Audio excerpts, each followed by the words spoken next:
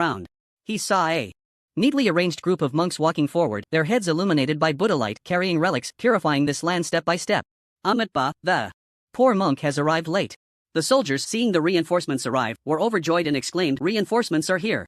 We have hope." However, that was not all. Behind the Holy Monk clan, the Bee clan and Ant clan followed closely, a dense mass of beings charging fearlessly into the battlefield. This reinforcement was not as simple as people thought. The Minotaur clan, Sami clan, Winged clan, a vast array of beings roared as they joined the fight. Their eyes blood red, the hatred in their blood immediately ignited. Although the Abyssal Emperor's expression was not good, he did not give up. "Is this the extent of your reinforcements? You can't really think my undead army will be defeated so easily, can you?" The Abyssal Emperor's eyes were filled with confidence. The Abyssal clan was once the nightmare of all races. How could it be so easily conquered? Now, with the blood moon in the sky, it was like adding wings to a tiger. "Is that so? I think there's no rush. We can wait a bit longer," Chuchen said with a mysterious smile. Seeing him looking so confident, the Abyssal Emperor was about to speak. But at that moment, a rumble came from the eastern direction. Turning to look, he saw an endless army rushing into the battlefield, sending the undead into chaos. Most of these troops were waving flags, and it was not hard to distinguish their faces. Dwarf clan, Troll clan, Merfolk clan, Sea Witch clan, Goblin clan, Breaking Heaven City, New Ancient City, Dragon Soaring City. The Abyssal Emperor frowned slightly, clearly not expecting these reinforcements to coincidentally converge together. If it were only the 4 major legions, Chuchen would surely be forced to surrender under pressure and agree to his proposal. But now, all the forces and races from the 3rd sequence world had come, reminding him of the blood battles of ancient times. "Don't be anxious, there's more," Chuchen said with a smile. The Abyssal Emperor's expression was more serious than ever. All his plans had completely fallen apart at this moment. The other sequence worlds are constrained by natural disasters, they can barely protect themselves. "You can't really think they will intervene, can you?" the Abyssal Emperor questioned fiercely. Chuchen looked at the people fighting to the death below, a faint smile on his lips, and did not respond. He had always believed that the unity of all races should not be broken. In the face of disaster, any small grievances would be temporarily set aside. United against the outside. This is the righteousness.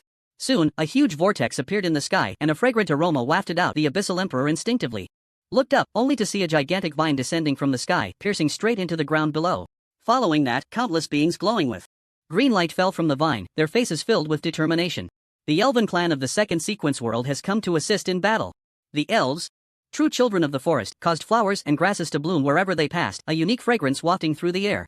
The enormous vine resembled something from a childhood cartoon, reaching up to the heavens and connecting to a mysterious world. These valiant archers looked just like the night elves, all handsome men and beautiful women with pointed ears and striking green hair. The only difference was their skin color. One was dark as coal, like a miner, while the other was fair and radiant, exuding a sweet scent. They originated from the same source, but the night elves had forsaken sunlight for power, choosing to follow the bright moon, leaving the 2nd sequence world to establish their home here after a long journey. The elves drew their bows, and one by one, green arrows shot through the air, piercing the skulls of the undead and sending them flying, nailing them to the ground. These favored children of nature were of pure bloodline, backed by a great world, belonging to one of the 10 major races, inherently low-key yet possessing remarkable strength. Soon, nearly a billion elves rushed from the distant 2nd sequence world, and their first action was to join the battlefield without hesitation. The fighters below were overjoyed at the sight. The Elven clan has come too? The timely arrival of reinforcements greatly relieved the pressure on their shoulders. Although it was still a drop in the bucket compared to the undead army, they firmly believed that this battle would end in victory. The Abyssal Emperor looked at the endless reinforcements, his heart racing, and said in a deep voice, "This is impossible. The 2nd sequence world is so severely affected by natural disasters, and with the 5th calamity blocking the way, how could they still muster forces for reinforcements?" "Oh?" Chuchen raised an eyebrow at this, saying with interest, "No wonder you look so confident. It seems you have a backup plan? You must be quite disappointed in the current situation, right?" "Shut up. Do you think you've already won? You think the Elven clan alone can turn the tide? Dream on." The Abyssal Emperor shouted with red eyes. "Your petty schemes are ultimately insignificant. Instead of thinking about that, you should consider how to escape my grasp," Chuchen replied calmly. "Petty schemes? I command billions of troops living day in and day out in the lightless abyss, eroded by boundless evil. Why should you be able to live on the surface? Why are we considered the evil ones?" The Abyssal Emperor's chest heaved, his face turning crimson. "Invading the worlds, destroying countless homes, and slaughtering countless innocent lives. If that doesn't count as evil, then what does?" A fierce look appeared on Chuchen's cold face. "If it weren't for you marking us as the evil side, we wouldn't have to resort to such actions. You speak with a silver tongue. The worlds have never been a one-man show. All races coexist harmoniously. Even if there are minor frictions, there has never been a massacre. The Abyssal clan's malevolence is overwhelming, feeding on flesh and blood, and in the eyes of all races, they deserve to die. Ha ha ha. The Abyssal Emperor laughed loudly, his laughter filled with mockery and derision, as if he had heard the greatest joke. Chu Chen frowned. What are you laughing at? The Abyssal Emperor's face twisted into a sinister grin as he said softly, this is a world where the weak are preyed upon by the strong. You, Chu Chen, talk of kindness, how laughable. How many lives have perished at your hands? Chu Chen did not refute this, replying, I only kill those who deserve to die, never betraying my conscience. Indeed, this is a world of the survival of the fittest, but the Abyssal clan acts against the laws of heaven and earth, their evil deeds are numerous, and they deserve to be punished. As he spoke, Chu Chen's aura erupted violently. 20,000 dragon powers surged forth, and a massive true dragon burst out, enveloped in boundless phoenix flames. The vast and boundless scorching flames burned everything, and the enormous, white evil clouds were instantly obliterated by this overwhelming force. In just a brief moment, the sky revealed a scene of endless clear blue, a pristine azure sky reappearing in people's sight. The fighters, caught in the battle, instinctively looked up at the sound, and when they saw the familiar sky again, they were frozen in place. The fire-bathing true dragon roared continuously, charging forward against the thick evil aura. The sun hung high, its warm and gentle rays shining in everyone's hearts, warmth unconsciously reflected in their eyes. The lonely blood moon, no longer sheltered by the evil clouds, emitted moonlight that became extremely thin under the sunlight, its effect nearly nullified. No, no. How dare you? The Abyssal Emperor's expression was frantic, muttering and shaking his head. Chu Chen took a deep breath of fresh air, exhaled contentedly, and chuckled, don't worry, I won't kill you so soon. I want you to witness the scene of all races united in fury, slaughtering the undead. The Abyssal Emperor seemed to have gone mad, shaking his head continuously, his disheveled appearance resembling a ghost. He could not accept that his greatest trump card had been so easily dismantled. He had thought that the blood moon could only disappear if the abyss was destroyed, but he never expected it to lose its effect simply under the sunlight. How could this be? How did you know that the sun has a restraining effect on the blood moon? The Abyssal Emperor questioned hysterically. The laws of heaven and earth cannot escape the word rules. When the sun appears, the bright moon naturally hides. You used the evil clouds to block the sunlight, thinking you could deceive the heavens and cross the sea, didn't you? Chu Chen replied slowly. The Abyssal Emperor's eyes were filled with disbelief. He had never imagined that his painstakingly devised scheme could be so easily broken. Even more surprising was the sheer power of the technique that Chu Chen had casually wielded. The terrifying damage contained within that true dragon could surely crush him directly, and the Abyssal Emperor felt an overwhelming sense of suffocation. Chu Chen was so powerful, he must have long surpassed the realm of the divine.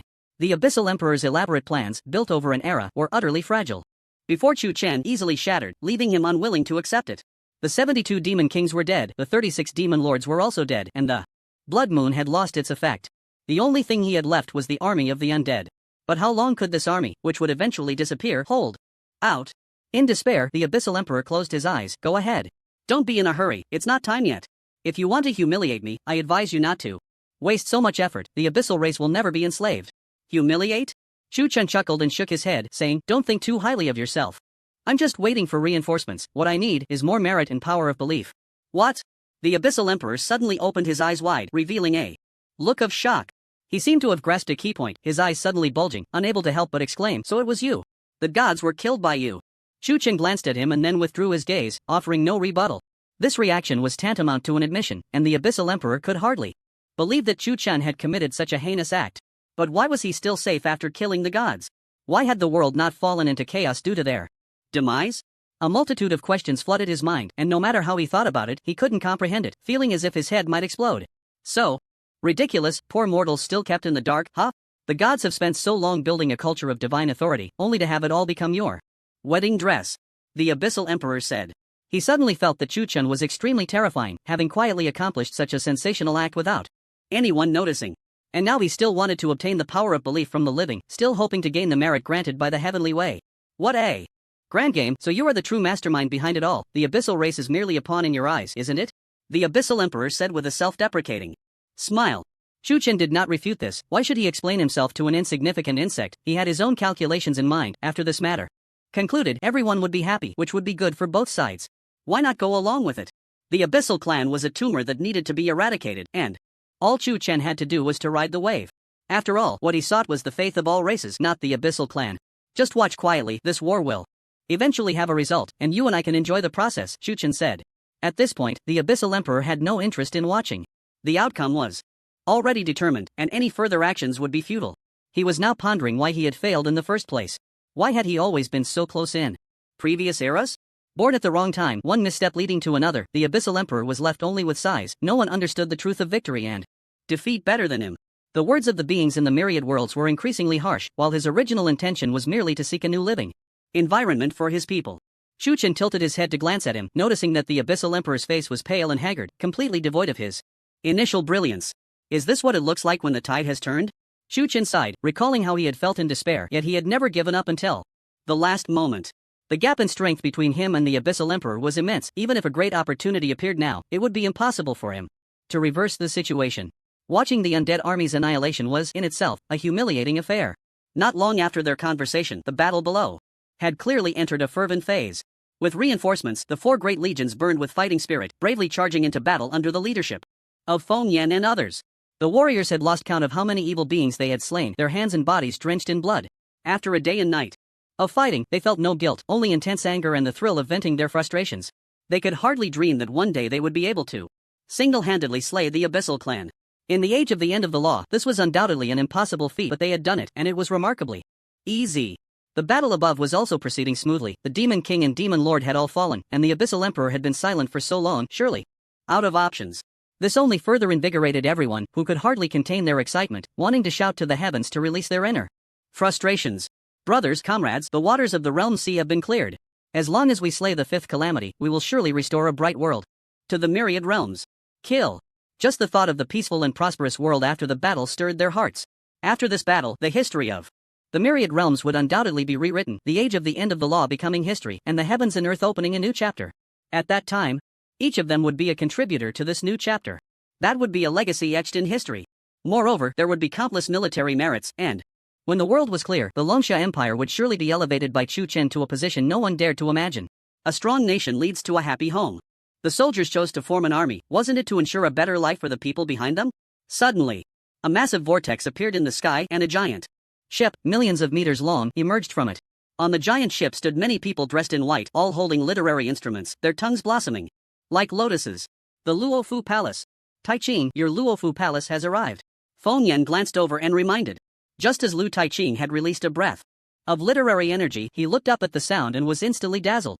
He immediately noticed the elegant elder at the front of the giant ship, whose hair and beard were all white, yet he was full of vitality. Master! Lu Taiqing exclaimed in surprise. Their gazes met, and after nodding and greeting, the master of the Luofu Palace, Zhang Changwei, announced loudly, the Luofu Palace from the 2nd sequence world has come to assist in battle. Following that, the giant ship charged directly into the battlefield, rolling literary energy transforming into blades, spears, axes, and halberds, with various forms of killing techniques erupting, directly creating a breach in the undead army. The vortex did not disappear. Shortly after the Luofu Palace appeared, another group of people emerged. The 3rd sequence world's Purity Palace has come to assist in battle. They appeared, wielding massive swords as they stepped through the air.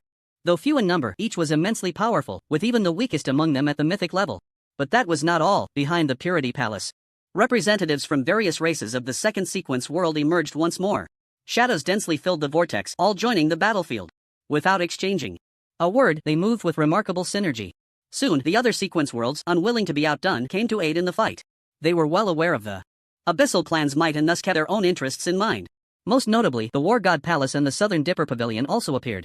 Although they were not on good terms with Chu Chen, in the face of national grievances and personal enmities, they all understood the need to set aside their conflicts. Under a collapsing nest, how could there be unbroken eggs? If they did not overcome the current crisis, all that awaited them was death and destruction.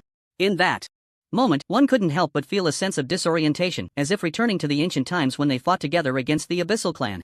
The unprecedented battlefield was no longer what it once was. Everyone, having endured natural disasters, clearly showed signs of fatigue. Yet despite this, they still sent warriors to support without hesitation. Such righteousness was truly moving. After a full 7 days and nights of battle, the situation had reached a fever pitch. Both sides had suffered significant casualties, and the high-intensity combat had left every warrior exhausted. Looking around, the army of the undead was still as numerous as the stars, with no end in sight. The trillion-strong army had lost less than half so far, and if this continued, it would take at least a month to clear them out completely. While that seemed like a long time, it was already incredibly fast compared to battles of the past. After all, there were no demon kings or demon lords interfering. It was merely a straightforward slaughter. Chu Chen had been monitoring the situation of the myriad races over these days, and at this moment he realized the time had come, slowly opening his eyes. It's time. The most powerful warrior of the 5th calamity was the Frost Dragon, a being that transcended worldly limits, formed from the remains of dead dragons, with terrifying strength.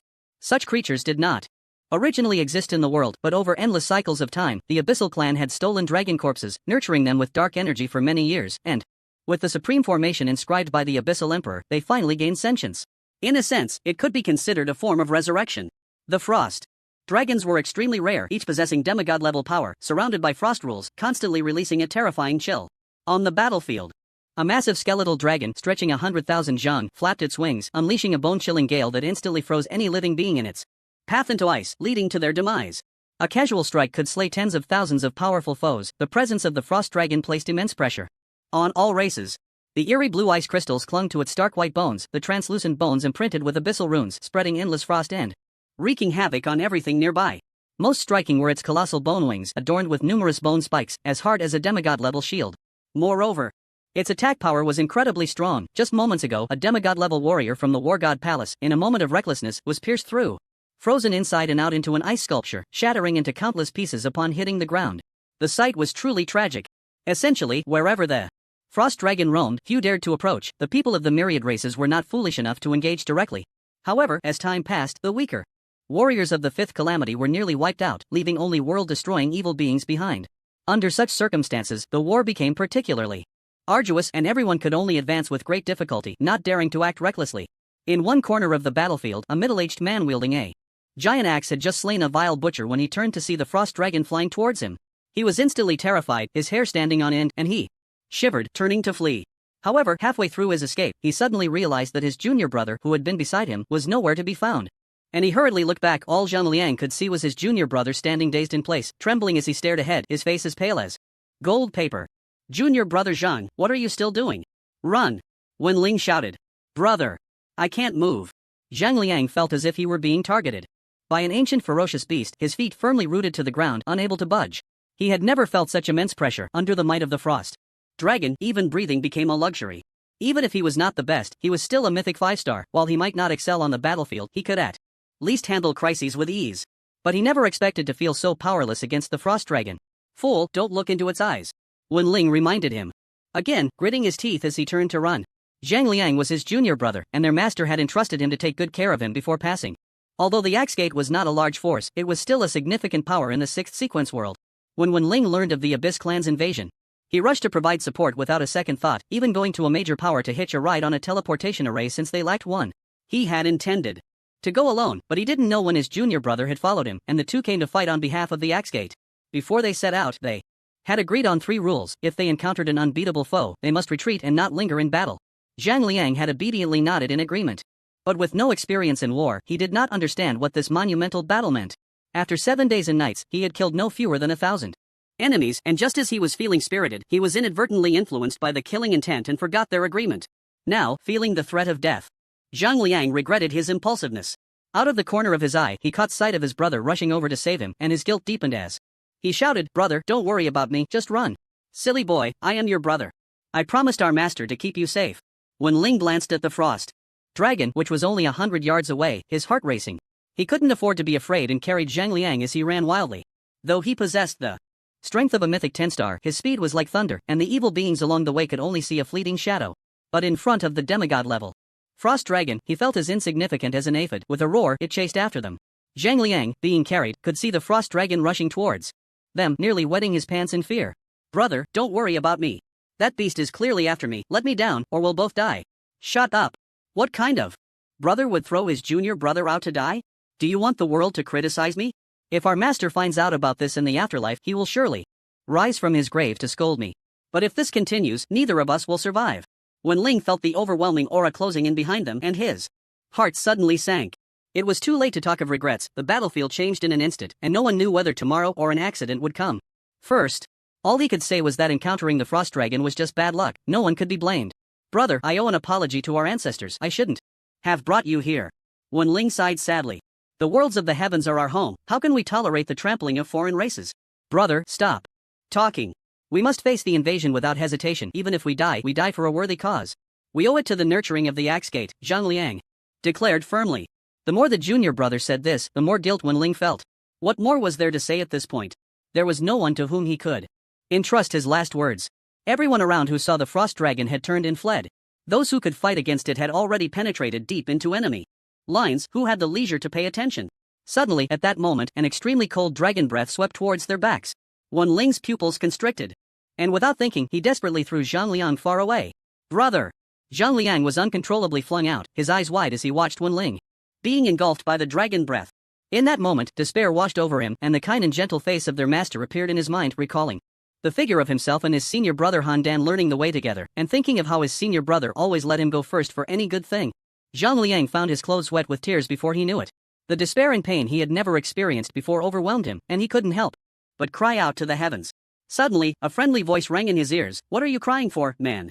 Zhang Liang turned to see a handsome man standing beside him, bare-chested, revealing well-defined chest and abdominal muscles, with sword-like brows and starry eyes, and a pair of captivating eyes below.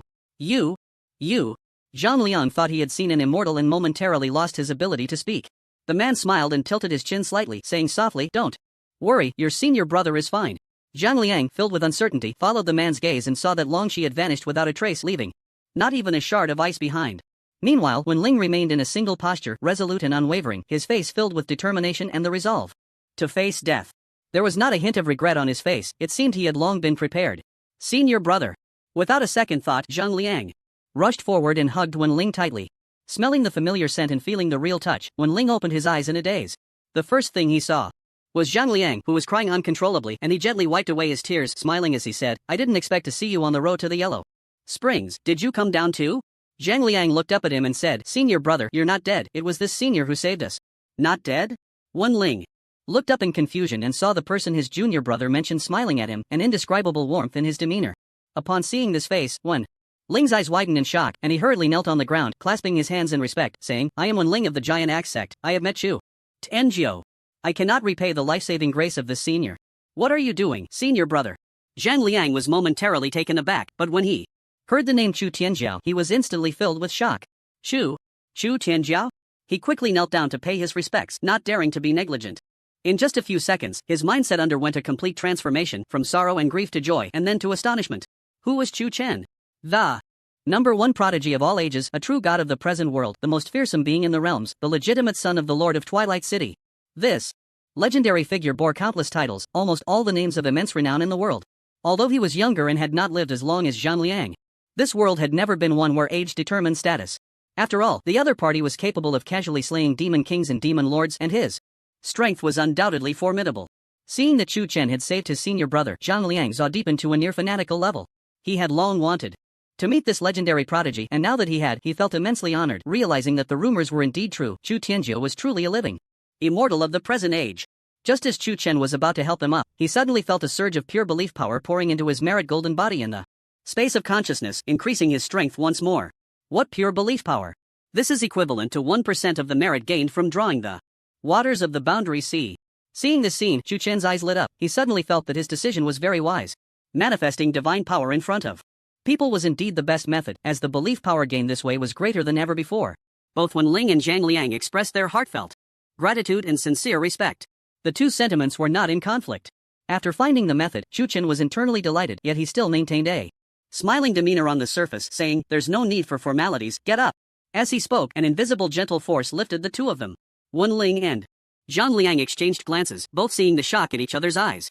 Chu Chen stepped forward, gazing at the motionless frost giant dragon, and slowly said, The fifth calamity intends to harm living beings and swears to kill without restraint. It should be exterminated. Today, I will take care of it, returning the heavens and the world to a clear and bright realm. Shu Tianjiao's great righteousness. The two from Wen Ling were filled with surprise, thinking that with Shu Tianjiao stepping in, eliminating the evil beings would be as easy as raising a hand. Suddenly, they saw lightning shooting from Chu Chen's eyes, and the massive frost giant dragon instantly turned to nothingness, revealing a vacuum area stretching 100,000 zhang in front of them. Though rolling echoes of thunder had not yet faded, and arcs of electricity continued to weave through, turning the evil beings they touched into ashes in an instant. This. Wen Ling stared in disbelief at the existence that would have taken him immense effort to kill, now dead so easily. If he hadn't experienced it himself, he would have definitely thought that these mythic level or even world-destroying evil beings were just a bunch of paper tigers. What overwhelming power is this? The strength of the Thunder God? Zhang Liang looked at Chu Chen's nearly invincible figure with great excitement. What an honor it was to witness Chu Chen in action. Few could receive such a privilege under the heavens. In that moment, the two felt as if they were floating, experiencing a taste of ascension to immortality. There is something I need both of you to help with, Chu Chen said. Shu Tianjiao, please speak. I will do my utmost to assist, even if it means going Through fire and water. Wen Ling replied earnestly. Chuchen looked at his serious expression, both amused and helpless, and waved his hand, saying, "It's not a big deal, I just want you two to organize the myriad beings to retreat from the battlefield." Wen Ling thought Chuchen would entrust him with some arduous task, but he didn't expect it to be just a message. However, he didn't think much of it and immediately nodded, saying, "Rest assured, I will make it happen." Chuchen nodded slightly, then formed a seal with his hands, and suddenly a huge white star array appeared beneath his feet. This array stretched for thousands of miles, with complex patterns densely packed, making it hard to take in. Spatial rules? Wen Ling, well-versed, immediately recognized the power of the Dao that Chuchen was wielding. Thinking of what he had just entrusted him with, a bold guess emerged in his mind. Could it be? Immediately, a fierce wind erupted around Chuchen, and an immense spatial power enveloped the entire ancient battlefield. At that moment, time and space seemed to freeze, and all the beings from the myriad races engaged in battle were pulled away by an irresistible force. When they reappeared, they found themselves at the border of the Longsha Empire, looking utterly bewildered. What's going on? Why did I suddenly appear here? Wasn't I just fighting monsters? I had just swung my knife. And suddenly I'm in a different place? Could it be a scheme of the abyssal race? When did they set up a teleportation array, and what do they intend to do? I know. It must be that the abyssal emperor knows he is about to be defeated, so he used this trick to buy time for retreat. They must want to hide back in their lair. As soon as this was said, everyone became alert and quickly grasped the crux of the matter. How can this be allowed? If they escape, won't our efforts be in vain? Shuti Engio has worked hard to kill the 72 demon kings and 36 demon lords. If they come back, it will surely be the same as before. Indeed, this time we have finally caught an opportunity. How can we let them escape easily? I propose we pursue them. Not a single one should be let go. The unfulfilled wishes of our ancestors should be completed by us. We cannot let future generations bear this pressure again. I agree. With a chorus of agreement, everyone immediately raised their weapons and prepared to charge out. How could they just give up the hard-won advantage? At this moment, Wen Ling and Zhang Liang hurriedly stopped them, saying loudly, "Everyone, do not be anxious." Seeing the situation about to spiral out of control, the two quickly intervened. A burly man with a full beard, seeing them blocking the way, huffed and said coldly, "Who dares to block my path? Do you know who I am?" The angry words stirred up 1,000 waves. Just as the battle was at its peak, with pent-up rage seeking an outlet, they seized the opportunity to strike at the vulnerable abyssal clan. Was there another chance like this? Naturally, no one heeded their words of obstruction. Accompanied by a get lost, the two from Wen Ling were directly pushed aside and quickly submerged in the crowd. Zhang Liang hurriedly helped Wen Ling up and asked with concern, "Are you alright, senior brother?" "I'm fine, they mean no harm." Wen Ling waved his hand, quickly getting to his feet, and said seriously, "The task entrusted to us by Chu Tianzhou is arduous. We must not allow any of our fellow brothers to enter the battlefield, lest they be caught in the crossfire. But it seems no one will listen to us." Zhang Liang frowned. Wen Ling, instead of feeling disheartened, was filled with fighting spirit. He patted his junior brother's shoulder and said earnestly, "Although we cannot save the world, always remember this: every life spared on the battlefield means one less homeless soul." Hearing this, Zhang Liang was taken aback, and as he recalled his own experiences and the bond with his senior brother, a warm current flowed through his heart. "Let's go." With that, the two hurriedly returned to the front of the line, spreading their arms and saying, "Everyone, please stop and listen to us." The bearded man, seeing these two again, was directly amused with anger. "Who's the coward? If you're afraid of dying, get the hell out of here." The people around were also quite displeased. This was a time of war. Who would stop? Don't you understand such a simple principle as taking advantage of someone's illness to claim their life? If you block us now and let the abyssal clan escape back to their lair, all our efforts will be in vain. Who among you can bear this responsibility? Exactly, at a time like this, you want us to stop? You two aren't spies sent by the abyssal clan, are you? Let me tell you, my knife doesn't have eyes and only targets traitors and evil spirits. Who do you think you are?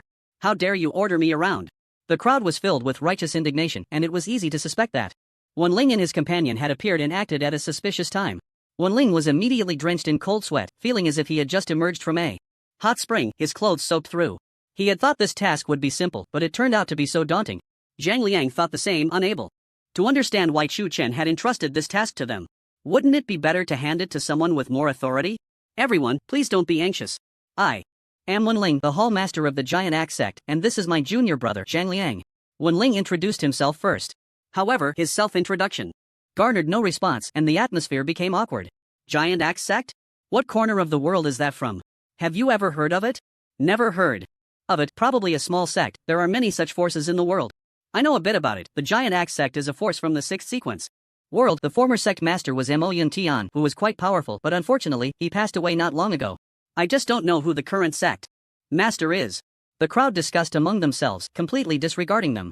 The bearded man was displeased and impatiently said, I don't care if you're from the giant sword sect or the giant hammer sect, the war god hall is here, and anyone who dares to block the way will be killed without mercy. As soon as these words were spoken, the temperature around dropped several degrees, and even the air seemed to freeze, with killing intent spreading out. How could the summer frost not make one feel alarmed? To prevent his fellow countrymen from getting hurt, Wen Ling had to grit his teeth and say, actually, this spatial transfer was orchestrated by Chu Tianjiao.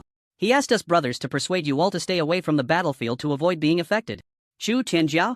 This name was indeed thunderous, known far and wide. Who in the crowd did not know him? However, they did not fully trust Wen Ling just because he mentioned Chu Chen. Anyone could boast.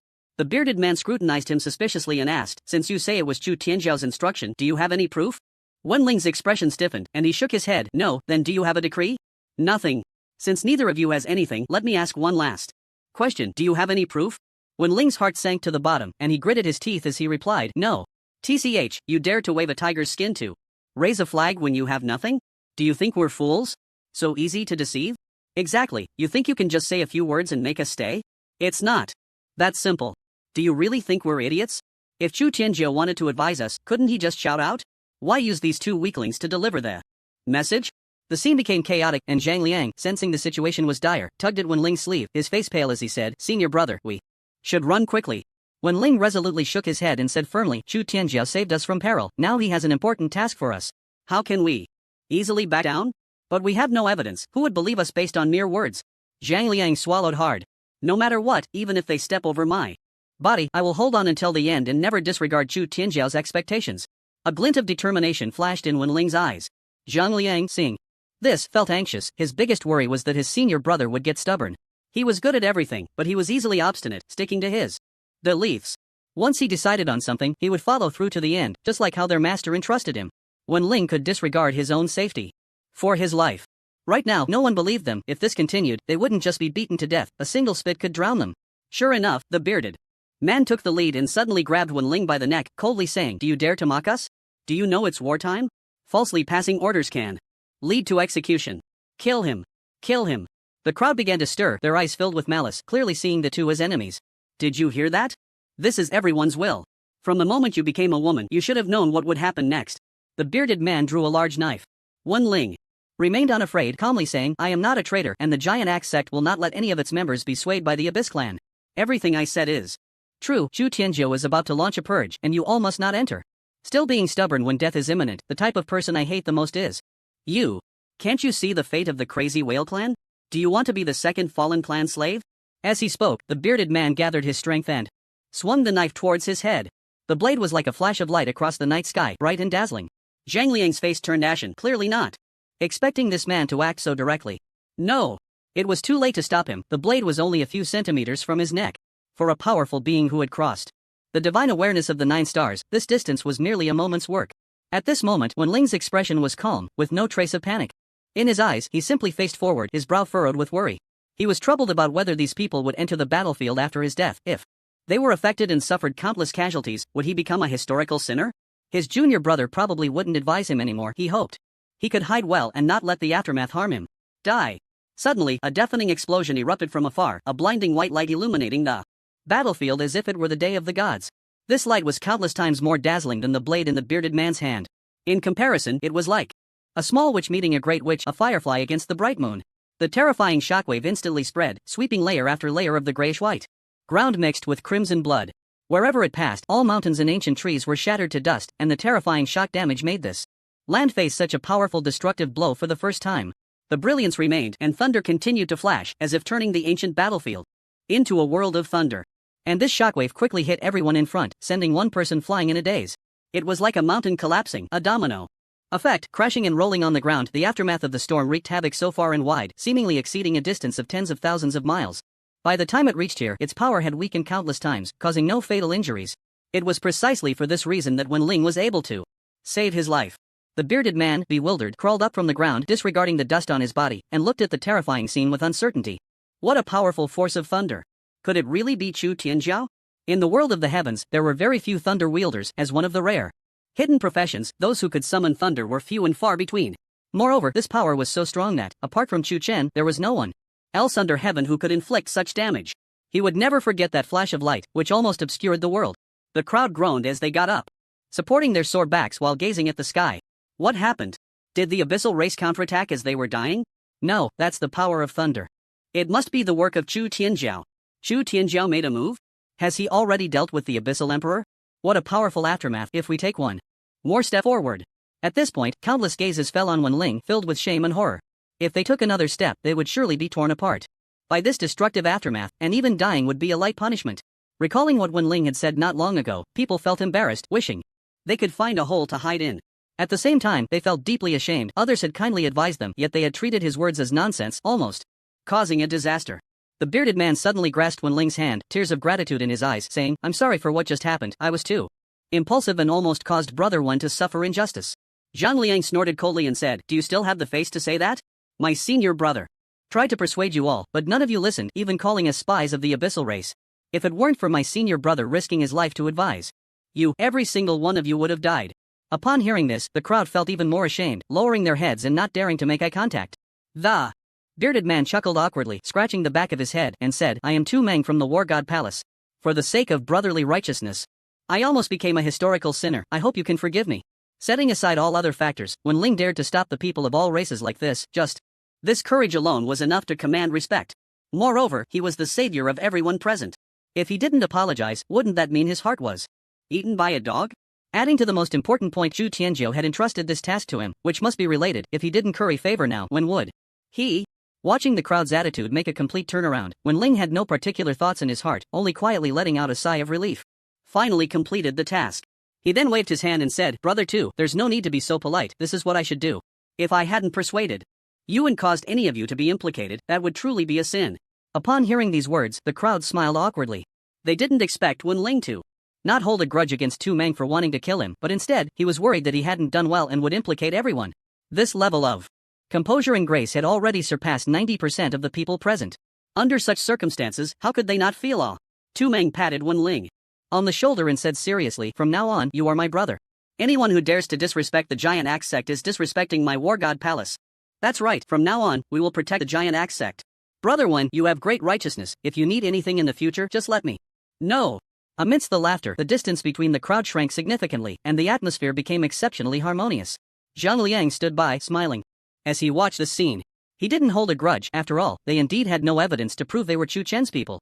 This outcome was already a happy one for all, seeking nothing more. At least they had not let down expectations.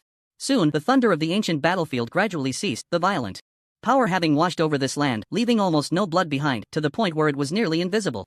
At this moment, the vast battlefield could not even detect a trace of evil energy, and the corpses of the wicked beings were nowhere to be seen. The crowd couldn't help but gasp in shock. How long has it been? Not even a quarter of an hour, right? At most, it took the time of a stick of incense to eliminate 500 billion evil beings. This speed. Chu Tianjiao's strength truly cannot be judged by common sense. He is a great benefactor of our myriad races. Killing the demon king, slaying the demon lord, slaughtering the demon emperor, exterminating evil beings. It seemed as if all these deeds were accomplished by him alone, while the myriad races merely played a simple supporting role. In 7 days, they experienced fear and trepidation, the pain of separation and death, and the hatred of an era. But in the end, they were fortunate to witness the most perfect scene.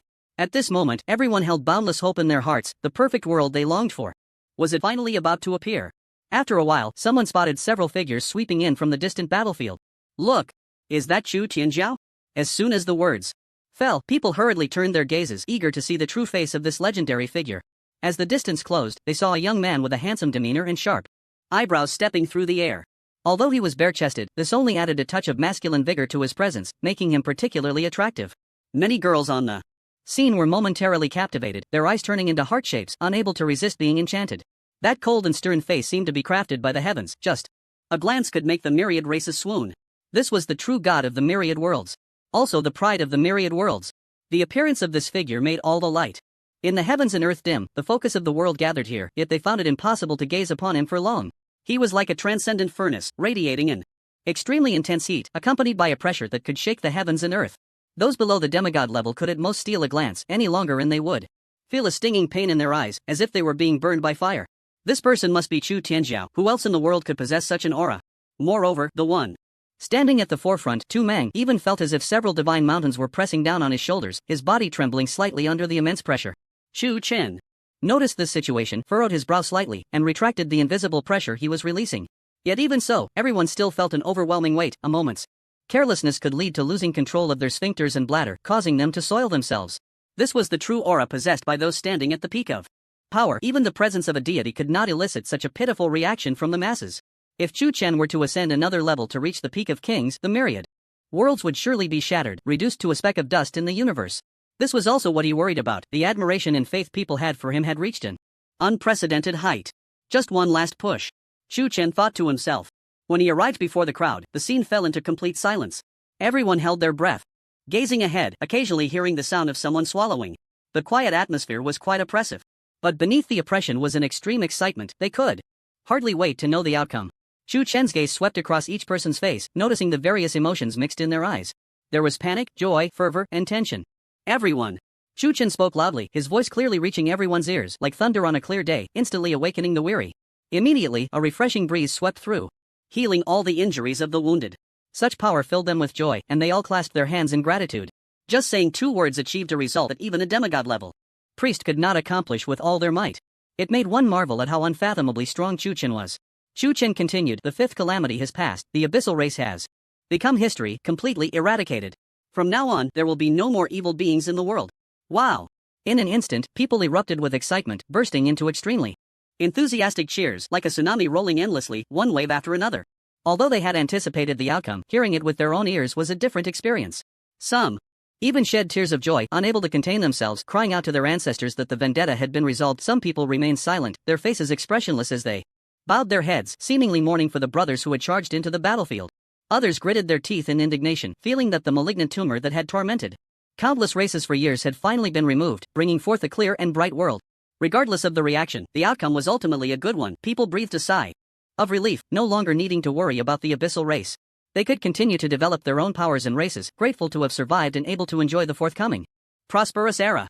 Amidst the excitement, people did not forget the greatest contributor to this war. They all bowed in unison, letting out a deafening shout, Chu Tianjiu is mighty. Feeling the unique atmosphere of this worship, Chu Chen couldn't help but feel a ripple in his heart, no matter how calm he tried to remain. He had never thought of being a savior. Whenever he believed he had reached the end of the road, there would always be a hidden hand pushing him forward. It started with his cheap old man, then the gods, and then the golden body of merit. At this moment, the golden figure in Chu Chen's consciousness reached an unprecedented height, solidifying under the pouring of countless powers of belief. That little face looked exactly like Chu Chen's, down to the position of the pores. It was simply his miniature version. Meanwhile, Chu Chen's body emitted a series of cracking sounds as his joints moved, and the surging power within him rose to a new level, directly reaching 350,000 dragon powers. An increase of 150,000 dragons. Almost a doubling. What terrifying power! At this rate, the growth speed of the world tree sapling should be no match for me, right? The sound of dragon roars echoed within Chu Chen, and his bloodline became even purer, whether it was the phoenix bloodline or the ancient god bloodline. Quietly, a bright red phoenix mark appeared in the center of the 7 5-pointed stars on his forehead, looking particularly sacred, adding a touch of nobility.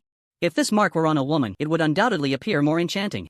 But on Chu Chen, it not only did not seem feminine but instead enhanced his masculine aura. This change brought him great joy. At this rate, he might even transform into a true phoenix. There's still one last wave of merit. Power to collect.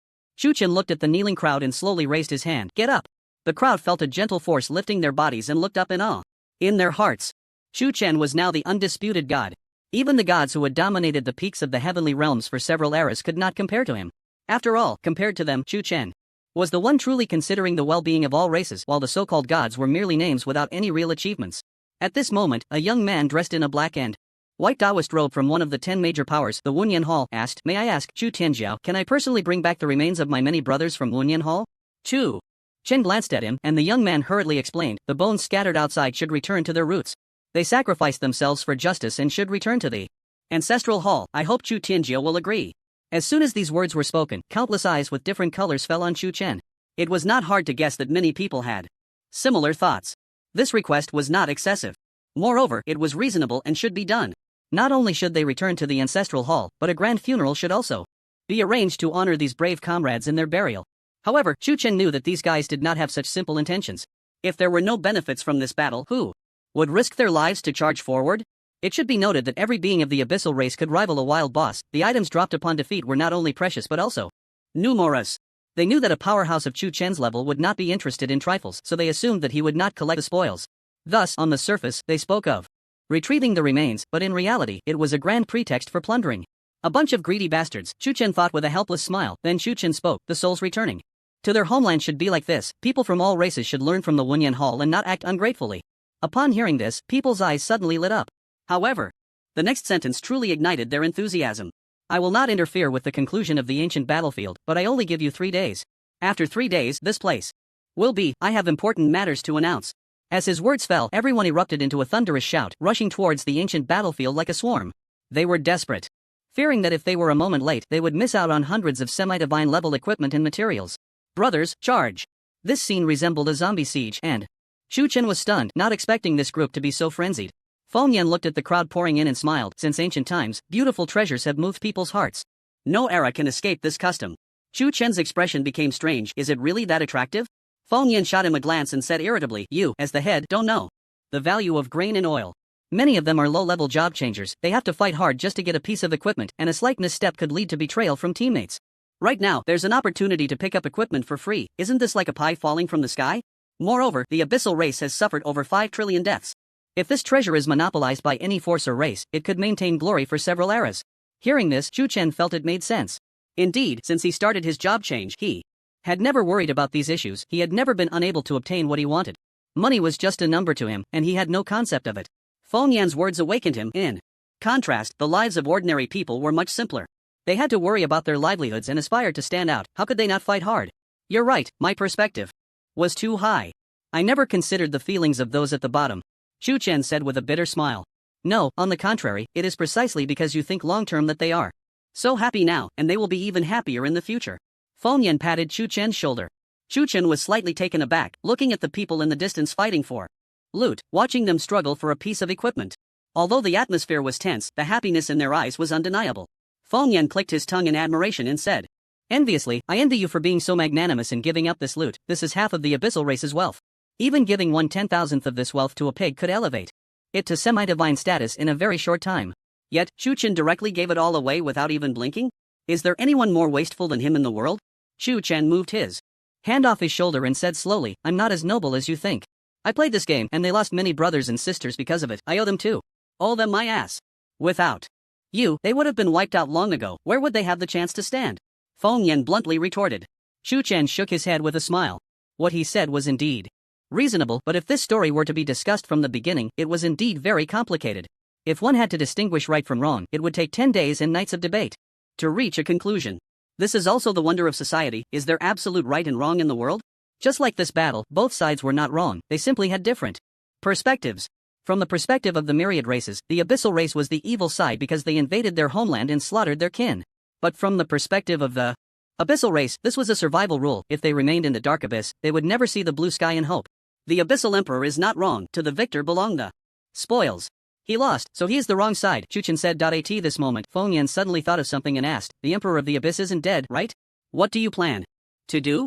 In 3 days, the truth will be revealed. Are you planning to make the facts public? Feng Yan was shocked. Chu Chen remained silent. How can this be? I don't agree. Feng Yan immediately rejected the idea.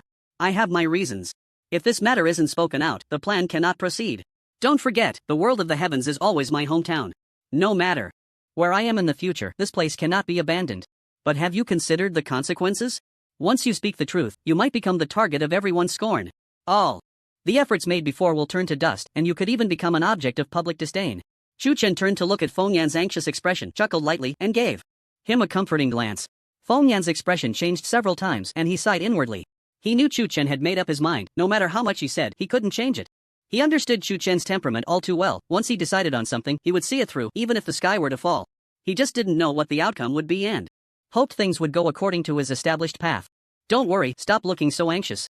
If someone didn't know better, they might think you were heartbroken, Chu Chen said. With a grin. Feng Yan immediately laughed and scolded, get lost. 3 days passed in the blink of an eye. After a thorough no-corners search, everyone wore expressions of joy, smiles constantly on their faces, almost stretching to their ears. Now this is a windfall. I won't have to worry for the next life or the one after that. You only picked up 5 pieces of world-destroying level equipment. What's that? Look at that guy next door. He picked up a demigod level spear, which almost made me sick with envy. Sigh, comparing people can be infuriating. I only picked up 3 pieces of demigod level equipment. This remark immediately drew the ire of others who angrily shouted, get lost. This was undoubtedly the most exhilarating time, regardless of how much one had gained. Some had 10 pieces of demigod-level equipment, hundreds of world-destroying items, and several below mythic level. Others might have just had a sip of soup or picked up some trinkets, but they could still exchange them for a good amount of money. Amidst this joyful moment, no one forgot Chu Chen's words.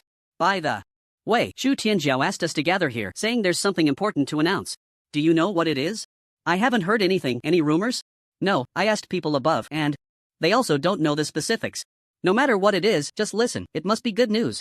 Just as people were whispering, unaware, Feng Yan and the others had already arrived. At the scene. Looking at the noisy scene, which resembled a market, Feng Yan frowned. Ahem. As soon as he coughed, everyone hurriedly turned around, instantly falling silent. Now, everyone knew Feng Yan was Chu Chen's brother, and just this identity was enough to earn respect.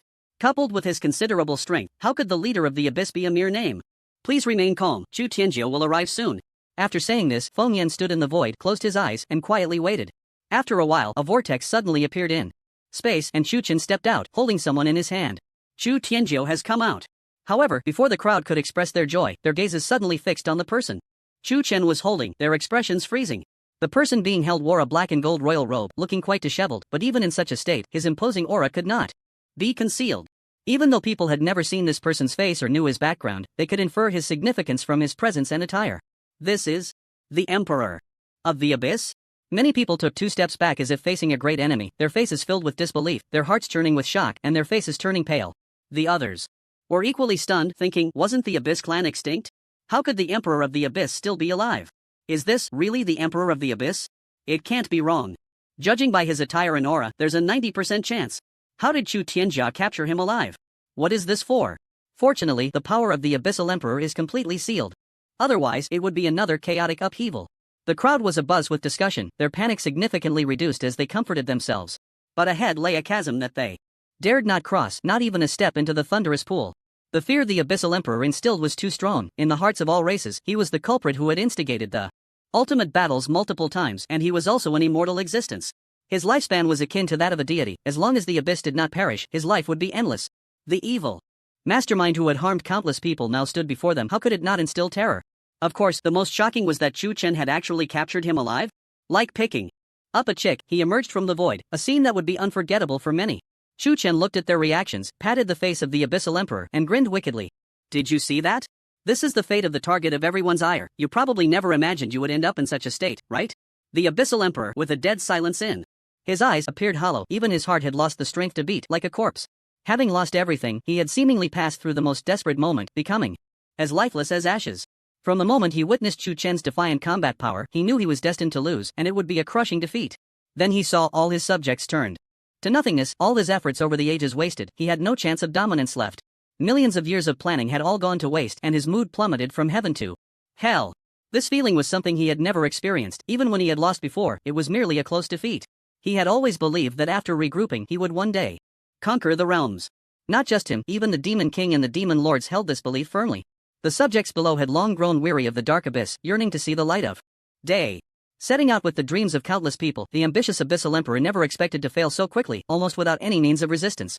Logically, this should have been the most hopeful era. The strength of all races was waning. Cleverly borrowing the winds of natural disasters, everything seemed in place. But things did not develop along the predetermined path. Instead, he suffered a crushing defeat. At this moment, he had completely lost the desire to fight for dominance, only praying that one day in the future, someone would rise to fulfill this grand ambition. Why are you silent? Have you become mute? Chu Chen continued to tease the Abyssal Emperor. At this moment, the Abyssal Emperor slowly raised his head, his hoarse voice gradually emerging. You can kill or torture as you please. If you wish to humiliate, I advise you to abandon that thought. Oh? Chu Chen pondered with interest, chuckling. To deal with a butcher like you, it would not be excessive to torment you in the most humiliating way possible. To the victor belong the spoils. I have nothing to say, but don't get too complacent too soon. There are always people beyond people, heavens beyond heavens. One day, you too will fall to such a fate. The Abyssal Emperor cursed with hatred. Ha ha ha. Chu Chen laughed out loud, his laughter filled with mockery. Is this your last struggle before death? You sound like a child, no wonder you lost. With such a foolish leader, how could you not fail? Hearing this, the Abyssal Emperor wanted to retort, but thinking of his current situation, he chose silence. Chu Chen sneered, dragging him to a nearby location. At this moment, Feng Yan and others had already set up the execution site. It was a vast square, capable of holding at least hundreds of millions of people, with a cross in the center, covered in chains empowered by divine sealing techniques. Everyone! Chu Chen shouted, and the noisy atmosphere instantly quieted down. The execution is about to begin. Please come to witness the moment of the abyssal race's extinction. After speaking, the crowd exchanged glances and then rushed forward. So explosive and thrilling? An execution in public? It should be true. Chu Tianjiu has never spoken falsely, and now the Abyssal Emperor is like fish on a chopping board, not to be molded as one wishes? Sounds great. I've wanted to kill this for a long time. Ah, I suddenly remembered my great-grandfather. He once said that one day the abyssal race would perish, and I must go to his grave to tell him. With mixed feelings, I arrived at the square, and within minutes it was crowded. Some were excited, some were nervous, and many had complex emotions. Looking back on these days felt like a dream, from nothing happening to natural disasters and then the invasion of the abyssal race. Everything came too quickly and ended too quickly. So fast that it felt unreal. When all the races gathered, Feng Yan locked the abyssal emperor to the cross and bound his limbs with chains. Then, he spat on his face viciously. Old bastard, you will have your day. The abyssal emperor remained unmoved, ignoring the spit on his face, staring blankly at the sky. Chu Chen opened his palm, and a sword formed from chaotic divine thunder appeared in his hand as he walked step by step toward the cross. In front of so many people, he was about to make the final move while also preparing to collect merit. The abyssal emperor has deep sins. His heart for killing is brutal and unrestrained, having killed countless living beings among us, attempting to invade the worlds of the heavens. His crimes deserve to be punished. Chu Chen spoke loudly. Punish him. Punish him. Kill him. Avenge our fallen brothers. The deafening shouts drowned everything, echoing through the sky. People vented their anger, having long awaited this moment of vindication. Seeing this, Chu Chen nodded slightly, then raised the thunder sword and swung it fiercely toward his neck. However, at that moment, the sky darkened with clouds, and the originally clear blue sky instantly turned overcast, with rolling thunder crashing loudly. In an instant, heavy rain poured down, with pea-sized raindrops hitting people's faces, the cold rainwater stimulating their nerves. What's going on? The crowd was confused. The thunder sounded like divine punishment, shaking them to the core. The abyssal emperor slowly raised his head upon hearing the commotion, gazing at the heavens, and after a while, he burst into laughter. Heaven does not abandon me. This emperor knew the gods would not stand by and watch. Ha! Chu Chen paused his actions, watching the abyssal emperor's ecstatic expression, the corners of his mouth subtly curving into a smile. Such a huge commotion inevitably reminded people of the god's punishment. Especially the thunder god. Many heinous criminals in a distant era had suffered the thunder god's divine punishment, resulting in their complete annihilation, never to reincarnate. Back when the gods were in charge, the situation was far from the current indifference. But at this most anticipated moment, the familiar scene appeared, making one think of divine punishment. The crowd immediately panicked, fleeing the square while occasionally shouting, "Do not blame the gods." Silence. Feng Yan stepped forward and spoke loudly. However, his words had no effect. The authority of the gods was deeply rooted in the hearts of the myriad races, far from being uprooted by a few words. Seeing the situation becoming increasingly chaotic, Feng Yan helplessly looked at Chu Chen, his eyes revealing a plea for help. "No worries, let the bullets fly for a while." Chu Chen grinned. The abyssal emperor laughed wildly and said, "The gods have opposed me so many times, and finally, for once, they stand on my side. It seems, Chu Chen, your scheme is about to fail." As soon as these words were spoken, the fleeing people suddenly stopped, looking at him in confusion. What does this mean? Are the gods trying to stop Chu Tianjiao from executing the abyssal emperor? A hint of color returned to the pale face of the abyssal emperor, and his previously despairing eyes now sparkled with life. The whole person seemed to come back to life, a sinister smile uncontrollably spilling forth. "Naive fools, if it weren't for the gods interfering back then, did you really think our race could not win? Every time a crucial moment arrives, the gods intervene to block it, which gives you a chance to breathe. Otherwise, you would have long been captured by my kind. The gods desire the power of belief, so they have always treated you like pigs, and even now you think this is the result of your unity?" Upon hearing these words, the expressions of the crowd immediately turned grim. "You're talking nonsense. The unity of all races, paid for with blood, how dare you say it's someone else's achievement? Lies to confuse the masses. Kill him." The words of the abyssal emperor undoubtedly stirred public anger. How could the efforts of their ancestors be dismissed by a single statement? If what he said were true, then the ancestors of all races would have died in vain. So many heroes, the high walls built with blood and flesh, how could they be easily toppled by a few words? Foolish people. The abyssal emperor scoffed and shook his head, his eyes filled with pity. "If you do not believe, you can ask this Chu Tianjiao. He has personally been to the divine realm, and no one knows the details better than him." At that moment, countless gazes fell upon Chu Chen. An elderly man trembled as he stepped forward, facing the pouring rain, uncertainly speaking. "Chu Tianjiao, you are the backbone of everyone here. We all believe in you. Is what he said true?" The scene fell into a deep silence. Everyone was waiting for an answer. They did not believe the abyssal emperor's words were true. They all thought he was talking nonsense. But at that moment, the thunder roared incessantly, making them wary.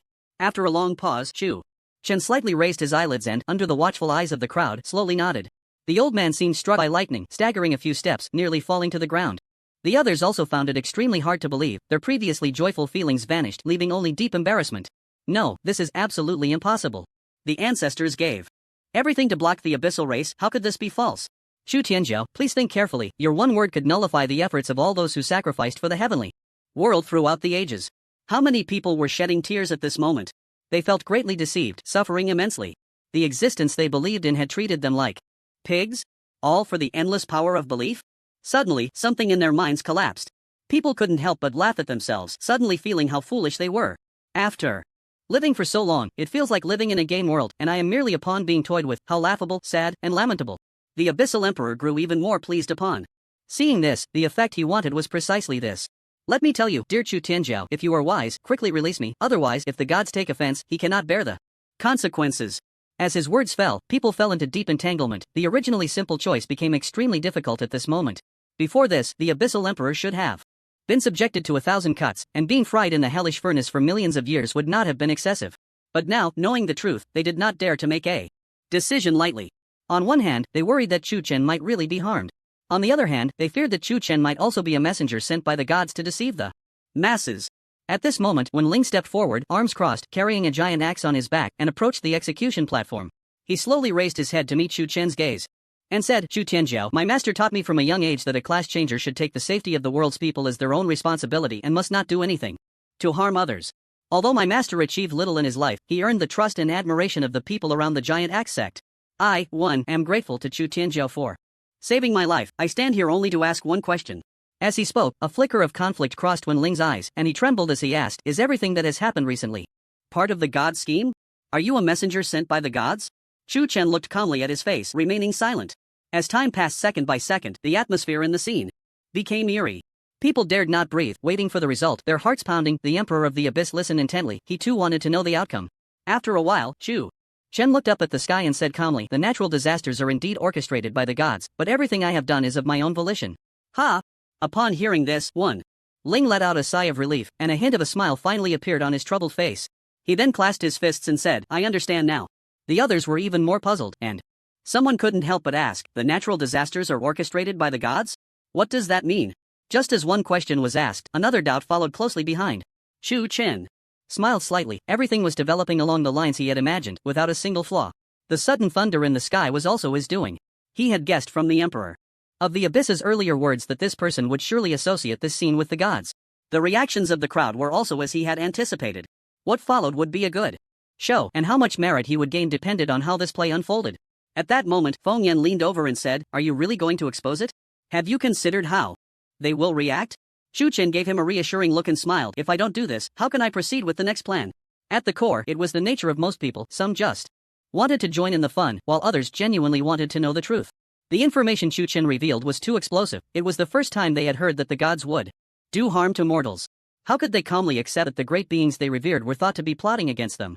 As for Wen Ling, he only needed to know that Chu Chen was not a puppet sent by the gods to perform, and he didn't care about the rest. Do you believe his nonsense? The gods are a bunch of hypocrites, only thinking of their own interests, never caring about you. At this moment, the Emperor of the Abyss fanned the flames. Chu Chen merely cast a faint glance at him before looking away, a hint of mockery at the corner of his mouth. He was well aware that this clown wanted to muddy the waters to instill doubt among the myriad races. But he underestimated the perception and trust the myriad races had in Chu Chen. From the moment the power of faith emerged, Chu Chen was undoubtedly a true god. Especially for the beings of the third sequence world like the Holy Monk clan, who even abandoned their homes to embark on a pilgrimage, traveling billions of miles just for the sake of their lord's face. The common people didn't care who was the emperor or who was a god. As long as they lived well, it didn't matter to them. Even if the sky fell, there would be someone tall to bear it. At this moment, Chu Chen looked at the various expressions on the faces of the crowd and began to recount the facts. From the initial old earth temple, to the ultimate trial of the second gate of the divine path, and then to the conflict with the gods, uncovering their conspiracy. The scene was incredibly quiet as Chu Chen narrated, with only his voice echoing. Even the Emperor of the Abyss beside him had closed his mouth, listening intently. He had dealt with the gods many times and naturally understood their nature. From Chu Chen's words, he could sense whether they were true or not. The first to deal with me was the fire god. At that time, I wanted to obtain a crystal of the Thunder Law, and I traded a legendary level Greed's Grasp for it. But the fire god said the values didn't match, attacked me, and nearly killed me.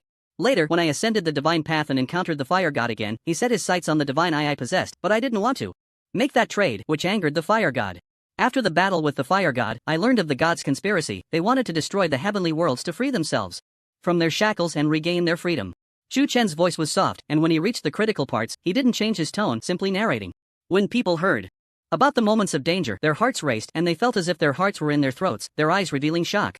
Especially during the earth-shattering battle with the fire god, the crowd couldn't help but gasp, cold sweat instantly soaking their backs and goosebumps rising all over when they finally realized the nature of their conspiracy and discovered the world's core riddled with wounds. People were filled with extraordinary anger, their eyes brimming with resentment. The outcome, of course, was that Chu Chen triumphed over the gods, while Twilight City did not fall short in contributing to the effort. This process was akin to a storyteller narrating a stirring tale of the martial world, the tone lacking dramatic ups and downs, yet the story was immensely captivating. Many people spent their entire lives doing the same thing in the same place. The farthest they might have traveled was merely from one city to another. When Chu Chen recounted his personal experiences, people finally realized that this 25-year-old young man had traversed a path that even the strongest world destroyers could not complete in a lifetime. Moreover, the story was particularly passionate. At times, when hearing about critical moments, the warlike among them would roll up their sleeves, eager to fight for 7 days and nights. By the time the story concluded, many faces showed a lingering sense of unfulfillment, deeply regretting that the tale was too short. So it seems that time indeed aligns. The natural disaster lasted 3 days, and Chu Tianjie took 3 days from defeating the gods to repairing the world's core. This is the first time I've heard of the world's core. It's simply astonishing. So the worlds were meant to perish, and it was Chu Tianjie who saved us, also causing the world tree to sprout. No wonder the elements have become so rich. Those despicable gods, I'll go home and tear down their statues right away. For mortals who had not understood higher realms, the amount of information was overwhelming, and they needed to spend a lot of time to accept and digest it. Even demigod-level powerhouses had to ponder the details carefully, trying to find any flaws or falsehoods in Chu Chen's story. As time passed second by second, the discussions grew increasingly heated, the noisy atmosphere resembling a massive marketplace, with clamorous voices filling the square. The Abyssal King's expression was not pleasant, for he knew what the world's core was. During the ancient war, he had nearly fought to the world's end and had glimpsed a corner of the god's palace at that time. Back then, he did not know what it was, only aware that it was filled with many Tao rhythms, a place of the extraordinary. But he never expected that the enormous sphere was actually the core of the celestial worlds, and destroying the world's core would trigger irreversible natural disasters. Feng Yan looked down with a worried expression, observing everyone's faces and waiting for the next outcome. Sensing Feng Yan's unease, Chu Chen turned and smiled, saying, "It's fine, for the common people, whoever can make their lives better is a god." "I hope so." Feng Yan couldn't help but sigh. Thus, an entire day passed, during which Chu Chen did not disturb the process, merely standing quietly in place. When the sun rose and the first rays of sunlight illuminated the world, Tu Meng, with a deep voice, was the first to ask, "Chu Tianjiao, I want to know if the gods are truly dead?" Chu Chen nodded slightly in affirmation. "If that's the case, then their divine essences are in your hands?" As soon as the words fell, many people's eyes lit up, staring intently at the execution platform. Yes. At that moment, nearly everyone was filled with excitement, as if they had taken a drug. A single stone stirred up a thousand waves. The top powerhouses of various factions were all breathing rapidly, their faces flushed. If they obtained the divine essences, they could become the new generation of gods. What a tremendous temptation.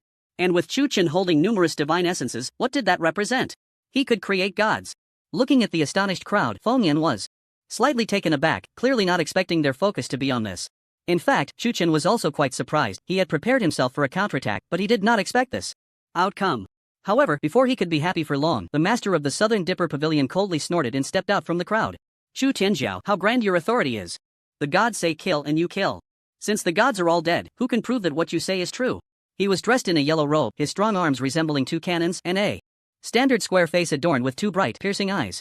The existence of the Southern Dipper Pavilion can be traced back to the time when the heavens and earth were first opened.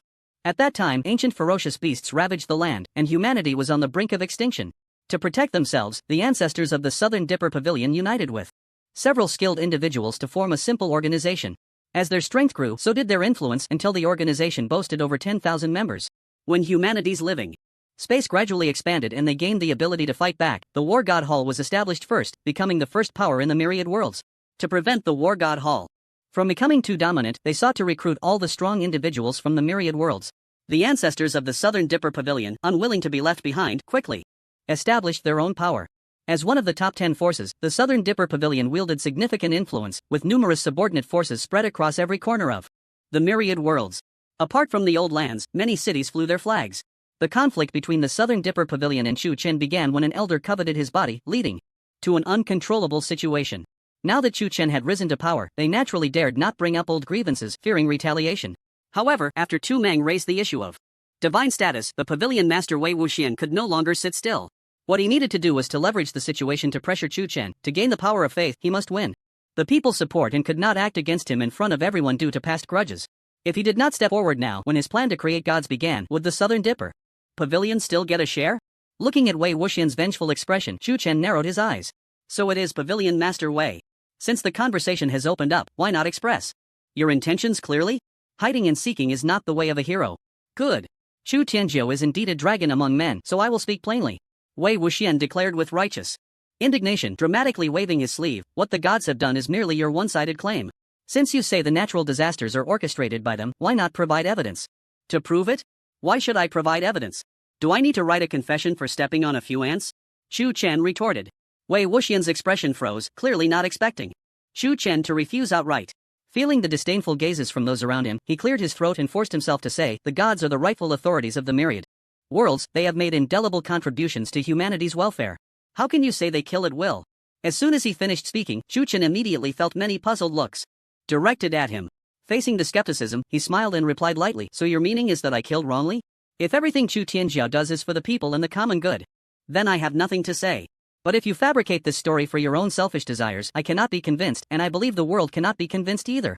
Wei Wuxian stated with righteous fervor. Looking at his righteous demeanor, one might think he was the one solving the troubles.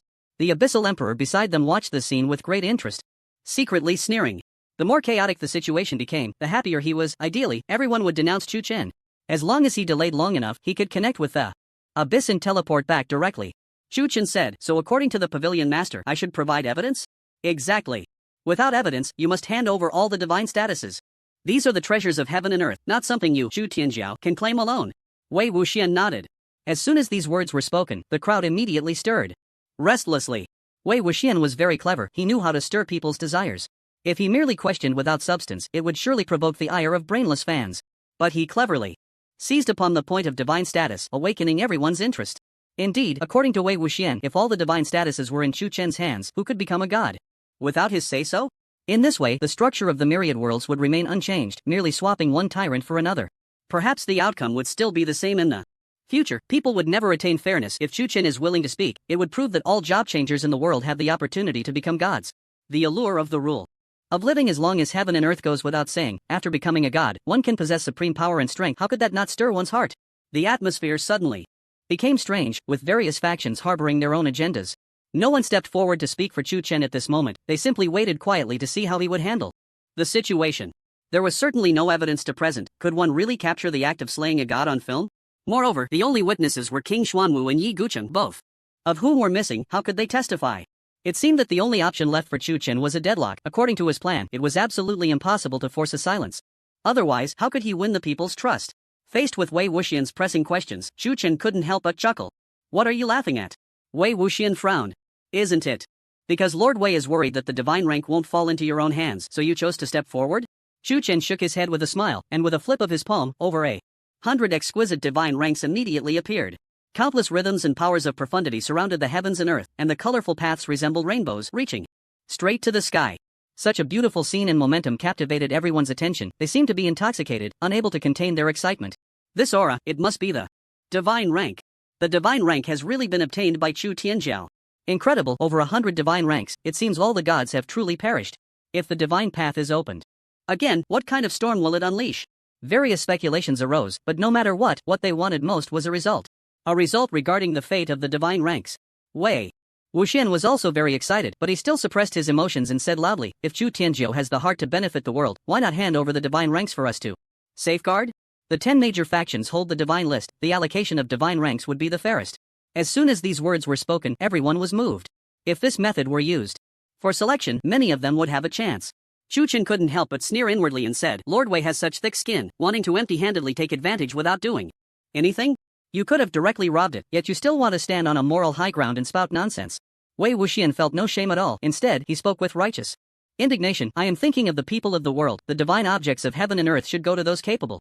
Why should you monopolize them alone? Chu Chen was immediately angered to the point of laughter. He had seen shamelessness, but never such shamelessness. The disgusting nature of the people from the Southern Dipper Pavilion refreshed his understanding. Just because I, your young master, shattered the gods' conspiracy, and because I saved the lives of all of you, including your Southern Dipper Pavilion, Chu Chen declared. Before Wei Wuxian could speak, Chu Chen continued, everyone, rest assured, I will not swallow the divine ranks alone. Soon, I will open the journey of the divine path for everyone to compete fairly. The worlds cannot be without gods. I will also uphold the principles of fairness, justice, and openness to rebuild the Hall of Gods. But now, Chu Chen looked at Wei Wuxian, his sharp gaze making the latter feel a sense of foreboding. Don't you want evidence? I will give it to you right now. As he spoke, Chu Chen's fingertips traced a perfect arc, and a streak of dazzling silver light appeared from the void, taking on a crescent shape. Immediately, a river that spanned endless time suddenly appeared above everyone's heads. The river, resembling a galaxy, was filled with bubble after bubble, looking dreamlike yet giving an extremely unreal feeling. The long river crisscrossed, connecting to the other shore, starting from the very distant eastern domain and extending to the western domain. Where it came from was unknown, and where it was going could not be discerned. It was this miraculous river that reappeared in the sight of the world. They vaguely remembered when it last appeared. The common people of the chaotic land had the most say.at first. Chu Chen stirred up the broken sky city under the banner of the Southern Dipper Pavilion, turning everything upside down. He killed an old ancestor on the verge of death, shattered the Chancellor's conspiracy, and through this met his biological brother. It was also at that time that he first encountered the waters of the Boundary Sea and met the swordsmanship leader, Qin Taiyuan. What people found hardest to forget was that fleeting moment of charm. Chu Chen merely raised his hand to summon, and the river of time lost its effect. The power of control immediately vanished, all returning to his grasp. The contrast between the past and the present was like heaven and earth. It wasn't just the width and breadth of the river of time, more importantly, they could see the flickering scenes on the bubbles more clearly. It was like a transition from standard definition to 4K. This was thanks to the growth of the world tree, which made the 3,000 paths more mature and complete. If ordinary laws were like this, how could the supreme laws be any less? At this moment, Wei Wuxian, the master of the Southern Dipper Pavilion, couldn't help but clench his fists upon witnessing this scene, his nails digging deep into his flesh, a flash of ferocity in his eyes that quickly returned to normal. I want to see what tricks you can pull. Time reversal. How can the heavenly Tao tolerate the release of scenes where the gods are punished? If you seek death, then don't blame me. With Dongfang Xingyao killed and the ancient prodigies slaughtered, the Southern Dipper Pavilion had almost lost all face. Wei Wuxian had suffered defeats at Chu Chen's hands time and again, how could he swallow this anger? If he wanted revenge, relying on brute force was naturally impossible. 1,000 of himself would not be a match for Chu Chen. Using the power of the common people to pressure him was the orthodox way. With billions of voices, how could it be silenced with just a few words? Thinking of the scene where Chu Chen would have nothing to say next, a barely perceptible smile curved at the corner of Wei Wuxian's mouth. He was determined to obtain the divine status.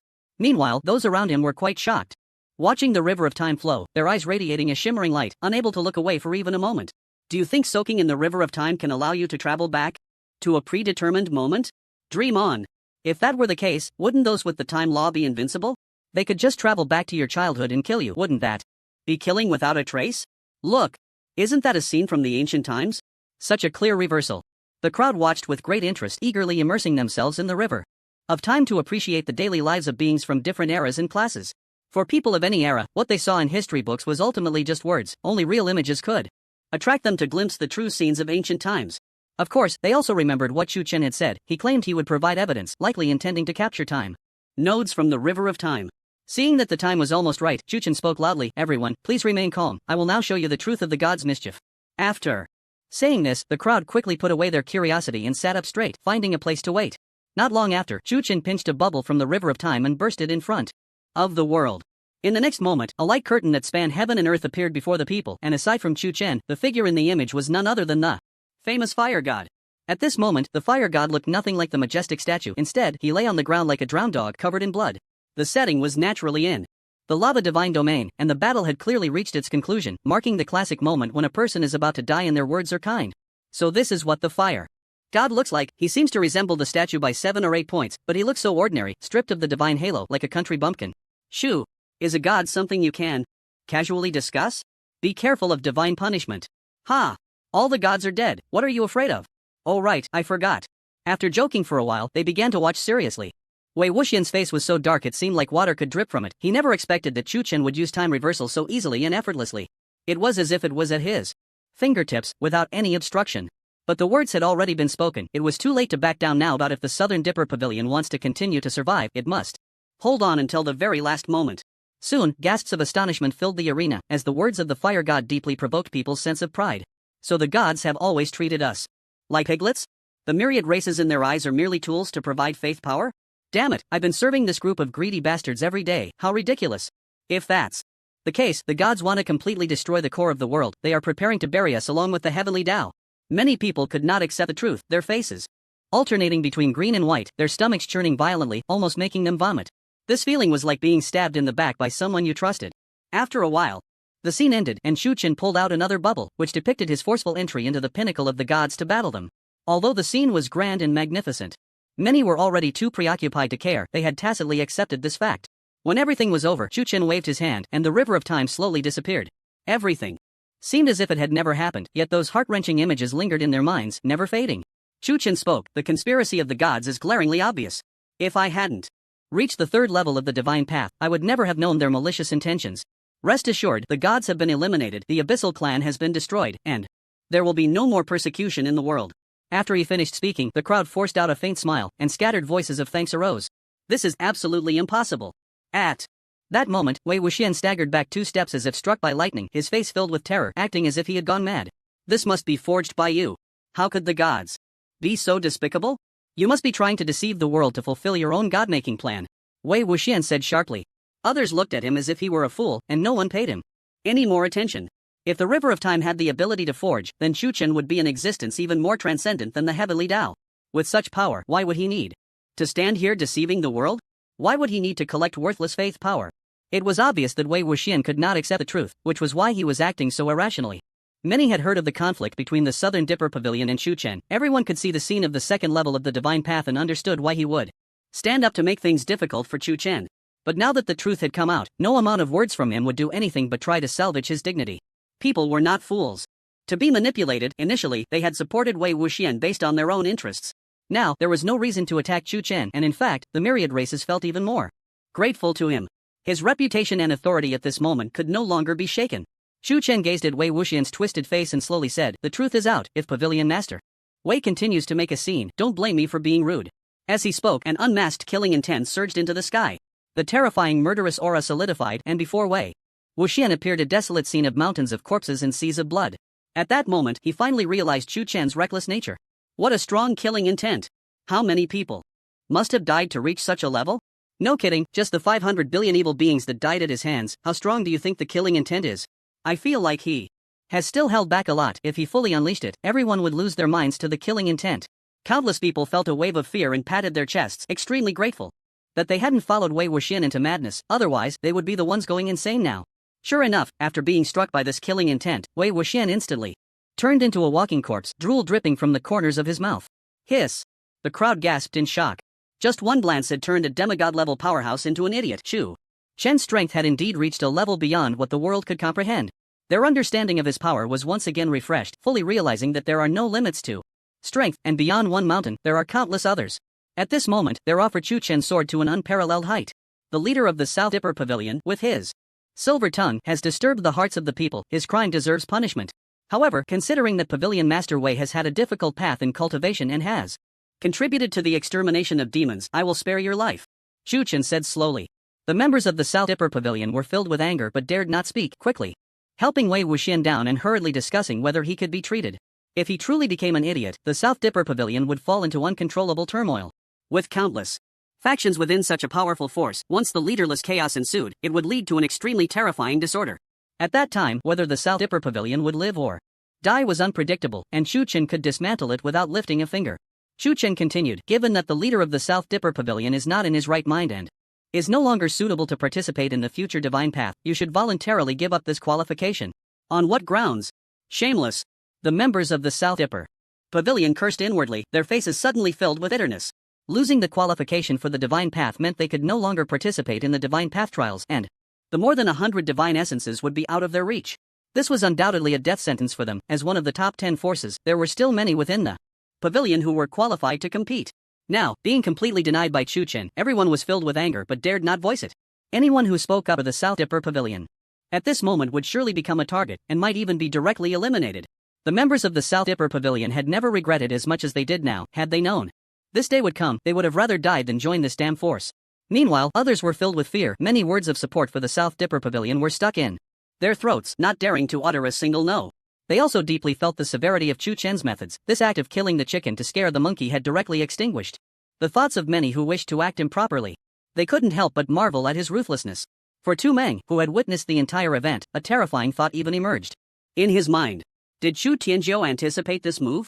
If that were the case, this tactic of luring the enemy into a trap truly silenced many voices, thereby erasing the improper thoughts. Of many. At that moment, Tu Meng felt a chill run down his spine, and his gaze towards Chu Chen held not only awe but also a hint of fear. Fortunately, the War God Hall did not jump out at this time. Not only Tu Meng, but many from other forces thought the same. Chu Chen's decisive methods intimidated the crowd. Who would dare to be a clown now?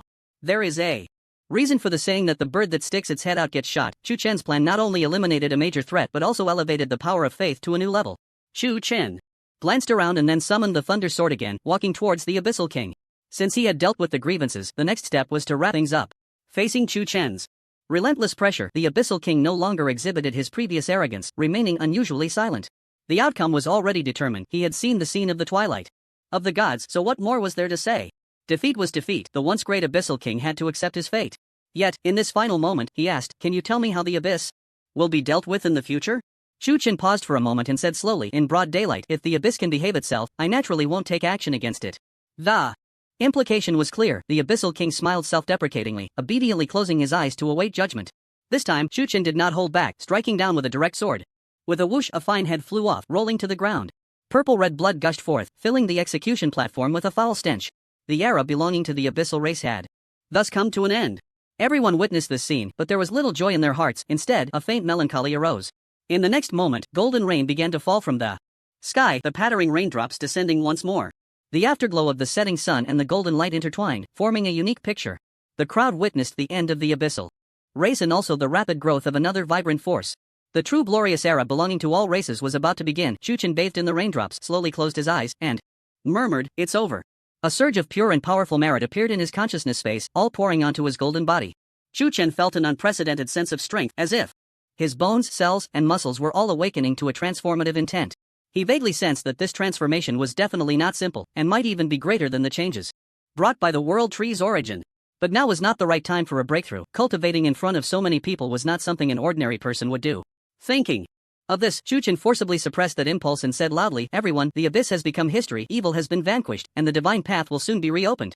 Additionally, I will handle the waters of the boundary seas from the other sequential worlds, including the disasters caused by natural calamities. So please rest assured, as long as I, Chu Chen, am in the myriad worlds, no evil spirit will dare to act recklessly." After these impassioned and spirited words were spoken, everyone felt an unprecedented sense of peace and security. After experiencing various storms, they had developed a great reliance on Chu Chen, with some even to the point of blind faith. His strength was undoubtedly unquestionable. They just couldn't fathom how he could change so much in such a short time. What does it mean for a true god at the age of 25? Throughout history, reaching mythic levels by the age of 25 is already a prodigy, and achieving world-destroying levels is a rarity seen only in the ages. Semigods are even fewer, countable on two hands. As for the supreme gods, only Chu Chen has managed to break that legend. No, to be precise, he still did not possess divine status and remained immortal. Killing gods as immortal is countless times more difficult than becoming a god. Once this record is set, it will likely be hard for anyone to achieve it again in the future. In any case, Chu Chen had already settled all the evil and dark matters. Now it was just a matter of the boundary sea waters and the god-making plan. Then, a young and handsome man spoke up. "May I ask, Chu Tianjiao, is it true that you will handle the natural disaster matters for us?" Chu Chen glanced at him with flickering eyes and smiled as he asked, "Are you questioning me?" "I wouldn't dare, I just want to confirm the specific time so as not to let the people suffer in dire straits." The man was so frightened that cold sweat poured down his back, wishing he could slap himself for trying to show off at this moment. Chu Chen actually didn't mind such trivial matters. He could see that this young man was genuinely concerned for the people and was truly anxious. How could he bear to speak harshly to someone like that? "What is your name?" Chu Chen asked. "I am Liao Junwo, the eldest disciple of the Boza Gate in the second sequential world." Chu Chen recalled and found that he had no impression of this force in his mind. "What I say is always as good as gold, you can rest assured," Chu Chen said. Hearing this, Liao Junwo quietly breathed a sigh of relief, clasped his hands in thanks, and slowly retreated back into the crowd. The people around looked at him with envy. Being able to converse with Chu Chen was a great honor. And he had even introduced himself. In this moment when all races gathered, there were not many ways to gain fame, but without a doubt, the Boza Gate would be renowned in the future. With the golden signboard of Chu Tianjiao, even if enemies wanted to deal with him, they would have to think twice. At least, they couldn't cause trouble before the divine path was completed. Chu Chen looked at the excitement in many people's eyes and said, "You can rest assured about the reopening of the divine path, it won't be long.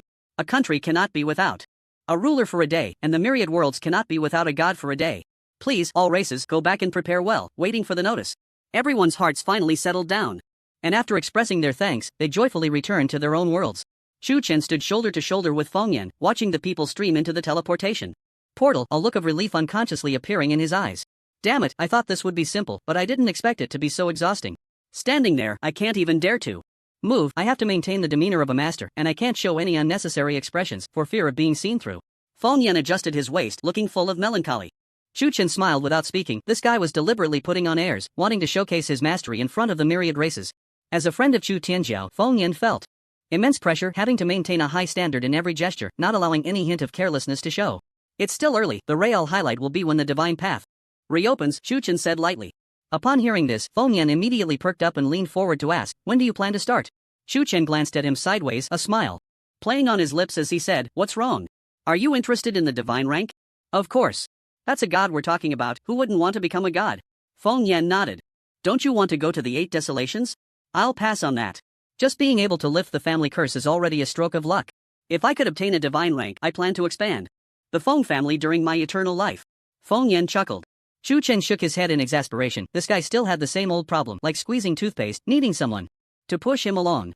However, Feng Yan's response was expected. He never had any grand ambitions, and he had come this far solely because of brotherly loyalty. If Chu Chen hadn't extended the invitation back then, Feng Yan might have been enjoying life alone in some corner. Since you have a new wish, why don't I just give you the divine rank? Chu Chen raised an eyebrow. Really? My word is my bond. Feng Yan suddenly fell into a deep dilemma, squinting and considering the feasibility. Chu Chen didn't interrupt, just quietly stood by waiting for the result. If Feng Yan wanted it, he would give it without a second thought. On the public front, he had indeed made significant contributions in the battle in the divine realm, and he had put in a lot along the way, helping himself a great deal. On a personal level, the divine rank was his to give. After a while, Feng Yan's expression became incredibly complex, and he helplessly said, forget it, I'll rely on myself to get it, otherwise it wouldn't be fair. Oh? The esteemed leader of the Feng Dao is actually being modest? That's not something I expected from you, Chu Chen said, somewhat surprised. Get lost, Feng Yan laughed and scolded, then said, to be honest, if I had this opportunity, I would really want to accept it, but doing so would be unfair to you. Upon hearing this, a slight smile curved at the corners of Chu Chen's mouth as he patted Feng Yan's shoulder. Besides, I'm not lacking in strength, I can get it on my own, it's just a matter of time. Feng Yan patted his chest. Well, good luck then. Stop with the sarcasm. Seriously, when do you plan to restart?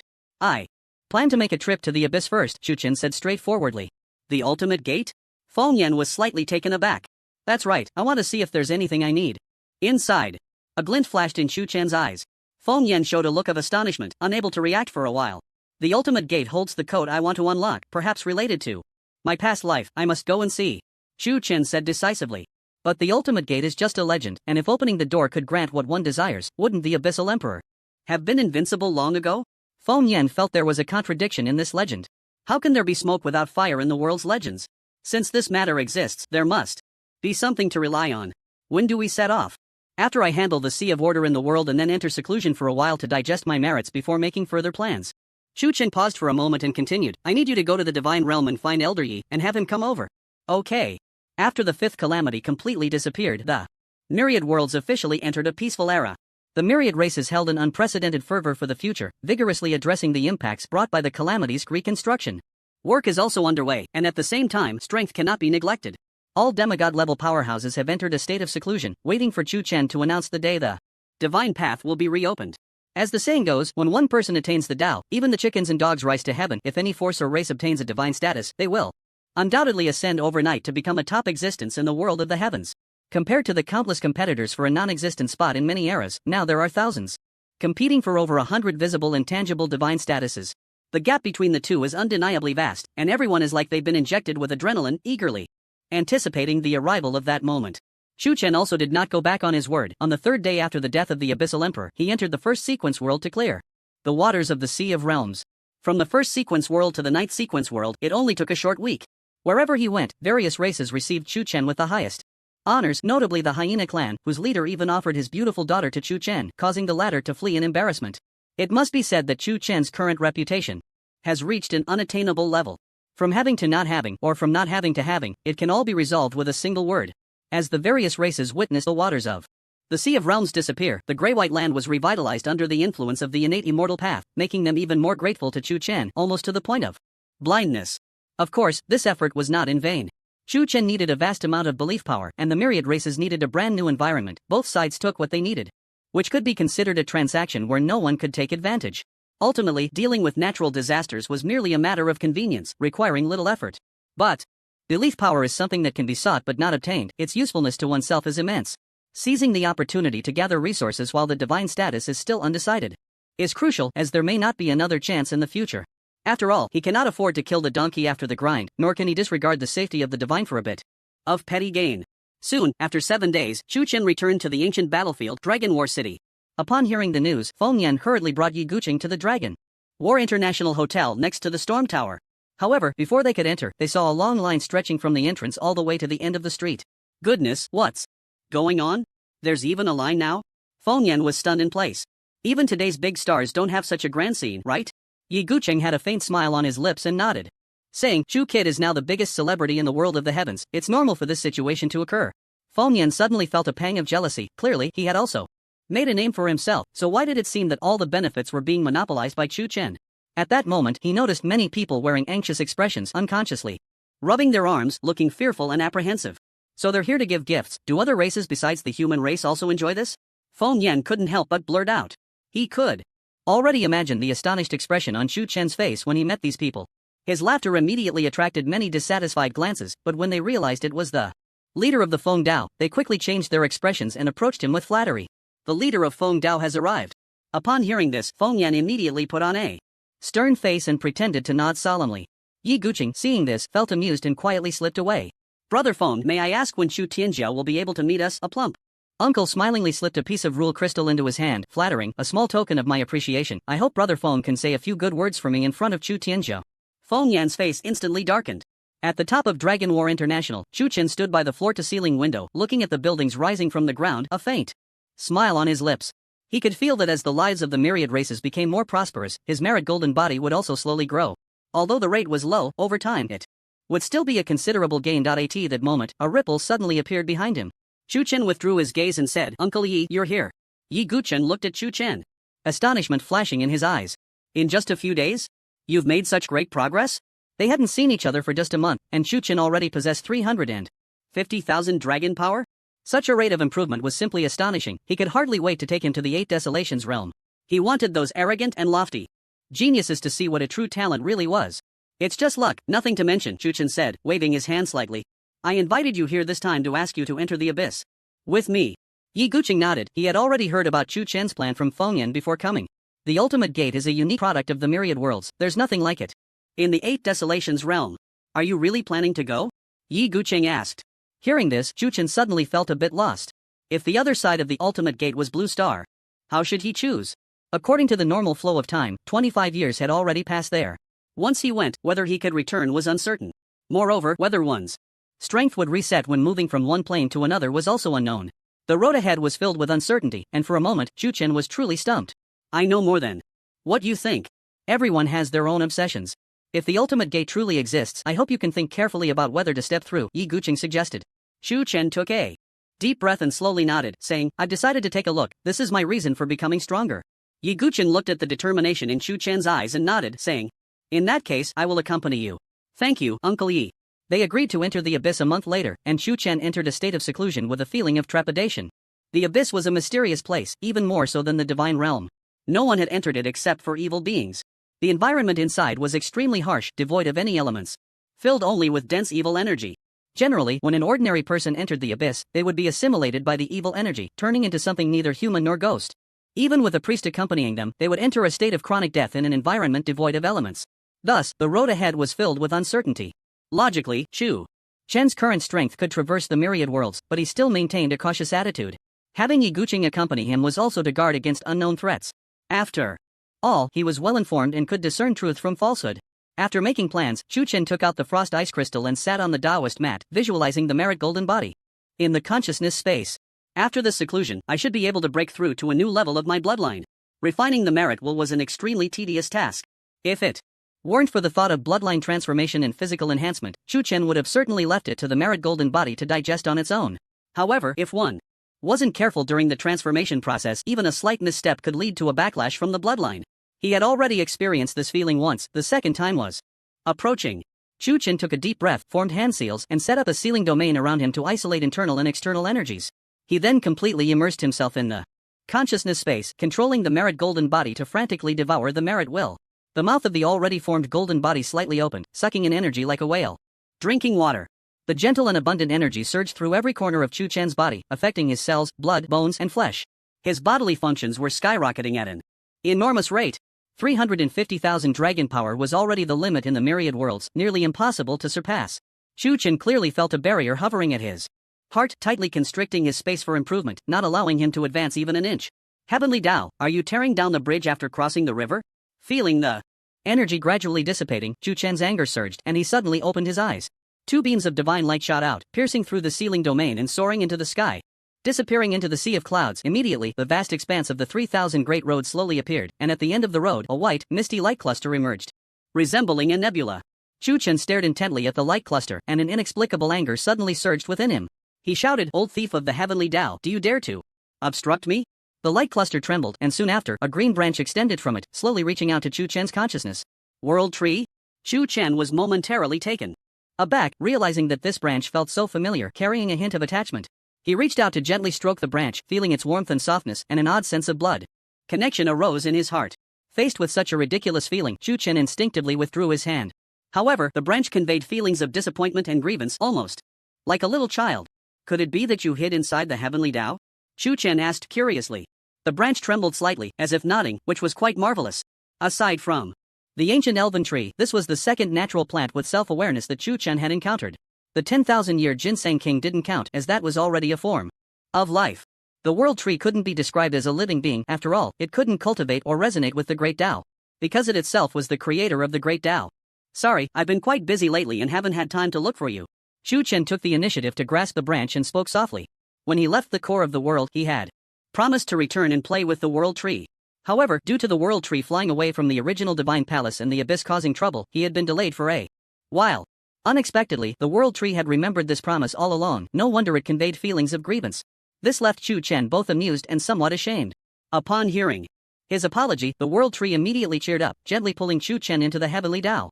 Sensing its mood, Chu Chen suddenly realized, so the barrier was created by you. I thought it was the old thief of the heavenly Tao who was tired of living. Heavenly Tao. The world tree was playful. Upon sensing Chu Chen's aura, it directly sought him out, using this method to force him to reveal himself. It must be said that this method was quite successful, as Chu Chen indeed took the bait. Upon entering the heavenly Tao, he looked around and saw nothing but chaos, as if floating in a blank world. Yet the aura of the Tao was extremely rich, and he could easily grasp a bundle of the power of the great Tao. Not far away, there was a splash of green. The world tree was rooted in the void, slowly absorbing the nourishment provided by the heavenly Tao. The current world tree had already grown to 10 meters tall, its branches adorned with countless runes, looking extraordinarily mystical. "Is this your true form? How did you grow so fast?" Chu Chen was taken aback. In just a month, it had grown from a 3-inch seedling to 3 zhang. Wasn't this speed hundreds of times faster than ordinary plants? Seeing this scene reminded Chu Chen of what the Xuanwu King had said. The world tree was a divine object of heaven and earth, capable of supporting the world in just 10 years, and would expand the plane after that. According to his words, it was not impossible. The taller the world tree, the more stable the world would be, and the elements would become denser. If it truly reached the point of connecting heaven and earth, the damage dealt by a class changer using the same skill would be about 3 times stronger than now. The world tree proudly waved its branches, scattering countless light points that all landed on Chu Chen. As the light points entered his body, Chu Chen felt as if he had entered a hot spring, warm and comfortable all over. Suddenly, Chu Chen felt a surge of enlightenment. In his mind, insights that even the great Tao's meditation could not provide. Supreme law of truth, is this what you gave me? Chu Chen was slightly taken aback. Seeing the world tree's response, a warm current flowed through Chu Chen's heart. He had only imagined the understanding of the supreme law in his mind, never speaking it out loud. But the world tree had sensed his thoughts and generously bestowed it upon him. Realizing this, Chu Chen felt even more ashamed, as he had treated the world tree as a tool, while the world tree regarded him as family. "I'm sorry, I will spend more time with you in the future." Chu Chen spoke up. The world tree paid him no mind, merely brushing against his body with its branches, as if urging him to hurry up and refine, not to waste time. Chu Chen smiled gently and nodded, saying, "All right." Immediately, he focused on 2 tasks at once, his consciousness entering 2 different spaces. One part controlled his body to refine the merit willpower, while the other lingered in the heavenly Tao, comprehending the supreme laws and mysteries. After losing the barrier, the power of his physical body surged uncontrollably, rising at an extremely fast speed. In just half a day, he broke through to 400,000 dragon power, and at this moment, the merit willpower had only consumed 10%. Yi Guqing had once said that the 50,000 and 100,000 of the royal realm were huge dividing lines. Once crossed, it would bring endless improvements. As for what those improvements were, he did not say. Chu Chen was greatly intrigued by the riddle he presented. He was eager to see where His limits truly lay. Thus, Chu Chen began his dual cultivation, both processes proceeding simultaneously without delay. The world outside the domain was also thriving, the myriad worlds flourishing and blooming everywhere. The smiles on people's faces grew increasingly happy, all looking forward to a beautiful future and working hard for it. Feng Yan saw that after Chu Chen entered seclusion, he also chose to enter seclusion to cultivate, preparing to make a grand name for himself when the divine path was restarted. Just wait, I will be famous. 2. Time flew by, and 3 months passed in the blink of an eye. Chu Chen's main body slowly opened his eyes, slightly confused as he surveyed the decor of the hotel. 490,000 dragon power, just a little short, and it has held me back for 2 months? The merit willpower had already consumed nearly half, but that barrier was still insurmountable. He had thought everything was going smoothly, at least it had been so 2 months ago. But he never expected such a turn of events, it was truly unfathomable. Chu Chen even suspected it was a problem with his physique, as a bottomless pit had appeared in his dantian, crazily devouring energy. The vanished merit willpower had no idea where it went, receiving no feedback, as if it had evaporated into thin air. At this rate, hasn't this time been wasted? Chu Chen felt a bit annoyed. Merit was not so easy to earn. How many abyssal races were there in the myriad worlds? He thought that to regain it, he might have to place his hopes on restarting the divine path. But what then? The future myriad worlds would be governed by the gods. What connection would he, a mere mortal, have? By then, finding a villain to kill would probably be harder than ascending to heaven. Thinking of this, Chu Chen gritted his teeth and directly poured all his merit willpower into the vortex in his dantian. You like to devour, huh? I'll let you devour to your heart's content. The originally gradual refining turned into a sudden explosion, the vortex barely able to withstand it, faint signs of collapse appearing. Chu Chen let out a muffled groan, golden blood seeping from the corners of his mouth. His body trembled slightly, and his resilient skin developed fine cracks, shooting out droplets of blood. The powerful impact caused Chu Chen immense pain. He even forgot what it felt like to be heavily injured last time. Damn it, I almost died from the pain. It felt like 1,000 ants were gnawing at his heart, or as if someone was constantly inflating his stomach, to the point of unbearable explosion. Just as the vortex was halfway through devouring, it suddenly stopped, and a dragon's roar erupted from within Chu Chen's body. Without warning, the true dragon's roar shook the heavens and the earth. The entire domain was enveloped by the dragon's might, with items like sofas and televisions shattering in the wake of that roar. The powerful soundwave attack caused the top floor of the Longjian International Hotel to show signs of collapse. Fortunately, Chu Chen had released the isolation domain, otherwise, the entire Longjian city and even the ancient battlefield would have suffered. So it was you who caused this trouble. Chu Chen understood immediately upon hearing the voice. The source of that massive energy was actually his own physique. No wonder his body and bloodline had devoured so much merit willpower without any change. It is said that the prodigies of the 8 desolations possess extremely powerful bloodlines or physiques. Could this physique of mine be related to the true dragon? The physical changes left Chu Chen with little time to think. Next, a tremendous tearing sensation surged forth, causing him to involuntarily scream in pain. His flesh suddenly erupted in countless blood mists, his bones shattered completely, and his flesh was crushed into mud by an overwhelmingly powerful force. From the outside, Chu Chen had turned into a puddle of soft mud, unrecognizable as a human. The intense pain tormented his spirit, and in just a few short seconds, he was on the brink of collapse. Damn it, before I can die from the pain, my consciousness is about to shatter. Chu Chen's mind raced as he desperately thought of a countermeasure. At that moment, he suddenly remembered that there was a source of the world tree within him. Thus, he immediately manipulated his consciousness to draw upon this equally immense power. Initially, the Xuanwu King and Yi Gucheng had sealed this power to prevent Chu Chen from recklessly consuming it all at once and turning into a big fat guy.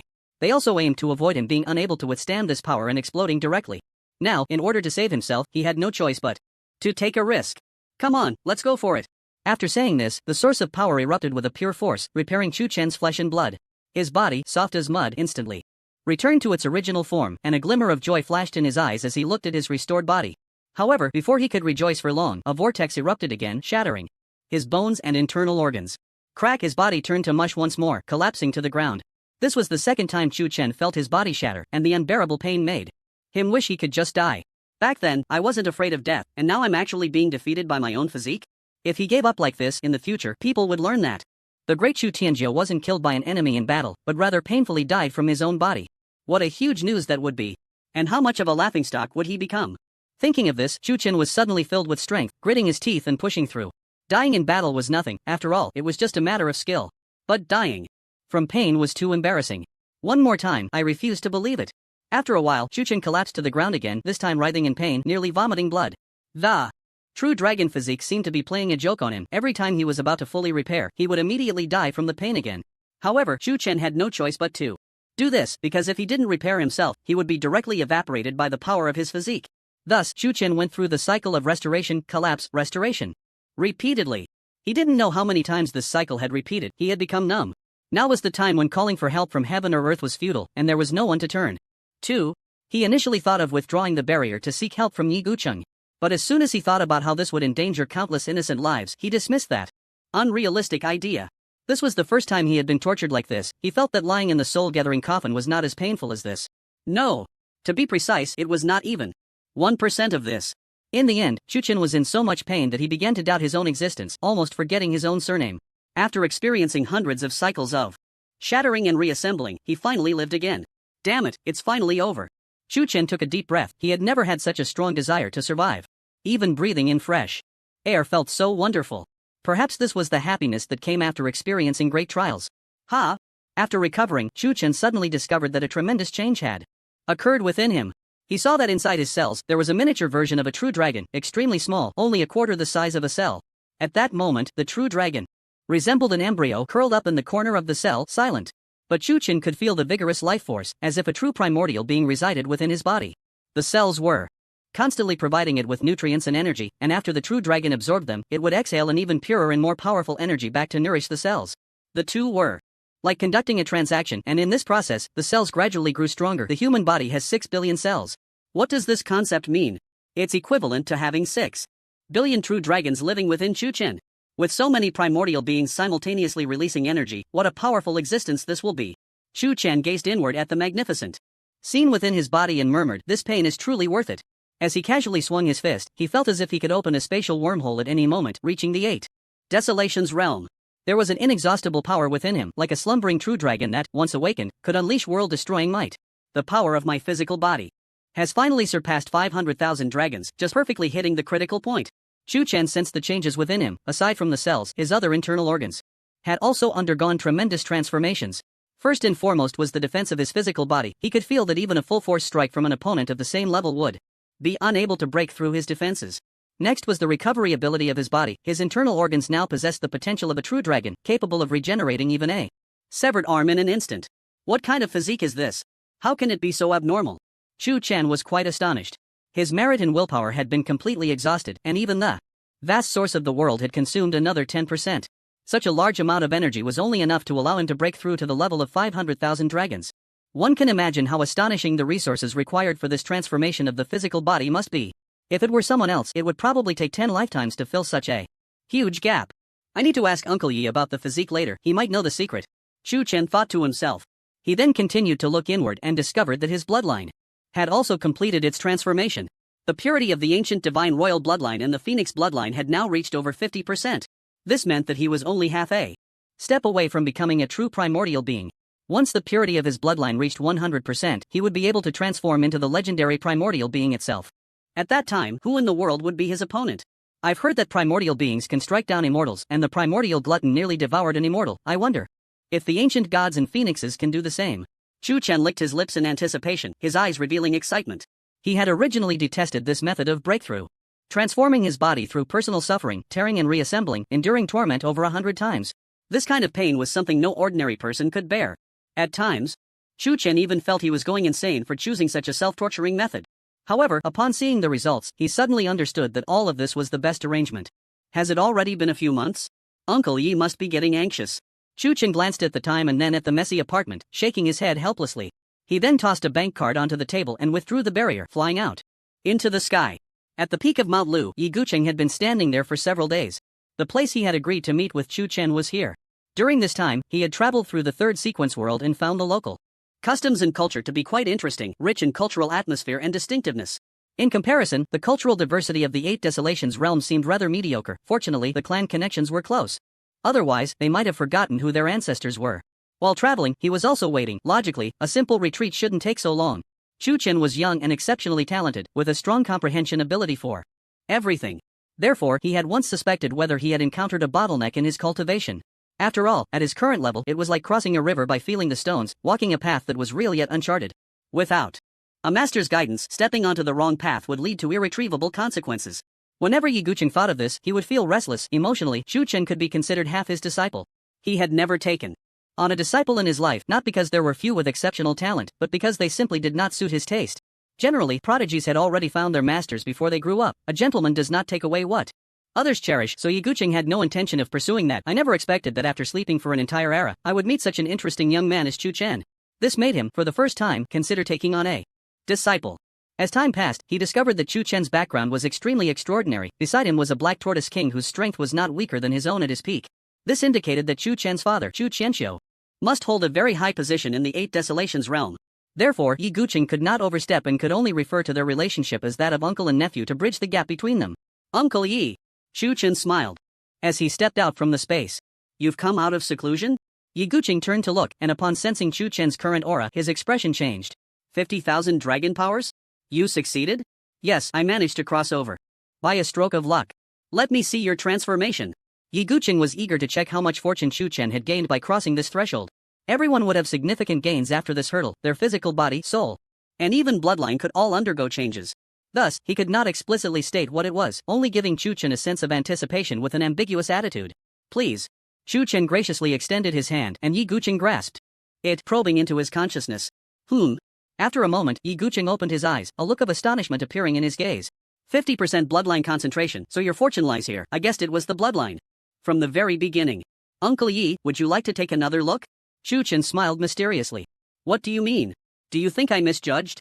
Yi Guqing shook his head with a smile and continued to investigate. But upon delving deeper, he was suddenly stunned by the scene before him. He saw that Chu Chen's internal organs were as strong as a dragon. It was as if he had mistakenly entered the body of a primordial being. What a magnificent and robust vitality. The scorching life force seemed ready to burn his consciousness clean. Most astonishing was the heart. Each beat infused the entire body with tremendous power, and he could faintly hear the roar of a dragon. This is... Yi Guqing was directly dumbfounded, momentarily at a loss for words. He never expected that the place of Chu Chen's transformation was not just the bloodline, even his body had undergone such a significant change.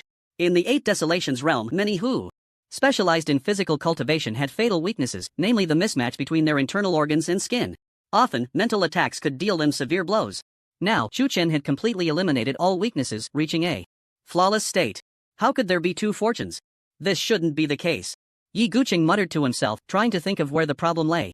Seeing his conflicted expression, Chu Chen found it amusing. So many things in this world could not surprise Yi Guqing, yet this time it had thrown him off balance. Uncle Yi, please take a closer look. Chu Chen continued. At first, Yi Guqing did not react, but when he saw Chu Chen's smiling demeanor, he hesitantly deepened his consciousness. Not knowing what to expect, when he observed the vast expanse of cellular clusters, he was completely taken aback.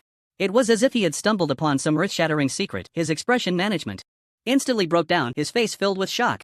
Seeing his expression, Chu Chen curiously asked, Uncle Yi, what's wrong? Is there a problem? Yi Guqing was silent for a long time, his mouth shifting as if he wanted to say something but couldn't find the words. Chu Chen realized it was not the time for jokes and inquired, I felt something was off during the breakthrough. What exactly is this physique? True dragon, so that's it. What? At that moment, Yi Guqing suddenly grabbed Chu Chen's shoulders, his expression serious. Does anyone else know besides me? Chu Chen was startled by his demeanor and shook his head in confusion. No, during the breakthrough, I activated a barrier, and as soon as I finished seclusion, I came straight here. Hearing this, Yi Guqing let out a sigh of relief, his entire being relaxing. Chu Chen anxiously asked, what exactly is going on? Uncle Yi, please tell me the truth.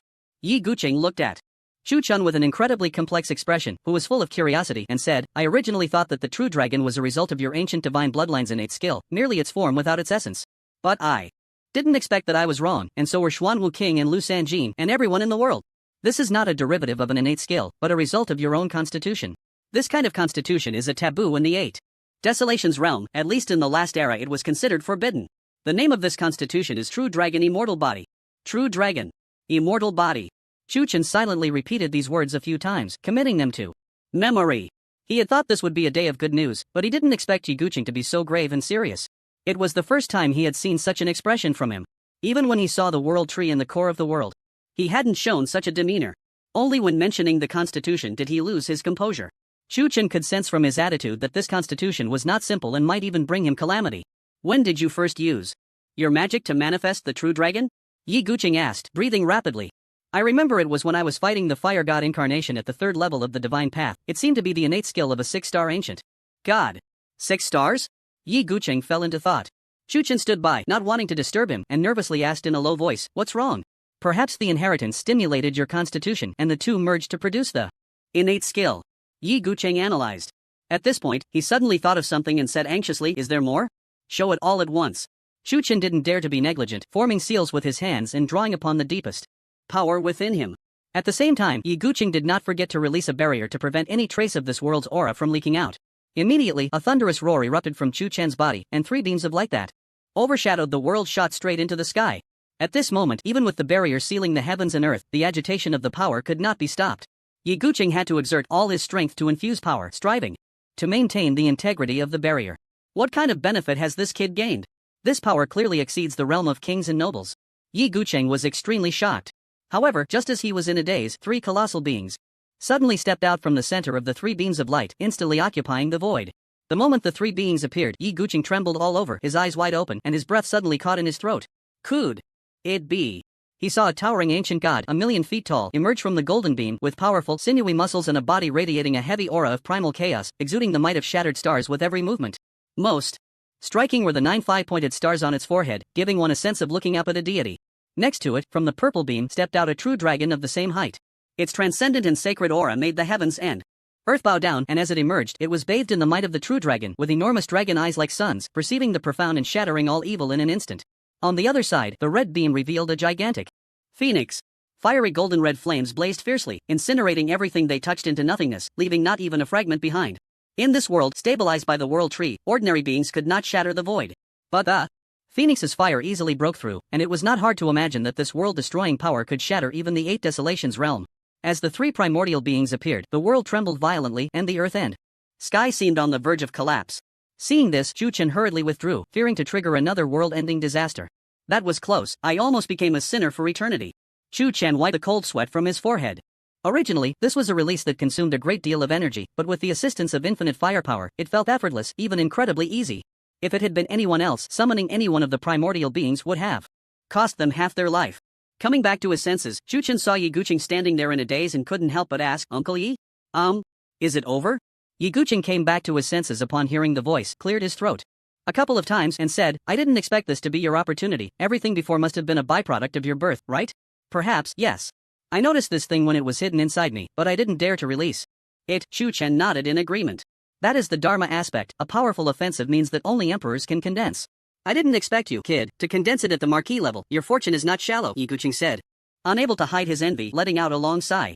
Dharma aspect? Chu Chen stroked his chin. It was the first time he had heard this term. Indeed, the Dharma aspect is a higher-level control over the rhythms of heaven and earth.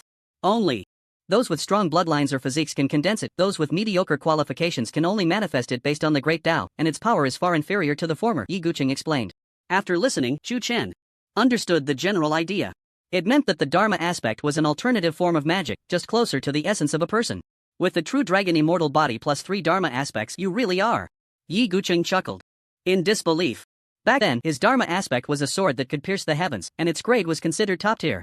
But in comparison, he realized he was utterly defeated. Indeed, comparing people can be infuriating. Chu Chen chuckled and hooked his arm around Yi Guqing's shoulder, saying, "Uncle Yi, saying this is pointless. No matter how powerful I am, I'm still taught by you." Hearing this, Yi Guqing felt much more comfortable and shook his head, saying, "You little brat. Let's go. I can't wait to see what the ultimate gate looks like," Yi Guqing said, looking at Chu Chen's warm smile in the sunlight, suddenly feeling a bit dazed. He remembered how he was once so spirited, possessing an invincible heart, unafraid of anything. As the years passed, he found that his goals were becoming increasingly distant. Time ultimately smooths out a person's edges, making them more rounded, benevolent, and inclined towards the Tao. Yi Guqing looked up at the sky and said slowly, "Perhaps you can help me see the scenery at the peak." The dark, boundless region of the Yin Ghost Cave was constantly echoing with the cries of ghosts and wolves, with both male and female voices, and occasionally the cries of infants. The monsters here were all bizarre in shape. Some were missing arms and legs, while others had facial features squished together like a piece of square gum. Moreover, their skin was all black, perfectly blending with the surrounding environment, making the eerie and terrifying atmosphere even more unsettling. Due to its proximity to the abyss, the Yin Ghost Cave was home to a mythical herb called Yin Ghost Grass. This herb could cure mental illnesses and was extremely valuable, leading many adventurers to take risks for money. Interestingly, there were often cases of adventurers being scared to death here, officially claimed to have died in battle. Everyone tacitly understood and did not discuss it much. Many adventurers had died of fright, and this place was referred to as a forbidden area by the beings of the third sequence world, where ordinary people were not allowed to enter. Coupled with the unstable environment, over time it became a no-man's land. A desolate hill flashed with 2 beams of light, followed by a deep and magnetic voice. "What a strange smell. It smells just like foot odor." Chu Chen frowned and pinched his nose, looking disgusted. The middle-aged man in yellow beside him didn't react much, but he seemed unable to endure it either, releasing a formation around them to block the smell. This place is quite strange. The elements are rich, but the perception of the great Tao is much weaker than outside. Yi Guqing scanned the surroundings and walked forward. I feel it too. Perhaps it's because of the proximity to the abyss, and the two are in conflict. Causing this, Chu Chen followed him. With each step, they moved towards the abyss. While on the way, they didn't forget to release their aura. The nearby monsters, feeling the scorching heat of Chu Chen like that of a solar furnace. Scattered in fear, not daring to approach even without deliberately unleashing his aura, Chu Chen possessed an unparalleled strength, with his vital energy so powerful that it generated an extremely majestic and scorching sensation. To the sinister beings, he was like a natural enemy. With fewer troubles, the journey was much smoother. The deeper they went, the heavier the smell became, nearly suffocating him. Finally, with no other choice, he cast a barrier around himself to avoid dying unjustly before reaching the abyss. 5 minutes later, the two arrived at a massive pit, gazing into the bottomless underground world. They exchanged a glance, unspoken understanding passing between them. This should be the abyss. Uncle Yi, have you noticed anything unusual? Chu Chen asked. Just as young Master Lu said, there are no elements here, nor any traces of the great Tao, Yi Guqing explained. The abyss and the worlds above are like two independent realms, neither interfering with the other, yet adjacent. Chu Chen nodded. Ordinary people entering would likely face chronic death and the desolation if they encounter enemies, but you seem unconcerned about that? Chu Chen smiled without speaking. The infinite firepower was indeed a tremendous advantage. Generally, when people enter the abyss, they must expend energy to resist the evil aura, with no surplus elements to replenish. It was akin to living in a place without air, inevitably leading to suffocation over time. Being overly cautious isn't Uncle Yi's style. How about I go down first to scout the way for you? Chu Chen raised an eyebrow. Saying this, he leaped directly into the bottomless black hole. You little rascal, actually teasing me, Yi Guqing chuckled in annoyance, then followed suit. The speed of their free fall increased as if an inexplicable force was pulling them down. The sound of rushing wind filled their ears, and the further they descended, the sharper the gale became, even sparking as it rubbed against their bodies. After a full 10 minutes, Chu Chen finally sensed the ground beneath him, accelerating suddenly, crashing down like a missile. Boom, accompanied by a tremendous roar, a massive hole appeared underground, as if a magnitude 10 earthquake had struck, shaking everything. Amidst the dust, Chu Chen stood up, brushed off his robe, and surveyed the scene before him, a strange glint in his eyes. The first thing that caught his eye was a blood-red moon, identical to the blood moon summoned by the Abyss King not long ago. The surroundings were filled with pitch-black currents clinging to his body like maggots, crazily attaching themselves. The earth was an unhealthy gray-black, with vegetation and trees extremely sparse, growing in bizarre shapes, devoid of any greenery. The overall feeling was eerie, making it hard to imagine that beings living in such an environment could possess such strong reproductive capabilities. Chu Chen reached out to grasp a wisp of evil aura, and his blood surged violently, erupting with a scorching power of utmost yang and rigidity, instantly incinerating it. Faintly, he seemed to hear wails emanating from the evil aura, as if he had slain a living being. Is this the abyss? Soon after, Yi Guqing arrived beside him, and upon seeing the scene, a hint of confusion appeared on his brow. Truly strange. I have traversed the 8 desolate realms for an entire era and have never seen a region like this. Who created the abyss? Yi Guqing spoke. I've heard that the ultimate gate lies deep within the abyss. It seems we still need to travel a bit further. Wait. Just as Chu Chen was about to move, Yi Guqing suddenly called out to stop him. What's wrong, Uncle Yi? Chu Chen asked, puzzled. There is an ominous aura here, be cautious, Yi Guqing warned. Chu Chen rarely saw Yi Guqing display such an expression. Logically, with their strength, they could almost walk through this place, crushing any beings they encountered. Now that Yi Guqing sensed a vague threat, Chu Chen, trusting him, naturally would not ignore it. I understand, Chu Chen nodded. The two of them immediately set off together, tearing through space and crossing over, and in the blink of an eye, they appeared in the middle of the abyss. After a period of exploration, Chu Chen discovered that ever since the Abyssal Emperor and the Fifth Calamity were destroyed, the abyss had clearly fallen into decline. The evil beings they encountered were either immature forms that had yet to grow or elderly beings on the verge of death. This indicated that the Abyssal Emperor had taken all capable evil beings out in a bid to break through the worlds of the heavens. Strangely, there seemed to be no opposing forces here. All territories were managed solely by the Abyssal Emperor. This was evident from the statues erected in various places. The area of the abyss is comparable to an entire third sequence world. How did this guy manage to rule? Chu Chen couldn't help but ponder how he would do it. We've arrived, Yi Guqing said, stopping in his tracks. Moments later, the two reached a massive hall. Chu Chen looked up and saw that the hall was grand and imposing, filled with the architectural flavor of ancient royal times. In front of them stood a huge stone door, and inside were various buildings of different heights and styles. The style was quite ancient, but the charm was extremely rich, giving one a feeling of returning to the primordial era. In addition, the evil aura here was also very thick, almost turning into liquid, with a black river flowing across the southeast. The solemn and oppressive atmosphere made one feel extremely weighed down. An ordinary person would surely be breathless at the sight. The ultimate gate is deep inside. I can sense its presence, Chu Chen said, licking his lips in anticipation. Be careful. Yi Guqing couldn't help but remind him. Chu Chen walked slowly through the empty royal city, experiencing the feelings of a mortal arriving at the noble place of the emperor. One had to say that the abyssal emperor had good taste if it could be adorned with a bit of color. It would surely rival the divine halls of the divine realm.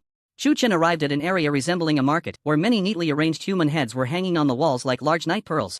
After such a long time, the abyss has developed quite well. It should have formed a unique culture here, Chu Chen said as he walked.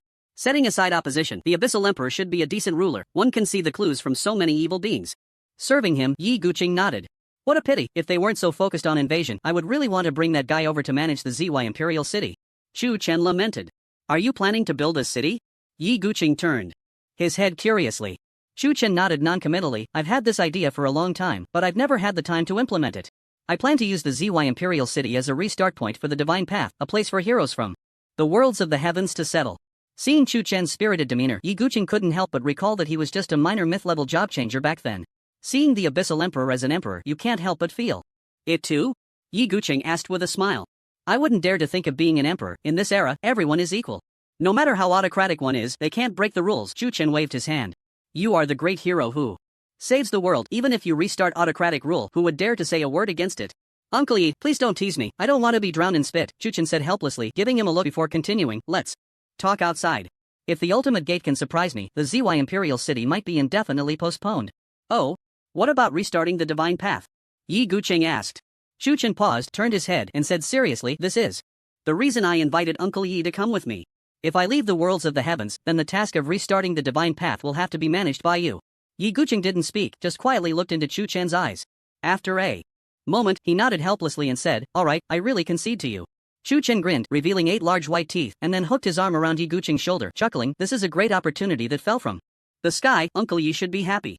Yi Guqing smiled but said nothing. He knew that Chu Chen had a secret in his heart.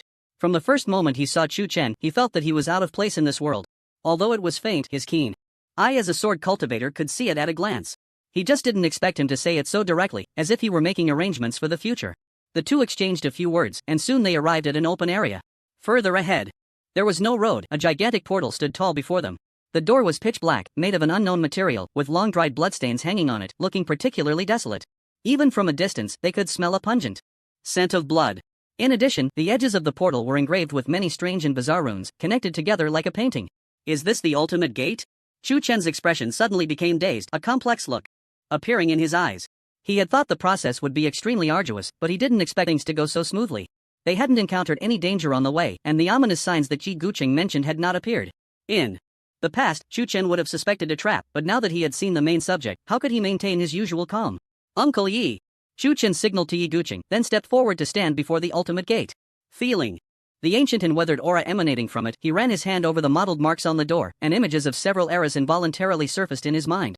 Pushing open the door will grant me everything I desire. I want to see my hometown again, Chu Chen thought to himself.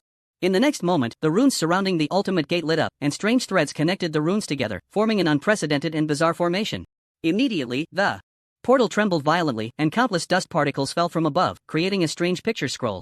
In an instant, a beam of light appeared, illuminating the dark hall as if it were daytime. Strangely, at that moment, the blood moon in the sky suddenly vanished, replaced by a yellow moon that had never been seen before. The malevolent energy in the air also disappeared without a trace, leaving only thin, rarefied air. Chu Chen sensed that the ultimate gate before him seemed to come alive, and he could actually hear a heartbeat similar to that of a living being. What the hell? Before he could ponder, the ultimate gate suddenly opened a crack at an odd angle. A strange scent wafted from the gap, and Chu Chen thought it was bad news and hurriedly stepped back. But it was too late. An invisible force suddenly struck him, sending him flying and crashing into a hall. Who disturbs my slumber? A loud and piercing voice rang out, and the ultimate gate opened halfway in reverse, revealing a dazzling, star-like giant tiger beast stepping out. Its body was as large as a mountain, with pitch-black skin covered in swirling stars, and its tail was a python that devoured people. The most peculiar thing was its head, which had a human figure engraved in the center of its brow, as if a person resided within.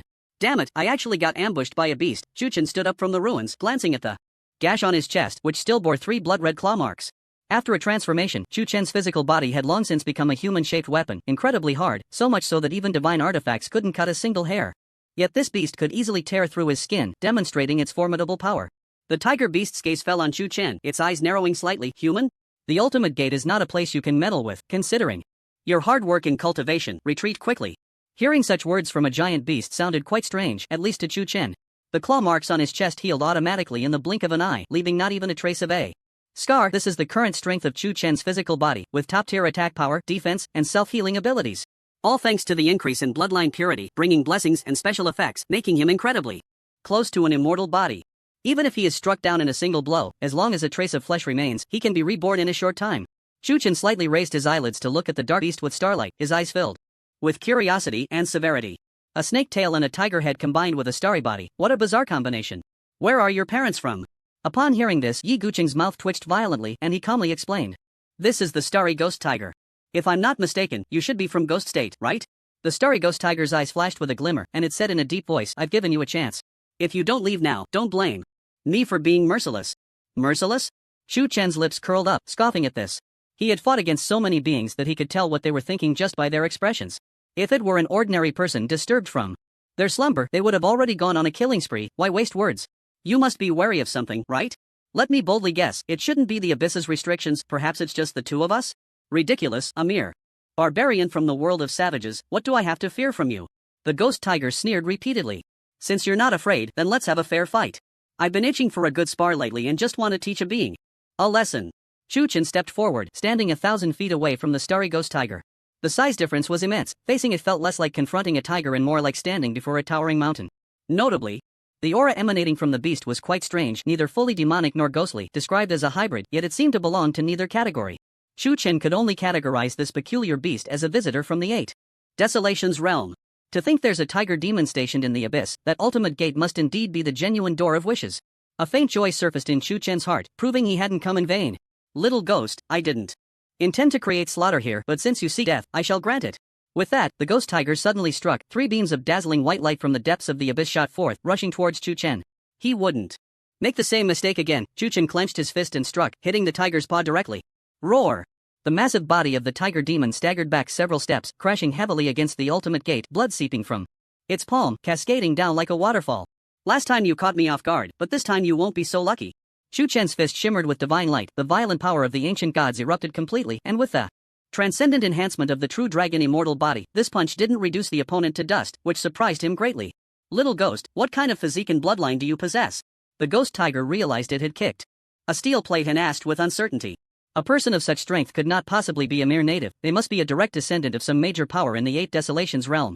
If such a person were to die here, the ghost tiger would undoubtedly face catastrophic consequences. This was what it feared the most. What does it matter if I tell you? Chu Chen's lips curled slightly, his eyes suddenly shooting forth endless divine light, his body swelling dramatically, 7 5-pointed stars shining at his brow, illuminating the entire world. The vast primal chaos energy compressed the palace, accompanied by a rumbling sound, and when Chu Chen fully activated the ancient god's true form, half of the structures shattered with a loud crash. The ghost tiger's heart sank at the sight, its enormous eyes filled with disbelief, its voice trembling slightly.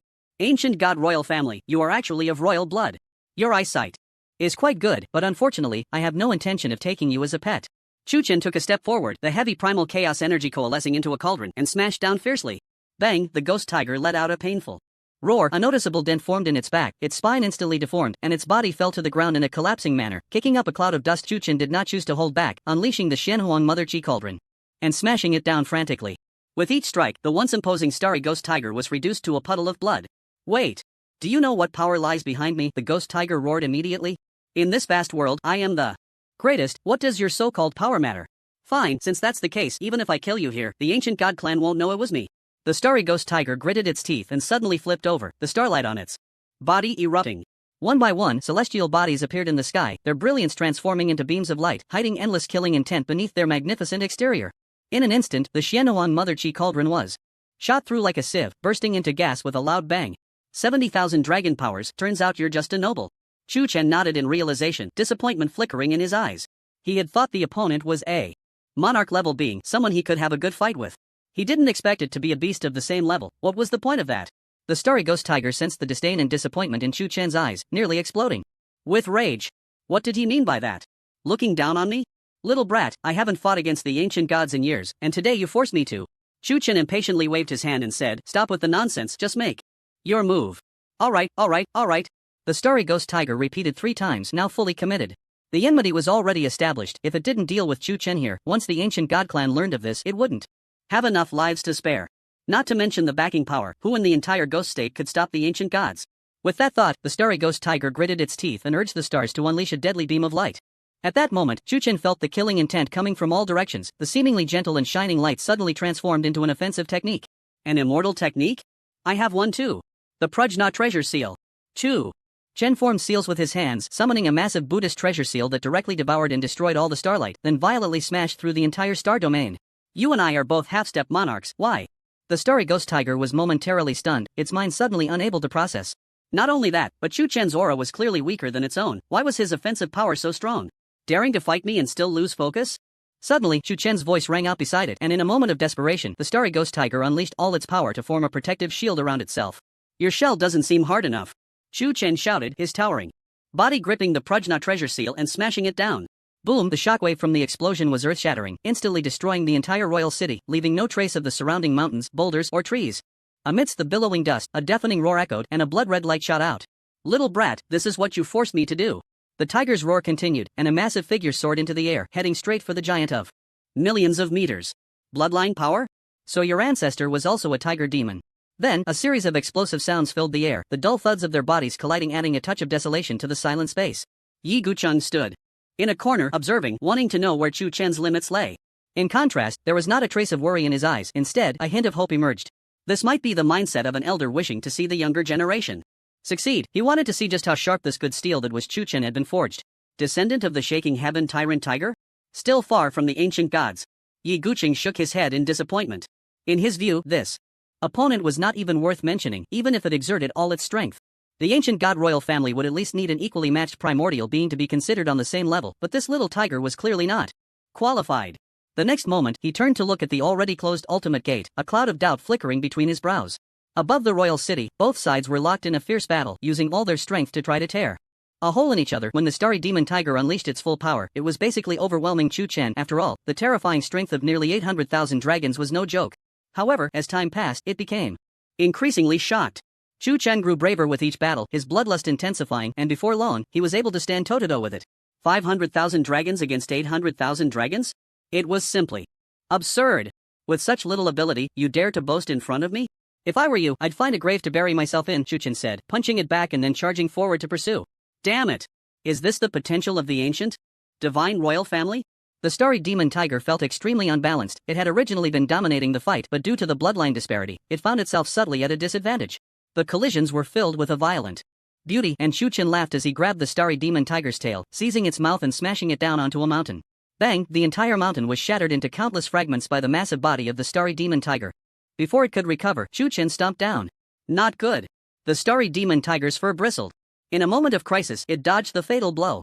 The enormous paw came crashing down, creating a massive pit in the hard ground of the abyss. As dust flew, the starry demon tiger looked in horror at the spot where it had just been lying, its eyes wide, nearly losing consciousness. That was close. If that foot had landed solidly, even the toughest head would have shattered. This showed that Chu Chen was clearly intent on killing, not joking around. Lucky you, I'll let you keep your miserable life, Chu Chen said, looking ahead, a hint of mockery in his eyes. Feeling that gaze, the starry demon tiger's heart skipped a beat, its body trembling uncontrollably, as if facing a natural enemy. When it had roamed the ghost state, Chu Chen had still been a tadpole, but now it had become a stray dog, needing the other's mercy just to breathe. Though it was humiliating, it felt no desire to resist. The reason was simple: the ancient divine royal family had always been a dominant force in the Eight Desolations, revered by all major powers wherever they went. It was merely an elder of a mid-tier force, having stumbled into the abyss years ago after discovering the strangeness of this place. Then it found this barbaric world quite interesting, as many races contained the bloodline factors it desired. After devouring the beings of the native world, it was pleasantly surprised to find that its bloodline concentration had subtly increased. If there were enough of them, it might even achieve bloodline reversion. Upon learning this great news, the starry demon tiger was eager to rush in and start a massacre. However, the heavenly laws of this realm imposed great restrictions, and when it approached the entrance to the outside world, it was shocked to find its power suppressed to 1/10,000. To avoid being killed by the natives, it had to make a deal with the Abyssal Emperor. The latter would bring it enough beings from various races, while the former would fulfill its desire to increase its strength. This was why the Night Elves and the Mad Whales had turned against each other. But before it could complete the bloodline reversion, the Abyssal Emperor, unable to contain its ambition for domination, acted without the starry demon tiger's consent. By the time it learned of this, it was too late. The Abyssal Emperor had fallen, and the fifth calamity was completely annihilated. The starry demon tiger did not want to give up on the delicious piece of the celestial world, so it guarded the ultimate gate, waiting for the next bait to take the hook. Instead of an easily fooled target, it encountered an ancient divine royal family member. "Spare my life, and I will serve you as my master," it said. making a decision that betrayed its ancestors, lowering its limbs to the ground, its head pressed firmly against the earth. Shu Chen found it amusing to see it in such a state. The once arrogant creature was now kneeling before him like a dog. Isn't it a bit late to admit defeat now? Shu Chen asked with a smile. The starry tiger's body trembled as it suppressed the fear within, stammering, "It was my arrogance before. I sincerely ask you, my lord, to overlook my minor faults and grant me a way to live." The attitude of admitting fault was extremely sincere, evoking pity and sympathy. One must say that the beings of the Eight Desolations realm are indeed stronger in terms of being able to bend and stretch compared to those of the celestial worlds. If the gods had had his level of understanding at that time, they wouldn't have ended up in such a fate. "You are indeed a good sparring partner, but you are no longer of any use to me now," Shu Chen said slowly. After his breakthrough, Shu Chen's foundation was unstable, and he had to familiarize himself with his current body through high-intensity battles.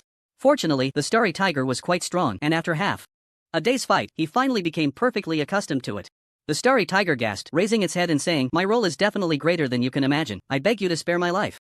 If it weren't for Shu Chen having seen many dying struggles, he might have truly been deceived by this fierce-looking tiger. "Sorry, young master has already said, I have no time to take in pets right now." With that, Shu Chen immediately summoned the Hand of the Heavens, which came crashing down. The starry tiger's energy was completely locked, and as it looked at the massive hand blocking the sky, its eyes revealed boundless fear. "No!" Boom! The hand directly crushed it into a pulp, and Shu Chen turned and left without looking back.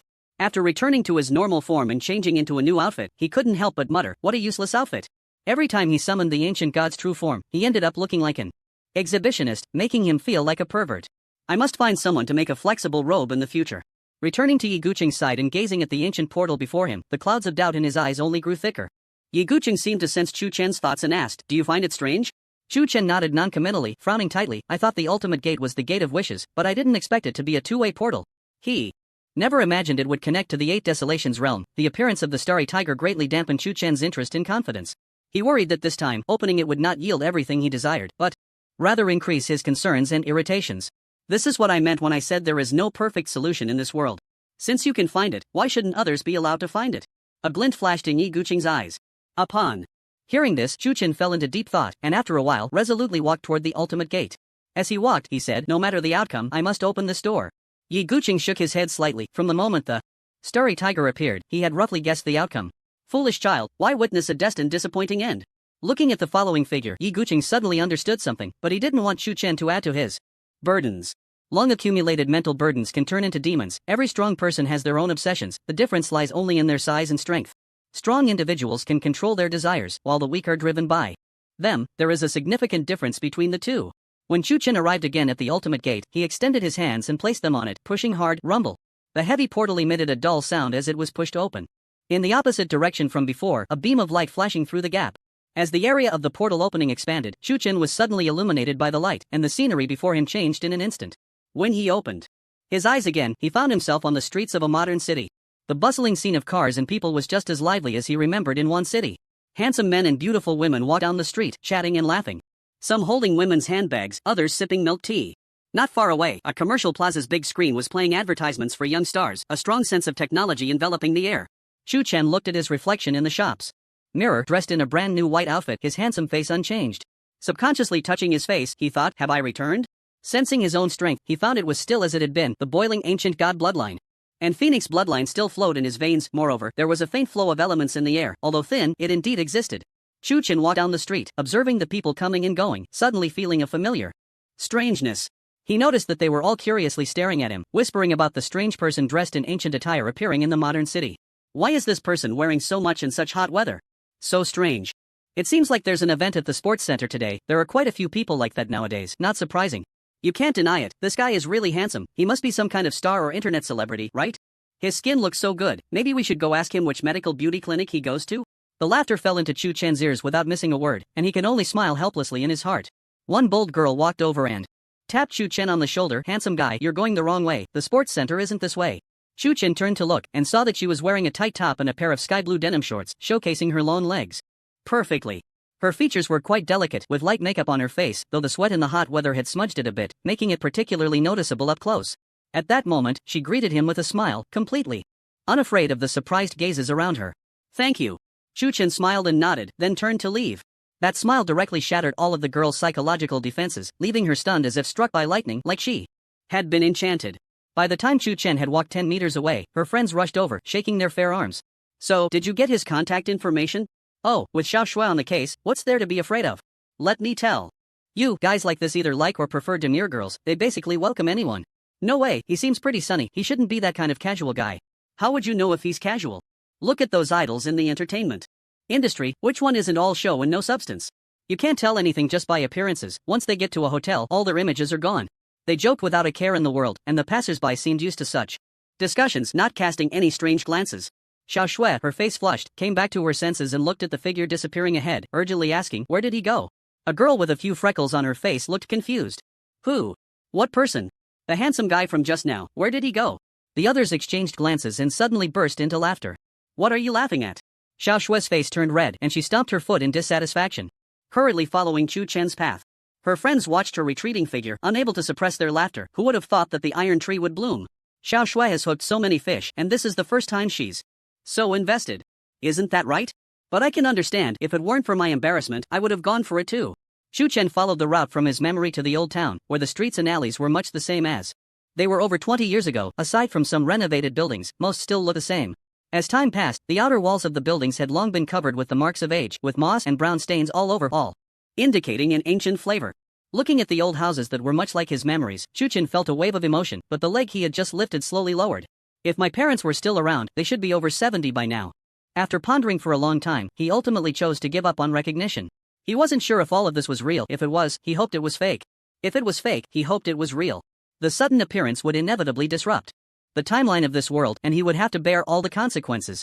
If a series of uncontrollable changes were to occur, Chu Chen could hardly imagine whether he could accept it. Not long after, Chu Chen sat in a pavilion within the community, gazing at the lush scenery, feeling a wave of melancholy. Although it feels very real, this place is no longer my home. Chu Chen shook his head, lightly tapping the void with his fingers, and said, break. The scene before him shattered like a mirror, transforming into a vortex that vanished without a trace, leaving only endless darkness. Chu Chen found himself in this dark space, looking around and sensing the familiar malevolence, his eyes revealing deep disappointment. Uncle Yi was right. How can there be a perfect solution in this world? Ding! The system has detected a sign-in location, Abyss. Would you like to sign in immediately?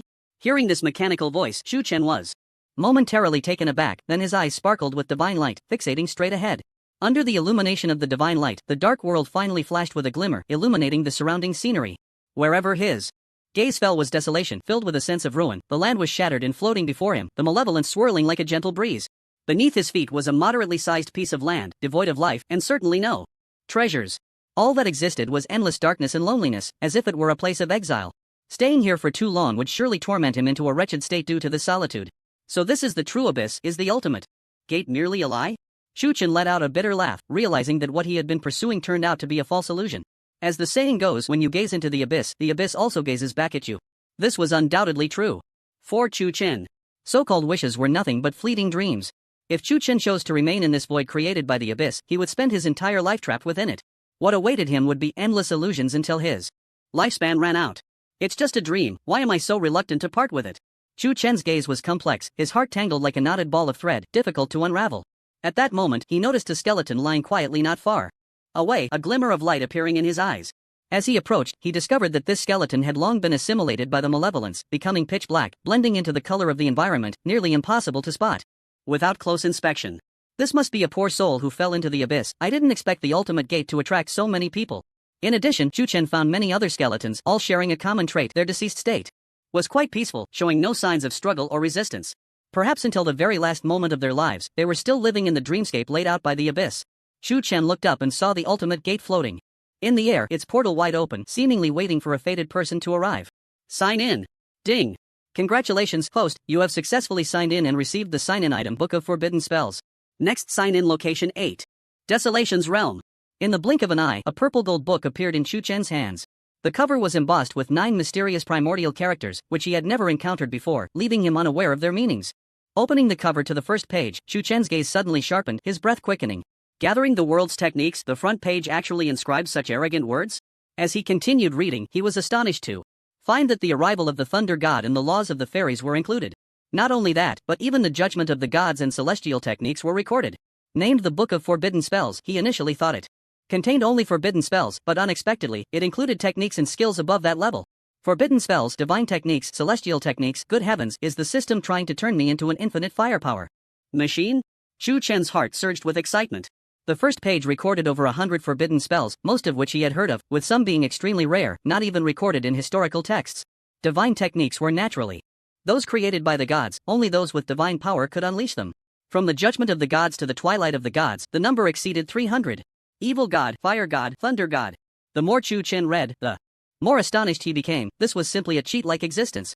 The celestial techniques were similar. He saw the surprise strike used by the Bone Old Demon, as well as the Prajna treasure seal from the Buddhist sect. There are still many spells that I have never seen before, not limited to offensive techniques, but also including defensive and movement techniques. The densely packed small characters filled an entire page, and 3 pages recorded all the spells. Above the forbidden spells of the myriad worlds, Chu Chen looked forward to even more powerful skills next, but when he turned to the 4th page, he let out a soft gasp. The 4th page was completely blank, not a single character on it. Not only that, but the 5th, 6th pages, and even all the subsequent ones were blank as well. What's going on? Is this it? Chu Chen was taken aback. Logically speaking, the items given by the system during each sign-in should be top-notch. Moreover, as the difficulty of reaching the sign-in location increased, the rewards should also improve. Take the Great Tao Lotus Seed for example. The value of this treasure could basically exchange for 100 years of protection from a ruler in the 8 Desolations realm. The Forbidden Spell book goes without saying, as the last sign-in item in the myriad worlds, its value should be even higher than that of the Great Tao Lotus Seed. The spells recorded in the first 3 pages were indeed valuable, but they were of no use to him at the moment. Could it be that I got a useless item? Can the system come out and explain? Chu Chen said helplessly. Warm reminder, the remaining spells will be displayed when a new map is opened. Please do not worry, host. So that means it's the 8 Desolations realm. Chu Chen suddenly understood. Hearing this explanation, he secretly breathed a sigh of relief, thinking that the sign-in reward he had been looking forward to for so long was not in vain.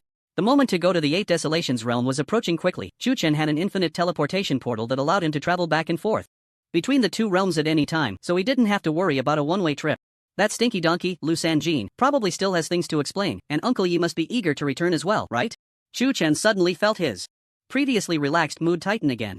My cheap old man must have been waiting in the 8 Desolations realm for a long time. That vast and magnificent world should be even more exciting than the myriad worlds, right? A slight smile crept onto Chu Chen's lips. After flipping through the Forbidden Spell book a couple of times, he felt there was nothing worth studying, so he set off on his way back, emerging from the ultimate gate, where he saw Yi Guqing waiting not far away. Upon noticing Chu Chen's exit, a strange expression appeared on Yi Guqing's face. Uncle Yi, I'm back, Chu Chen said. That's good. Did you see what you wanted? Yi Guqing asked curiously. Sort of, Chu Chen replied, not revealing everything, just smiling enigmatically. Seeing that he was in good spirits, Yi Guqing did not press further. By the way, how long was I inside? Chu Chen asked. 3 days. That long? Chu Chen was taken aback. He clearly remembered only spending half an hour in the illusion, yet 3 whole days had passed in reality? Perhaps the flow of time is different on both sides. It seems the ultimate gate is quite a remarkable treasure, Yi Guqing speculated. Now that my thoughts are settled, let's go back, Chu Chen suggested. Don't be in such a hurry to leave, you dropped a treasure, Yi Guqing said, flipping his palm to reveal a round object the size of a baby's fist. Chu Chen examined the patterns on it, feeling the violent power contained within, and had a vague guess in his heart. Is this something from the Starry Ghost Tiger? Indeed, this is the Demon Core. Chu Chen carefully examined the so-called Demon Core in his hand. He found the patterns on it very interesting. Golden threads outlined the shape of a fierce tiger, looking quite imposing, though it was a bit small and somewhat cute. What is the use of the Demon Core? Chu Chen tossed it up and caught it again, playing with it as if it were a walnut from his previous life. Yi Guqing explained as he walked, the Demon Core is the core of a demon beast and it is the source of all power. What is hidden inside is the essence of essences, which you can devour and refine. Really? Chu Chen raised an eyebrow in suspicion, bringing the Demon Core to his nose to sniff it, his brow slightly furrowing. This thing smells faintly fragrant, mixed with a hint of musk, like camphor balls soaked in a urinal. But upon close contact, Chu Chen could clearly feel the violent demonic power contained within. It is no exaggeration to say that if this demonic power were to fully erupt, it could certainly destroy the entire abyss in an instant, even affecting the worlds of the heavens. Can humans also devour the things of demon beasts? Chu Chen asked in confusion. Yi Guqing nodded. To be precise, humans with the bloodline of demon beasts can devour them, and they must be stronger than those with the bloodline of demon cores. You carry the bloodline of the phoenix, which can be said to be the ancestor of all demons. All demon beasts in the world are your subjects, so you can naturally ignore the violent factors within the demon beasts. Upon hearing this, Chu Chen suddenly understood. Simply put, he had the bloodline of the ancestor of demon beasts within him, and these demon cores from beings not of the primordial era could be used by him. In that case, I won't be polite. Chu Chen directly threw the demon core into his mouth and swallowed it. As soon as it entered his stomach, a blazing flame instantly enveloped the demon core, followed by a loud phoenix cry. The yet-to-erupt phantom of the Starry Ghost Tiger immediately trembled in fear, hiding in the corner of the demon core and not daring to act rashly. Then, the flames gradually extracted the energy from the demon core flowing through his blood to his entire body. Feeling the newly acquired energy, the true dragon cells suddenly opened their eyes in unison, greedily gazing at the power of the demon core. In no time, the cells erupted, with a powerful suction devouring the starry ghost tiger's demon core completely. 60 billion true dragon cells grew visibly larger, but still retained a juvenile appearance. Seeing this scene, Chuchen couldn't help but feel a bit disappointed. The essence of 700,000 dragons had only added 30,000 dragons worth of power to him. Isn't this ratio a bit low? This guy can't be a fake, can he? So weak? Chu Chen's expression turned strange. Yi. Guqing smiled slightly and said, don't blame the demon core, it can only be said that the energy required for the true dragon immortal body to break through is too enormous. Since ancient times, very few have been able to cultivate it to great success. Chu Chen suddenly became interested and curiously asked, was there a true dragon immortal body in the era you belong to, Uncle Yi? Of course, when the true dragon immortal body emerges, the world respects it, and nearly all forces will extend an olive branch. However, the owner of that true dragon immortal body chose to fight alone and did not side with any force. What was the outcome? Chu Chen continued to ask. Yi Guqing gazed into the distance, sighed softly, and said, it was short-lived. The growth of the true dragon immortal body requires extremely vast resources. How can one achieve great success in a short time while fighting alone? Even with unparalleled talent? Under 100 years of continuous opportunities, one can barely reach minor success. The path of growth is met with endless pursuit, ultimately leading to death, with the body taken away by the people of the divine machine sect to be made into a puppet. Chu Chen thought of the scene of opposing the world and felt a chill run down his spine. The worlds of the heavens are different from the 8 desolations. That world has countless geniuses, many descendants of immortals, and even powerful reincarnated beings. The degree of defiance of the true dragon immortal body is truly unfathomable. Just imagine, even if it grows to minor success, with 60 billion true dragons erupting simultaneously, a single punch would have the power equivalent to the full force of 60 billion growing true dragons. And the so-called power of one dragon is merely that of a juvenile true dragon. Such strength was still defeated? Are there really so many strong ones in the 8 desolations? Yi Guqing nodded gravely. The 8 desolations has many mysterious places and numerous defiant techniques. You can never imagine how many strong ones are hidden in the shadows. Can Uncle Yi briefly talk about the 8 desolations? Chu Chen eagerly wanted to know just how grand that magnificent world was. I am from the previous era, I do not know how the current situation is. Yi Guqing shook his head. Chu Chen thought about this question and figured asking that stinky donkey, LV Sanjin, might yield better results, as that guy was originally from the 8 desolations and would surely know more about it. As the two reached the exit of the abyss, Yi Guqing paused and said, when do you plan to enter the 8 desolations? Chu Chen thought carefully and replied, after I finish dealing with the subsequent matters, it should be in a few days. Are you prepared? Since I have to go. Anyway, why waste more time in the world of the heavens? A hint of longing appeared in Chu Chen's eyes. The 8 desolations was where he could truly showcase his abilities. The world of the heavens was too small, merely a place for minor skirmishes. The real competition could only be experienced in the explosive world of 100 schools of thought, where one could truly feel the blood boiling. He feared that if he lingered too long in a comfortable environment, his will and other aspects would surely decline. That's fine, I happen to have some matters to attend to, and I will go with you in a while, Yi Guqing nodded. Thus, the two chatted as they walked, quickly returning to Longjian City. After the experience in the abyss, Chu Chen's ambition surged, and he immediately notified Lu Sanjin to descend to the mortal realm. The brown donkey, upon receiving the notice, grumbled as it arrived in the lower realm, seemingly displeased with the mortal world. Passers-by were stunned to see a donkey that could speak human language, quickly pulling out their phones to take pictures. What the hell are you taking pictures of? Never seen such a handsome donkey before? Lu Sanjin huffed, turning its head away. Just descended and you're already in such a bad mood. Who provoked you? Chu Chen approached with a smile. Onlookers gasped in excitement, their faces turning red. Who would have thought that a simple shopping trip could lead to encountering a true deity from the world of the heavens? Chu Chen waved to the fans and then hooked his arm around Lu Sanjin's neck, ignoring its disdainful gaze as he laughed. Is it so hard for you to accept coming down to the mortal realm? Is your hoof made of gold? Can't even walk on the ground? Humph. If you have something to say, just say it, Lu Sanjin replied, twisting its neck in dissatisfaction. Chu Chen took out the city building order and stuffed over 100 divine essences into the backpack around its neck. I'm entrusting you with the task of building the Jiwei Imperial City, including the matter of restarting the divine path. I'll trouble you to handle it, Chu Chen said with a grin. Lu Sanjin glared at Chu Chen's smug expression, impatiently saying, just as the world has settled, you're already thinking of being a hands-off manager? Do you really think I'm just a donkey to be used? Seeing the dissatisfaction in Lu Sanjin's eyes, Chu Chen couldn't help but tease, you said it yourself back then, with great power comes great responsibility. This arduous task is undoubtedly yours in the world of the heavens. Stop putting labels on me, Lu Sanjin said, shaking off Chu Chen's hand, grumbling a few times, and ignoring him as it walked ahead. Chu Chen quickened his pace to catch up, saying, you're not satisfied with such a great opportunity to restart the divine path? You're my most trusted donkey. Lu Sanjin, caught off guard by Chu Chen's flattery, couldn't maintain its indifferent facade and pretended to be aloof, saying, really? Of course. Chu Chen nodded vigorously, speaking. Sincerely, think about it, which city in the world of the heavens can compare to the Twilight City you manage? I believe even in the 8 desolations it would be unmatched. Lu Sanjin, feeling flattered, raised its head and glanced at him sideways, saying, would you really give up such a good job? Of course not, I'm planning to rely on restarting the divine path to gain another wave of merit, Chu Chen replied candidly. Damn. You're taking all the benefits. Do you think I'm just a laborer? Lu Sanjin immediately became unhappy and tried to leave. Chu Chen quickly grabbed its tail to stop it, saying, don't be in such a hurry. The divine path contains so much fortune. If we can take it all, Twilight City will surely grow tenfold on its current vitality. Moreover, the choice of who becomes a deity must be made by you. I lack the insight to see the foundation and potential. With Chu Chen's earnest persuasion, Lu Sanjin's expression softened. So, what's your plan? Lu Sanjin knew that Chu Chen wouldn't casually relinquish power. Trust is one thing, but restarting the divine path involves too many forces and details. If someone with ill intentions finds a gap, it would surely be a disaster. Moreover, Chu Chen is not the type to sit idle. If he were to keep an eye on things for a few years, wouldn't he drive himself crazy? As for the reason to be a hands-off manager, he can guess a bit of it now. Chu Chen aimlessly wandered the streets with Lu Sanjin, completely unconcerned about the adoring gazes of passers-by. For the strong, there aren't that many brainless fans, and everyone knows how to maintain a certain distance. So they wouldn't swarm in to ask for photos. After walking for a while, Chu Chen broke the silence, saying, I'm preparing to head to the 8 Desolations realm. As expected. Lu Sanjin let out a long sigh of relief internally. He had wanted to bring this matter up for a long time but was worried that Chu Chen still had ties to the myriad worlds, which is why he hadn't said anything. Now that he had taken the initiative to mention it, it was undoubtedly a happy outcome, and he felt very pleased.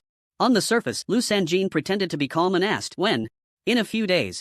So soon?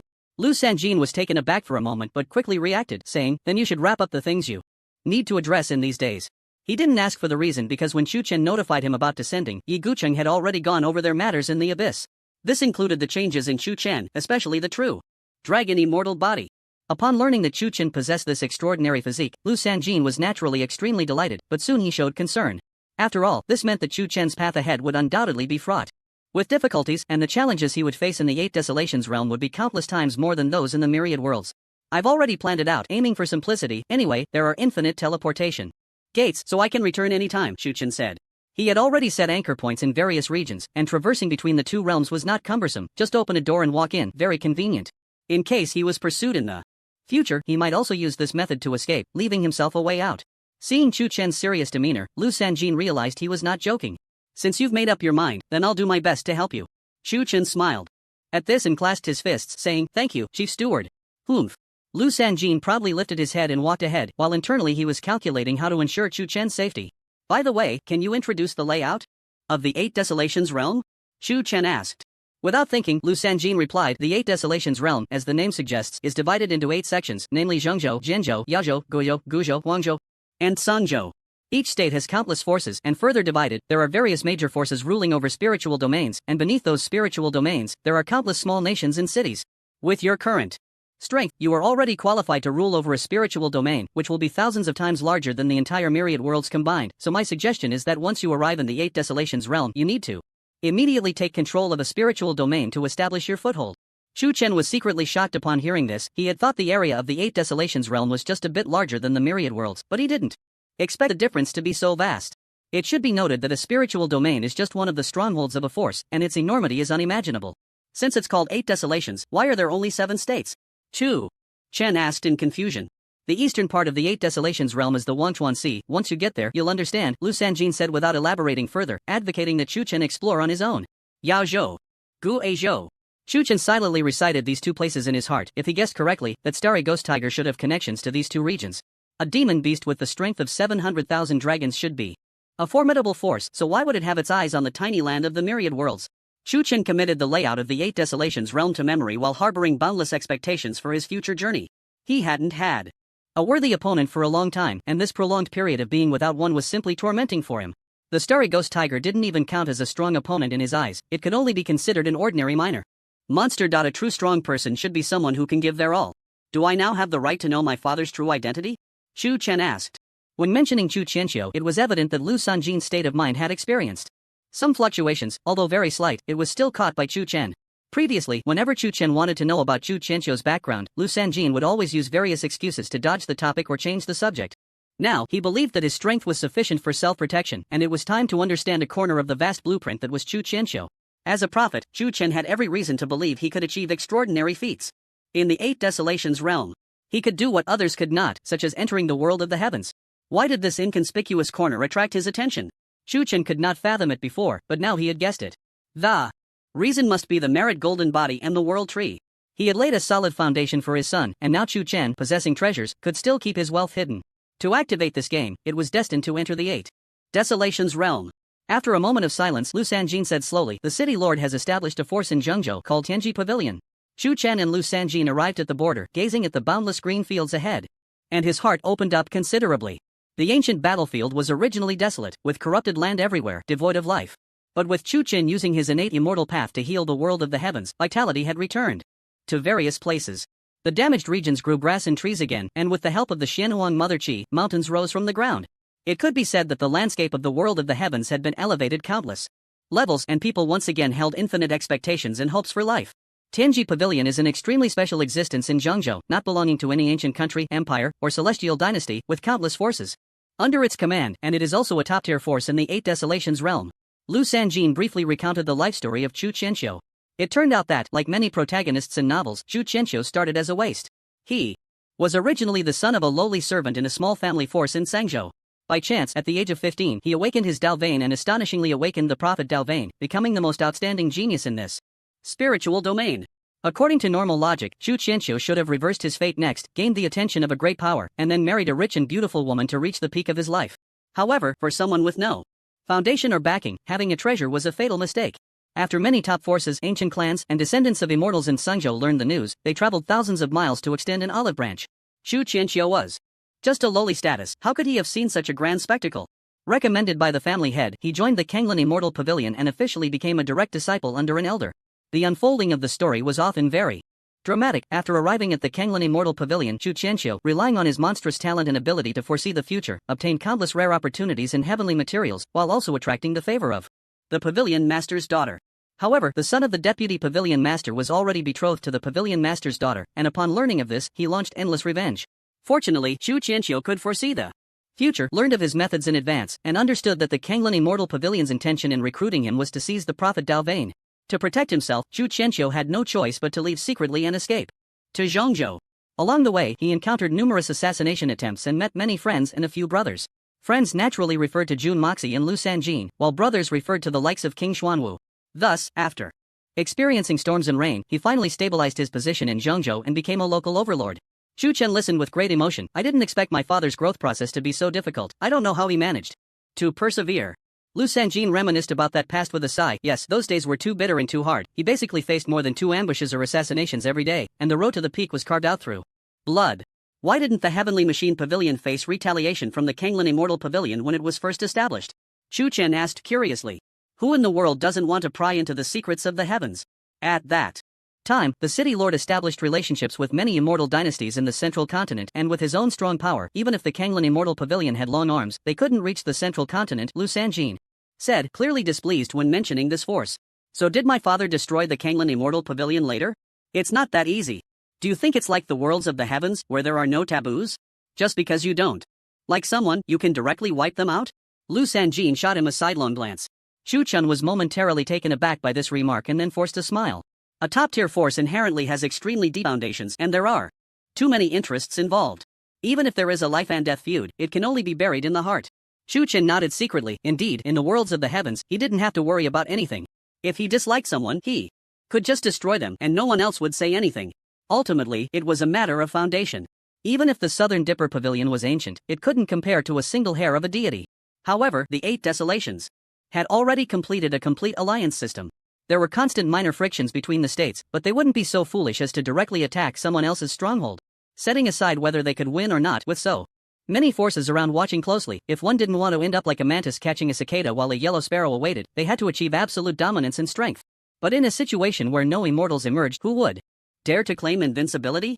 So, it seems that the Heavenly Machine Pavilion has a sense of being independent from the world, Chu Chen said. Lu Sanjin didn't elaborate much on this, only saying, when you arrive in the 8 Desolations, you'll understand the status of the Heavenly Machine Pavilion. At that moment, Chu Chen suddenly recalled the term Dalvain that Lu Sanjin had mentioned and immediately inquired further. The so-called Dalvain is the job change. In the worlds of the heavens, the two are identical, with no essential difference. It's just that, comparatively, the system in the 8 Desolations is more complete. I see, so the two are the same? To be precise, job change is a simplified form of Tao Vein awakening. It's precisely because the great Tao has deficiencies that no matter how one cultivates and improves, they cannot touch the heights of immortals, not even the realm of kings and lords, Lu Sanjin explained. Earlier, Lu Sanjin had mentioned that the worlds of the heavens were an incomplete plane, with many aspects being simplified forms. So my Tao Vein is? Shu Chen turned to ask. Chaos Divine Thunder. What level is that in? The 8 Desolations? Of course, it's the strongest immortal grade. The Tao Vein is linked to talent. Your talent can reach the top level, all relying on your Tao Vein. I see. Shu Chen understood, and hearing this made the corners of his mouth involuntarily curve upward. The Chaos Divine Thunder was one of the heavenly Tao Divine Thunders, and once he went to the 8 Desolations to synchronize, at that time, the Chaos Divine Thunder would reveal its true terrifying power. There's one thing I must remind you of: when going to the 8 Desolations, you absolutely cannot expose your true dragon immortal body, Phoenix bloodline, and ancient god bloodline unless it's absolutely necessary, Lu Sanjin said seriously. Shu Chen nodded without asking further. Two of these three were primordial beings involving two deep matters that must not be revealed, while the true dragon immortal body was a forbidden body. If it caught attention of someone with ulterior motives, he would surely become a target. The Chaos Thunder God is enough to deal with enemies. Don't forget I also have infinite firepower, Shu Chen said slowly. Lu Sanjin saw his cautious demeanor and a hint of satisfaction flashed in his eyes, feeling relieved. There's one last thing before we set off. Saying this, Lu Sanjin summoned a piece of golden paper and handed it to Chu Chen. This is? Chu Chen examined it and found 7 forces written on it, prompting a puzzled look.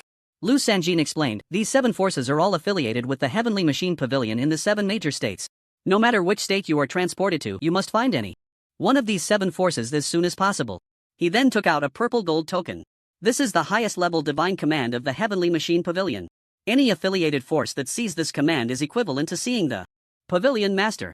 Chu Chen held the token in his hand as if it were a treasure. The value of this token was equivalent to a super black gold credit card from the Longsha Empire, allowing him to enjoy the highest level of service at any bank and withdraw any amount at will. In ancient times, it would have been like the Emperor's treasured sword. Chu Chen originally felt a lot of pressure, but after talking with Lu Sanjin, he realized it wasn't that daunting. The martial world, no matter the realm, was filled with swift vengeance and cunning deceit. Everything revolved around one word: profit. As long as he stayed true to himself, Chu Chen believed he wouldn't attract unnecessary trouble. Alright, come. Find me in Twilight City once you've sorted everything out. After saying this, Lu Sanjin left without looking back, moving as swiftly as if he had teleported. Chu Chen weighed the divine command token in his hand before placing it in his backpack. It's time to say goodbye. He looked up at the clear blue sky and stepped into the rift in space. Before leaving the first sequence world, in the conference room of the Longsha Empire's Imperial Academy, Chu Chen gathered his friends to discuss unfinished business. On one side of the rectangular table sat Lu Yang, Chen Yushu, Tai Budian, and Xiao Langtian.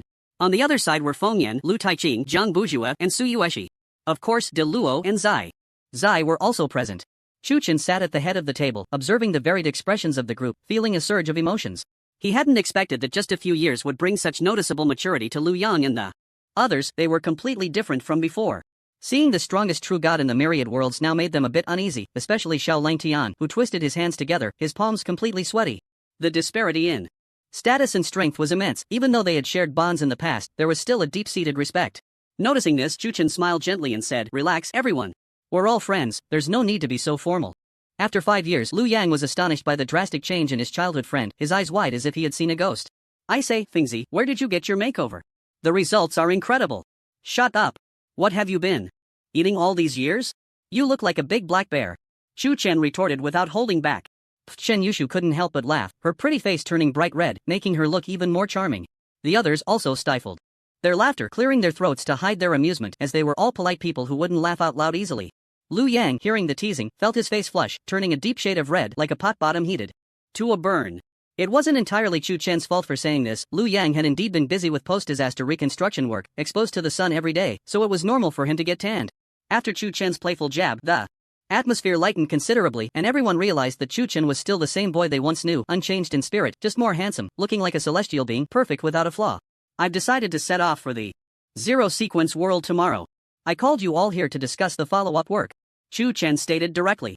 Upon hearing this, Lu Yang and the others were clearly taken aback. They didn't understand what the 8 Desolations realm was, only knowing that there was a mysterious Zero Sequence World beyond the myriad worlds. "Wait, Fingzi, why are you going there? Didn't they say the Zero Sequence World is very dangerous?" Lu Yang asked, puzzled. "Yeah, I heard that. Many demigods from the ancient era went in and never came out again, their souls extinguished shortly after. Xiao Langtian looked worried. However, Feng Yan and the others were not surprised by this news. They had long suspected that such a day would come. They just didn't expect it to arrive so soon, with Chu Chen setting off without even witnessing the reopening of the divine path. The disasters in the myriad worlds have been resolved, so you don't need to worry about the abyss or anyone harming the people. Once the gods return, I believe this world will reveal a brand new face, Chu Chen said with a smile. Liu Yang sighed inwardly upon hearing this. Based on his understanding of Chu Chen, not answering the question directly meant he was certain of his thoughts. Once he made a decision, even 10 oxen couldn't pull him back. Chen Yushu looked at Chu Chen with a complex expression, her red lips slightly parted. Will you come back after you go? Chu Chen nodded slightly. I will definitely return. The world of the heavens is my home, and I will come back sooner or later.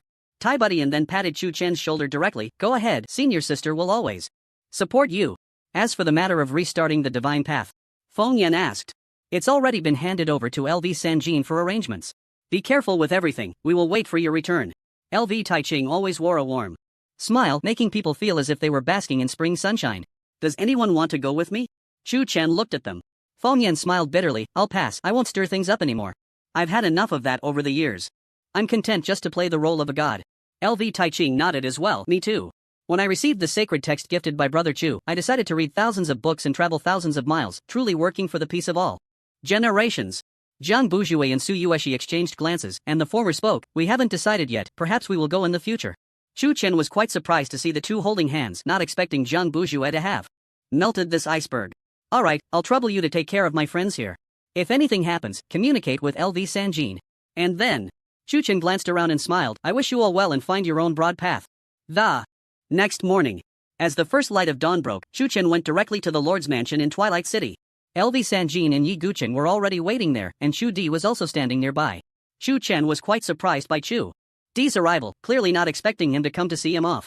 Sensing Chu Chen's gaze, Chu Di awkwardly turned his head away, pretending to look elsewhere. Chu Chen smiled and greeted the three. Are you ready? LV Sanjin asked. Yes. Everything is ready, we can set off at any time, Chu Chen nodded seriously. Suddenly, a magic array appeared beneath LV Sanjin's feet and a portal abruptly manifested ahead. This portal led to the Eight Desolations realm. Seeing this, Chu Chen took a deep breath and walked over with Yi Gucheng.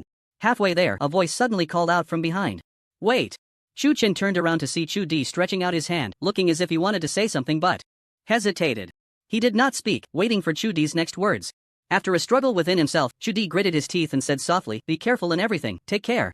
Chu Chen grinned, and this smile erased all past grievances.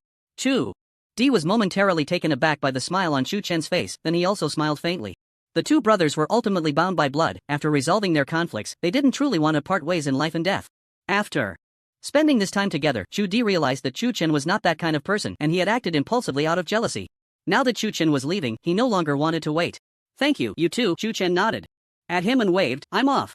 As the two stepped into the portal, LV Sanjin's heart, which had been hanging in suspense, slowly settled. Finally sent off this Buddha. The heavens and earth were boundless, the yin and yang extremes. In this vast land, countless storms had washed over it, and amidst the ever-changing disputes, many extraordinary talents emerged. With the passage of epochs, various forces rose like mushrooms after rain, flourishing or withering in the endless river of time. And since everyone descended into this world, they had only one goal: ascend to immortality. In the Eight Desolations realm, Sangzhou, splash! A figure fell like a meteor, plunging straight into the lake, splashing water everywhere. On the shore, a figure in a yellow robe floated down, examining the surroundings with a scrutinizing gaze. Splash! A strikingly handsome face suddenly broke through the surface of the lake, struggling to rise, but his body felt as if it were filled with 10,000 pounds of lead, a tremendous force pulling him down deeper. Ding! The system has detected the sign-in location, Bawang realm. Would you like to sign in immediately? Uncle Yi, help! Help me! In the brief moments of speaking, he choked on a few mouthfuls of water. At first glance, one might think it was some reckless child playing in the waters of the Hongduan Mountains. The two were Chu Chen and Yi Gucheng, who had traveled across an entire dimension. After a dizzying teleportation, they finally arrived at the legendary Bawang realm. But who would have thought that upon arrival, Chu Chen would be greeted with such a welcome gift from this dimension?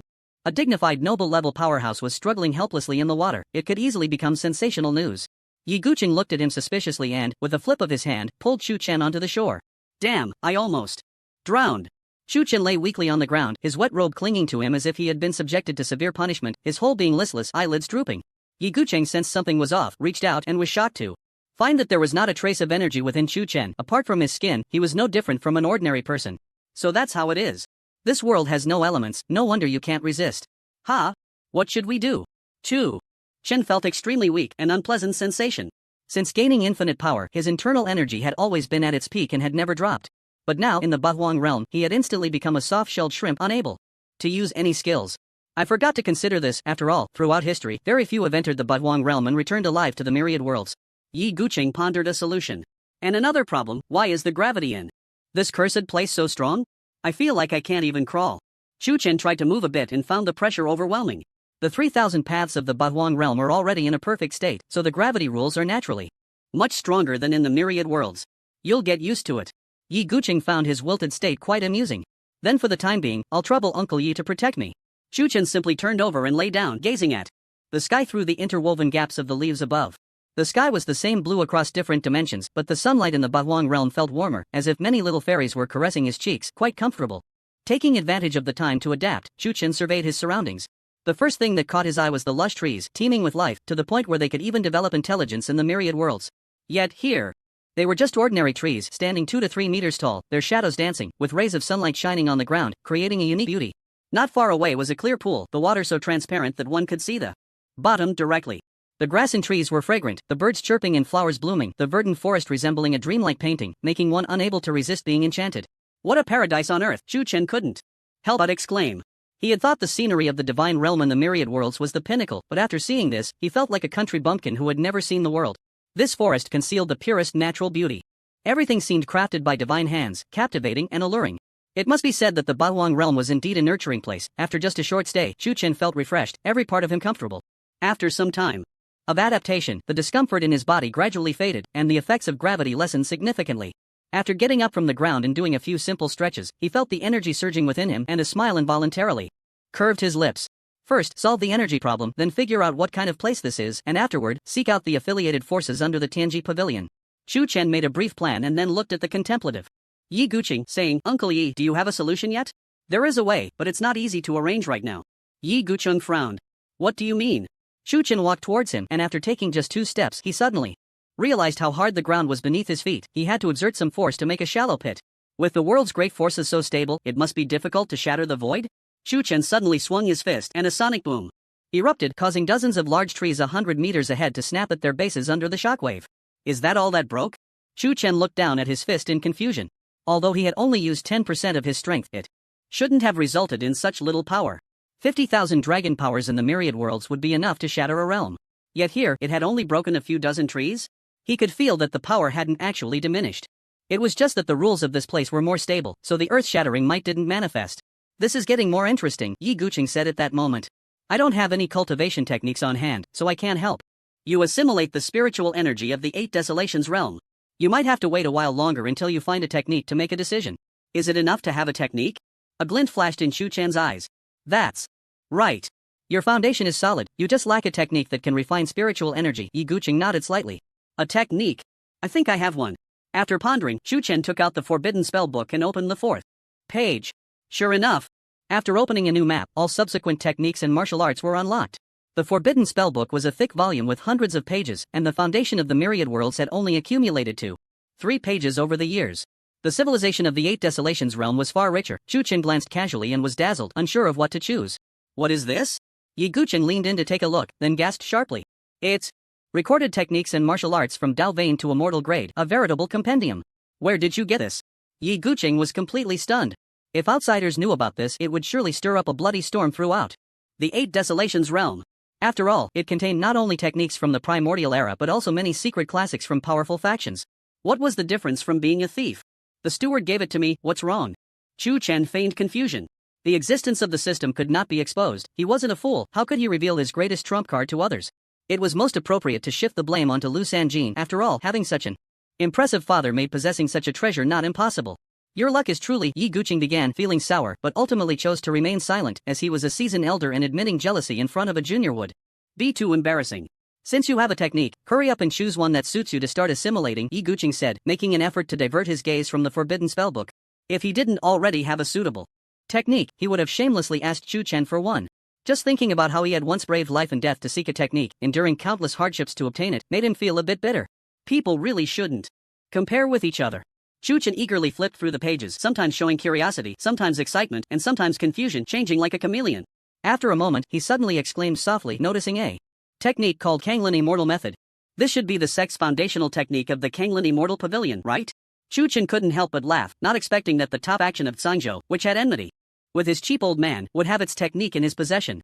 If they found out, they might just spit blood in anger. Why are there only the first few layers? What about the rest? Chu Chen flipped through repeatedly but found no complete immortal grade technique. There were some complete emperor and king grades though. I guess I have to wait until my strength increases to access the later parts. For now, I'll listen to Uncle Yi and find a suitable one for myself. First, Chu Chen planned to focus on the three aspects of the ancient god, phoenix, and true dragon. He temporarily set aside the thunder law, even though his Dao vein was exceptionally strong with the chaotic divine thunder. However, the Eight Desolations realm placed greater emphasis on bloodlines and physique. The Dao vein was merely a part of one's innate talent.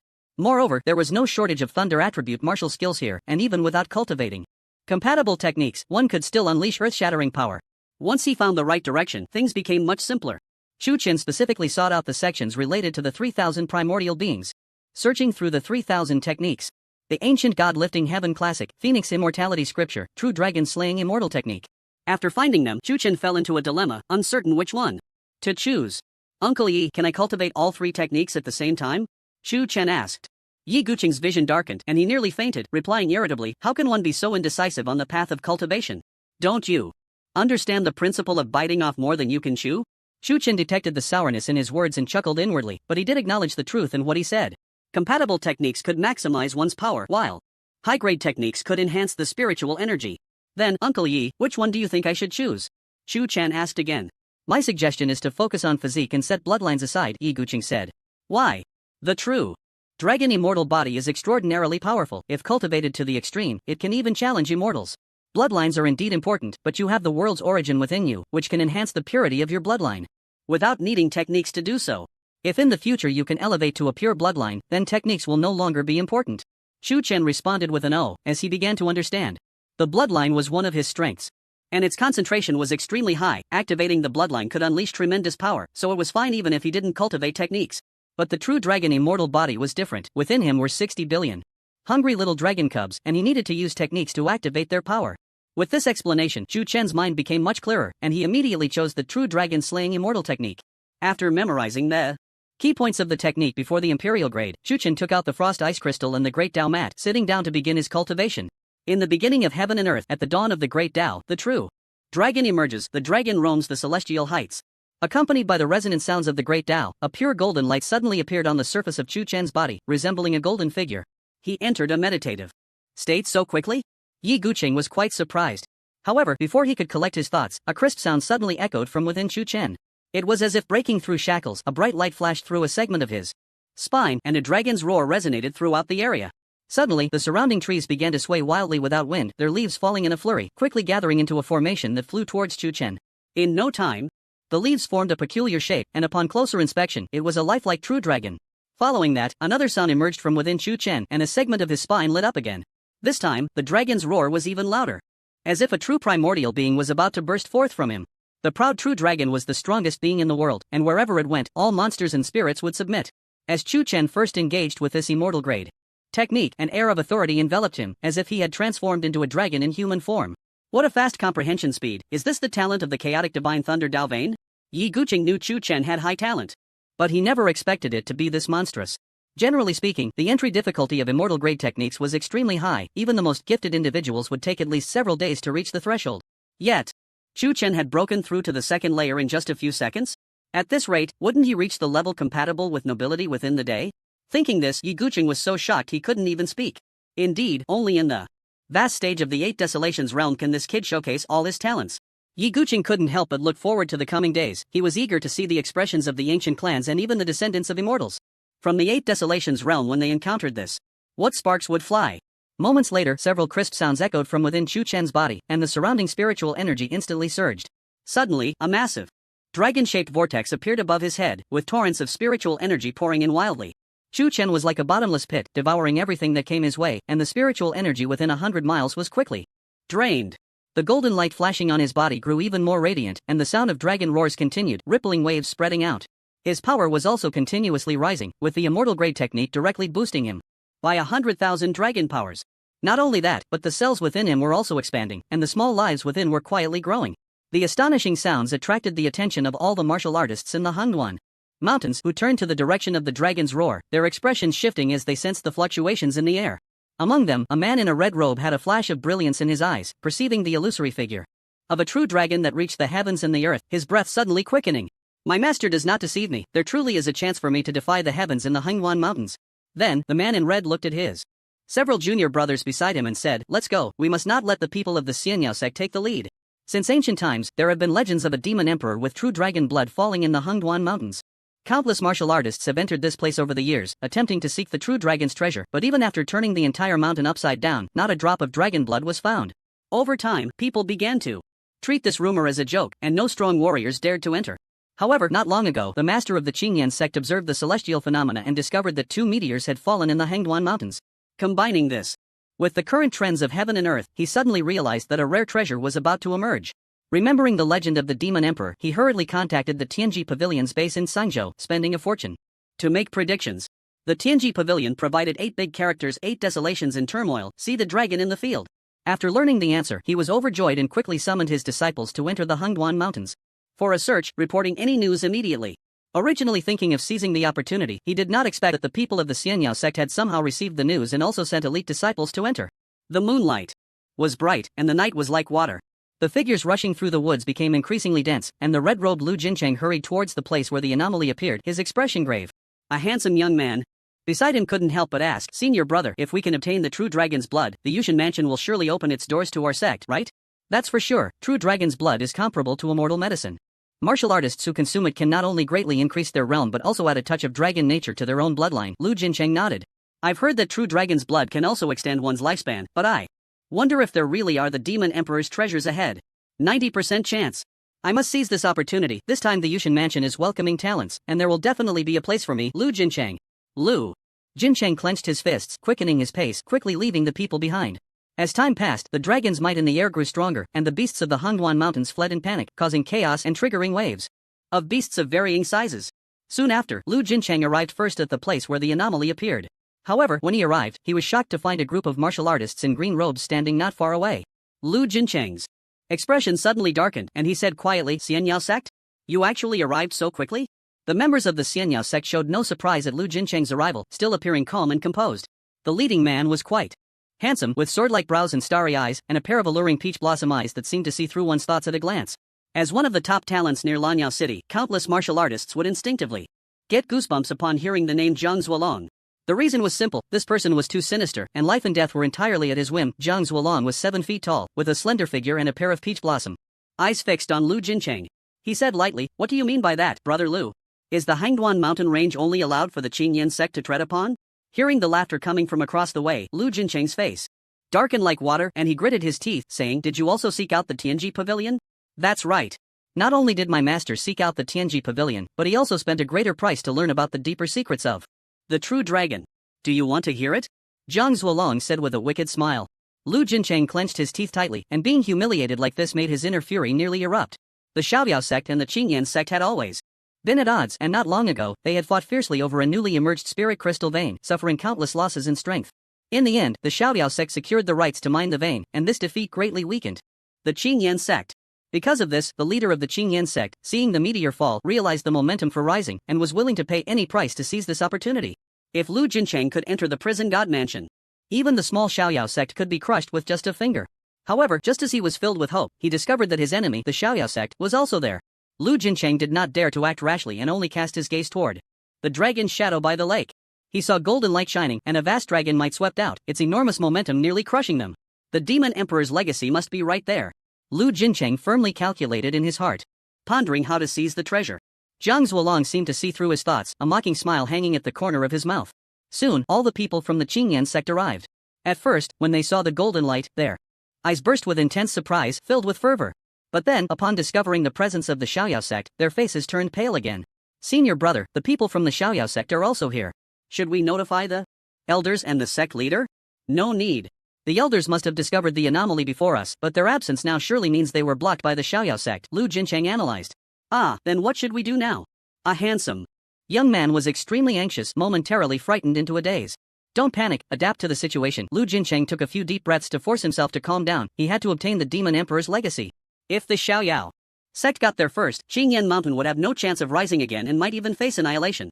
Concerning life and death, a hint of ruthlessness could not help but show in Lu Jincheng's eyes. At that moment, the golden light suddenly surged, the dazzling brilliance nearly blinding everyone. Immediately after, a world-shaking dragon roar erupted, and both sides spat out a mouthful of blood mist, their figures flying backward, destroying many trees. Along the way, Zhang Zuolong stood up and wiped the blood from the corner of his mouth, but his eyes were even more excited. Look at this momentum, it must be the Demon Emperor's legacy. The Tianji Pavilion does not deceive me. The sound of the wind spread, and the terrifying dragon might isolated them 1,000 meters away, unable to advance even an inch.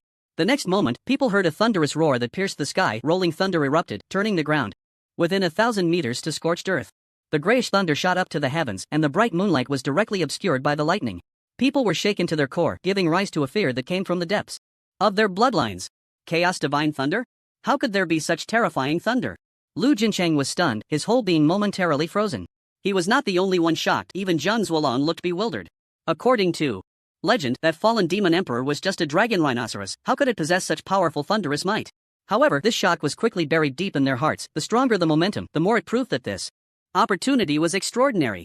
Therefore, Zhang Zuolong also crossed his arms and quietly waited for the anomaly to disappear, his gaze occasionally glancing at the disciples of the Qingyan Mountain, a bloodthirsty light flickering in his eyes. Dong dong, at this moment, the space once again resonated with a sound of tremors, like the sound of the great Tao, causing everyone present to feel as if struck by lightning. The golden light became even more intense, making the air scorching hot, causing the blood within people's bodies to boil. What is happening? Luo Jincheng hurriedly activated his cultivation technique to resist the uncomfortable sensation, but the effect was minimal. He still couldn't control the abnormalities occurring within his body. However, at that moment, an unexpected event occurred again. The continuous crisp cracking sounds left him bewildered, and the energy within his body uncontrollably burst forth. Rolling azure flames erupted from his body, and the surrounding disciples were the same, all bathed in the glow of the fire. Senior brother, what's happening? I feel like I can't control myself. A handsome young man shouted, his features twisted. In pain, his robes already burned away by the flames. Although his physical body was not severely affected, it was still scorched red. If this continued, he would surely suffer a backlash and die. The same was true for the Xiaoyao sect. Their internal energy surged uncontrollably, their bodies swelling like balloons. This place is strange, we should retreat. Luo Jincheng gritted his teeth in pain and led his junior brothers back 1,000 meters, now 2,000 meters away from the Demon Emperor's relic. At this distance, his body felt much better, but to prevent the Xiaoyao sect from getting there first, he still chose to remain at the threshold of what his body could endure. The Demon Emperor's relic is too strange. Senior brother, should we wait for the sect master and the others to make a decision? As soon as these words were spoken, the eyes of those around him flickered with light. Although they did not echo his sentiment, their silence represented their thoughts. The Demon Emperor's relic sounded enticing, but the strange phenomena had nearly cost them their lives. If this continued, they wouldn't even be able to fight for it, let alone survive. Anyone who doesn't want to die, shut up. If we don't fight now and the Xiaoyao sect gets the Demon Emperor's relic, the entire Qingyan Mountain will face endless retaliation and everyone will die. Luo Jincheng nearly roared.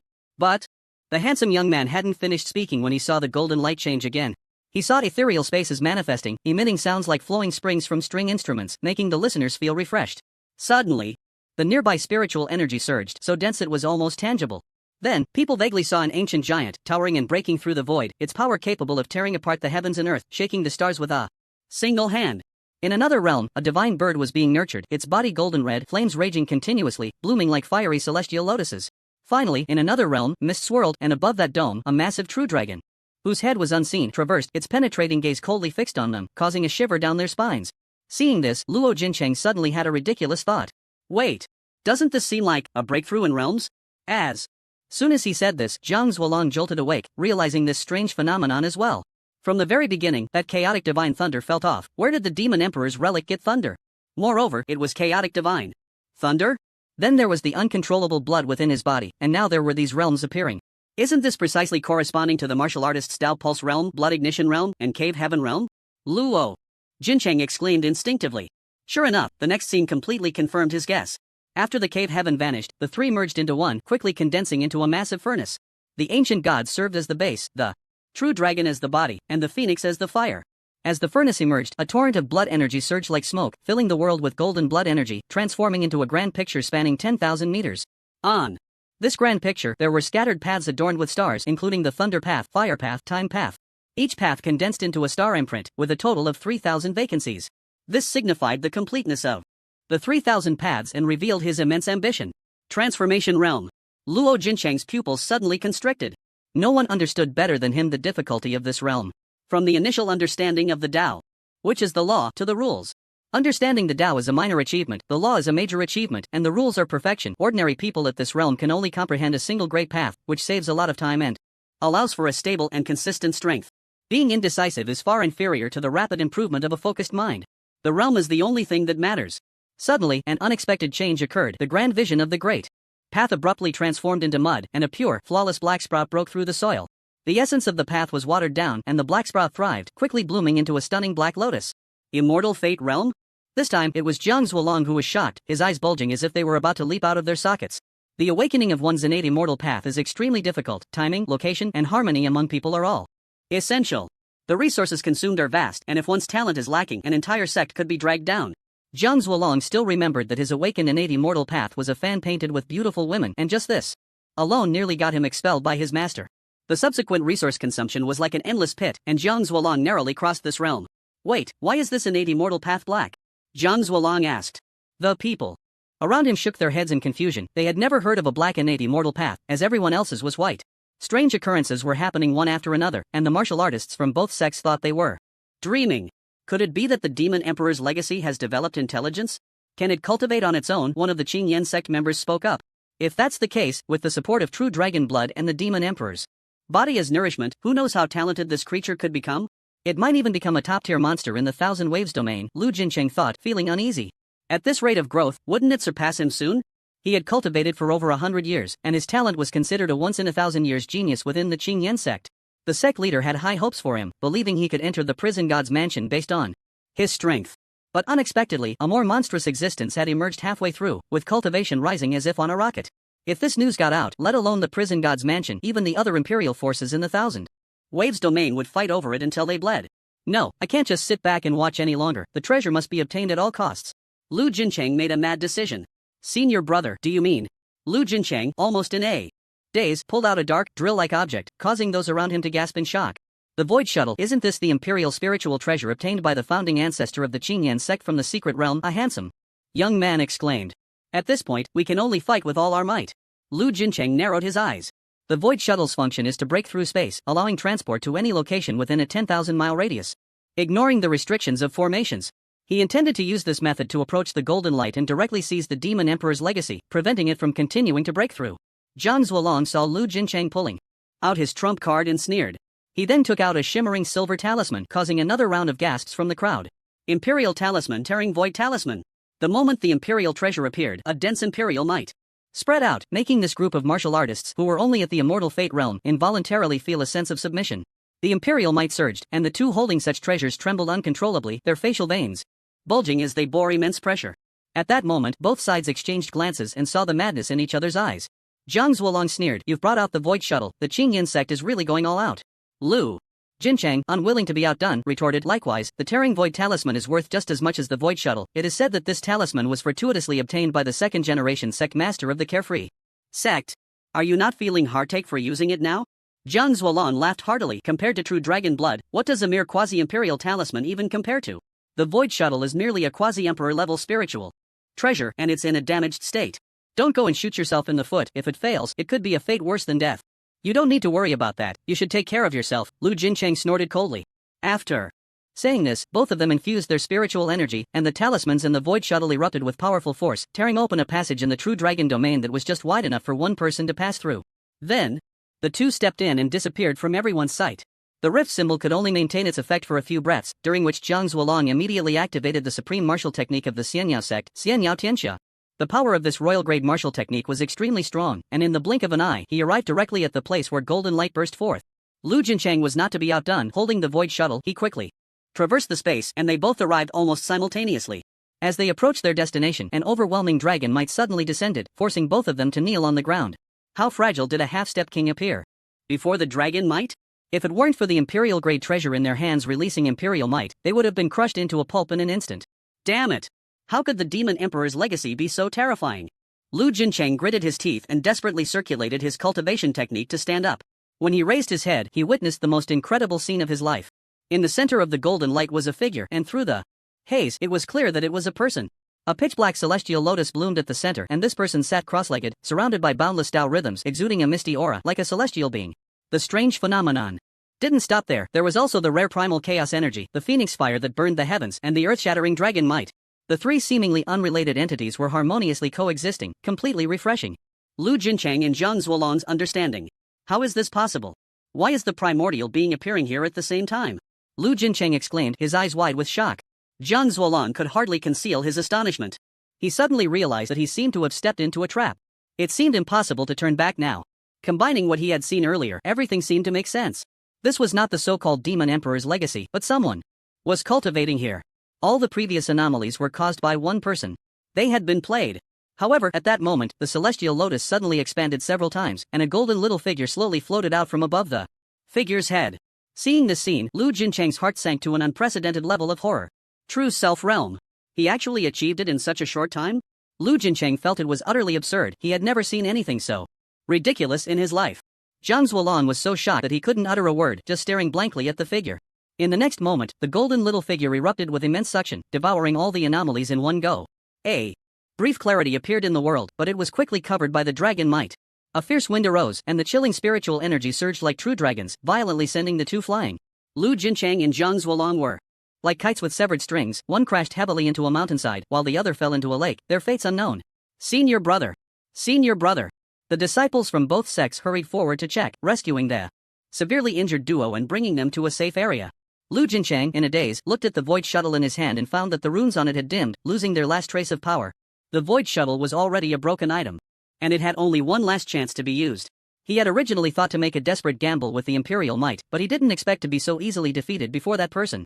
Zhang Zuolong was in a similar situation. The rift symbol in his hand shattered into countless pieces, turning into an ordinary piece of white paper. Its power completely vanished. Nearby, the disciples saw Zhang Zuolong covered in blood, his eyes dull and lifeless, his left arm hanging limply, clearly suffering severe injuries. Senior brother, what happened inside? Did you obtain the Demon Emperor's legacy? Zhang Zuolong coughed up a couple of mouthfuls of blood and said with difficulty, we need to leave. What? As soon as he finished speaking, the place where the golden light was erupted with power once again. At this moment, the entire Hengduan mountain range was shrouded in the might of the dragon. Time seemed to stand still, and everyone was overwhelmed by this force, pressed to the ground. With a thud accompanied by a buzzing sound, a golden figure slowly vanished, and then a true dragon, bathed in golden light, appeared, soaring straight into the sky. The dazzling radiance swept across the land, nearly blinding people's eyes. The marks of the primordial script were imprinted on the true dragon's body, and people felt as if their souls were separating, their minds nearly exploding. Those lacking strength were directly killed by this terrifying pressure. Lu Jinchang stared numbly ahead, murmuring, Heavenly King Realm. With a roar, the dragon's cry echoed, and the words from the Tianji pavilion flashed through his mind. The 8 desolations were in turmoil, and the dragon was seen in the fields. What he had thought was an opportunity, he now finally understood. The so-called dragon did not refer to the blood of a true dragon, but to those who bore the power of a true dragon. When the dragon's cry faded, the bright moonlight finally disappeared, and a ray of dawn appeared, illuminating the earth. The silent Hengduan mountain range returned to its original state, and the demon beasts cautiously approached, attempting to reclaim their territory. In this vast mountain range, comparable to half a sequential world, the appearance of the dragons might terrified the demon beasts. At this moment, a million miles away on the plains, warriors from different factions stopped fighting and unconsciously looked towards the direction of the dragon's cry. Not good, something has happened. The group from the Qingyan sect hurriedly flew towards the Hengduan mountain range. And the people from the Xiaoyao sect were equally unwilling to be outdone. After a stick of incense, the two groups of warriors arrived at the scene. When they saw their disciples lying on the ground in disarray, their breaths weak, their pupils suddenly constricted. This is the leader of the Qingyan sect, Yujio, burned with rage, suddenly looking up and saying, Hua Yuxuan, you are indeed despicable and shameless. I didn't settle the account with you over the crystal mine, and now you dare to ambush my sect's disciples? The leader of the Xiaoyao sect, true to his name, was dressed like a dashing young man. Although he appeared middle-aged, he was still extraordinarily handsome, exuding the charm of a mature man. Heavenly treasures belong to the capable, and my sect's disciples are also seriously injured. I haven't sought you for accountability, yet you accuse me first. Hua Yuxuan's face was as cold as frost. Yu Jiu was engulfed in blue flames, his face fierce, and he said in a deep voice, then let's see the true skills beneath our hands. I want to see how much progress you've made over the years. Gladly accompany you. Petals flashed around Hua Yuxuan, and the surrounding space seemed to sink like a quagmire, making it difficult to move an inch. The might unleashed by the two Heavenly King Realm powerhouses made the elders of both sects' eyelids twitch, instinctively taking a few steps back. Heavenly King Realm warriors, also known as nobles, could establish sects and dominate cities. Both possessed 200,000 dragon powers, and if they fought with all their might, the Hengduan mountain range would surely be thrown into chaos. The surrounding cities would also suffer, which would not bode well for their reputation in sections. But the two, unaware of the truth, only valued the blood of the true dragon, believing that even sacrificing their entire sect was not as precious as a drop of blood. However, just as both sides were preparing for a fierce battle, a sudden cough came from behind. Hearing the sound, Yu Zhou said to Hua Yuxuan, "I'll spare your dog life for now." He then directly approached Lu Jincheng, expressing concern, "My dear disciple is fine, your master is here." Lu Jincheng struggled to open his eyes, grabbing his arm tightly, and said in a deep voice, "Master, run quickly, it's a trap." Yu Jiu was momentarily stunned, thinking he had been knocked silly, and then comforted him, "Don't worry, your master will avenge you." Where is the Demon Emperor's treasure? There is no such thing as the Demon Emperor's treasure, run. His fragmented words were only halfway through when Hua Yuxuan nearby suddenly felt a chill run down his spine and instinctively looked back. He saw two young men approaching, one dressed in white, with a face like jade. Looking as if he had stepped out of a painting, a faint smile at the corner of his mouth, appearing harmless. Another person dressed in yellow, with an unremarkable appearance, carried a sword on his back, and his sharp eyes made him seem like a legendary weapon. Hua Yuxuan felt a heavy threat from them and immediately spoke, "I am Hua Yuxuan, the master of the Xiaoyao sect in the Qianlang domain." "You two do not seem to be locals?" The two were naturally Chu Chen and Yi Gucheng. Hua Yuxuan's guess was correct, they were both wearing attire from the celestial realm, which was immediately recognizable. Chu Chen glanced at the unconscious Lu Jincheng on the ground, sensing his aura and realizing that this was the kid who had appeared beside him last night with ill intentions. "I am Chu Chen. We accidentally wandered into this place and would like to ask which great state this is?" Chu Chen said calmly, with his hands behind his back. His attitude made Hua Yuxuan frown, but upon sensing the other party's imposing presence, he suppressed his dissatisfaction. Judging by this person's age, he was at most in his early 20s, and such strength at this age must have a powerful backing. Perhaps it was comparable to an imperial force like the prison god mansion. Moreover, the authority and confidence radiating from him indicated an extraordinary background. Hua Yuxuan had been in the martial world for many years and had a keen eye. With this in mind, Hua Yuxuan set aside his discontent and said softly, "This is the Sanzhou Qianlang domain. May I ask why you have mistakenly entered this place? If you are in trouble, I can offer assistance." "Sanzhou?" Chu Chen immediately felt delighted. What a coincidence. The Kanglan Immortal Pavilion was in Sangzhou, and he had wanted to see the capabilities of this colossal entity. How fortuitous to be transported here. Chu Chen couldn't help but think, could it be that heaven was on his side? "No need for help, thank you for the information, farewell." Chu Chen smiled lightly and turned to leave with Yi Gucheng. However, just as he turned, Jiang Zuolong beside Hua Yuxuan recognized that familiar figure. "Stop." Hua Yuxuan's brow suddenly twitched at the sound and he scolded, "Shut up. Do you want to bring disaster to the Xiaoyao sect? Master, he has the Demon Emperor's legacy, we can't let him escape." Jiang Zuolong hurriedly said. As soon as these words were spoken, the scene fell into an eerie silence. Hua Yuxuan and Yu Jiu exchanged glances, their eyes flashing with a glimmer of insight. The importance of the Demon Emperor's legacy was evident, they had exerted all their efforts for this thing. Now that Jiang Zuolong had recognized the person with the legacy, what both sides were thinking became intriguing. Yu Jiu suddenly looked at Lu Jincheng and asked, "Is what he said true?" Lu Jincheng stared at Chu Chen's back with a complex expression. Although he was very reluctant to admit it, the truth was undeniable. With only two sects present, it was clear that Chu Chen had gotten the true dragon's blood first, which had triggered a series of phenomena. Lu Jincheng did not dare to confront Chu Chen. He would never forget those eyes from last night. After cultivating for over 100 years, it was the first time he felt such fear. It was like being in an abyss, where one glance could condemn him to death. "Yes." Seeing his disciple nod, Yu Jiu's eyes narrowed slightly, and he said slowly, "Friend Chu, please stay." Chu Chen ignored him and continued walking forward, as if he hadn't heard anything. Seeing this, Yu Jiu raised his voice, "I told you to stop. Didn't you hear me?" Chu Chen paused, slowly turned around, and asked with interest, "Are you talking to me?" "Hand over the Demon Emperor's legacy," Yu Jiu said bluntly. At this moment, the Xiaoyao sect and the Qingyan mountain miraculously stood on the same front. They had both spent a great deal of money to buy information from the Tianji pavilion, and had sacrificed so many disciples. Moreover, the Hangduan mountains were within their domain, so the Demon Emperor's legacy naturally belonged to them. Chu Chen looked like an outsider. Even if they killed him here, it wouldn't stir up any trouble. At worst, he could hand over the true dragon's blood to the prison god mansion. What could the forces behind him do against an imperial force? Then, Hua Yuxuan spoke up, "That was Chu, you should listen to him and hand over the Demon Emperor's legacy. Otherwise, we might not hold back, and if we accidentally injure you, it will be hard to settle." Upon hearing this, Chu Chen couldn't help but chuckle and said, "I don't know what you mean by the Demon Emperor's legacy, but what if I insist on leaving today? Then don't blame me for being rude." After saying this, he heard Yu Jiu shout loudly, and a rolling blue flame burst forth, transforming the air into a massive hand that came crashing down. "Elder of Qingyan Mountain, obey my command, capture the sect master." "Yes." "Elder of Xiaoyao sect, kill without mercy." "Yes." In an instant, Chu Chen found himself surrounded on all sides. He looked at the massive hand descending upon him, a hint of disdain appearing at the corner of his mouth. "The lords of the Eight Desolations are nothing but this." A strand of chaotic divine thunder appeared at his fingertip, and he gently pointed towards the palm There was no earth-shattering sound, the massive hand shattered into pieces upon contact with the divine thunder and then vanished as if it had never existed. With such little ability, you dare to boast in front of me? It seems you all are tired of living. Chu Chen reined in his playful thoughts, a cold light appearing in his eyes as he said solemnly, since you choose to seek death, don't blame me for not being Loki. The surrounding elders were shocked to see you. Zhou's attack easily broken, nearly soiling themselves. The unique technique of Qingyan sect 9 transformations of blue flame is a top-tier royal technique, said to be able to incinerate heaven and earth when cultivated to the 9th transformation. It is said that the founding ancestor of the sect was a half-step emperor and also a master alchemist.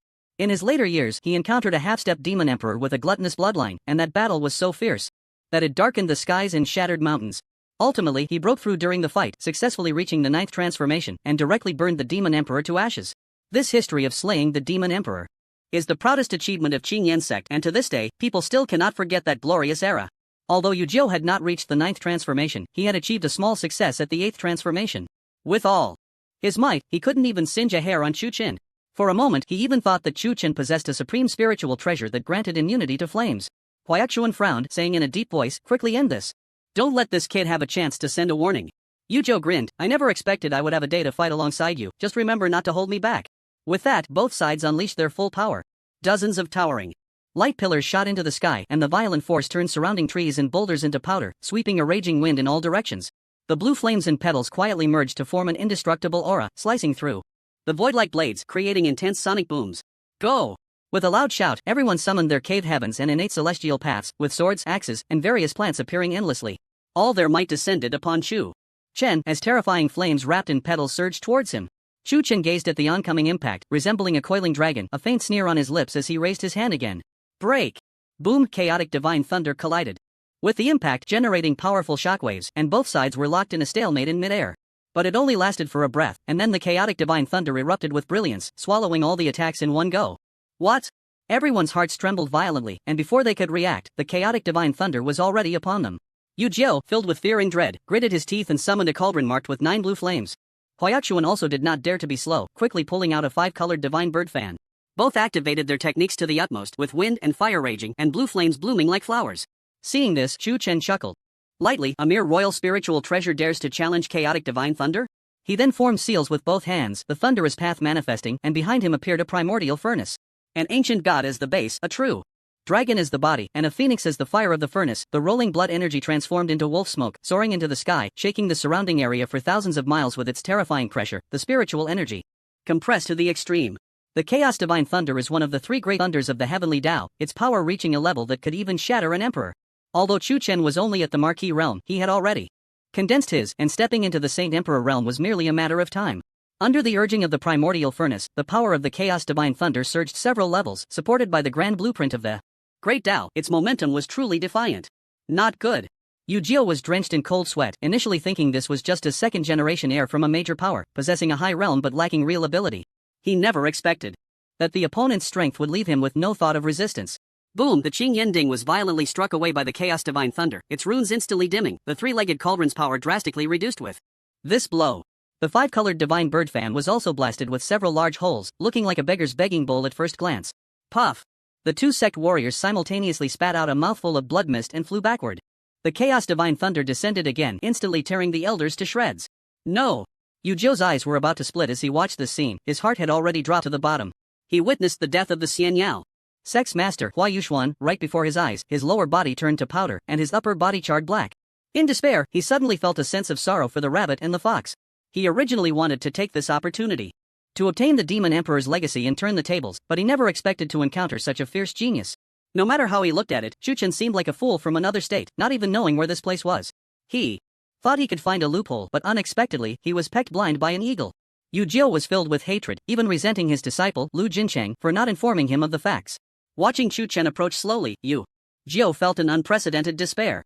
Don't kill me, please, don't kill me. As Chu Chen looked at the scene of corpses everywhere, his killing intent gradually faded. He didn't want to cause trouble, but these greedy people had their eyes set on his body. Lu Sanjin was right, the true dragon immortal body and any bloodline cannot be exposed. The people of the 8th Desolation realm were greedier than he had imagined. They would do anything to become stronger. In contrast, the worlds of the heavens seemed so harmonious. Give me a reason not to kill you, Chu Chen said. A glimmer of hope suddenly flashed in Yu Jiu's desperate heart. He immediately knelt down and pleaded, I can be your servant, and the Qingyan sect can also become your vassal. All at your command. Shu Chen said with a half-smile, but your sect's disciples and elders are all dead. What use do I have for a sect with only a bare commander? As soon as he finished speaking, Yu Jiao was immediately drenched in cold sweat, his body uncontrollably trembling. I am willing to do anything, just ask for a way to live. Shu Chen took out the paper that Lu Sanjin had written for him, which recorded the affiliated forces of the Heavenly Secret Pavilion in various states. Sangzhou. Yushin Mansion? Upon seeing these 3 words, a strong aura of death surged forth. I ask you, what kind of place is Yushin Mansion, and where is it located? Shu Chen said. Replying to the young master, Yushin Mansion is located in the eastern part of the Qianlang domain, and the Qingyan sect is a subordinate force of Yushin Mansion, Yu Jiao answered respectfully. What a coincidence. Shu Chen stroked his chin, pondering for a moment, deciding to go to Yushin Mansion to investigate the specific situation. The most important thing was to understand this world, and Yushin Mansion was indeed a good place to go. Seeing Shu Chen deep in thought, Yu Jiao had a sudden inspiration. Does the young master want to go to Yushin Mansion? I can lead the way for you. Shu Chen became interested upon hearing this. This place can't be accessed directly, it needs someone to guide me? Not at all, it's just that Yushin Mansion happens to be recruiting talents from the Qianlang domain during this time, and if there is a quota, one can go without obstruction, Yu Jiao replied. Shu Chen thought for a moment and then said, I don't need any damn quota, I just need to know the location. Yu Jiao was about to say something, but in the next moment a sharp pain struck his chest. He saw Shu Chen pierce through his chest with his bare hands, seizing his heart in one swift motion. You? With eyes filled with deep resentment and regret, accompanied by a shattering sound, the heart exploded violently. From that moment on, the Qingyan sect and the Xiaoyao sect, these 2 giants, became history, and the Hangduan Mountains became their final resting place. Shu Chen's palm suddenly erupted with a ball of golden-red phoenix fire, quickly burning away the bloodstains. Looking at his palm, as white as jade, he murmured, with the phoenix bloodline in my body, how many flames in the world can truly take effect? He then lightly snapped his fingers, and the phoenix fire transformed into countless sparks, landing on each corpse, incinerating them to ashes. Even the bloodstains on the ground were not spared, all cleaned up. In such a place, it was necessary to destroy the corpses and erase the traces. Over the years, Shu Chen had learned a lot in the martial world. He knew he could never let his guard down. Uncle Yi is gone. Not far away, Yi Guqing nodded and left with Shu Chen. The 2 of them stepped into the void, racing through the vast expanse of the Hangduan Mountains, which required some time to leave. Others would certainly not dare to act so recklessly as they did. Although the Hangduan Mountains were not large compared to the surrounding areas, there were still demon kings present. Once one accidentally entered the territory of a demon king, endless pursuit awaited. Even the Qingyan sect and the Xiaoyao sect did not dare to act recklessly. Both sides had only established a gentleman's agreement to not interfere with each other. However, Shu Chen seemed completely unaware as he walked straight through, not even noticing the aura of the demon king. Roar! A roar that shook the mountains and forests erupted, and a demon king covered in hard crystal armor charged out. Get lost! Shu Chen shouted loudly, revealing a hint of phoenix aura, which immediately scared the demon king into fleeing in panic. Yi Guqing watched Shu Chen's smug expression with a bitter smile and helplessly said, you still can't change your frivolous nature. You need to be more stable in the 8 Desolations realm. How many times have I told you this? Shu Chen feigned confusion. Uncle Yi, what are you talking about? If there are few people, isn't it called a genius to be unrestrained? Being overly low-key only invites suffering. Look at those so-called pigs pretending to be tigers. Which one hasn't been slapped down by me? Yi Guqing thought carefully and realized it was indeed the case. With Shu Chen's strength, there was no need to be too low-key, of course. This was only when facing opponents of the same level or lower. If he encountered a powerful Saint Emperor, he would definitely have to be more cautious. The gap in strength between kings and emperors was like the difference between heaven and earth, with the greatest distinction being the Dharma manifestation. Moreover, the titled emperors were extraordinarily powerful, truly invincible among emperors. By the way, Uncle Yi, where did you go when I broke through? Shu Chen asked curiously. I heard they were looking for the remains of a demon emperor, so I went to check it out. Yi Guqing took out a white flower, and the moment he revealed it, Shu Chen took a deep breath, feeling refreshed, and the spiritual power within him became uncontrollably restless. The faint fragrance had a deadly attraction for him, like a magnet drawing his eyes. His cells produced a tremendous desire, and the slumbering young dragon suddenly awakened, roaring continuously. Shu Chen suppressed the urge to swallow it whole and asked eagerly, what is this? It looks delicious. Yi Guqing smiled calmly, this is the royal grade spiritual herb dragon bone flower, which grows on the true dragon's bones and has a strong effect on body refinement. Is there really a dragon in this place? Shu Chen was taken aback. Of course not, even if the primordial beings die, they will still emit a powerful pressure that even emperors find hard to withstand. Seeing Shu Chen's confusion, Yi Guqing explained, there is indeed a demon emperor with true dragon blood. I found it in a restricted area. Everything else has long turned to ashes, and only this dragon bone flower has survived to this day. No wonder I almost couldn't resist eating it. Shu Chen swallowed hard. This thing has miraculous effects on the true dragon immortal body. You should keep it well and take it out to refine when you break through to the Saint Emperor realm in the future. Yi Guqing handed it to Shu Chen. Shu Chen, as if he had obtained a treasure, held it up to his nose and took a few deep breaths. Feeling the enhancement brought by the fragrance, his internal spiritual power solidifying a bit, and he couldn't help but show a look of intoxication. So I need to find more heavenly materials and earthly treasures that are infused with the essence of the true dragon? Shu Chen asked. Not necessarily. I have said before that every time the true dragon immortal body crosses a stage, it requires an extremely vast amount of resources. Even an imperial level force could be dragged down. Yi Guqing nodded. Shu Chen glanced at the dragon bone flower a few times, then reluctantly put it into his backpack. So, how long will it take for the young dragon to transform? Shu Chen couldn't help but ask. You are currently only in the awakening stage. The true dragon immortal body is divided into 3 stages: minor completion, major completion, and perfection.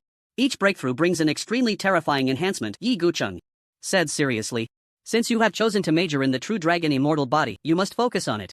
Okay, I understand, Shu Chen nodded in agreement. The road ahead is long and arduous. During this cultivation, he felt the power of the true dragon immortal body and the immortal grade techniques.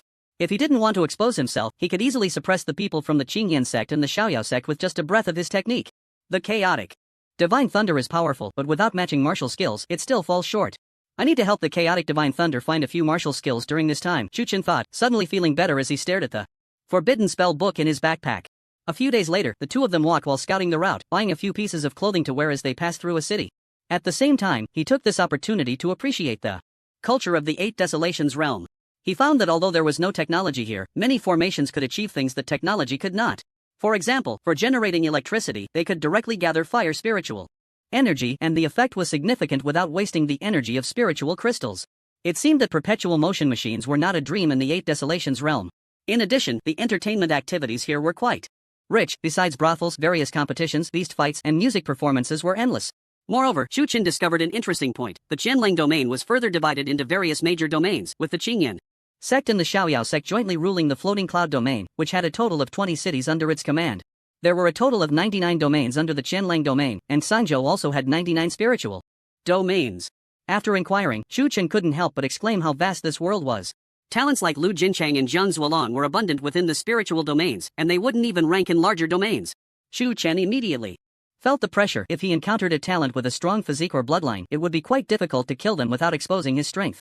The heavy moisture of the water vapor hit them as the two arrived at a ferry, gazing at the boundless water surface ahead. We are now at the boundary of the floating cloud domain. We just need to take a spiritual boat to travel along the Kanglan River directly to the Yushan domain where the Yushan mansion is located, Yi Guqing said. Shu Chen observed the bustling scene at the ferry, his eyes suddenly narrowing, and he nodded, okay. Strolling among the crowd, Shu Chen sensed various powerful auras. At least half of these warriors were heading towards the Yushan mansion, which had opened its doors wide to the wise.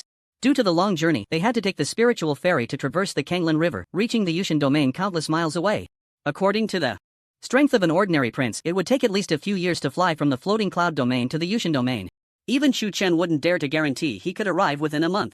Therefore, the most reliable and fastest way was to borrow a boat at the ferry of each domain. The Kanglan River spanned the entire Zhangzhou, its area extremely vast, connecting to the Wangchuan Sea in the east and the Yaoshan River in the north. It could be said that the prosperity of trade in Zhangzhou largely relied on this winding river that connected the 8 Desolations. After some inquiries, Yi Guqing chose a medium-sized spiritual ferry, with a ticket costing 1,000 mid-level spiritual crystals per person. The price here is considered fair among many ferry ports, and there is no phenomenon of overcharging due to the crowd. However, the average person cannot afford such an expensive spirit ferry. This price could buy a decent low-level spirit treasure. If it weren't for the fact that he had taken advantage of the Qingyan sect and the Xiaoyao sect, Shu Chen probably wouldn't even be able to step onto the deck. Yi Guqing brought Shu Chen to the front of the targeted spirit ferry, where several guards at the True Self realm were checking tickets.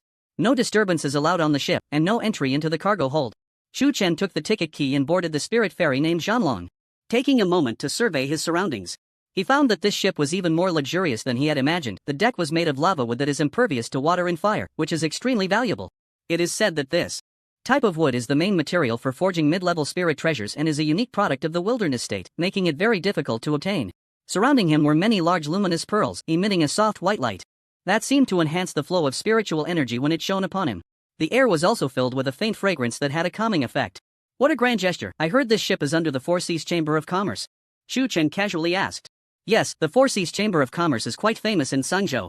They mainly handle the transportation and sale of pills, talismans, and spirit treasures needed by martial artists, and their strength is considerable. Yi Guqing nodded. Standing on the deck, Shu Chen noticed that the martial artists here were looking at him with unusual gazes, some as if they were eyeing prey. Do they think I'm an easy target? Shu Chen sneered inwardly. Although the spirit fairy of the Four Seas Chamber of Commerce has rules against disturbances in the Eight Desolations realm, where martial arts are strong, many times they just turn a blind eye as long as no property damage occurs. Even with nobles stationed, incidents of murder and treasure theft often happen. Chu Chen walked to a corner, gazing at the boundless Kanglan River, feeling a surge of ambition in his heart. How long will this journey take? Chu Chen asked. About 5 to 7 days, Yi Guqing replied.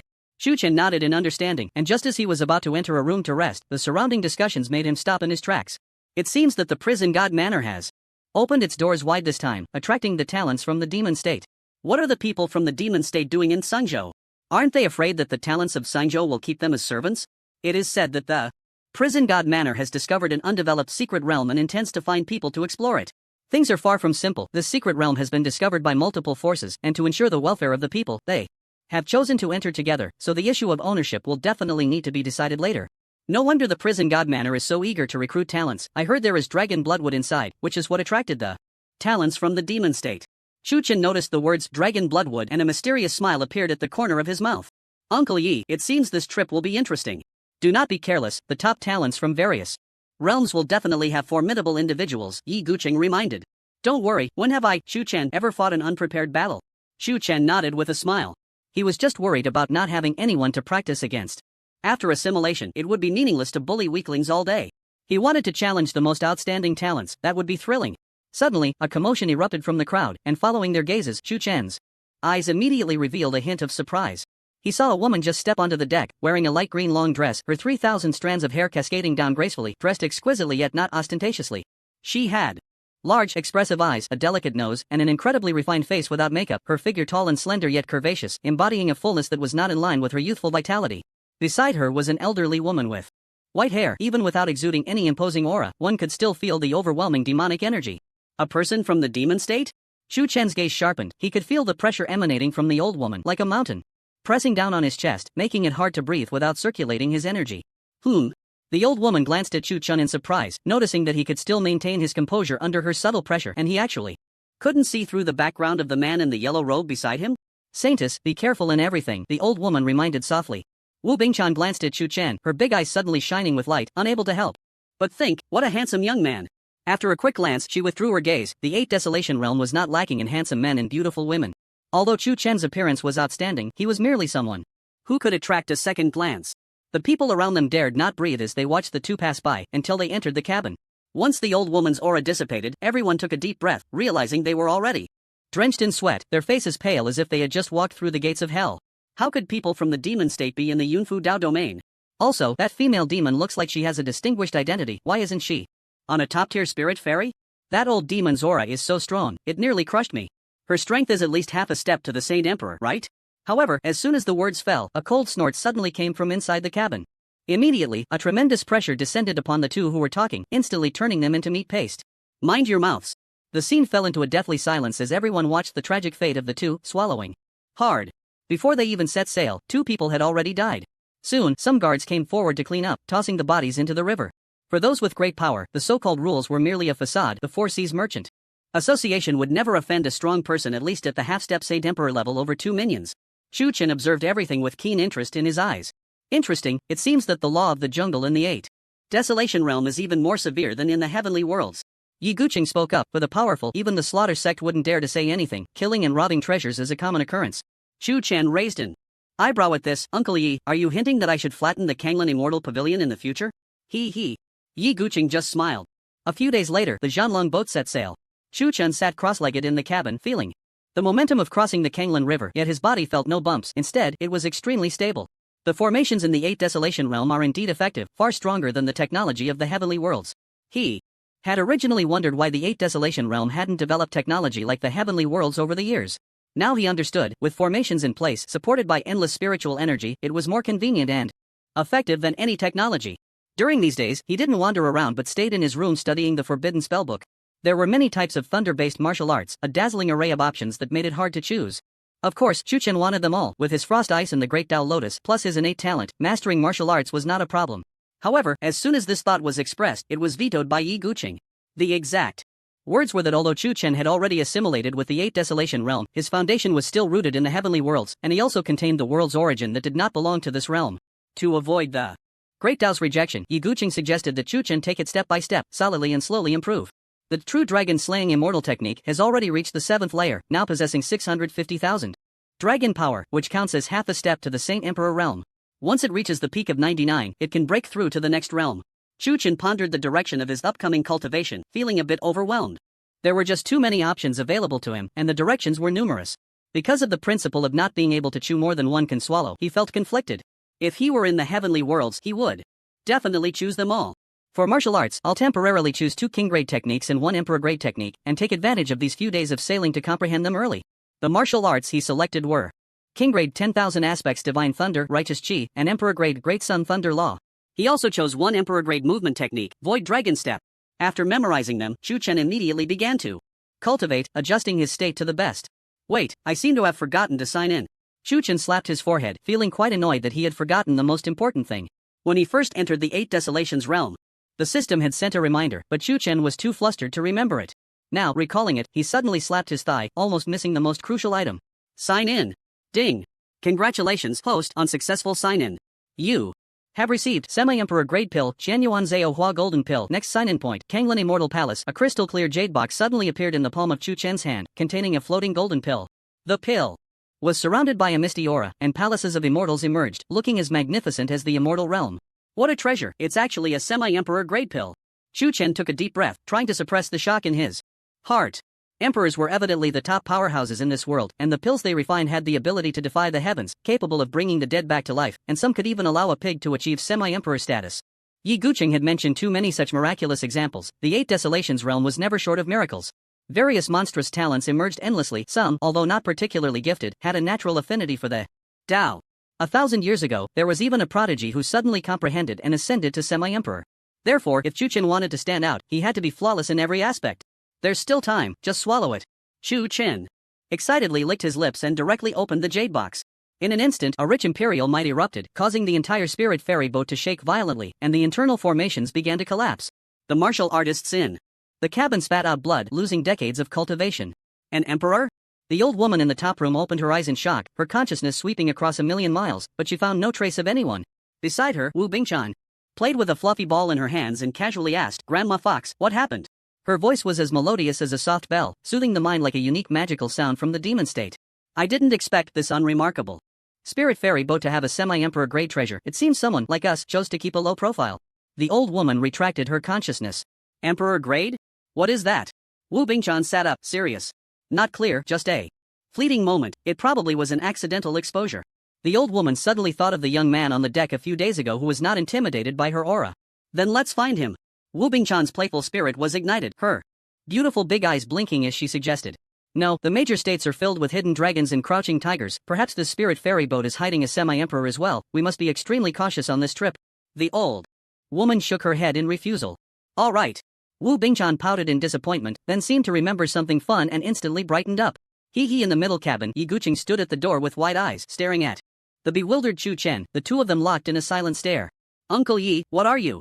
Chu Chen asked, holding the pill in his mouth, confused. You ask me? I want to know what you are doing. Do you want to sink the river? Yi Guqing's eyes were as wide as copper bells. Chu Chen glanced at the golden pill by his mouth and suddenly realized, giving an awkward smile, sorry, I accidentally forgot. Yi Guqing sensed the surrounding commotion and found that no chaos had occurred as he imagined, and he couldn't help but breathe a sigh of relief. How can a semi-emperor grade pill be taken out casually? If it weren't for my restrictions, the entire spirit ferry boat would have been destroyed. I will definitely be more careful next time. Chu Chen nodded vigorously. Seeing Chu Chen's silly expression, Yi Guqing didn't say much but asked, was it sent by the steward again? Chu Chen gave a thumbs up. Uncle Yi is smart.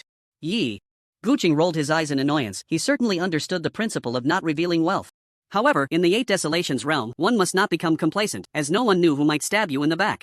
If this happens again, even if I exhaust all my strength, I won't be able to protect you. Chu Chen chuckled and then swallowed the pill in one gulp. As the elixir entered his abdomen, it felt as if flames were igniting within his stomach, a torrent of pure spiritual energy erupting and crashing through his meridians. Chu Chen had never experienced such a powerful medicinal effect. Had it not been for his robust physique, this alone could have caused a martial artist to explode. Yi Guqing reminded him from the side, maintain your focus, embrace the essence, and circulate your technique. Chu Chen hurriedly complied, frantically operating the true dragon slaying immortal technique, desperately refining the medicinal power. The surface of the Qianyuan transformation golden pill began to separate like peeling silk, rendering Chu Chen's body in a golden glow. At that moment, a series of dragon roars echoed within him, and the true dragon embryos in his 60 billion cells opened their eyes in unison. Immediately, a violent devouring force surged forth, consuming the medicinal power, and his cells expanded at a visible rate. The heavenly furnace. Chu Chen summoned the furnace continuously, absorbing the surrounding spiritual energy to fill the gaps. He had underestimated the power of the immortal grade technique. A quasi-emperor level pill was actually not enough for him. Spiritual energy transformed into a river flowing into the heavenly furnace, and the golden red phoenix fire refined the pure and immense medicinal power, causing the furnace itself to shine even brighter. At the same time, 3 realms of cave heavens manifested around Chu Chen, representing the martial artist's soul and possessing extraordinary effects. Moreover, the merit golden body in his innate immortal path also appeared, crazily absorbing the power of the Qianyuan transformation golden pill. You are breaking through too quickly. Your foundation is unstable. This quasi-emperor grade pill is just right to fill the gaps in your shaky foundation, Yi Guqing said. Chu Chen focused on circulating his technique, too busy to respond, only striving to draw a portion of the medicinal power into his cells. In an instant, dragon roars erupted from his body, and the terrifying momentum nearly broke through the spirit crossing boat. Yi Guqing reinforced the restrictions, using his overwhelming sword intent to control the within Chu Chen. He knew this move was extremely risky. Consuming a quasi-emperor grade pill in such an exposed situation was akin to courting death. But with the arrow knocked, it had to be released. There was no point in saying more, and he could only strive to maintain the stability of the heavenly forces. A day passed in the blink of an eye, and Chu Chen had only absorbed 1/10 of the pill, his power reaching a terrifying 750,000 dragons, his entire body shimmering as if coated in gold. His body was like a bottomless pit, unable to be filled by any amount of medicinal power. What shocked Yi Guqing was that while cultivating, Chu Chen was also comprehending martial techniques. Freak! Yi Guqing cursed inwardly. This scene reminded him of his own glorious days. Back then, he was full of vigor, the center of attention wherever he went. He was even hailed as the most likely genius to achieve the status of sword immortal. Unfortunately, due to the epic war, his sword heart shattered, and he ultimately missed the immortal path. Fortunately, that mysterious metal preserved his soul, otherwise he would have perished along with the collapse of the 8 desolate realm. Time changes everything, but the standards remain eternal. Chu Chen had infinite possibilities ahead of him, his potential constantly refreshing, and his growth rate was terrifying. Having left the myriad worlds, he was like a wild horse that had broken free, completely unleashing himself. I wonder if this quasi-emperor grade pill can help him break through to the Saint Emperor realm. This was the only thing he cared about. After a while, Yi Guqing noticed that Chu Chen showed no signs of abnormality, so he sat quietly beside the cold frost and ice. Soon, 3 more days passed. Chu Chen's technique became increasingly proficient, and his body occasionally emitted roaring dragon sounds, expanding and contracting. Shadows of dragon scales faintly appeared on his skin, and 2 small bumps emerged on his forehead, looking quite peculiar. Compared to before, he now resembled a primordial being, and his true dragon immortal body had evidently been cultivated to an impressive level. The heavenly furnace gradually became saturated under the pure medicinal power, and the furnace itself bore numerous primordial inscriptions exuding an enigmatic aura. The 3 cave heavens also ceased their competition for the medicinal power. The merit golden body and innate immortal path inhaled and exhaled spiritual energy, absorbing it while releasing energy more suitable for Chu Chen's refinement. The remaining half of the Qi Yuan Zhao Hua golden elixir serves the cells entirely, as 60 billion young dragons display a hungry expression, circulating a great cycle before pouring it all into their mouths. As the young dragons are fed and satisfied, Chu Chen's power gradually increases. Now, under the refinement of the quasi-emperor grade elixir, his foundation has become extremely solid, even to the point of being unbreakable. Such a level would surely astonish others if revealed. This is all thanks to the elixir and the immortal grade technique, the true dragon slaying immortal method. Both are indispensable. The higher the level of the technique, and the more suitable it is for oneself, the more powerful the resulting strength. After a moment, Chu Chen suddenly opened his eyes, a dragon shadow flashing in his gaze, and exhaled a long breath of turbid air. Looking down at his darkened body, he couldn't help but frown. Cleansing the marrow and expelling the veins? Do I have so many impurities in my body?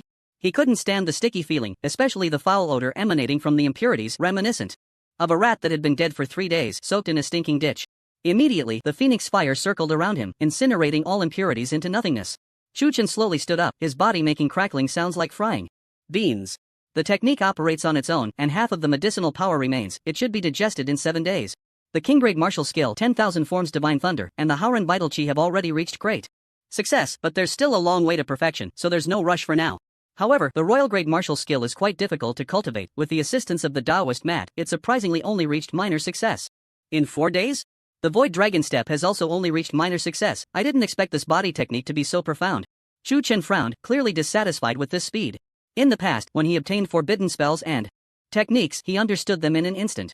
Yet, upon arriving in the Eight Desolations realm, he found that what was once simple had become difficult. With his monstrous talent taking so long, wouldn't it be nearly impossible for others to cultivate a martial skill to perfection in their lifetime? No wonder martial artists rarely change their martial skills throughout their lives. A single path to the end doesn't suit me. Chu Chen glanced at Yi Guqing, who was meditating beside him, without disturbing him. He slowly pushed open the cabin door and stepped out onto the deck. Facing the night, he surveyed the appearance of the Kanglan River, the largest river in Sangzhou, and a hint of surprise flashed in his eyes. The wide river's surface resembled an endless ocean. If a river could be so vast, how wide would the Wangchuan Sea be? The speed of the spirit ferry was indeed very fast, as the ship's bottom was equipped with a royal grate formation, allowing it to easily cross with just a spirit crystal. "You're here?" Suddenly, a light and agile voice came from behind Chu Chen. He turned to see a graceful woman in a green dress, her large, watery eyes curiously examining him. This was the second time Chu Chen had seen her. Although he prided himself on controlling his desires well, he couldn't help but feel a ripple in his heart. Wu Bingchan's eyes seemed to contain some kind of magic easily making people feel fond of her even without her saying or doing anything. At that moment, she leaned against the railing, her long hair dancing in the wind, accentuating her curvaceous figure. Chu Chen calmly walked to the side and said indifferently, "The night view of the Kanglan River is beautiful. Seeing it in person is indeed more delightful than hearing about it." Wu Bingchan propped her chin up, curiously observing Chu Chen, and suddenly giggled. "Who praises? Like this?" Chu Chen raised an eyebrow, looking at her laughing so charmingly, feeling somewhat baffled. "Miss, did you misunderstand? I was talking about the scenery, not implying anything else. I know you humans like to pretend to be profound. If you like the scenery, just say you like it." Wu Bingchan turned in another direction. Chu Chen smiled helplessly. Just as he was about to return to his room, the ship suddenly shook violently. Immediately after, a towering water column erupted from the river, and a large silver fish leaped straight towards him. The spirit fairy activated its shield, but it was shattered in an instant, and the ship shook again, causing people to stumble. Chu Chen looked at the large fish staring at him intently, his heart racing. Half-step Saint Emperor Great Demon. The sudden tremor startled everyone. The warriors rushed to the cabin to look at the instigator, and when they focused on the giant fish that had launched a surprise attack, their pupils constricted sharply. Tai 9 Turbid Great Demon? Isn't this thing only found near the demon state? How could it come here? This medium spirit fairy actually encountered a great demon blocking it? Could it be that the goods transported by the Four Seas Chamber of Commerce have something that the demon beasts covet? The giant fish was entirely silver-white, with a visible length of over 10,000 meters above the water's surface, its crystalline scales outlining runes, surrounded by a thick aura of demon energy, its malevolence soaring to the sky. "You vile creature! Dare to block my Four Seas Chamber of Commerce's spirit fairy?" Immediately, a figure charged out, enveloped in a violent heat wave. Accompanied by a tremendous shock, countless water vapor evaporated in an instant, and thick mist quickly gathered around. As the crowd panicked, they saw the offering stationed at the Four Seas Chamber of Commerce take action, and their hearts gradually calmed down. "Everyone, please rest assured, the stationed offering is a half-step emperor, and will surely ensure your safety." A robust middle-aged man stepped forward to reassure them. A strange light flashed in Chu Chen's eyes. A mere medium spirit fairy actually required a half-step Saint Emperor for protection. The goods inside must be anything but simple. One must know that half-step emperors could dominate a realm, yet now they were deigning to guard goods here. At that moment, a faint fragrance wafted over, and a soft voice whispered in Chu Chen's ear. "It seems the Tai 9 Turbid is coming for you. You are even more attractive than the goods here." Wu Bingchan giggled, her silver bell-like laughter incredibly enchanting, causing those around to momentarily lose themselves. Chu Chen's lips curled slightly upward. "Perhaps it's because I have a temptation within me that demon beasts cannot resist." Wu Bingchan's laughter abruptly stopped. She did not expect Chu Chen to admit it directly. Generally, warriors would not reveal their treasures, let alone disclose their trump cards to others. Yet Chu Chen went against the grain, making people even more curious. "Then, can you tell me what treasure it is, young master?" Wu Bingchan's demeanor shifted from playful youthfulness to alluring charm, her eyes flashing with a hint of green light. "Yes," Chu Chen grinned. Wu Bingchan was slightly taken aback, not expecting Chu Chen to withstand her charm technique. Just as she was about to say something, a figure burst forth from the mist, crashing heavily onto the ship. Puff! The crowd gasped in shock. The defeated one was the half-step emperor who had just rushed out to confront the enemy. But now he returned, drenched in blood, his body resembling a sieve, and he had lost a leg. From the irregular break at the stump, it was clear that it had been bitten off by the Tai 9 Turbid Great Demon. Hiss! The crowd couldn't help but suck in a cold breath, feeling as if they had fallen into an ice cave. Lu Offering, the owner of the spirit fairy, rushed over anxiously. Lu Offering struggled to swallow a healing pill, his voice heavy. "There is more than one great demon. Run." "What?" As soon as he finished speaking, the mist dissipated, revealing the wide river's surface. When the moonlight shone down, people finally glimpsed the full picture. In addition to the silver-white giant fish, there was also a 9-peaked Xian turtle holding up mountains and a soul-devouring python. 3. Half-step emperor great demons. At this moment, the pressure was unprecedentedly immense, and the heart of the spirit fairy's owner sank to the bottom, feeling a chill run down his spine. He never expected that this voyage would encounter 3 great demons. Moreover, they had come in coordination, clearly premeditated. At that moment, a warrior suddenly shouted, "Captain Pan, please give us an explanation. Why did we encounter 3 great demons?" That's right. What exactly is this spirit ferry transporting? How could it attract great demons to block us? You Four Seas Chamber of Commerce, if I don't die on this trip, I will definitely go back and demand an explanation from the headquarters. Let the whole world see the true face of your Four Seas Chamber of Commerce. A stone stirred up 1,000 waves, and the crowd erupted in outrage. Pan Shang remained silent, watching the great demons, calculating how to escape. Lu Gongfeng was unable to withstand the pressure and could only place his hopes on Wu Bingchan and the old woman beside her. With this thought, Pan Shang clasped his fists and bowed, saying, "I sincerely request you to lend a helping hand. The Four Seas Chamber of Commerce will surely reward you handsomely afterward." Wu Bingchan chuckled lightly and shook her head, saying, "You can't afford that price." Her blunt refusal made Pan Shang's expression stiffen. Wu Bingchan was directly undermining him, and now he had become the target of everyone's ire. Rest assured, as long as you can guarantee the safety of the spirit ferry reaching the realm of the prison god, the reward afterward will not disappoint you. Pan Shang continued, unwilling to give up. Wu Bingchan pretended not to hear, merely smiling as she looked at Chu Chen, as if to say, "You made this mess, you deal with it." The others were nearly jumping in anxiety. At this moment, they could only place their hopes on Wu Bingchan. However, they did not dare to speak out, only feeling anxious in silence. Suddenly, the 3 great demons struck simultaneously. A terrifying force of demonic energy surged forth, a deadly technique with nearly 1,000,000 dragon powers descending from the sky. At that moment, an unprecedented despair filled the hearts of the people. Most of them were warriors at the immortal fate realm, with no power to resist. Pan Shang's face turned pale, and he thought to himself, "It's over." Boom! An ominous sound reverberated, and the spirit ferry suddenly appeared with countless cracks. The defensive formation instantly shattered. The river's surface erupted with monstrous waves, water columns exploding in layers, the aftermath wreaking havoc, turning the river upside down, with myriad Tao rhythms swirling endlessly. The anticipated pain did not come. People looked in astonishment at the river's surface. They saw the previously silent young man standing in the center of the water, raising his hand to block all attacks. And he was unscathed. Who is this divine being?" one person exclaimed in astonishment. "What a handsome young man, is he also a half-step emperor? To have such strength at such a young age, he must be here for the prison god's estate." The warriors who had regained their lives were filled with excitement, their eyes towards Chu Chen brimming with gratitude. But soon, they became worried again. After all, the 3 great demons were not to be trifled with. Chu Chen was still too young. Wu Bingchan, however, gazed ahead with curiosity, eager to know just how capable this inscrutable man was. Facing the 3 great demons alone, Chu Chen raised his head calmly and said, "Since you are here for me, why harm the innocent?"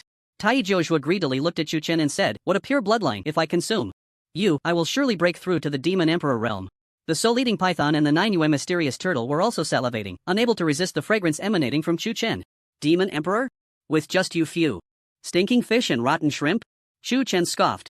Saying this, he quickly formed seals with his hands, and a thunder domain appeared within 100,000 miles, rolling chaotic divine thunder emerging from the void.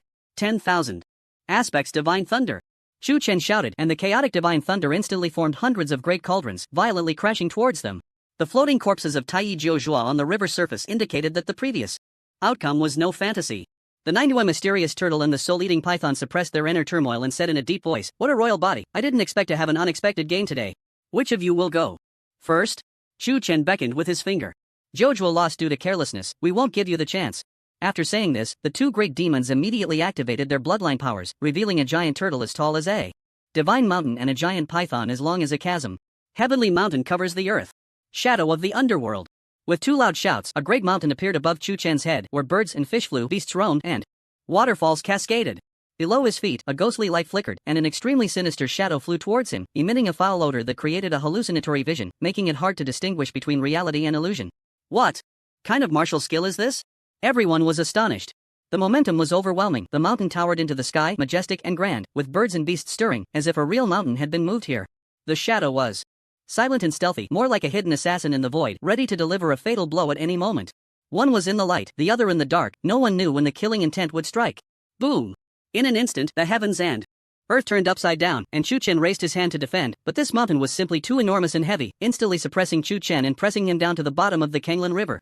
As he fell, a shadow below immediately acted. A bottomless giant python opened its mouth wide and lunged at Chu Chen. The onlookers in the distance changed their expressions. Their combined offensive was too well coordinated and extremely powerful. Lu Gongfeng boasted that he would definitely be crushed into meat paste, and even a remarkable genius would be instantly defeated. "Open for me." Chu Chen let out a long roar, his long hair standing on end as he swung out a shining fist, enveloped in the might of the heavens. The hand of the heavens. The palm print reached the sky, stirring for thousands of miles. The people nearby felt a sharp pain in their heads, nearly falling down. Chu Chen's palm enlarged, tearing the mountain apart with his bare hands, and then he slapped it into nothingness. With his other hand, he grasped the ambushing shadow giant python and crushed it fiercely. The pentagram shining on his forehead could no longer be concealed, emitting an extremely brilliant light. At this moment, everyone seemed to be transported to the distant era of the primordial beginning, when the beings of that time dominated the world and the ancient gods held up the heavens with one hand, battling true dragons. Standing there, Chu Chen was as majestic as a god king, his invincible posture inspiring admiration and submission, not daring to show the slightest disrespect. Ancient god? Pan Shang fell onto the deck, trembling all over. Lu Gongfeng was also extremely shocked. He never expected this exceptionally handsome young man to possess such an ancient, pure, and powerful bloodline. The others were nearly scared out of their wits, with some even wetting their pants under this terrifying pressure, screaming as they fled. It was rumored that ancient gods fed on true dragons, wore phoenix feathers as clothing, sat on black tortoises, and wielded white tiger claws as weapons. Such a ferocious race had always been taboo in the Eight Desolations. Only the ancient state of the Eight States could explore the secrets of the ancient beings of the primordial beginning, but that was a forbidden land of life, where ordinary people dared not enter. At this moment, the old woman at the small success level of the Saint Emperor realm was so frightened that she couldn't speak. She had thought Chu Chen was merely a descendant of some elder from a great power, an ordinary young scion. But after this battle, she realized his extraordinary nature. His monstrous talent was even above that of Wu Bingchan. Moreover, his bloodline was crushing. What was an ancient god? That was the pinnacle existence. In the Eight Desolations, in front of Chu Chen, she felt like a little chick that could be easily squeezed. For so many years, it was the first time she felt fear from a junior. What exactly is his background? Wu Bingchan's mouth was agape, her pink tongue fidgeting anxiously, yet she couldn't utter a word. At first, her thoughts were similar to those of Fox Granny. As the saintess of the heavenly demon sacred land, she had seen too many pretentious geniuses. Regardless of their strength, they could not escape her six-pointed azure eyes, quickly becoming slaves to their desires. But Chu Chen could communicate with her calmly, and in his eyes, there was only a fleeting desire. Perhaps he possessed a treasure that granted immunity to mental manipulation. After all, which young scion of a great power didn't have a few treasures? The appearance of the three great demons also confirmed her suspicions. He must have treasures that even great demons would abandon their territories to seize. But she never expected that Chu Chen would possess such a defiant bloodline. An ancient god bloodline. Heavens! Wu Bingchan exclaimed. Golden light shone brightly, and the azure waves surged to the sky. The river beneath them shook violently, as if a magnitude 17 earthquake had occurred. This was the terrifying ancient god clan, favored by the heavens, with unparalleled physical bodies that could rival many human celestial bodies, not weaker in the slightest. Chu Chen calmly gazed at the two great demons and once again activated the Hand of the Heavens. Buzz, the Hand of the Heavens tore through time and space, crashing down fiercely. Bang, the Nine Mountains black tortoise and the shadow soul devouring python were directly suppressed, unable to move. The hard black tortoise shell and python scales appeared with spiderweb-like cracks, blood splattering, and screams echoing. Chu Chen's divine power was inexhaustible, continuously forming the Hand of the Heavens, slapping down with 10 successive massive handprints. Everyone was stunned, and Pan Shang's eyes nearly popped out. We absolutely cannot engage in close combat with the ancient gods. It's just too perverse. Even two powerful demons could not withstand the repeated attacks from Chu Chen, as 10 enormous hands descended one after another, forcing them to sacrifice their bloodlines. But this was merely a futile struggle, utterly ineffective. Chu Chen disregarded the emergence of the mysterious turtle and the swallowing of the sun by the ghostly python. His chest shimmered with colorful light, rolling spiritual energy dazzlingly brilliant. Heavenly calamity light. The seven-colored beam shattered everything as it surged forward, divine power surging like divine fire, radiating holiness. Boom! Calamity light overshadowed the world, scattering the clouds in the sky, and wherever the overwhelming force passed, it turned to ashes. The two great demons were no exception. They suddenly had a large penetrating hole appear in their heads, blood gushing out like rivers. Blood stained the vast expanse, just as Tai Jiuzhua had previously described.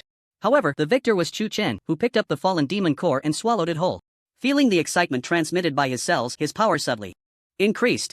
High-intensity battles can also help me enhance my strength, and the refining speed of the creation Shen Yuan golden pill has increased a bit.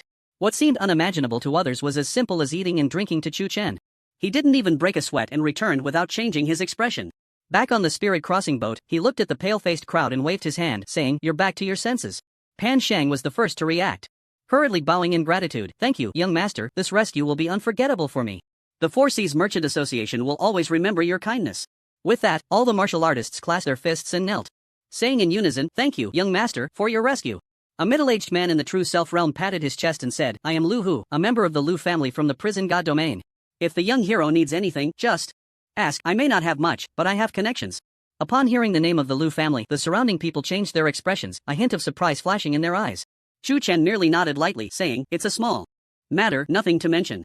Pan Shang stepped forward and said, "Young master has saved important goods for the Four Seas Merchant Association. If you need any resources in the future, please feel free to ask. This is our association's silver token." Saying this, Pan Shang took out a gleaming silver token engraved with the powerful characters Four Seas. Seeing the curiosity on Chu Chen's face, he smiled and explained, "The Four Seas Merchant Association has bases throughout Sangzhou. I can't say much, but we have all kinds of treasures below the imperial grade. Those holding this token can enjoy the same treatment as patrons, with a 10% discount on purchases and free use of the association's teleportation array." Chu Chen understood, this was essentially a VIP customer, right? Lu Bongfeng, seeing Pan Shang even take out the silver token, suddenly felt a jolt in his eyelids. He had served the Four Seas Merchant Association for 1,000 years, accumulating countless contributions, and had barely obtained this item at the half-step Emperor realm. Yet Chu Chen had received it just for making a single move, which made him sigh at the disparity. However, he did not feel jealous. After all, Chu Chen's strength was evident and his talent was astonishing. "Thank you for your kindness, I will graciously accept it." Chu Chen accepted it with pleasure. A hesitant look appeared on Pan Shang's face. And after a moment, he cautiously asked, "May I ask your esteemed name, young master? Are you from the ancient state?" "My name is Chu Chen. As for my origins, just consider me as coming from a remote mountain corner." Chu Chen smiled lightly. Pan Shang was momentarily taken aback, searching his mind for the Chu family but found no familiar figures, and then quickly reacted, "Understood, understood." In his view, Chu Chen clearly did not want to reveal his identity. The Eight Desolations realm was vast, and many people preferred to act discreetly. However, ancient gods had always originated from the ancient state, and most of the descendants of the primordial beings came from there. Pure blood. Ancient gods were extremely rare, practically a phoenix among chickens. Pure-blood ancient god royalty was even rarer, one might not find even a handful in an entire era. Therefore, it was very worthwhile for Pan Shang to send out this piece of silver. Befriending a future great emperor was worth 1,000 times more than buying this ship's cargo. Next, many martial artists presented their communication jade talismans, including Lu Hu. The spirit ferry boat set sail again, and after some destruction, the formation was damaged, forcing Pan Shang to bring along the formation master to repair it. As a result, the efficiency slowed down significantly, and the journey that was originally just a day away was extended to 3 days. Initially, it was thought that the martial artists on the ship would be dissatisfied, but upon observation, it seemed that no one protested. It was as if they had witnessed a thrilling battle, and everyone was very satisfied. Just as the formation was being repaired, there was a knock on the door of the room where Chu Chen was. Sensing a familiar aura and fragrance, Chu Chen spoke, "Come in." Creak, the door opened, and a light green figure stepped in gracefully, wearing a faint smile that made one feel an irresistible sense of intimacy. "Young Master Chu has a good heart. Are you not worried that a great demon might come to trouble you?" Wu Bingchan sat down opposite Chu Chen, smiling as she asked. "If you are here to seek justice because I killed a few beasts, I am always ready to accompany you," Chu Chen replied. Wu Bingchan rolled her eyes playfully and said, "There are countless battles happening every day in the world. If we were to settle accounts every time, wouldn't we be exhausted?" Chu Chen opened one eye to glance at her. "You casually enter a man's room. Are you not afraid I might eat you alive?" Wu Bingchan giggled, her body trembling charmingly, dazzling to the eyes. "You are at best a boy, but if you really want to do that, it wouldn't be impossible." Wu Bingchan smiled seductively. Chu Chen looked into her emerald green eyes, and suddenly 6 hook-shaped jade patterns appeared around her pupils, and a fragrant peach orchard filled his vision, surrounded by many naked fox demons. At that moment, a slight tremor ran through his mind, and the illusion immediately turned into a dream bubble, his eyes regaining clarity. Wu Bingchan's pupils slightly constricted. She did not expect her eye technique to be broken so easily. Suddenly, a strong figure lunged at her, a rich masculine aura wafting over and looking up. It was Chu Chen's clear golden eyes. A tremendous force gripped her hands. Wu Bingchan had never been so close to a man before, and for a moment, she felt flustered. As she struggled, she found Chu Chen's hands were like 2 giant pincers, holding her tightly, unable to move. "Let me go." Wu Bingchan frowned. Chu Chen looked at her awkward demeanor, the corners of his mouth slightly rising. "I still don't know your name." "Wu Bingchan. A nice name, very suitable for you." Saying this, Chu Chen slowly leaned closer, examining her smooth, jade-like skin with a faint pink hue, and the fragrance wafting from her nose made his fingers itch. "No." Wu Bingchan thought of what would happen next, and her face turned pale with fear. Just as she was about to cry for help, she suddenly felt her heart sink at the thought of Chu Chen's nearly monstrous strength. "Please." Wu Bingchan pleaded pitifully, striking a pose that made one feel sorry for her. "I hate it when others play tricks. That illusion just now should be your innate divine eye, right?" Chu Chen gently stroked her hair, feeling the warmth from his fingertips. "I'm sorry, you just wanted to test and see if I would be enchanted by beauty. If I'm not mistaken, if I hadn't broken free from the illusion, I would have appeared in demon state 7 days later, right?" Chu Chen asked softly. Wu Bingchan's pupils trembled. She did not expect Chu Chen to see through her thoughts. "Did I guess right?" Chu Chen's gaze suddenly turned cold. "What do you want?" Wu Bingchan, knowing her scheme had been seen through, simply gave up struggling. Chu Chen looked her up and down wantonly, his sharp eyes seeming to want to see through her completely. "I'll take some interest first, and then I'll settle the account with you later." Immediately under the incredible gaze of Wu Bingchan, her body suddenly twisted, and a sharp pain shot through her flexible rear. Crack! Wu Bingchan jumped up like a cat whose tail had been stepped on, looking at Chu Chen with a face full of shame and anger. You! Chu Chen glanced at his palm, recalling the wave from earlier, and slowly said, before the principal is received, you'd better not think about escaping, or I can't guarantee what your fate will be. As he spoke, his eyes fixed on her flushed face, he coldly added, did you hear that? Clearly? Wu Bingchan was a mix of shame and anger. She had never let her. Bang! After saying that, she stormed out, leaving a trail of faint fragrance. After she left for a while, the door opened again. This time, it was Yi Guqing, who curiously asked, how does it feel? What feeling? Chu Chen looked puzzled. When he saw the fleeting ambiguous expression on Yi Guqing's face, he helplessly smiled and said, Uncle Yi, don't come at me with that, I just wanted to teach her a lesson. Moreover, the physical body is merely a shell. Beautiful things in the hands of those with ulterior motives become mere red-skinned skeletons. It's good that you can think this way. Yi Guqing nodded. He wasn't worried that Chu Chen would act recklessly, he was just afraid he wouldn't be able to stay true to himself and break his vows here. The true dragon immortal body was extremely powerful, but it had a fatal weakness. Once the yang essence leaked, there would be no chance of impact again. Only by reaching a great realm and solidifying the foundation could there be a chance for offspring. So he had actually been eavesdropping. If Chu Chen lost his rationality, he would have intervened directly. Fortunately, he controlled his desires, which prevented all previous efforts from going to waste. Speaking of which, Wu Bingchan's talent and abilities are indeed remarkable. If it weren't for my merit golden body protecting me, I would have almost fallen for it just now, Chu Chen recalled with a shiver. The best outcome was that nothing happened, and the worst was becoming a slave to desire. If I'm not mistaken, she should be the saintess of the Tianhu sacred land, with the bloodline of the 9-nether green jade python within her. Yi Guqing said. How did you guess that? Chu Chen was taken aback. Yi Guqing was a figure from the previous era. How did he know about a current situation of the major forces? See for yourself. With that, Yi Guqing tossed out a thick book. Chu Chen focused and saw it was titled Records of the 8 Desolations. Flipping through a couple of pages, he was astonished to find it recorded famous anecdotes from the 8 Desolations, including introductions to the current major forces. So that's how it is. I didn't expect there to be an organization like a universal encyclopedia in the 8 Desolations. Interesting. Chu Chen nodded in satisfaction. What he lacked most now was this kind of information to help him understand this world faster. Otherwise, he would truly be like a country bumpkin, bewildered by everything he encountered.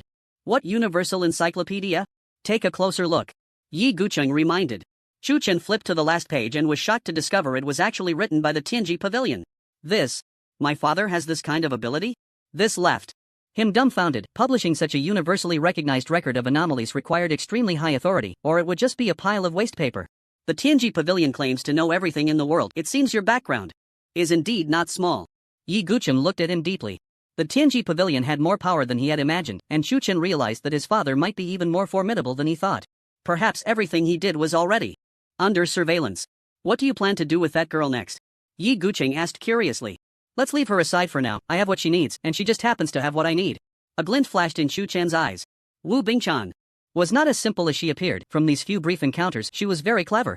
Manipulating people's hearts was a skill that demons excelled at, especially when combined with techniques, making it invincible. Unfortunately, she encountered her own self, immune to the assaults of soul and spirit, making all wicked paths unable to approach her.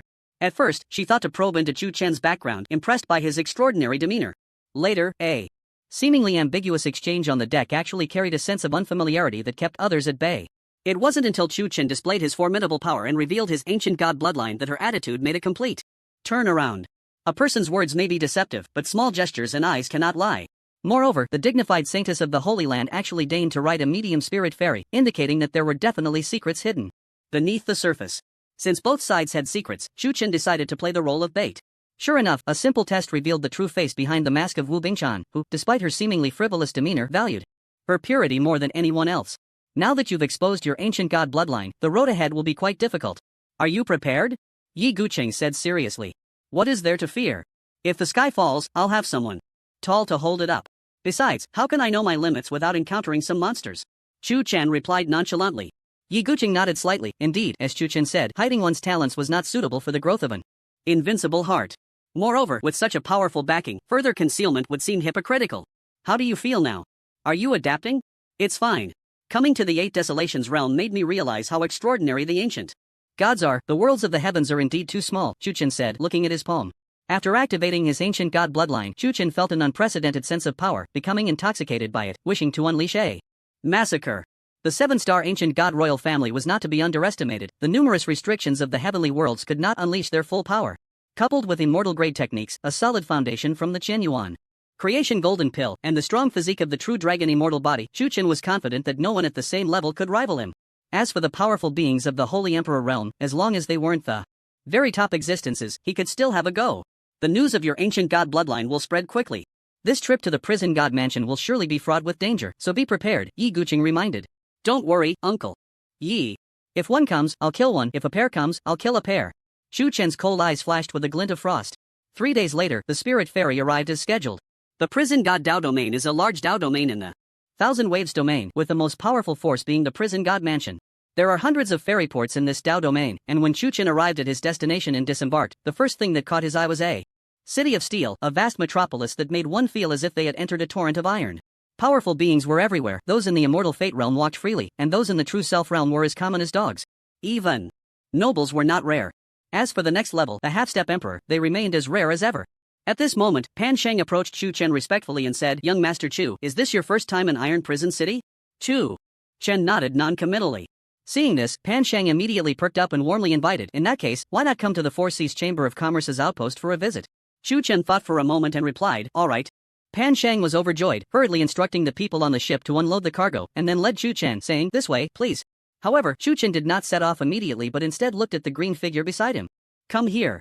The old woman beside him appeared on high alert and whispered, Saintus, I have some connections in the prison god mansion, how about? Wu Bingchan shook her head, not for now. It's not suitable to expose ourselves on this trip, let's see what he wants to do first. Understood. After a while, Chu Chen noticed that the person still hadn't arrived and impatiently said, what are you dawdling for? Are you two discussing tonight's betting arrangements?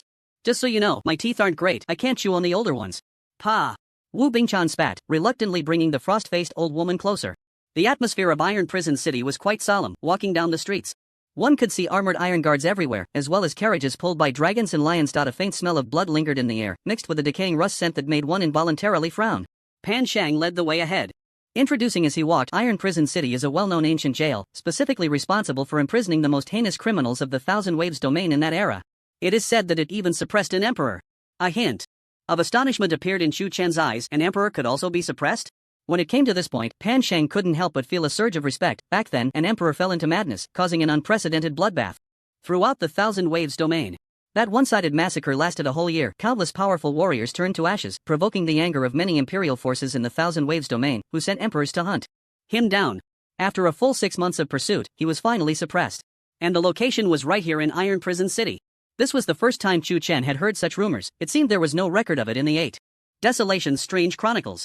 An emperor is immortal and indestructible, possessing unparalleled imperial techniques, a master of fate. How could a mere cage contain him? Chu Chen asked in confusion. Young Master Chu may not know, but Iron Prison City was established precisely to suppress emperors. Beneath your feet lies a 5-element counter-imperial formation that covers the entire city, built by the ancient formation master Chiu Ming, and its power is extremely terrifying, Pan Shang explained. Originally, the prison god mansion was only responsible for managing Iron Prison City, but due to fortuitous circumstances, it rapidly developed, and 1,000 years later, it reached its current scale. Chu Chen felt something was off. He had a vague sense that the heavenly secret pavilion must be behind this. According to his cheap father's philosophy of a fool who doesn't take advantage, if Iron Prison City truly had no benefits, the subsequent emergence of the prison god mansion would definitely not happen. It is rumored that an emperor's lifespan is nearly infinite. Does Iron Prison City still suppress that existence? Chu Chen asked curiously. This. Pan Sheng paused, then smiled helplessly. This is a secret of the prison god mansion, and we have no right to inquire. However, after so long, even if it were a pseudo-immortal, it would have long been erased in the Great Formation. At this moment, Wu Bingchan scoffed. An emperor wouldn't fall so easily. Possessing the means of a master of fate, what can a mere formation do? As long as he wants to escape, how could Iron Prison City contain him? Chu Chen secretly nodded. He thought the same. An emperor, at least a celestial being, would not easily be trapped in the 8 Desolations realm, a supreme existence. Once the imperial technique was unleashed, the entire Thousand Waves spiritual domain would be shattered. Pan Shang smiled awkwardly. That I wouldn't know, these are all rumors. Wu Bingchan looked around, then said, in my opinion, Iron Prison City is just a gimmick. It probably only holds insignificant criminals. Moreover, since the prison god mansion became independent, this place has long been abandoned. Chu Chen looked at Yi Guqing, who hesitated for a moment before nodding slightly. No emperor's aura? Chu Chen asked. There is indeed an imperial-grade formation beneath this city, but it is in a damaged state, and the prisoners in the cages are all ordinary criminals, Yi Guqing replied. A glimmer of insight flashed in Chu Chen's eyes. Since that was the case, it further confirmed his thoughts.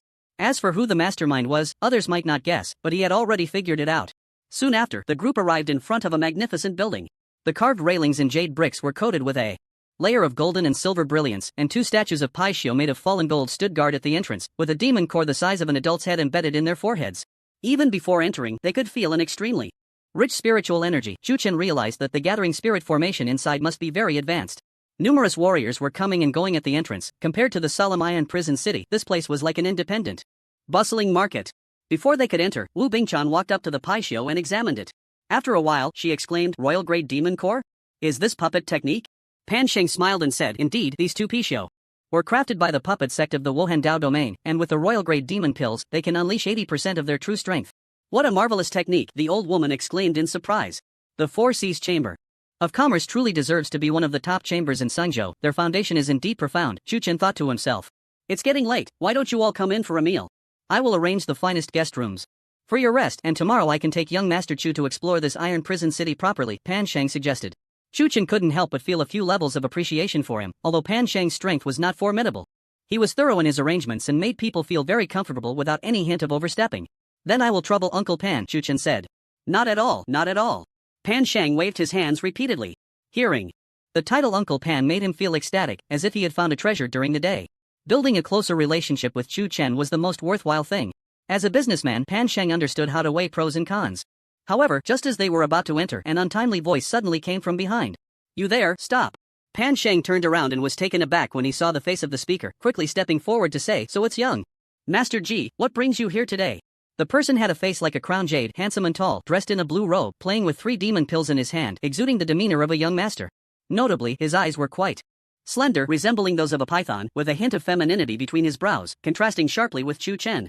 Ji Chang'e directly ignored Pan Sheng as he walked past him, causing the latter to chuckle awkwardly. He approached Wu Bingchan and asked suspiciously, "Are you the saintess of the Tianhu sacred land?" "I am Wu Bingchan, I have met young Master Ji," Wu Bingchan replied with a bow. Ji Chang'e asked in confusion, "Why are you here in the Yushan Dao domain? Did you perhaps know in advance that my brother was preparing to attend the Yushan Mansion's recruitment ceremony?" When he mentioned his brother, a trace of barely perceptible disgust flashed in Wu Bingchan's eyes. She then spoke, "I came here for the recruitment ceremony as well." "What?" Ji Chang'e frowned, displeased, and said, "You have a marriage contract with my brother, and you are to be wed in a year. Why are you showing up now? Does your Tianhu sacred land intend to go back on your word?" Before Wu Bingchan could explain, the old woman interjected, "Young Master Ji, don't misunderstand. We originally planned to set off from the Yunfu Dao domain back to Yaozhou, but this person forced us to stay and even threatened that the saintess would become his maid." The old woman pointed at Chu-Chen with malice. From her words filled with intense hatred, it was clear she was seeking revenge for Chu-Chen calling her an old monster earlier. What audacity! Ji Chang'e's anger flared. He glared at Chu-Chen and coldly said, "I don't care what your surname is or what your name is, this is the Qianlang domain, and she is my brother Ji Changxing's fiancé. How dare you speak so lightly? You're courting death. Grandma Fox." Wu Bingchan was taken aback, ready to explain. But the old woman grabbed her hand, shaking her head to signal her not to speak. But Wu Bingchan's brows furrowed tightly. If the conflict escalated, their Tianhu sacred land's reputation would surely suffer greatly. If they ended up with a bad name, however, Ji Changsheng was a cruel and tyrannical person, indulging in debauchery without restraint. Surrounded by wives and concubines in numbers exceeding 2 hands. Moreover, he had a penchant for perverse games, and countless young maidens had met their demise at his hands. The thought of marrying such a man made Wu Bingchan tremble all over, yet she had no way to respond. As a saintess, her mission was to make the Holy Land better. Her appearance in the Yunfu Dao domain was also a secret escape. Granny Fox, who had raised her since childhood, was her only kin and trusted confidant. If her betrothed were a normal person, she could accept it, but Ji Changsheng had a terrible reputation, and marrying him would undoubtedly turn her into a tragic plaything. Chu Chen looked at the furious Ji Chang'e and asked, "You say she is your brother's fiancée?" "That's right. If you know what's good for you, you should commit suicide on the spot. I can ensure you get to keep your whole corpse," Ji Chang'e said coldly. "So they still have a year before the wedding. What's wrong with her being a maid for me until then? I'm just helping him test the goods, he should thank me afterward. Why are you making a fuss?" Chu Chen retorted. "Impudent.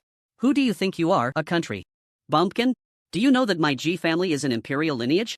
Ji Chang'e's killing intent surged, and a bronze bell suddenly appeared in his hand. Imperial lineage.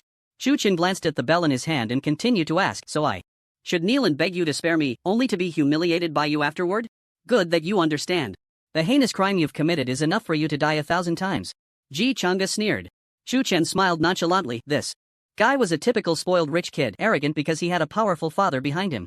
However, he indeed had the capital to be arrogant. The imperial lineage could contend with the underworld god's mansion, and there was at least one quasi-emperor in his clan. If he were a direct descendant, he might even have the bloodline of a great emperor, capable of unleashing world-destroying power once activated. I'm giving you a choice now, kneel before me and beg for mercy, and I will consider whether to let you off, Chu Chen said. Ha ha ha. The people around burst into laughter upon hearing this. Is this kid really a fool from the countryside? How dare he speak to Ji Chang'e like that? Does he have a death wish? The Ji family is an imperial lineage in the Qianlang domain, and just tossing a few spirit crystals would be enough to crush him. How dare he shout for young Master Ji to kneel? Truly shameless. I'm dying of laughter. Does he think that just because he has some strength in the mountains, he can look down on everyone? Just watch, I've seen many fools like him who are so narrow-minded. He will soon be kneeling on the ground, begging young Master Ji to go easy on him. The onlookers had never seen such a brazen fool, thinking that a little ability in the mountains gave him the right to act superior. They all waited to see Chu Chen's joke, predicting how long he could hold out. Ji Chang'e was also amused by his anger. Alright, I want to see your abilities. The Xianhuang Bell. Buzzed golden light blazed, radiance erupted, and the bell in his palm transformed into a stream of light, rapidly enlarging in mid-air. A rich Xianhuang aura enveloped it, with clouds adorning the bell, and ancient fierce beast markings of Qianqi appeared on it. Rory Qianqi burst forth from the bell, opening its massive bloody mouth and lunging at Chu Chen. The terrifying fierce beast from ancient times shook the space as it passed, the powerful aftermath carrying a thick bloodlight that made it hard for people to open their eyes. The overwhelming malevolent aura sent chills down their spines. And the surrounding people quickly retreated. The Xianhuang Bell of the Ji family? Young Master Ji is indeed the most favored son. I didn't expect even this imperial-grade spirit treasure, which has the potential to reach quasi-emperor level, would be given to him. It is said that the Xianhuang Bell is forged from the essence of Xianhuang Mother Qi, mixed with many imperial-grade materials, and inside it is sealed a broken soul of Qianqi by a powerful being, making it extremely powerful. Seeing this, the crowd sighed in amazement. Ji Chang'e already had the realm of a prince, and with the bloodline of a great emperor within him, combined with the soul of the ancient fierce beast in the Xianhuang Bell, it was enough to slay ordinary princes 100 times. Die for me! Ji Chang'e shouted. Chu Chen, unhurried, pinched out a chaotic divine thunder, manifesting a great cauldron in the void to counter it. Ding, the Xianhuang Bell trembled violently, countless rays of light were shattered by the thunder, and Qianqi let out a deafening and mournful scream, retracting into its original form. The aftermath of the collision between the two extreme energies, one yellow and one gray, directly sent the bricks of Iron Prison City flying, scraping off layer after layer of metal. The surrounding buildings crumbled into dust, and the onlookers hurriedly retreated, looking at Chu Chen with uncertainty. Chaos Divine Thunder? This kid's Dao Vein is actually of immortal quality. An exaggerated scream arose, and Ji Chang'e was also extremely shocked. This talent was among the best in the 8 Desolations. Thinking of this, jealousy unconsciously arose in his heart. Waste, so what if you have an immortal quality Dao Vein? Today, I will suppress you in a cage, suffering endless torment from the 5 elements. Ji Chang'e once again urged the Xianhuang Bell. This time, he held nothing back, unleashing his spiritual energy to the extreme. A dazzling pillar of light shone, and the ancient Qianqi seemed to come alive, its fierce aura soaring to the sky, a brutal chill spreading a thick layer of blood red ice around. Qianqi emerged, wielding a golden claw wrapped in a layer of blood-red Dao rhythm, its power unimaginable. It faintly possessed the potential to step into the Saint Emperor realm. Not taking oneself as the purpose of cultivation is merely a side path. Chu Chen suddenly activated his ancient divine bloodline, and his body instantly ignited with golden divine fire, the overwhelming pressure of the ancient god instantly covering the entire Iron Prison City. Golden light dominated, and a giant golden hand reached out from the divine flame, smashing Qianqi's divine soul into pieces. The spiritual treasure was connected to the divine soul. With Qianqi's soul shattered, Ji Chang'e was also affected, spitting out several mouthfuls of blood mist as he was sent flying. The Xianhuang Bell was struck dim and lifeless by Chu Chen's palm, with the runes on it appearing densely cracked. From start to finish, Chu Chen only made one strike. A prince with such minor achievements was defeated like this? This kid's physical body can actually withstand an imperial spiritual treasure? The crowd gasped in astonishment. What surprised them the most was Chu Chen's formidable physical body. What was the ancient Qianqi? It was a being that dominated a region of the spirit domain in the ancient times, and with its fierce aura unleashed, combined with an extremely powerful body, it could even contend with imperial weapons. Indeed, history recorded a quasi-emperor level Qianqi that swatted an imperial weapon away with a single claw, remaining unscathed. Although it ultimately lost, this piece of history was passed down. Ji Chang'e's Qianqi divine soul, even if damaged, still possessed 1% of its peak power. Even a Saint Emperor realm expert would not dare to confront it head-on. Yet Chu Chen sent it flying with a single palm? What kind of monstrous physique was this? Ji Chang'e, bloodied, struggled to rise, his face filled with rage. You dare to destroy my Xianhuang Bell? Chu Chen scoffed. Such trash shouldn't be brought out to embarrass yourself. Can't a prestigious imperial family produce an imperial weapon?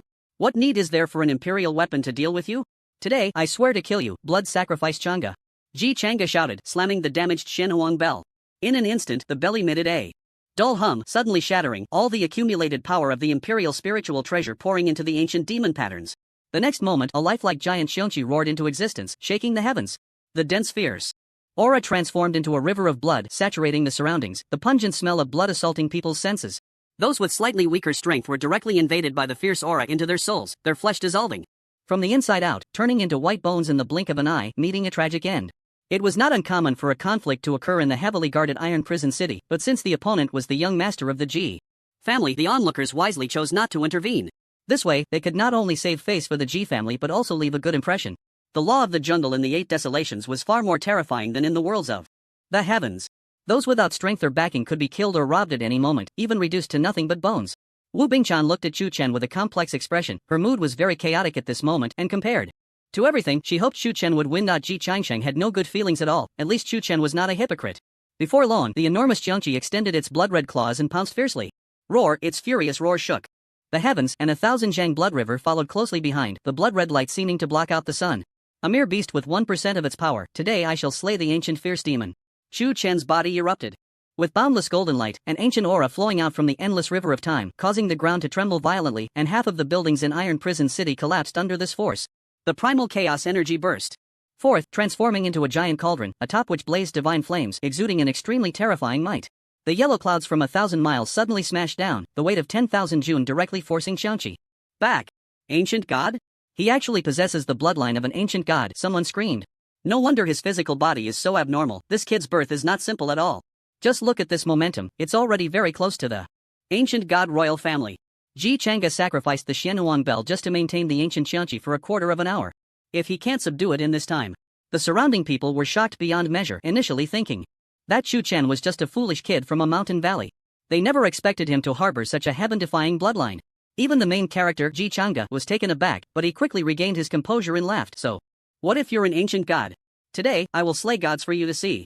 Xiangqi withstood the power of the primal chaos energy and charged again, the endless blood river rushing towards the yellow clouds. The golden and red spiritual powers collided violently, shooting out countless sparks, the grandeur of the scene chilling to the bone. Xiangqi was brutal by nature, born for slaughter, its ferocity palpable as a blood-red claw slammed down. Wherever it passed, the air was compressed into a mass, producing a series of sonic booms. Chu Chen showed no fear, his 5 fingers clenched tightly, his golden fist meeting the attack like a sun. Bang! The aftermath of the collision swept through like a force that could crush with ease. The surrounding buildings were directly reduced to powder, and the ground was scraped away, revealing the clear prison beneath. The domineering spiritual powers clashed, the golden and red spiritual tides intertwined, and people could only see 2 streams of light flashing before them. So powerful. This has already surpassed the strength expected of a heavenly king. Xiangqi is like this, and that kid is too. In this era, to see someone in the flesh fighting evenly with an ancient fierce beast, this boy has the potential to become an emperor. Ji Chang'e has kicked a steel plate this time, the force behind the opponent might not be weaker than his. In just a few breaths, both sides had fought hundreds of times, dimming the heavens and dispersing the clouds. The terrifying pressure seemed poised to destroy Iron Prison City, soon forcing out the defensive formation. Roar! Xiangqi howled, the blood river gathering on its claws, fiercely striking towards Chu Chen. Chu Chen refused to back down, condensing the primal chaos energy into his fist, boldly facing the enemy. Buzz! When the buzzing sound dissipated, people saw a blinding beam of light shooting straight into the sky. That is? Pan Sheng stammered. Ji Chang'e laughed loudly, disdainfully saying, what ancient god? In front of me, it's just a pile of dirt. Everyone couldn't believe the battle would end so quickly. The ancient god was defeated just like that? But soon someone stepped forward to congratulate. Congratulations to young Master Ji for slaying the ancient god, achieving an unprecedented feat. Congratulations, congratulations. Ji Chang'e's lips curled up, extremely pleased. But before he could speak, the spiritual tide slowly receded, revealing a towering figure bathed in golden divine flames, holding Xiangqi's severed limb as he stepped forward. He didn't die? Xiangqi was defeated. What?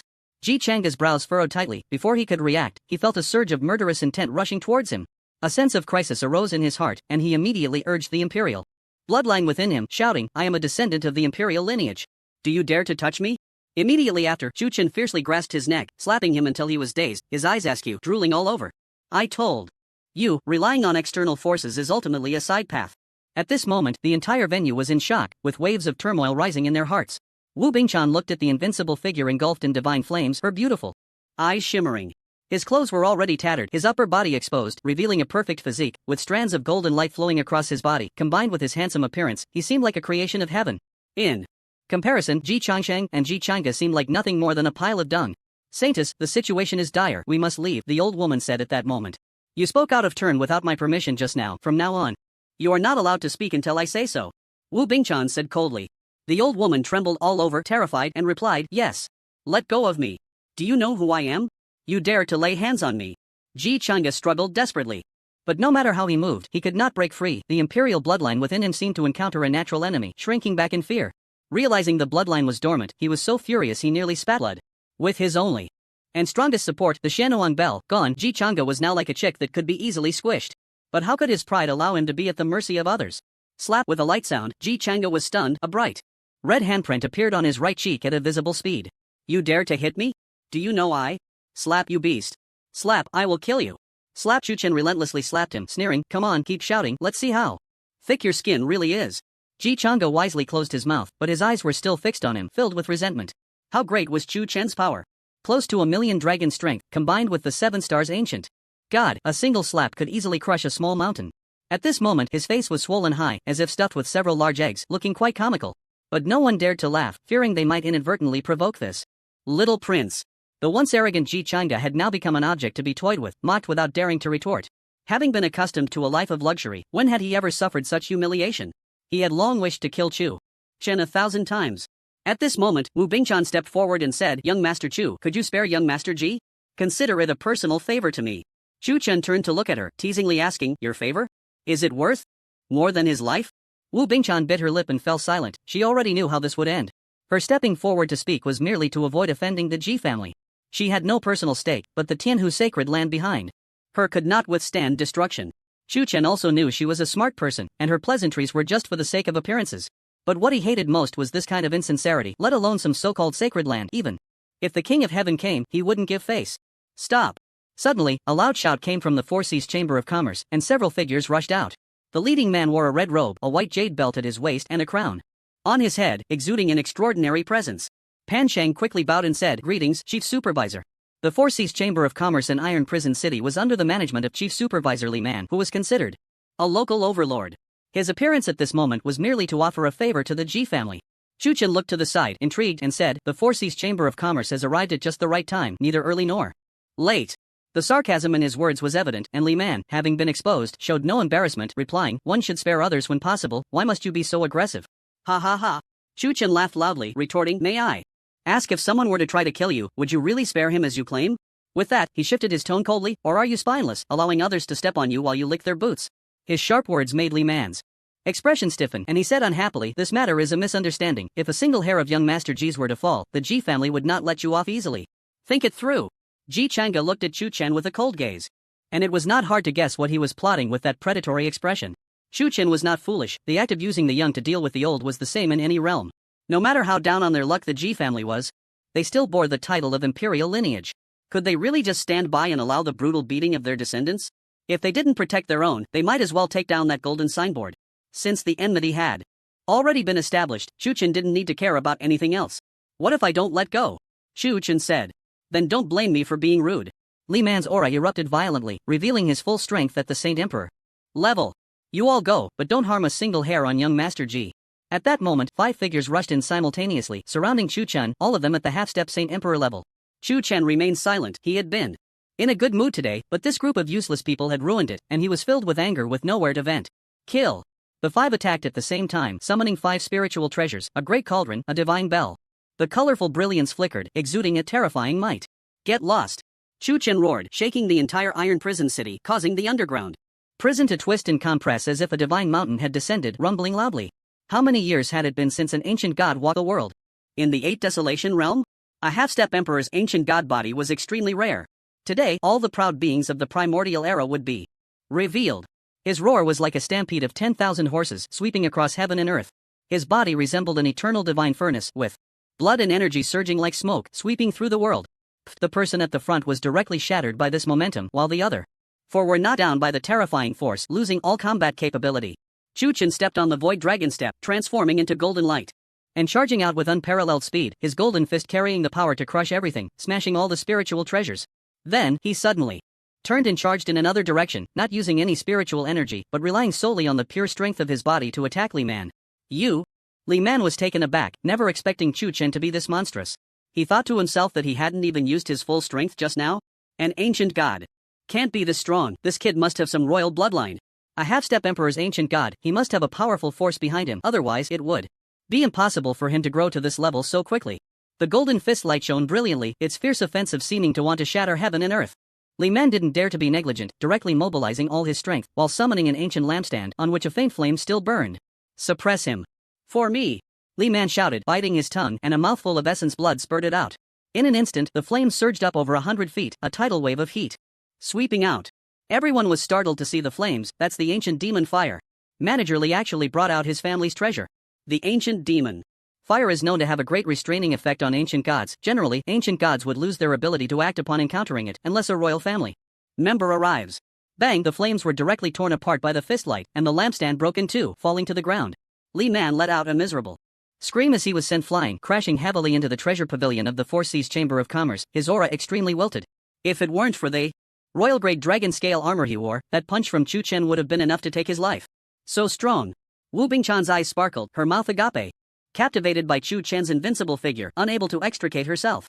Chu Chen remained calm, stepping through the void with great strides, lightly landing, yet causing the entire iron prison city to tremble. The pressure of the ancient god's body was enough to make one's liver and gallbladder shatter, with an unparalleled surge of power raging within him.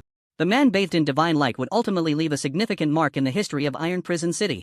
With the strength of one person, he fought against the descendants of imperial blood, his voice suppressing the same level lords, and a single punch shattering all attacks at the Saint Emperor level. This was the ancient god, the first existence to awaken among the primordial beings. The 7-star ancient god was already this monstrous. If the legendary 9-star ancient god appeared, wherever it passed, the void would collapse, and the myriad realms would shatter. Li Man struggled to stand up from the ruins, his face pale as he stared at the broken lampstand, a pang of heartache surging within him. This was a precious spiritual treasure he had accumulated for nearly 100 years, worth 1,000 high-grade spirit crystals. In the face of Chu Chen's nearly incomprehensible physical strength, the royal-grade spiritual treasure seemed particularly fragile. At this moment, countless people gazed at the handsome man bathed in golden light, their hearts stirred with tumultuous waves. So this is the level of the so-called genius's ceiling? Young Master Ji is already very strong, although his talent is not as good as Ji Changqing's. He is still among the best of his rank. It's a pity he ran into an ancient god. This guy's physical body is truly monstrous. The Four Seas Chamber of Commerce has really kicked a steel plate this time. Did Li Man lose his mind to offend an ancient god for a Ji family member? Just as people were lamenting, Chu Chen stepped through the air, the weight of his presence like a divine mountain descending.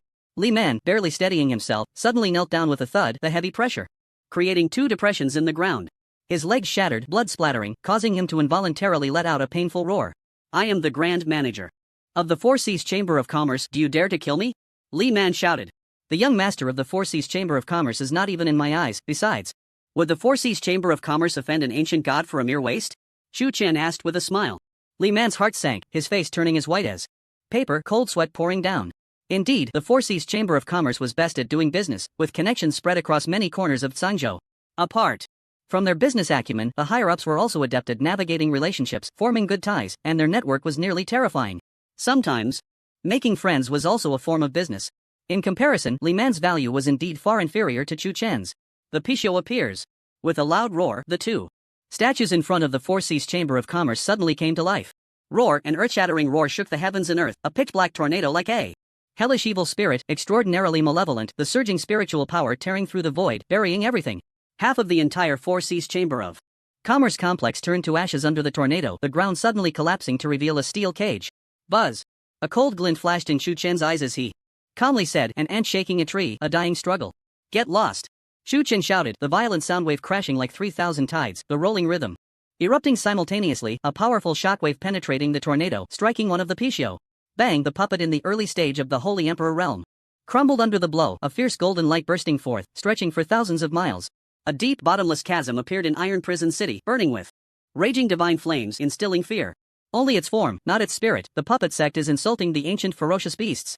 Chu Chen stepped on the void dragon step, suddenly appearing above the last Pixiu's back amidst the raging tornado. He then clenched his fingers, a golden fist enveloped in unstoppable power, crashing down on its back. Dong! The Pixiu was directly torn apart by the golden light, split into 2 sections, its body falling helplessly to the ground. The sudden explosion left everyone stunned. They could not imagine that the trump card of the Four Seas Chamber of Commerce was so easily defeated. Although it was just a false Pixiu, it still contained a trace of the Pixiu's remnant soul. Once the ancient god appears, unless a genius with a divine or immortal body emerges, no one can match him in physical strength. The Four Seas Chamber of Commerce has truly botched this business. The G family should soon catch wind of it, right? After the fierce battle, Chu Chun grew even more formidable, the brilliant golden light in his eyes overshadowing the sun's radiance. What other tricks do you have? Show them all, lest you say I didn't give you a chance. Chu Chen crushed the remaining parts of the puppet underfoot. Seeing this, Li Man felt as if he had fallen into an ice cave, utterly powerless. What tricks could he still have? Even calling for help was impossible in such a short time. The heavens were high and the emperor far away. Unless someone above the level of a quasi-emperor intervened, his life was in grave danger. Thud, under the watchful eyes of the crowd, Li Man directly threw himself to the ground, pleading, please spare my life. It was my foolishness to look down on you, just treat me like a fart and let me go. The sudden change caught everyone off guard. They had thought he was resilient and unyielding, willing to die rather than submit. They never expected him to be so straightforward. Truly living up to the saying, a real man can bend and stretch. Chu Chen was momentarily stunned. The one who had been shouting the loudest was actually the softest. Beside him, Ji Chang'e spat in frustration, coldly huffing, spineless waste. Upon hearing this, Li Man felt a deep sense of grievance. He had risked his life to save Ji Chang'e, yet instead of a word of thanks, he was mocked. If only Chu Chen had half the status to avoid escalating things to this point. Chu Chen slowly walked up to Li Man, looking down at the back of his head, and said slowly, I have a habit of never letting a tiger return to the mountain. You, Li Man, had just raised his head to say something when he saw a golden fist growing larger before his eyes, followed by a sharp pain. His large head shattered like a watermelon, red and white splattering everywhere. You dared to kill him? Ji Chang'e was dumbfounded. He wanted to kill me, I struck first. What's wrong with that? Chu Chen retorted. Aren't you afraid of the Four Seas Merchant Association coming after you? I fear nothing. If the Four Seas Merchant Association has the ability to hunt me down, let them come. Chu Chen scoffed, then coldly added, the same goes for your Ji family, I'm here to stay. As he spoke, Chu Chen suddenly vanished from his spot, and no one realized what had happened. In an instant, a golden hand pierced through Ji Chang'e's chest, blood gushing out like a faucet. Turned on. You. Ji Chang'e's eyes widened in disbelief. Young Master Chu, no. Wu Bingchan exclaimed in alarm. The people around wanted to intervene, but it was already too late. If a descendant of the imperial lineage died here, Iron Prison City would have no way to explain, and Chu Chen would surely face endless pursuit. In the future, even the retaliation from such a colossal family would be something that even the most talented of the sacred emperor realm could not withstand. Suddenly, an overwhelming pressure descended upon Iron Prison City, and everyone looked up to see a phantom figure appearing in the void. The imperial might surged, sweeping across millions of miles. This person was enveloped in holy light, surrounded by 99 holy rings, their radiant glow obscuring the sun like a deity. Under the sun, terrifyingly powerful. That is the quasi-emperor of the Ji family, Ji Qingguan. He actually summoned his avatar. Doesn't he fear being expelled by the prison god manner? The Ji family's imperial grade technique, Great Tao Holy Ring method, has been passed down for many years. It is said that when cultivated to perfection, one can possess 108 holy rings, and when the holy rings appear, the world falls silent. Ji Qingguan has already stepped into the threshold of perfection. He only needs to take one more step to restore the glory of his ancestors. It is said that this generation's Ji Changxing is even more talented than Ji Qingguan. At the age of 500, he has already reached the minor completion stage, twice as fast as this imperial family head. This is bad. That kid will surely be crushed here. Ji Chang'e, hanging by a thread, saw his savior arrive, and his eyes immediately sparkled with hope. Father, save me. In an instant, one of the 99 holy rings detached from Ji Qingguan and suddenly appeared before Ji Chang'e. Then, a miraculous scene unfolded. The large hole in his chest rapidly healed under the effect of the holy light, and his shattered heart restored itself in a very short time. Ji Chang'e quickly regained his vitality, looking spirited as if he had never been injured. He then glared at the unflinching Chu Chen and said fiercely, you will pay for your offense. Chu Chen remained unmoved, quietly gazing at the sky, pondering how to break the deadlock. Ultimately, the worst-case scenario occurred. In this critical moment, he had to find a foolproof solution. The quasi-emperor has crossed billions of miles, forcibly breaking through the domain of the prison god. His power is certainly far inferior to his true form, perhaps only 1/10 at most. A glimmer of determination flashed in Chu Chen's eyes. He wanted to give it a try. Yi Gucheng stood by, seemingly indifferent, but he too wanted to see where Chu Chen's limits lay. If there was danger, he would step in to help. So this is the quasi-emperor of this era. Yi Gucheng thought to himself. You have some guts, kid. Ji Qingguan's voice boomed like thunder, and the overwhelming imperial might descended like a torrential rain. Chu Chen was the first to bear the brunt, his body bending sharply, and in an instant, his face turned red, his body trembling uncontrollably. Although those watching were not under as much pressure as Chu Chen, they too were trembling in fear. After all, this was a quasi-emperor. One step further would be the pinnacle of the Eight Desolations realm. Even the most useless emperor was at the top of the food chain. A mere fart could crush countless saint emperors. The two were not comparable at all. Yet, this transcendent being had lowered himself to strike at a mere junior. It was clear that Ji Qingguan had murderous intent. Ji Changge and Ji Changsheng were his beloved ones. Chu Chen had touched his reverse scale, and he had to kill. At this moment, the boundless imperial might fell, fiercely shaking the void, and the iron prison city suddenly sank several meters deep. This was only 1/10 of the quasi-emperor's power, yet it was terrifying. To this extent, if the true body descended, a single glance could annihilate Chu Chen. Under this immense pressure, Chu Chen's veins bulged and his muscles tensed. Old dog of the Ji family, if you can't kill me today, I will one day flatten the imperial rule. Chu Chen roared. Noisy. Ji Qingguan's voice was like the sound of the great Tao shaking the heavens, and boundless holy light erupted from his mouth, transforming into clouds that illuminated time and space. The pressure on Chu Chen increased another notch, his body being pushed down under the immense weight, making crackling sounds like frying beans from within. So you are still an ancient god. A trace of barely perceptible wariness appeared in Ji Qingguan's eyes, but it was quickly suppressed. Even if he were truly a descendant of the ancient gods, the distance from Guzhou to Cangzhou was unfathomable. Crossing states to get here would require the emergence of an emperor. Moreover, there were many people with ancient god bloodlines, and the ancient god clan had always been solitary, never protective of their own. Just then, a gap opened at the bottom of the iron prison city, and a robust man clad in golden armor, radiating divine light, stepped through the air. Master Ji, please hold your hand. The prison god mansion will soon open the dragon gate. I hope you can spare some face for the prison god domain. The implication was for Ji Qingguan to leave this place and not disrupt the rules. Since ancient times, there had been a rule in the Eight Desolations realm that quasi-emperors should not enter the mortal realm, meaning that unless under specific circumstances, powerhouses above quasi-emperors could not casually enter other domains to interfere. This man was the lord of Iron Prison City, known as the Blood Butcher Emperor. Ji Qingguan stood with his hands behind his back, turning a deaf ear, quietly watching Chu Chen suffer. The Blood Butcher Emperor frowned slightly and said again, if Master Ji insists on this, then I can only report it to the higher-ups. What are you? If you want to negotiate, let the Iron Judge Emperor come and talk to me.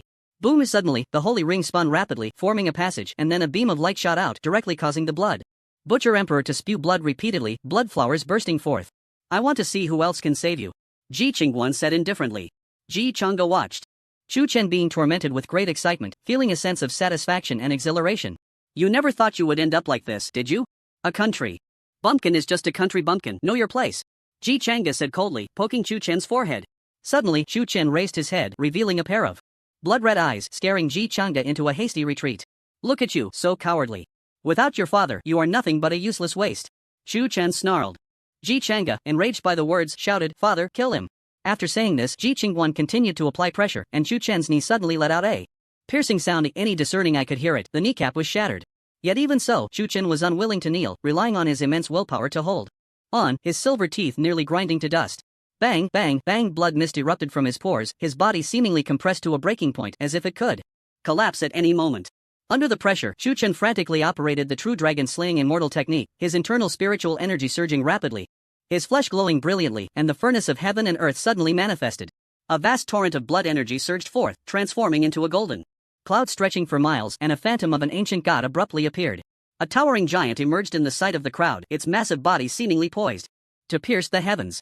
The profound and boundless primal energy coalesced into continents, divine flames burning fiercely, turning all holy light to nothingness. The pressure on Chu Chen suddenly diminished, and he gasped heavily, slightly raising his eyelids and saying, Is this all the power of a quasi-emperor? Haven't you eaten? Ji Qingguan's pupils constricted, his face instantly turning as cold as a 1,000-year frost, the chill penetrating to the bone, and the temperature around him plummeted, snowflakes swirling. Before he could continue to apply pressure, Chu Chen erupted with a stunning beam of light. Open for me! With a loud shout, the massive phantom of the ancient god stepped forward, shaking the void violently, its overwhelming might directly forcing back the holy ring around Ji Qingguan. The pressure on Chu Chen vanished completely, his blood energy surging endlessly, transforming into an infinite ocean, divine light flickering. Old beast, now it's my turn. At this curse, everyone was taken aback. It was the first time they had heard a prince curse a quasi-emperor. Even though Ji Qingguan was not in his true form, he was still a top-tier powerhouse. The recent fate of the Blood Butcher Emperor still echoed in their minds, and they couldn't help but imagine the scene of Chu Chen being brutally killed. Chu Chen stepped on the void dragon step, divine light flickering, as the ancient god's phantom took a step to the heavens, his golden fist smashing fiercely towards Ji Qingguan. Old beast, die! The hand of the heavens. A colossal hand descended, the primal energy adhering to it, producing a deafening explosion wherever it passed. Impertinent junior, today this seat will teach you what a quasi-emperor is. Ji Qingguan, a top genius from 5,000 years ago, was renowned throughout Cangzhou, having defeated all the geniuses of Cangzhou without a single loss, looking down upon the masses just a step away from reaching the peak of the emperor. Unfortunately, due to an unknown calamity, he nearly perished and ultimately retreated to the Flame Soul domain, never to emerge again. A starving camel is still bigger than a horse. Moreover, this was a young king from back then, and after so many years of accumulation, his strength was incomprehensibly powerful. The ethereal sound of the Great Tao flowed out leisurely, as if it were flowing from the river of time, resonating with the Great Tao, dimming the sun and filling the air with profound Tao rhythm. In the sky, Ji Qingguan, dressed in red, with cold eyes and surrounded by holy rings, resembled an immortal spirit. His eyes were filled with murderous intent, surging endlessly, the terrifying imperial might causing many martial artists in iron prison city to erupt with blood mist, their organs shaking violently, blood gushing forth. Run! The crowd was filled with dread, frantically retreating. Wu Bingchan had not yet reacted before being taken away by the old woman, fleeing in the opposite direction of the two's battle. In an instant, the vast iron prison city was empty, like a dead city. Buzz, the colossal hand struck the holy ring, erupting countless sparks, the holy light bright, the violent power of the ancient god rapidly melting away like spring snow. The heavenly calamity light. 5-colored brilliance transformed into beams of light shooting out, stirring divine power that shook the void, countless buildings below turning to dust under this force. However, the aftermath of the collision was not intense, it resulted in the same outcome, causing Ji Qingguan no harm whatsoever. Ji Qingguan merely floated in the void, yet it gave a feeling of being very distant and ethereal, as if standing in another space, isolating everything. This is the terrifying aspect of the Great Tao Holy Ring Law, impervious to all methods, both offensive and defensive, with extremely powerful might. The old woman spoke. Can young Master Chu survive? Wu Bingchan asked worriedly. The possibility is extremely small, never underestimate the quasi-emperor. Ji Qingguan was once on the verge of becoming a great emperor, his life level has long since transcended the mundane. The old woman shook her head. Wu Bingchan fell silent. She had once seen the true form of the quasi-emperor by chance, a powerful being from the demon state, whose aura was indeed terrifying, like an immeasurable divine mountain, unattainable.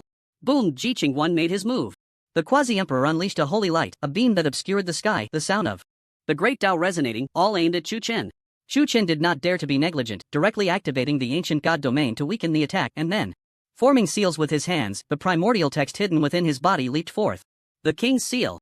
The enormous king character of the primordial text surged forth, enveloped in endless divine light, immediately stirring the winds and clouds. The spiritual energy within a radius of 10,000 miles surged unceasingly.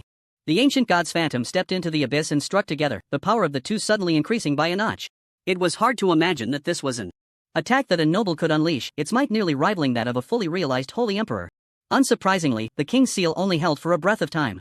During the collision before it shattered, dispersing into countless starlight points, the remaining power of the holy light surged towards Chu Chen, its might causing the heavens to tremble. Chu Chen shouted loudly, summoning the chaos divine thunder, gathering the primal chaos energy to form a thunderous armor around himself. At the same time, he struck out with hundreds of celestial hands to reduce the damage from the holy light. Bang! Finally, the holy light descended, and the armor on Chu Chen shattered in response, a large hole pierced through his left shoulder, golden blood gushing forth. His body crashed heavily towards the distant mountains, stirring up clouds of dust, the earth cracking. To outsiders, the fierce battle that lasted only a few breaths felt as long as a year. No one expected Ji Qingguan to be this terrifying. After all, this was just a phantom. That kid is going to lose. Given Ji Qingguan's decisive nature, he definitely won't spare this child. Who doesn't know that Ji Qingguan is so domineering? The proud talents who have suffered under his hand are countless. What a pity for such a prodigy. I thought the prison god palace would strike gold this time. Many sighed in regret, expressing sympathy for Chu Chen's fate. Offending anyone is bad, but offending the descendants of the imperial lineage is the worst. For an ordinary person, 10 lives wouldn't be enough.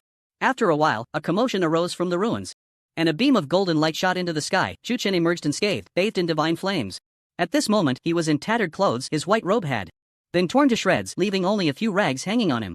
However, his eyes were filled with boundless fighting spirit, more spirited than ever. Ji Qingguan gazed expressionlessly ahead and said, according to your talent, you may have the chance to tread the path of the emperor in the future, but you won't see that day. Chu Chen replied calmly, my father once calculated my fate. Although I will encounter many tribulations in this life, I will ultimately turn danger into safety. Are you willing to gamble your life against mine? Sharp-tongued little brat. Ji Qingguan wasted no more words and directly activated 99 holy rings. Red clouds filling the sky, radiance soaring. In an instant, the holy rings connected, and a sun appeared behind him. It has appeared, the sun's suspended law form. The old woman said solemnly. What level of law form is this? Wu Bingchan exclaimed in shock. Quasi-emperor level law form. Back then, Ji Qingguan used this move to shatter the invincible heart of the unparalleled genius Luo Tianyang from the flying immortal Dao domain. Luo Tianyang, born on the day the quasi-emperor level law form Bright Moon on the Sea appeared, reached the immortal fate realm at the age of 10, with talent that was astonishingly overwhelming. He had never suffered defeat on the path but encountered the equally invincible Ji Qingguan in a secret realm. The two engaged in an epic battle that lasted a full month, causing the sun and moon to lose their light and the heavens to tremble. In the end, both summoned their law forms to collide, and the sun triumphed over the moon, leading to Luo Tianyang's defeat. It was that battle that made Ji Qingguan one of the most extraordinary talents in Sangzhou, gaining immense fame in an instant years. Later, Ji Qingguan once again summoned the law of the sun, and the blazing rays of the great sun melted everything in their path, creating a force that seemed to shatter the heavens and the earth. Chu Chen stood still in the void, unwavering, as he slowly formed seals with his hands, evolving a small world, rising and falling through the 9 heavens. Above his head, myriad streams of mysterious yellow primordial energy descended, and the ancient god's phantom, transformed from this energy, sat majestically in the 9 heavens, exuding a solemn divine presence. Suddenly, beneath him, countless beings knelt in unison, while above, the city of 10,000 immortals loomed. Supreme Tao, Tao of all beings. The golden body of merit reappeared, bathed in boundless power of faith, as the force of merit flowed into Chu Chen's body. At this moment, the radiance surrounding Chu Chen grew increasingly solemn, sacred, and inviolable. The astonishing rhythm of the Tao frequently emerged, shaking the 9 skies. The surrounding spiritual energy surged wildly into his body, as the true dragon-slaying immortal technique operated perfectly through one great cycle after another. The furnace of heaven and earth manifested, a torrent of blood energy stirred the winds and clouds, the golden light dazzling to the extreme, blinding those who gazed upon it. The 3 great caves emerged together, the true dragon roared, the phoenix sang in the 9 heavens, and the ancient god upheld the sky. The bloodline of the ancient god boiled endlessly, like 10,000 horses galloping through his veins, never ceasing. The immense might caused the heavens and earth to tremble, as Chu Chen activated his strongest state, with numerous paths floating behind him. The essence of the Tao enveloped him, and the chaotic divine thunder erupted, the grayish thunder perfectly merging with the mysterious yellow primordial energy, forming a brand new extraordinary power. Everyone witnessing this scene was left in shock, their mouths agape, nearly suffocated by the overwhelming aura. A unique Tao? This child is actually going against the heavens? Such powerful blood energy, can an ordinary ancient god reach this level? And with the essence of the Tao, how on earth did this kid cultivate? How can he be so monstrous? The frequent remarks left everyone speechless. They had heard far too many rumors about prodigies, their ears nearly calloused from it. Yet Chu Chen's straightforward and domineering actions refreshed their understanding. What a monumental feat it was to create a unique Tao. For an ordinary person, even comprehending the Tao is exceedingly difficult, let alone creating one. At this moment, even Ji Qingguan was quite astonished, more determined than ever to eliminate this child. Rise! Chu Chen shouted, all the brilliance surged into his body, and then he opened his mouth wide, like a great whale sucking in water, swallowing all the spiritual energy into himself.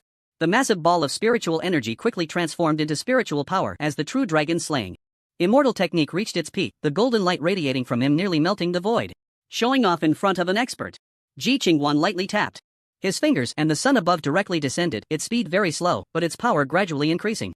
The primordial sacred fist. Chu Chen continuously unleashed his innate skills, executing hundreds of times in the blink of an eye. This was the extraordinary aspect of infinite firepower, he could trigger a 100-fold explosion with sheer frequency. Soon, on the 157th strike, he finally triggered the 100-fold damage. The light of the primordial shone upon the world, creating a flawless pure land ahead. The power of the primordial was astonishing, its slaughter like a torrent, as if 1,000 armies were galloping, causing the sun and moon to lose their light, the heavens to tremble. Since ancient times, martial techniques that harnessed the power of the primordial were the top secret arts of supreme forces, and once unleashed, they possessed unparalleled might.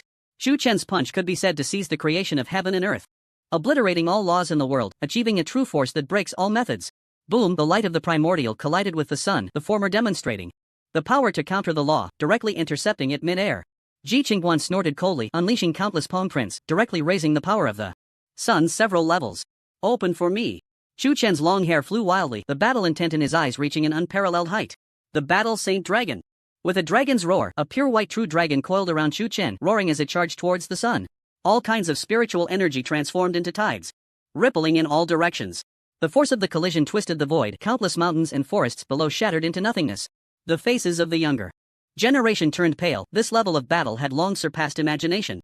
With the ancient god's emergence, who could rival him? Under the watchful eyes of the crowd, the sun's rays shot forth with intense beams, empowered by profound mysteries, directly shattering all the phenomena surrounding Chu Chen. Puff! Chu Chen was struck by an unprecedentedly powerful impact, his body plummeting like a meteor, crashing heavily into the mountains, piercing through them, causing the mountain to collapse with a thunderous roar. Defeated? Wu Bingchan was terrified, her face losing color. Even someone as strong as Chu Chen could not withstand this. Is this the power of a quasi-emperor? Ji Qingguan stood like an invincible celestial king, never moving from his position, merely standing there made him seem mysterious and imposing. A mantis trying to stop a chariot. Ji Qingwan took a step forward, and the holy rings around him coalesced into a stunning spear, which he hurled fiercely at the shattered mountain. From the momentum, it was clear he had no intention of holding back, but was prepared to strike down Chu Chen with a thunderous force. In the distance, Yi Guqing's eyes flashed with a cold light, gripping the sword hilt, ready to spring into action. However, at that moment, Iron Prison City emitted a tremendous sound, and the five-element divine light dispersed, revealing the collapse of the imperial-grade formation that had concealed many eras. In the next moment, a pitch-black iron block suddenly flew out, followed by a dark, ominous shadow that violently collided with the spear. The ear-piercing sound of friction was grating, and the sparks from the collision were as dazzling as fireworks, the violent shock causing the spear to veer off course, striking a plane and producing a deafening explosion. The plane was instantly transformed into a basin under the influence of supreme power, allowing the gravely injured Chu Chen to escape a calamity. Who is it? Ji Qingwan looked towards the direction of Iron Prison City, his brows filled with coldness. A dignified quasi-emperor. Bullying a mere junior. Has the descendant of the Holy Ring Emperor fallen to such a state? As a loud voice echoed, a pair of hands as white as jade suddenly appeared at the breach of Iron Prison City's five-element formation. The palms forcefully pulled apart. The formation shattered with a resounding crash, its light dimming. In the next moment, a torrent of demonic energy erupted from the breach, its eerie and terrifying nature sending chills down everyone's spine. Following that, a figure swept out, seen with one hand behind his back, stepping through the air. The sudden change made Ji Qingwan squint. He looked at the man before him, whose face was like a jade crown and whose skin was deathly pale, and he felt a long-lost sense of crisis arise within him. It had been a long time since he had experienced such a feeling. The last time he felt it was when the path of the Emperor was shattered, cutting off his invincible road. Now, this familiar sensation re-emerged, forcing him to be fully alert. Who are you? Ji Qingwan asked. Has no one remembered me after several eras out of Zhengzhou? Back in the day, your ancestor Ji Fangzhou had to respectfully call me senior when he saw me. The man's voice was very weak, sounding as if he could collapse at any moment. Ji Qingwan searched his mind, then suddenly looked up, incredulous. You are the demon emperor Zhang Zhouyu from ancient times? Ha, there are not many in the world who dare to call my name directly. You are one of them. Zhang Zhouyu laughed heartily. Impossible. You should have been suppressed by the ancient five-element formation long ago. How could you possibly survive to this day? Despite Ji Qingwan having cultivated to a state of calmness, he could not help but be shocked. Jiang Zhouyu did not answer but pointed towards the ruins and said, this child is a descendant of an old friend of mine. Which hand did you use to strike him? His voice was not loud, yet it resonated like thunder, filled with undeniable authority. Zhang Zhouyu, a legendary figure in Zhengzhou, possessed the nine nether divine body and was one of the youngest emperors in the history of this state. Why say one of the youngest? Because those above him were too abnormal to be measured by common standards, making comparisons difficult. In ancient times, he was known as a god of slaughter. The name Nine Nether struck fear into people's hearts, leaving devastation in his wake, with corpses strewn everywhere and rivers of blood flowing. The emperors who died at his hands numbered more than a handful, and his strength was extraordinarily powerful. The celestial technique he cultivated, the devouring heaven technique, could consume all things, turning them into nourishment. So he nurtured his realm through battle, starting from the blood-burning realm and singing all the way to ultimately devouring the great emperor's cultivation. This act provoked the wrath of both gods and humans, and in the end, he was sealed under the siege of many top emperors in Zhengzhou. It was not that they did not want to kill him, but because the nine nether divine body was too strange, an almost immortal existence. They hoped that Zhang Zhouyu would be ground to death over time within the ancient five elements great formation, so they suppressed him in Iron Prison City, under the supervision of the city lord, Iron Judge Emperor. As time passed, the name Zhang Zhouyu gradually faded from people's memories. They all believed he had long since disappeared within the formation. The Iron Judge Emperor of that year also became the current ruler of the prison god Dao domain, Iron Judge Emperor. The sea has changed to mulberry fields, and time flies. No one could imagine that Zhang Zhouyu was still alive. It was simply a miracle. The hardest to accept was Ji Qingwan. Chu Chen was originally destined to die, but unexpectedly it fulfilled his prophecy of turning misfortune into fortune. If the princess slipped away from the hands of the quasi-emperor, the face of the Ji family would be slapped swollen. At this moment, Ji Qingwan faced the real emperor's threats and pressure, his face extremely grim. The demon emperor, having narrowly escaped with his life, doesn't hide well and just runs out so boldly. Isn't he afraid of being besieged by the world again? Ji Qingwan said in a deep voice. Jiang Zhoudu's pale face showed no emotion as he calmly replied, I will settle the accounts of that year one by one. There's no need for them to come knocking. Yet. You, a junior, why are you so rampant upon seeing me, not even showing any courtesy? Back then, Ji Fangzhou saw me and ran around with his tail between his legs, bowing and scraping. Have the people of this era already forgotten my existence? Zhang Zhouyu's voice was very flat, yet it was filled with dominance and divine might, making one involuntarily feel awe. This ruthless person was not to be trifled with. The Ji family currently had no emperor guarding them, and if Zhang Zhouyu wanted to make a move, he could flatten the entire imperial lineage with just a finger. Right now, you are merely at the end of your strength, your power less than 1% of its peak. What do I have to fear? Ji Qingguan sneered. A very arrogant little fellow, I like it. Zhang Jiuyo smiled instead of getting angry, making one's scalp tingle. This child is dead today, who dares to stop me? Ji Qingguan activated 99 holy rings, shooting out boundless holy light, like the vast sea falling, the sun and moon floating, the momentum overwhelming the heavens. 10,000 paths of holy radiance shot out, each as thick as a small mountain, all crashing towards the ruins.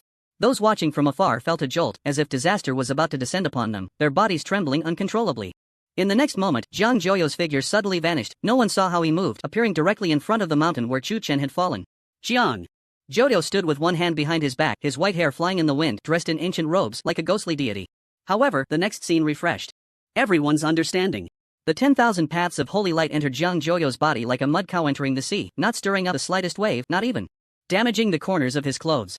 Hiss. Everyone gasped in shock. Ji Qingguan's level of attack could kill Chu Chen 100 times over. Yet it posed no threat to Zhang Jiuyo.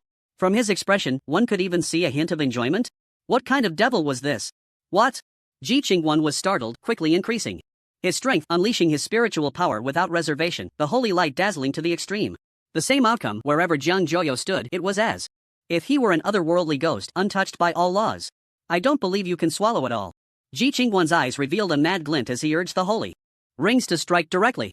The light shone brilliantly. This was an incredible divine shuttle, emitting a vibrating sound, appearing before Zhang Jiuyo in an instant. However, the next scene nearly made everyone's eyes pop out. With just a glance, Zhang Jiuyo made the divine shuttle come to an abrupt stop, just 3 feet away from his chest. No matter how Ji Qingguan operated, the divine shuttle could not break free from its restraints, and at this moment, his face turned red as if fire were burning within. A dragon in shallow waters is mocked by shrimp, a tiger fallen in the plains is bullied by dogs. How could this dignified emperor be looked down upon by a mere quasi-emperor? Zhang Jiuyo's lips curled into a slight arc as he flicked his fingers. Break! In the next moment, the divine shuttle shattered violently, transforming into countless rays of holy light that fell. In the distance, Ji Qingguan suddenly spat out a mouthful of blood, his form becoming considerably more ethereal. You dare to destroy my cultivation? Ji Qingguan's pupils trembled, he could not believe this fact. Zhang Jiuyo said coldly, today is the day I step out of the mountain. I do not wish to kill, you should be grateful. Hurry and get lost before I change my mind. Fine. I will. Remember this humiliation today, and I will repay it 100-fold in the future. Ji Qingguan roared as he stepped into the void and left, only his unwilling voice remaining. Zhang Jiuyo was so terrifying, he was not a fool. At this moment, if he didn't run, would he wait to be killed? Before leaving, he did not forget to take Ji Chang'e with him, and Zhang Jiuyo did not stop him, merely watching quietly. Once the storm subsided, Zhang Jiuyo let out a muffled groan, a trace of fresh blood at the corner of his mouth. The crimson blood formed a stark contrast against his pale skin. At this moment, he looked like a candle flickering in the wind, ready to extinguish at any moment. After several eras of torment, it still fell short by a little. Zhang Jiuyo revealed a faint smile, a relief that ended countless years of suffering. For an emperor, being immortal and indestructible was the norm, but he was not without weaknesses. When facing a powerful offensive, he could still be shattered and perish. His gaze turned to Chu Chen beneath the boulder, and with a casual wave of his hand, he shattered everything weighing down on Chu Chen. At this moment, Chu Chen's bones were completely shattered, resembling a bloodied figure, his situation utterly tragic. His breath was also extremely weak, feeling as if any random blood-burning realm cultivator could kill him. Zhang Jiuyo examined him closely and then infused a strand of imperial power in. The next moment, Chu Chen's withered body instantly regained vitality, his flesh and blood reborn, and his breath continuously rising. The wounds quickly scabbed and fell away, the shattered bones regenerated, and his flesh gradually became plump, the weakness and fatigue in his brows swept away. In just a short while, Chu Chen slowly opened his eyes, a hint of ferocity in his confused gaze. After a few breaths, he suddenly sat up, looking warily in the direction where Ji Qingguan had been. But after scanning the area, where was Ji Qingguan's figure in the void? Chu Chen was instantly bewildered, looking confused as he asked, Uncle, where did that old beast go? Zhang Jiuyo replied indifferently, the old beast you mentioned has already run away with his people. What? Just after beating me, he runs away? Chu Chen's anger surged, recalling the frustrating situation from the earlier battle, his face turning a shade of blue and purple. For a long time, he had fought no less than 8,000 times. When had he ever been so trampled? Even during the battle in the old earth, Zhouge had never made him feel this way. Ji Qingguan seemed like an opponent he could faintly reach, but for every ounce of effort he exerted, Ji Qingguan would raise the bar, never allowing him to touch it. Just waking from a coma, Chu Chen was utterly confused about the current situation, staring at the handsome middle-aged man before him. By the way, Uncle, who are you? I saved you, and you don't even say thank you? You come up asking about my family? Zhang Jiuyo said irritably. Chu Chen chuckled awkwardly, and Upon closer inspection, he realized that the aura of the man before him was like a layer of mist, invisible and unfathomable. Remember this well, my name is Jiang Jiu. If you encounter difficulties in the future while traveling the world, you can find me. After saying this, Jiang Jiu flicked his fingers and tapped Chu Chen's forehead, planting a protective seed. However, at the moment the seed was planted, his pupils suddenly constricted, as if he had seen something incredible. Chaos Divine Thunder, Merit Golden Body, Vacuum Immortal Body, Phoenix Bloodline, Royal Ancient God. No wonder he is his offspring. Jiang Jiu had never seen a freak like Chu Chen. Despite his rich experiences, he was simply a collection of the world's creations. Anything about him could shake Sangzhou. Now he understood why Chu Chen could survive in the hands of Ji Qingguan. With such a powerful physique, even a fatal blow could be withstood by the true dragon cells within him. Coupled with the phoenix bloodline of rebirth, it was truly hard to die. When Chu Chen heard this name, he momentarily did not react, desperately searching his mind, and before he could come up with an answer, Jiang Jiu had disappeared from the spot. I still have many enemies to settle scores with. During this time, the Ji family dares not trouble you. If you want revenge, do it yourself. The loud voice echoed in the air, and Chu Chen gazed into the void, his mind racing. So it turns out to be the demon emperor from ancient times. It seems my guess was completely right. Iron Prison City was prepared for him, and Chu Chen couldn't help but think of Yi Gucheng. Before setting off, Lu Sanjin must have said something to him, otherwise it wouldn't be such a coincidence to appear here. As for his cheap old man, he definitely wouldn't harm himself. With such a powerful backing, why shouldn't Chu Chen enjoy the experience of being a playboy? Thinking of this, Chu Chen couldn't help but smile, grateful that he had survived this perilous time, now even developing a sense of laziness. Is everything alright? At this moment, Yi Gucheng, dressed in a yellow robe, approached and asked softly. It's fine, just a bit regrettable that old dog got away, Chu Chen replied. There will be plenty of opportunities in the future. You're right, let Ji Qingguan's dog life be spared for now. I will definitely visit the Flame Soul domain in the future. Chu Chen's eyes were as cold as a blade. He was the type to repay every grievance, and while the quasi-emperor was indeed strong, everyone climbed step by step. If he could do it, Chu Chen believed he could do it in the future as well. And it wouldn't take too long. Uncle Yi, let's go, there's still an account to settle. The two then returned to the ravaged Iron Prison City. As they entered, the Blood Butcher Emperor stood at the city gate to greet them, his posture extremely low. Is young hero Chu still well? If you are still unwell, there is a quasi-emperor grade pill available in the city lord's mansion for you to take. Chu Chen waved his hand and said, I'm fine now, thank you for your kindness. This figure, who made outsiders tremble in fear, was now respectfully following a young man. Those who did not know would surely be astonished. This person, who was known for his bloodshed, was at the peak of the Holy Emperor realm, just a step away from becoming a quasi-emperor. There were many rumors about the Blood Butcher Emperor. He was originally a steward of the prison god mansion. During an outing, he discovered that a disciple was attempting to violate a mortal woman and, in a fit of rage, directly took his head. Later, when the news reached the prison god mansion, an investigation revealed that this disciple was a descendant of a top family from the Qianlang domain. To quell the external troubles, the prison god mansion had no choice but to demote him to this place to guard criminals. Although the Blood Butcher Emperor lost his steward identity, his hatred for evil made him particularly suitable to be a local tyrant. So over the years, he had lived comfortably here, and Iron Prison City had never experienced turmoil. However, unexpectedly, as Chu Chen, this outsider, entered the city, he caused such a huge commotion that the entire city was nearly destroyed. But the Blood Butcher Emperor had no intention of blaming him. Instead, he was extremely grateful. Because the destruction of Iron Prison City and the emergence of the Demon Emperor were two explosive pieces of news combined, he would definitely have to return to the prison god mansion to report. This way, there was a 90% chance he could restore his original position. Chu Chen thought for a moment. With the token given by Lu Sanjin and having such an insider here, it seemed just right for him to lead the way. Does the city lord know how to get to the prison god mansion? Chu Chen asked. I do. Does young brother Chu plan to go to the prison god mansion to participate in the Dragon Gate Leap? The Blood Butcher Emperor asked curiously. Sort of, can you lead the way? I would be more than happy to.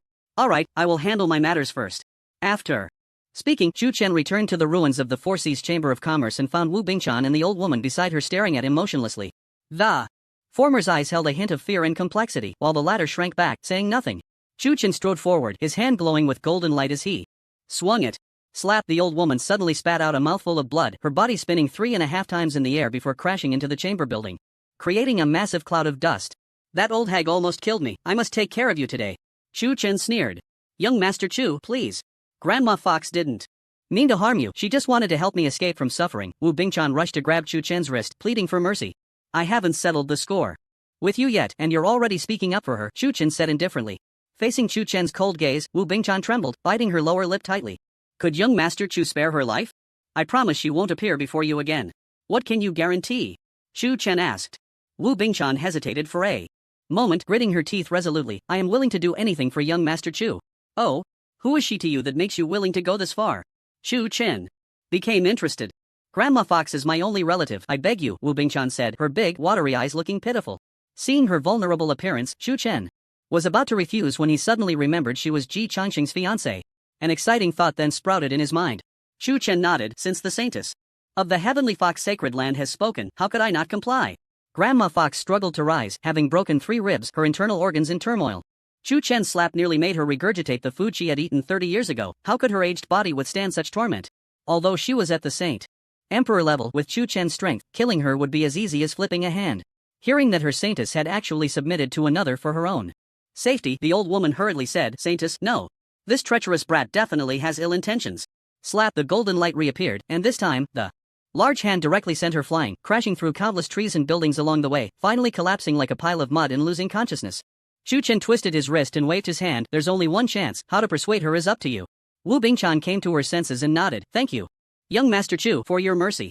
After saying this, Wu Bingchan rushed to Grandma Fox, suddenly producing a royal-grade healing pill in her palm and feeding it to her, channeling spiritual energy to help her refine it. A slap followed by a sweet date, not a bad training method, Yi Guqing remarked. The saintess of the Heavenly Fox Sacred Land has a heavy heart, she is not an ordinary woman, and her wild nature is strong. To tame her, one must use stronger methods, Chu Chen said. With a slight smirk. Wu Bingchan would rather escape the Heavenly Fox Sacred Land than marry the heir of the imperial lineage. She yearned for freedom in her heart, and did not want to be bound by a marriage contract. Chu Chen guessed her purpose for coming here was definitely related to her bloodline. She wanted to advance further, reaching the level of ancestral return. 6 hooked azure pupils could evolve into 9 hooked ones, and when the pupil technique was unleashed, emperors would submit and quasi-emperors would lose their minds. Above 9 hooks was the ancient ferocious beast, the Liuli Yuming python, whose eyes would awaken into kaleidoscopic azure pupils, capable of scaring even the great emperors away without using pupil techniques. Wu Bingchan's idea was simple yet effective. As long as she possessed absolute power, she could have the initiative. If Ji Changxing were to lose to her, the Heavenly Fox Sacred Land would surely have better options. Generally speaking, the saintesses of sacred lands often walk the path of marriage alliances, so each saintess possessed both beauty and exceptional talent. What are your plans for participating in the Yushan Mansion's Dragon Gate Leap? Yi Guqing asked curiously. I have a token on me, participating in this is a waste of time. I'll just find the master of the Yushan Mansion and have him arrange a comfortable residence for me, Chu Chen replied. He urgently needed a powerful backing. Not long after, Wu Bingchan approached with small, hurried steps, her eyes slightly red, clearly having cried. The old woman left without a trace, glancing back at Chu Chen with eyes full of warning and fear. In response, Chu Chen merely sneered coldly in his heart, thinking, you'd better pray that the Heavenly Fox Sacred Land doesn't do anything foolish. Alright, let's go, Chu Chen said as he led Wu Bingchan and Yi Guqing to the City Lord's mansion to meet with Blood Butcher Emperor. Upon meeting, Blood Butcher Emperor greeted them with overwhelming enthusiasm, speaking almost half a lifetime's worth of words, which was unusual for him. His words were laced with inquiries about Chu Chen's background. After all, receiving the support of the Demon Emperor was not something just anyone could achieve. Moreover, it seemed that the Demon Emperor had a deep friendship with Chu Chen's father, so he naturally wanted to leverage that connection. In the 8th Desolation realm, what mattered was not fighting and killing, but rather human relationships and social connections. The longer one lived, the more cunning one became. What are your plans after going to the prison god mansion, Brother Chu? Blood Butcher Emperor asked as he brought Chu Chen to the teleportation array in Iron Prison City. I want to see what level the talents participating in the Dragon Leap Gate are at, Chu Chen casually fabricated an excuse. Blood Butcher Emperor nodded. In understanding, after all, the news of this talent recruitment had spread widely, and almost everyone in the Thousand Waves domain had heard about it. Those who succeeded at the Dragon Leap Gate would gain the qualification to enter an ancient battlefield, which was said to contain many precious heavenly materials and even remnants of primordial beings. It was precisely for this reason that so many talents were attracted, otherwise, the prison god mansion wouldn't be considered significant in the eyes of many top forces. As for why no forces competed for the ancient battlefield when it appeared, after all, the prison god mansion was backed by the Heavenly Mechanism Pavilion, who would dare provoke them in Sanzhou? Even the giant Kanglin Immortal Pavilion wouldn't want to offend Shu Qianqiu. As the two chatted and laughed, several people stepped into the teleportation array. After Blood Butcher Emperor inserted a few low-grade spirit crystals, the array activated. After a dizzying spin, Chu Chen slowly opened his eyes to see a mountain tree that resembled a peach tree, blooming profusely, with waves of fragrance wafting towards him. Above, a mist of myriad colors swirled endlessly for miles. Soon, a few celestial cranes flew in from the horizon, their clear cries soaring, sometimes piercing the clouds, sometimes diving into the vast green, like a tide of spiritual energy. So beautiful, Wu Bingchan was completely entranced by the scenery, unable to extricate herself. What a paradise on earth! Chu Chen couldn't help but exclaim in his heart. We've arrived, welcome Brother Chu to the Prison God Mansion, Blood Butcher Emperor said. Is this the interior of the Prison God Mansion? Chu Chen asked. Strictly speaking, this is the outer area of the Prison God Mansion. You haven't truly entered the mansion yet. Blood Butcher Emperor pointed to the misty void, where an island floated, resembling the one beneath their feet, with equally beautiful scenery. There are a total of 256 such outer areas around the Prison God Mansion, which are essentially 256 array eyes. When interconnected, they form the locking heaven-burning soul great array, capable of resisting all-powerful external enemies, even emperors.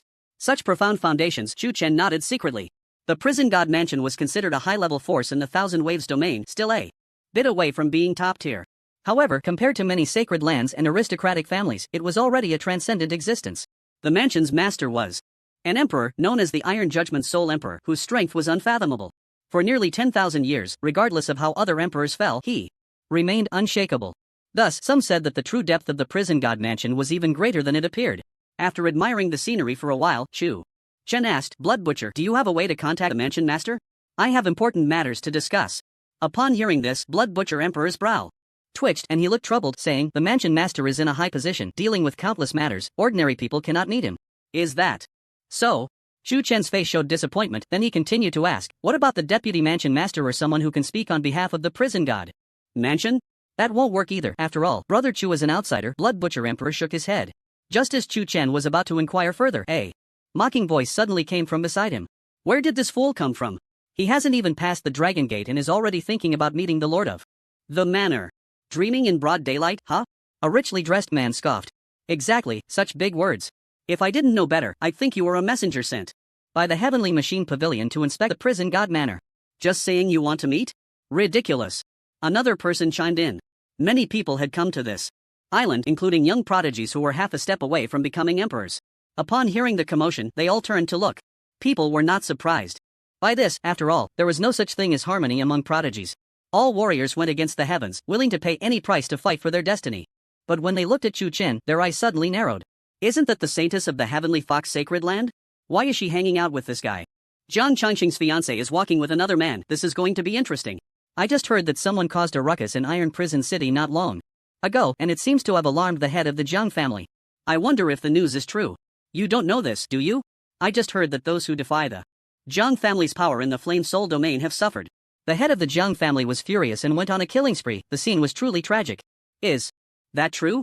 When a quasi-emperor gets angry, it's not something ordinary people can bear. Who did it? The instigator of the unrest in the Flame Soul domain stood right in front of them, but Chu Chen remained indifferent. It was expected that Jiang Qingguan would vent his anger on others. This person couldn't tolerate any disrespect, and how could he not be furious after losing face in front of a mere prince? At that moment, the wealthy young man who had mocked Chu Chen saw that he did not retort and escalated his taunts. Look at him, so cowardly. I say, Miss Wu, you should leave early and not follow this coward.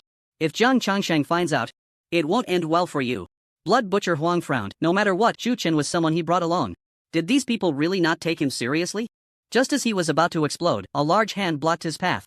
Little brother Chu. I'll handle this. Chu Chen stepped forward calmly, meeting the gaze of the person, his eyes shimmering with golden light, filled with mystery and authority. Under Chu Chen's glare, it felt as if a mountain of divine weight pressed down on the wealthy young man, nearly suffocating him. Suddenly, a white jade belt at his waist burst forth with brilliance, an overwhelming spiritual power erupting, blocking all pressure from the outside. A royal-grade defensive spiritual treasure?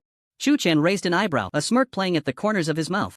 Seeing the expression on Chu Chen's face, the wealthy young man became furious, coldly huffing, don't get too proud. Today, I'll show you what it means to bow your head. With that, he directly pulled out several powerful talismans and crushed them. Instantly, thousands of brilliant light shot out, and several divine swords pierced the sky, aiming straight at Chu Chen. The sudden battle left the onlookers bewildered, retreating in shock, their eyes wide with fear. 3 royal-grade talismans? What a big move. This person can't be Lu Baojin, the descendant of the Gold and Silver Treasure Mountain, can he? The possibility is very high. Look at the various treasures on him, the lowest are all royal-grade. How could an ordinary person have so many assets? But why is he going to such lengths to deal with a minor prince? You don't know? Lu Baojin once boasted that he would marry the saintess of the Heavenly Fox Sacred Land, but later Jiang Changqing intercepted him. He can't afford to provoke the Jiang family, and now seeing his beloved with someone else, of course, he's angry. I see, a beauty brings disaster.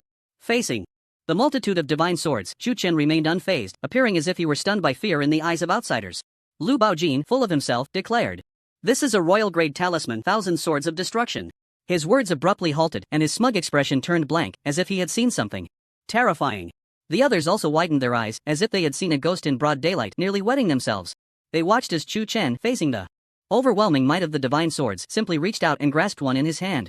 In the next moment, with a grip like an ice dragon, he easily crushed it, turning it into starlight that merged into the sea of clouds. Such a result left everyone dumbfounded, speechless in shock. This. Lu Baojin retreated a few steps, panic evident on his face. It was the first time in his life that he had seen a genius capable of receiving a full-force strike from a Saint Emperor at the initial stage with bare hands. Before coming to pay respects at the Dragon Gate, the elders of the Golden and Silver Treasure Mountain had warned him that the Qianlang domain was full of hidden talents, and one must act cautiously and discreetly. Lu Baojin had lived in a sheltered environment since childhood and had never encountered great storms. He merely thought such warnings were exaggerated. When he came to the prison god mansion, he had already prepared to make a name for himself, planning to defeat the invincible Ji Changxing of the same rank in one fell swoop to win the favor of a beauty. Little did he expect that upon arrival, before the Dragon Gate even opened, he would suffer a Waterloo. The fool he had deemed so easily crushed the offensive formed by the talismans, seemingly under no pressure at all. Just pure physical strength. Is there anything else? Emperor grade or quasi-emperor grade would be fine too. I'm itching for a fight, Chu Chen asked. What kind of monster are you? How can a human's body be this strong? Lu Baojin shouted. From your reaction, it seems there isn't any left, Chu Chen said, stepping forward with the illusory dragon step, transforming into a streak of light and rushing to Lu Baojin's side. Before the latter could react, a golden palm swept in, its momentum like a mountain collapsing, possessing the power to shatter stars from beyond the heavens. Bang, accompanied by a scream, Lu Baojin's entire being flashed with light and fell into the sea of clouds, disappearing without a trace. Chu Chen appeared unfazed, his body radiating golden light, resembling a war god. Wherever his gaze fell, people lowered their heads, not daring to meet his eyes. The other person who had mocked him earlier turned pale, fearing that this Buddha would come for him.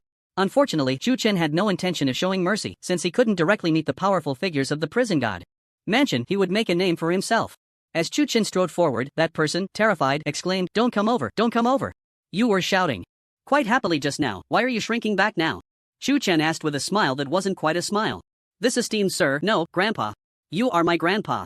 Please don't hit me, the person pleaded with a sobbing tone.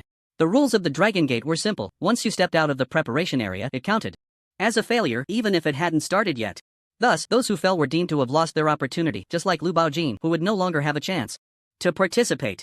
Chu Chen remained unmoved, slapping his palm again, striking the person's face and sending his teeth and blood flying. The person flew out in a parabolic arc, disappearing thousands of meters away. The screams echoed across the island, and those around were like ghosts, avoiding Chu Chen, not daring to look directly at him. Is this the genius of the Qianlang domain? I see it's nothing special, Chu Chen said indifferently. Faced with such humiliation, they didn't dare to retort, their faces flushed with shame as they stood there like students caught making mistakes. Chu Chen felt quite bored. These so-called geniuses were all of this caliber, and he couldn't even muster any interest. Blood Butcher Emperor, thank you for bringing me along this time, Chu Chen said, clasping his hands in gratitude. I dare not take credit, it was just on the way, no need to take it to heart. Blood Butcher Emperor waved his hands repeatedly. At this moment, his perception of Chu Chen had risen several levels.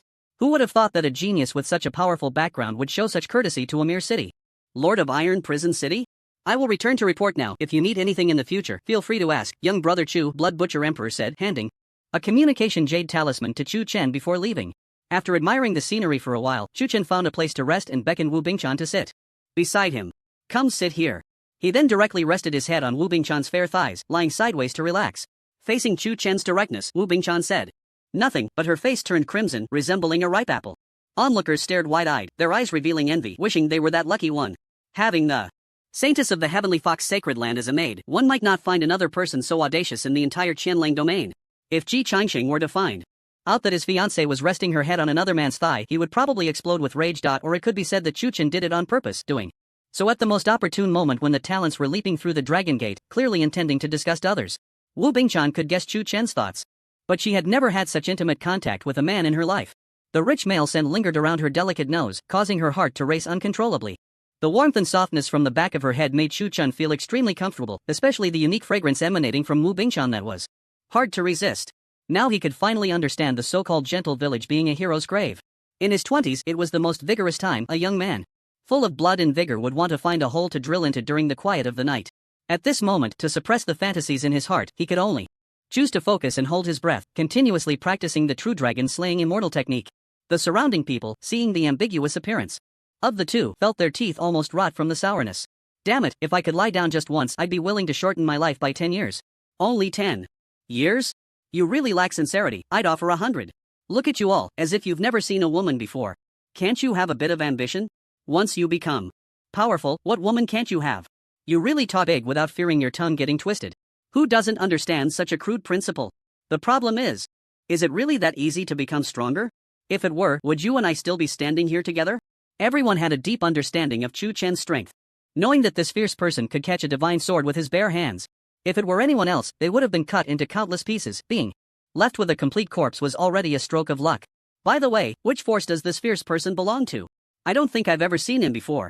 There aren't many forces in the Qianlang domain that specialize in physical cultivation. If we filter a bit, perhaps only the Xingyan body sect could reach this level. The star-refining body technique of the Xingyan body sect is extremely profound. To cultivate to the Marquis realm requires great fortune and great will, both of which are indispensable. He doesn't seem like it. He doesn't have the characteristics of the star body sect. Could he be from some hidden family? Just as everyone was speculating, a boundless sword light suddenly flashed overhead, piercing through the sky as if it came from the infinite beyond. The terrifying sword light that transcended time and space directly forced out the defensive array of an island, its dreadful might seeming capable of tearing apart a river spanning thousands of miles. A single slash severed the flowing water, a single sword broke the void. In an instant of brilliance, the sword light was chasing after a figure. Shameless lecher, today I will chop you down. Such a beautiful body, it's a pity not to let people see it. I have these eyes just to discover beauty. Elder Ziyun, why bother to care? Lecher, watch as I chop off your manhood. Why so fierce? Is looking at me going to cost you a piece of flesh or something? Amidst the clamor, two figures rushed towards the island where Chu Chen was located at high speed. The two streaks of light arrived in an instant, and Chu Chen suddenly opened his eyes and sat up steadily. Die! Accompanied by a delicate shout, a sword light as thick as a small mountain stirred the wind and clouds, and the purple brilliance obscured the sky and sun as it suddenly struck. The violent sword intent twisted space in an instant, its might causing the surrounding peach trees to sway, with peach blossoms flying everywhere. Hidden within the beautiful scene was endless killing intent, and the sword light instantly struck the man's back, directly sending him flying, crashing heavily against the defensive array, slowly sliding down. Elder Ziyun stepped onto the island, her face flushed with anger, her chest heaving violently, clearly very upset. Don't play dead. If you're a man, stand up. Men can lie down too, they don't have to be in front. You. Elder Ziyun had never seen such a shameless person. As an elder of the prison god mansion, holding supreme power with many disciples under her, she was respected wherever she went. But today, while taking a medicinal bath, a little thief actually peeked from behind, startling her into drawing her sword to chop. In her haste, she was only wearing a simple purple dress, with a large part of her fair skin exposed, the strikingly beautiful face paired with autumn-like eyes showcased her unique temperament, revealing a delicate and beautiful back, flaunting a perfect figure. The surrounding warriors felt their throats dry up, instinctively swallowing. Gululu, the sound of swallowed saliva intensified the murderous aura on Elder Ziyun's face, her cold, knife-like gaze sweeping over, scaring others into silence, not daring to look directly. This elder's methods were not as simple as they appeared. Her ruthlessness was no less than that of Ji Qingguan, who had just committed a massacre. All the elders of the prison god mansion possessed at least half-step emperor strength, and the two deputy mansion masters above them were emperors. Only this one person dared to cause trouble in the presence of such a giant. Xiang Fei got up from the ground, brushed off the dust from his robe, and said politely, if what happened earlier displeased Elder Ziyun, I, Xiang, apologize. If you think I saw your shut up, I'll kill you. Elder Ziyun's eyes nearly spat fire. If such an embarrassing matter were spoken in public, how could she maintain her innocence? In the next moment, the sword light struck again, this time she directly used all her strength, the terrifying might of the perfected Holy Emperor realm sweeping through the clouds, the sword light shining brightly. Coming again? Xiang Fei's eyes widened, and he immediately dodged to the side, just in time to run behind Chu Chen. Boom! Sword energy erupted, countless fragments of the Dao flying, carving deep, bottomless ravines into the ground. Elder Ziyun pointed her sword at Xiang Fei behind Chu Chen, coldly saying, get out of the way. Xiang Fei trembled in fear, tightly gripping the hem of Chu Chen's clothes, but his clear eyes showed no hint of panic as he spoke. Brother, please save my life, I really did nothing. His words seemed to draw more attention, and the gazes of those around him changed instantly. Elder Ziyun was so furious she nearly fainted. She had never been this speechless in her life. Say it again, get out of the way. Otherwise, I'll kill you too. Elder Ziyun's cold and beautiful face was filled with boundless killing intent, her anger making her lose her basic composure and reason. Chu Chen slowly pried away the hand gripping his clothes, then pulled Wu Bingchan to the side, calmly saying, Elder, please proceed. Xiang Fei was directly stunned. Brother, you're not being righteous. Chu Chen stood by. Indifferent, he didn't want to get involved in this mess. Seeing the obstacle removed, Elder Ziyun immediately flew forward, the sword light swirling, transforming into a bright crescent moon, purple energy flowing eastward. The technique she practiced was the renowned purple chi coming from the east, and when perfected, it could transform the sword into a purple moon capable of heavenly slaughter. The splendor of this sword was enough to remind one of the supreme power of sword. Cultivators from sword state, the sword heart manifesting, divine light radiating. Ah! Xiang Fei was directly cleaved away by a sword, penetrating through the formation and disappearing into the vast sea of clouds, his life unknown. After confirming there were no more petty thieves within a radius of 10,000 miles, Elder Ziyun coldly snorted and left the place. Chu Chen gazed at her fairy-like silhouette for a long while before speaking. Come out, the person has left. In the next moment, a seemingly insignificant pebble transformed, and Xiang Fei, still shaken, patted his chest and said, You scared me to death. Chu Chen looked at his panicked expression, but there was not a trace of fear in his eyes. Thank you, brother, for helping me out of this predicament. I will never forget this kindness. Xiang Fei clasped his fists. Let's be clear, I didn't save you. This matter has nothing to do with me. Chu Chen directly distanced himself. Saving a life is better than building a 7-story pagoda, brother. Why be so modest? Xiang Fei grinned widely, exuding a carefree demeanor. Those who didn't know him would surely label him as a shameless lecher, and digging deeper, he would definitely fit the profile of a flower thief. His appearance was not particularly outstanding, and his clothing was not luxurious. His aura was the same half-step emperor level as Chu Chen.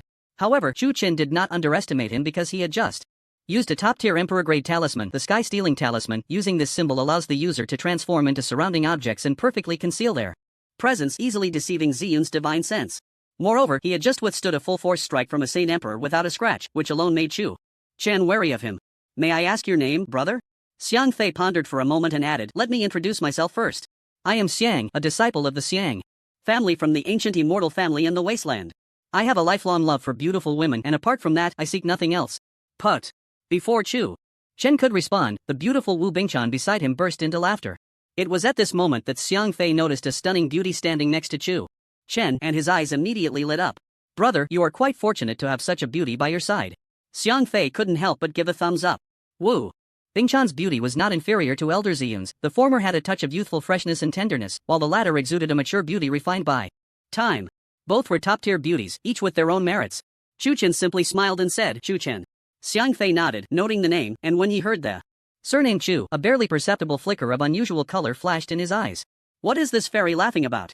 Xiang Fei asked. The ancient immortal families have produced either false immortals or true immortals, and these families are few and far between. How could there be a family with the surname Xiang?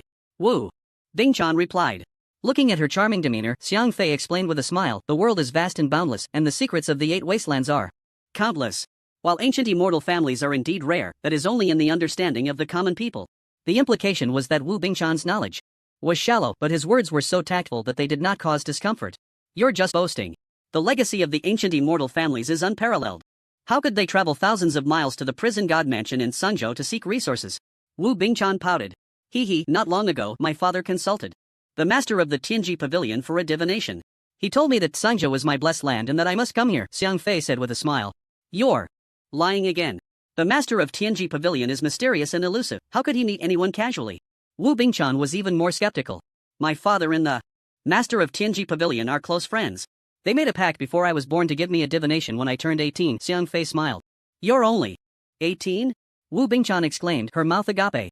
That's right, I just turned 18 last week, Xiang Fei nodded. Wu Bingchan was utterly shocked. Such a young noble was rare, at least in her experience. Years ago, there was a prodigy in Suzhou named Luo Tianyang, who was expected to break through to the Saint Emperor realm by the age of 20, causing a stir in half of the 8 wastelands.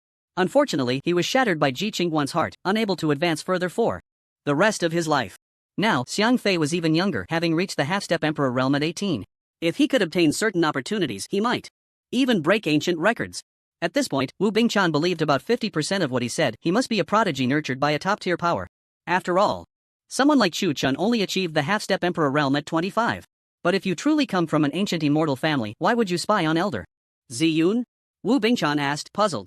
Xiang Fei hesitated for a moment and said candidly, a gentleman seeks a virtuous lady. When I first saw Elder Ziyun, I was astounded by her beauty. I accidentally wandered into the mansion while trying to ask for a sound transmission jade talisman, which led to the misunderstanding.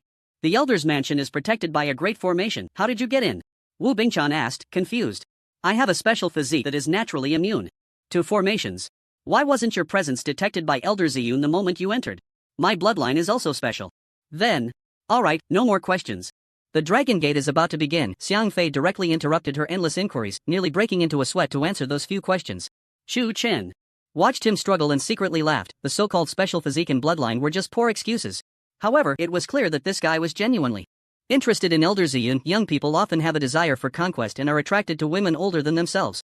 Thinking that he might be someone called by the cheap old man, Shuchen pondered for a moment and said, Brother Xiang, there's something I'm not sure if I should mention. Feel free to say it. Elder Ziyun seemed to have had a partner in the past, but he later passed away, Shuchen said. Really? Xiang Fei's eyes lit up, becoming even more excited. Shu Chun. Wu Bingchan. Yi Gucheng. Xiang Fei sensed that the atmosphere was often laughed. I have the utmost sympathy for women. Elder Ziyun must have felt very lonely after losing her husband. You might as well not say that. Chu Chen's forehead twitched with a few black lines and the corner of his mouth twitched violently. Regarding his peculiar taste, Chu Chen could only say he respected it. After all, everyone has different preferences, which is understandable. However, Xiang Fei's behavior seemed to make it hard to win a beautiful heart. Just as Wu Bingchan and Xiang Fei were chatting idly, the 256 islands surrounding the prison god mansion suddenly trembled, shooting out beams of light that converged towards the clouds. Divine radiance surged, and the sound of the Tao echoed, with countless paths emerging from the great Tao world, an endless expanse stretching as far as the eye could see. The sound of the great Tao lingered in their ears, and a massive golden portal suddenly appeared in the cloud, shaking the surroundings and startling everyone. This is the Dragon Gate of the prison god mansion. Wu Bingchan's eyes sparkled with excitement. It is said that this Dragon Gate is a spiritual treasure formed from the essence of the prison god Tao domain, containing infinite mysteries. Those who cross it can receive unimaginable blessings, Xiang Fei sighed. Strictly speaking, this Dragon Gate is not considered rare. Many major powers have similar treasures.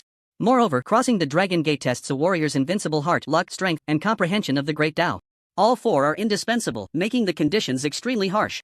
Even if one can successfully cross, obtaining the blessings of the heavenly Tao also depends on luck, so for most warriors it is quite a futile endeavor. People say that seeking the blessings of the heavenly Tao is as difficult as plucking feathers from an iron rooster. The opening of the prison god mansion's ancient battlefield is merely a formality. Everyone knows this, yet the competition still ignites boundless fighting spirit and ambition. The reason is simple: everyone wants to compete for the title of the young generation's leader. Compared to material gains, fame brings them more joy. Just like the outstanding figures throughout history, those with titles above their heads are future kings, greatly benefiting the forging of an invincible heart. It's about to begin. Are you ready, Brother Chu? Xiang Fei asked. Just treat it with a calm mind, Chu Chen nodded. You possess such strong strength and talent, yet choose to remain low-key, but it seems some people do not want you to pass quietly. Xiang Fei hinted. Chu Chen suddenly felt a faint, cold killing intent. Turning to look, he found a shadowy man with narrow eyes on a distant island staring intently at him, his gaze filled with malice. Beside him were two scantily clad, alluring women, their hands busy, but their focus entirely on Chu Chen. That guy's gaze is off. Do you know him? Xiang Fei asked curiously. He might just be a wild dog I accidentally kicked while passing by, Chu Chen replied indifferently. Upon hearing this, Xiang Fei laughed. Since he's a wild dog, there's no need to pay him any mind. While they were chatting, a seemingly honest warrior approached and quietly reminded, Young hero, young Master Ji asked me to bring you a message. Young Master Ji? Chu Chen asked with interest. What did he say? The honest warrior hesitated for a moment, looking anxious, and said, he told you to take good care of your head. He will come to collect it personally later. After saying this, he quickly slipped away, not wanting to stay a moment longer. The events that had occurred on this island were still fresh in everyone's memory. Everyone had witnessed how Lu Baojing fell. They feared that Chu Chen might suddenly unleash his power and give them a slap. Hearing these words, Chu Chen sneered coldly in his heart. To him, Ji Changxing's threat was nothing to worry about. Did this guy not know that he had the demon emperor backing him? Or did Ji Qingguan wish for his son to die sooner so he could continue the family line? Xiang Fei clicked his tongue and said, Brother Chu seems to be in a precarious situation. It seems many people nearby have their eyes on you, especially that squinty-eyed one. Chu Chen cast his gaze over again, only to find that the man with sunken eyes and prominent cheekbones had already disappeared without a trace. That person just now was Ji Changshen, right? Chu Chen asked Wu Bingchan. Yes, I had a brief encounter with the young master of the Ji family on the day our engagement was established. Wu Bingchan nodded obediently. Now, she had completely placed her hopes on Chu Chen, wishing he could eliminate this fiancé who made her feel uneasy. At the same time, she wanted to cross the Dragon Gate and enter the ancient battlefield to find her own opportunities. Otherwise, even if Ji Changxing died, there would still be Ji Duanqing and Ji Zhongsheng. An endless cycle. Only by becoming stronger could she choose her own path. Since it's such a coincidence to run into each other here, it's just right for practice, Chu Chen said with a cold smile at the corner of his mouth. If others did not offend him, he would not offend them. Since heaven would not let him keep a low profile, then he would create a ruckus. Kill swiftly. Buzz, the Dragon Gate burst forth with infinite divine splendor, brilliant golden light soaring to great heights, filling the sky, faintly resembling a celestial palace, sacred to the extreme. In addition, there were celestial beings bowing in reverence, and the rolling Tao domain transformed into a spear of the heavens, pointing towards the east. The power of the heavenly Tao, surpassing all, gradually descended, and the seven-colored divine light gave birth to blooming Tao lotuses, while divine mountains supported the sky. Magnificent beyond measure. Chu Chen was completely stunned by this scene. It was the first time he had witnessed such a grand spectacle. This was what it meant to ascend to immortality, right? At that moment, a streak of flowing light shot out from the depths of the mist, revealing an old man in white who stepped through the air, exuding an aura of celestial grace that evoked a sense of reverence, causing whispers to abruptly cease. Today, the young talents from all sides gather at the prison god mansion, specially setting up the Dragon Gate to provide 1,000 spots for entering the ancient battlefield. Those who successfully cross the Dragon Gate may choose to become disciples of the prison god mansion, enjoying the same treatment as inner disciples. If anyone can cause a phenomenon in heaven and earth, they can become a direct disciple and choose an elder to take them in. Now, the Dragon Gate is open. Buzz, a golden light path shot out from the center of the Dragon Gate, extending to various islands, a seat of auspiciousness that dazzled the eyes. At this moment, people's hearts surged with excitement, their gazes igniting with fervor. 1,000 spots? Isn't that a bit too many? Chu Chen frowned. That's not the case, 1,000 is not too many. Brother Chu can see that each island has thousands of young martial artists. So on average, only 5 can be selected from each island, Xiang Fei said. Chu Chen thought carefully and felt that this distribution seemed quite reasonable. Moreover, crossing the Dragon Gate is not such a simple matter. The exceptional talents they recognize are just one aspect of it. The difficulty of stepping onto this path will become clear as we look further down, Xiang Fei said with a mysterious smile. Soon, all the islands had martial artists choosing to be the first to take the plunge, stepping forward. On the island where Chu Chen was, a young man with a strong build, whose appearance did not match his youth, walked towards the golden light path. I'll go first. Others were taken aback upon seeing this. Huang Tingshan from the Golden Light Sect, at the peak of the Heavenly King realm, he should be quite stable. Although the Golden Light Sect is a third-rate power, with Huang Tingshan emerging as a talent in this generation, their status has risen sharply. As the Dragon Gate flickered with brilliant light, Huang Tingshan shouted loudly, his foot stomping the ground, and with a loud bang, he shot out like a cannonball. The speed was so fast that sonic booms echoed wherever he passed, drawing gasps of surprise. Other islands also had impressive young talents, and as the Dao rhythm filled the sky, many were not down. During their rush, losing their chance to cross the Dragon Gate, Chu Chen was puzzled and said, "Can we still make a move here?" Xiang Fei nodded and replied, "Of course, only one person can reach the top in each batch. As long as someone stands in front of the Dragon Gate, the other golden paths will disappear, and they will lose the qualification to leap over the Dragon Gate." Chu Chen suddenly understood, this meant that only one person could reach the other side in each batch. No wonder they were all trying their best to eliminate their competitors. While observing from the side, Chu Chen caught another glimpse of Ji Changsheng's gaze. This time, Ji Changsheng looked full of energy. His originally pale face had turned rosy and vibrant, looking spirited. Moreover, his aura was gradually rising, going from the initial stage of the Heavenly King realm directly to the perfected Heavenly King realm. At this rate, he might soon break through to Half-Step Emperor or even Saint Emperor realm. What kind of monster is this? Why is his realm fluctuating so much? Chu Chen wondered.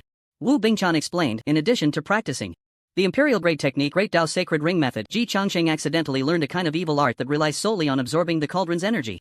Chu Chen suddenly remembered that at the beginning, 2 enchanting women had been following Ji Changsheng, but they disappeared after half an hour. Combining this with Wu Bingchan's explanation, Chu Chen immediately understood. So that's how it is. Everyone around the flame Soul Dao domain knows that Ji Changsheng is sinister. It does seem evil to rely on harvesting human lives to gain cultivation. This goes against morality and contradicts the path of invincibility, Chu Chen thought to himself. Is he allowed to practice 2 techniques at the same time, that old dog Ji Qing one? Chu Chen asked. It is said that the technique he obtained is of high grade and complements the Great Dao Sacred Ring Method, allowing for faster cultivation when practiced together, Wu Bingchan elaborated. Chu Chen pondered, if such a villain didn't have the imperial lineage as a backing, he would have been hunted down long ago, right? Thinking of his vulgar appearance in bed, Chu Chen felt a churn in his stomach.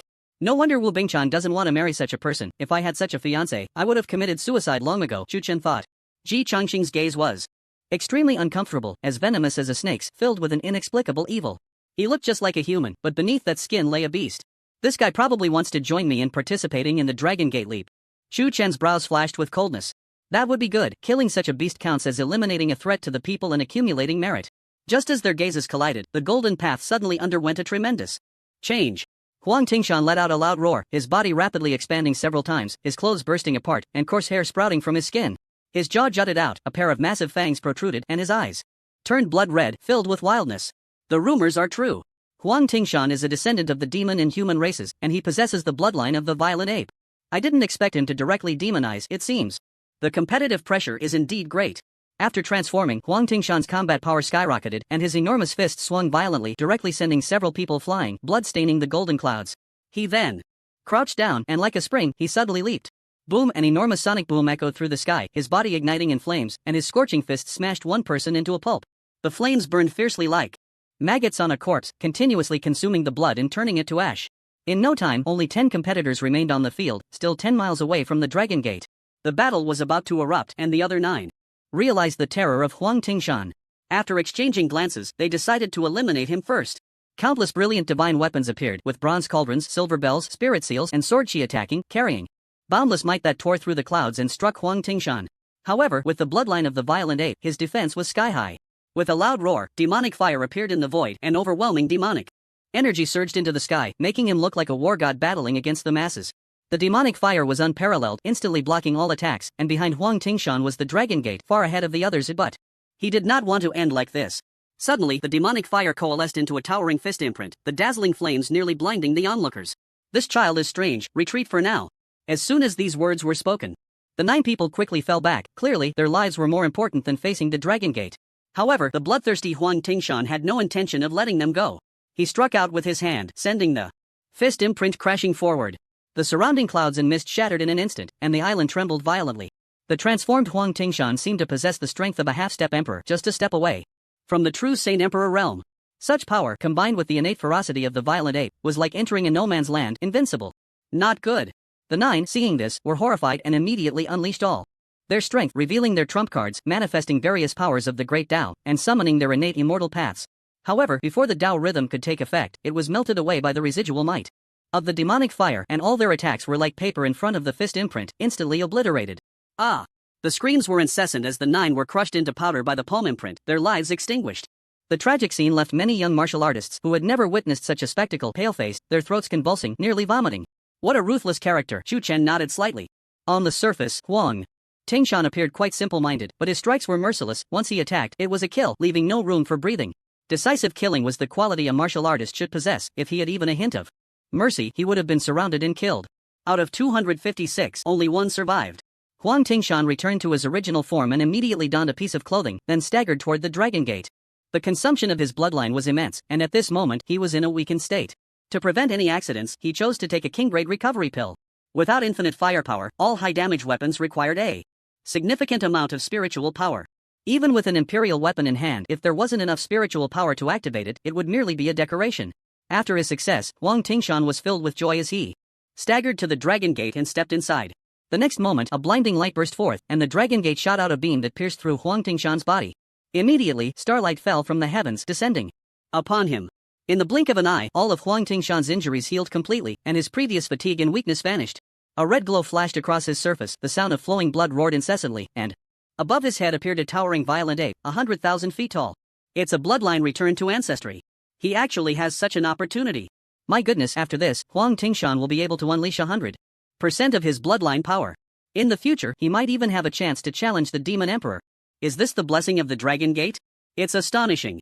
Everyone was shocked, not expecting that a simple leap through the Dragon Gate could trigger such a heaven-defying opportunity. If he were to advance further, Huang Tingshan might even have the chance for bloodline evolution. At that time, he would surely have a place among the young elites of Zhangzhou. The blessing soon ended, and after undergoing a baptism, Huang Tingshan was invigorated, exuding a more transcendent aura. Thank you, Senior, for this opportunity. I am deeply grateful. Huang Tingshan bowed deeply to the Deputy Lord. The Deputy Lord was quite satisfied with the seedling and asked, "Are you willing to become an inner disciple of the Prison God Mansion?" Huang Tingshan had just gained immense rewards and surprises, only to be struck by an even greater opportunity. "I am willing." He immediately clasped his fists and knelt in joy, fearing that if he was slow, the Deputy Lord would change his mind. Good. After the leap through the Dragon Gate concludes, someone will take you into the mansion. With that, the Deputy Lord pushed his palm, and a silver-white token slowly flew out, landing in Huang Tingshan's hand. It shimmered with a faint golden light, adding a touch of sacredness to it. Holding the identity token, Huang Tingshan felt as if he were in a dream, floating like an immortal, unable to contain himself. "Thank you, Deputy Lord." Others watching were quite envious, their eyes revealing deep jealousy and a sour feeling in their hearts. What status did the Prison God Manor hold? In the Thousand Waves domain, only a few top forces were well known, and although the Prison God Manor had not yet entered this circle, it was only a matter of time with the Heavenly Machine Pavilion backing it up. The Heavenly Machine Pavilion was the best golden signboard, a force praised by everyone across the vast lands. Climbing such a big tree, Huang Tingshan was like investing in a stock that was bound to rise and guaranteed to be profitable. Even as an outer disciple, one could gain immense prestige while walking the world. Huang Tingshan is so lucky. With ancestral bloodline and being an inner disciple, he has taken all the good fortune. Different fates for different people who told Huang Tingshan to perform so well. Being an inner disciple is no small matter. With the ancestral bloodline, he has a chance to challenge the demon emperor in the future. Just this point is enough to exchange for a personal disciple and other forces, but in the prison god manner, he is just an inner disciple. Do you underestimate the value of an inner disciple? How many people are trying to break their heads just to get into the prison god manner, and you still think the position is low? Listening to the arguments around him, Chu Chen pondered whether he should arrange a seat for himself to show off. After all, the purple gold token of the Heavenly Machine Pavilion was too ostentatious, and he was unsure if it would attract the covetous or malicious intentions of ill-hearted people. The next round of the Golden Light Avenue has begun. Aren't you going to go up and have some fun, Brother Chu? Xiang Fei asked. Chu Chen came back to his senses, gazing at the reactivated Dragon Gate. Just about to nod when Wu Bingchan stepped forward first. I'll go first. Without waiting for others to speak, Wu Bingchan stepped into the entrance of the avenue with a green light under her feet, her aura bursting forth. Unabashedly, a massive serpent, vaguely visible, roared into existence, its demonic energy soaring to the heavens, magnificent like a mountain. With her six-pointed jade eyes captivating, the space ahead twisted as she stared into the void. Wow! The appearance of this green serpent shocked everyone, and from her stunning beauty, they recognized her identity. Isn't that the saintess of the Heavenly Fox Sacred Land in the demon state? What is she doing here? Haven't you heard? This saintess recently stirred up an imperial battle, and 90% of Iron Prison City was destroyed. If I remember correctly, the saintess of the Heavenly Fox Sacred Land seems to be the fiancée of Ji Changqing from the Ji family, right? Shoo! Don't let that evil person hear you, or he might think you're coveting his wife, and then you'll be in big trouble. In just a moment, the noisy scene fell silent as most people feared Ji Changqing's strength and ruthless methods. Because of this, many proud talents who were prepared to compete hesitated and chose to give way, leaving a wide path. Compared to that, they did not want to offend Ji Changshang, and Wu Bingchan's strength was not to be underestimated. Going out now would just be cannon fodder. A dramatic scene unfolded, as out of the 256 Golden Light Avenues, only Wu Bingchan participated. Buzz, as the Dragon Gate sounded, Wu Bingchan directly leaped thousands of feet in one step, her graceful movements quickly covering half the distance.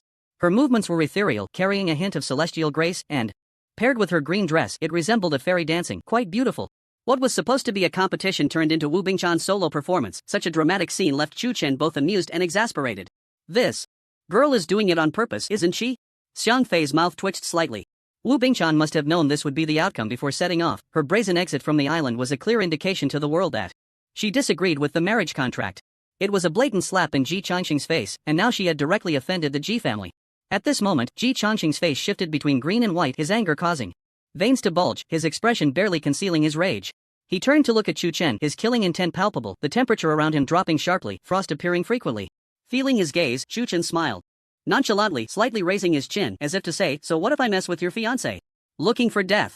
Ji Changqing's patience had reached its limit. For the first time, he felt such humiliation. In the past, the women he desired were all eager to throw themselves at him. Even the most chaste of virtuous women would, upon learning his name, awkwardly shed their garments for him to pluck. The bloodline of Wu Bingchan was the most suitable furnace. As long as he obtained her primordial yin, he could break through the barrier of the Saint Emperor realm in one go.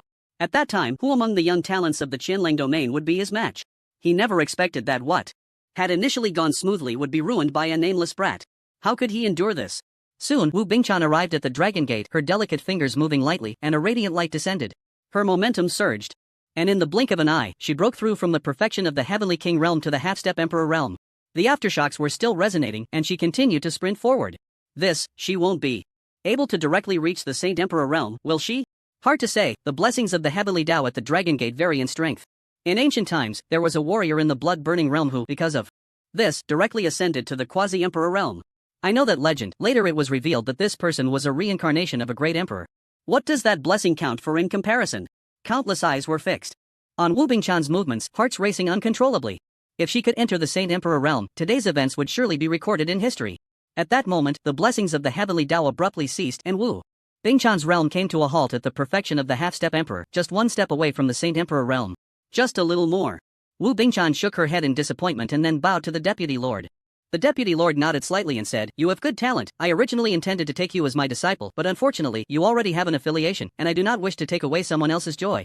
Thank you for your appreciation, Deputy Lord." Wu Bingchan smiled sweetly, then subtly glanced at Chu Chen before walking towards the platform behind the Dragon Gate. "Congratulations, Saintess, on successfully leaping over the Dragon Gate," Huang Tingshan said with a smile. "Same to you," Wu Bingchan replied politely, then stood aside to meditate. Regarding her indifferent attitude, Huang Tingshan merely scratched his head and thought little of it. After all, the two were vastly different in both status and strength. The former was still the goddess that countless people dreamed of. Time passed to the end of an incense stick, and the golden light path reopened. The two consecutive blessings of the Heavenly Tao made many eager to try. The first could enhance bloodline density, and the second directly raised one's realm. With nearly 100% success rate, every warrior was looking forward to their opportunity. Thus, the number of people leaping over the Dragon Gate for the third time quickly gathered, and those who failed to secure a spot felt frustrated. Shu Chen noticed that Ji Changsheng had not moved. He simply stood there quietly, eyes closed in contemplation. Seeing his feigned calmness was amusing. His thoughts were almost written on his face, yet he still pretended to be composed. Waiting for me? Shu Chen's lips curved into a smile as he patted Xiang Fei's shoulder and said, "How about you go up first?" "What's wrong?" Xiang Fei asked, confused. "That wild dog has its eyes on me. I'm preparing to give him a lesson he won't forget for life," Shu Chen replied. Xiang Fei immediately recalled the entanglements between Wu Bingchan and Ji Changsheng, excitement blooming in his eyes. However, he hesitated and sighed. "Brother Chu, you know that experts are always the last to appear. You're putting me in a difficult position." Shu Chen's brows furrowed with a few black lines. "You've misunderstood. I just want Ji Changsheng, that wild dog, to see my friend's strength and see if he will back down because of it. Moreover, if you perform well, you might directly become a direct disciple of an elder. In that case, Elder Ziyun might treat you differently. What do you think?" As soon as Elder Ziyun was mentioned, Xiang Fei's eyes lit up, and he blurted out, "Since it's Brother Chu's request, then I shall not refuse." "Good brother." Shu Chen nodded. Xiang Fei licked his dry lips, contemplating how to make his entrance and showcase his overwhelming strength. Shu Chen said it was to make Ji Changsheng know when to retreat, but in reality, he wanted to test which of these prodigies were strong. After all, the Qianlang domain is vast, and the prodigies cannot ignore the opportunities of the ancient battlefield, where there are certainly some remarkable individuals hidden among them. Knowing oneself and knowing the enemy leads to victory in every battle, without exposing his true dragon immortal body. Shu Chen dared not claim he could kill gods. Therefore, Xiang Fei's presence was a good tool. The third competition lasted half an hour and finally ended. Such a long and tedious battle made people want to doze off. In the end, a spirited woman secured the qualification, but when she crossed the Dragon Gate, an unexpected scene occurred. All the light from the Dragon Gate retracted, dimming as if it were a dead door. "Did I fail?" The woman's face instantly turned pale, as if struck by lightning, swaying in disbelief at what she saw. The first two had succeeded easily, but she faced failure. The deputy lord in the sky announced the result expressionlessly, and the woman, so lost, picked up her spiritual treasure and left in despair. What a pity, her strength is actually quite good, just a bit lacking in luck. After fighting for half an hour to finally get a spot, who would have thought she would be met with such a blow? There's nothing to be done, heaven is inherently unfair. To get a spot, one also needs luck. People expressed sympathy. After all, there were at least hundreds of thousands here. If someone succeeded every time, how would the others compete? This episode quickly passed, and no one was in the mood to dwell on the failures.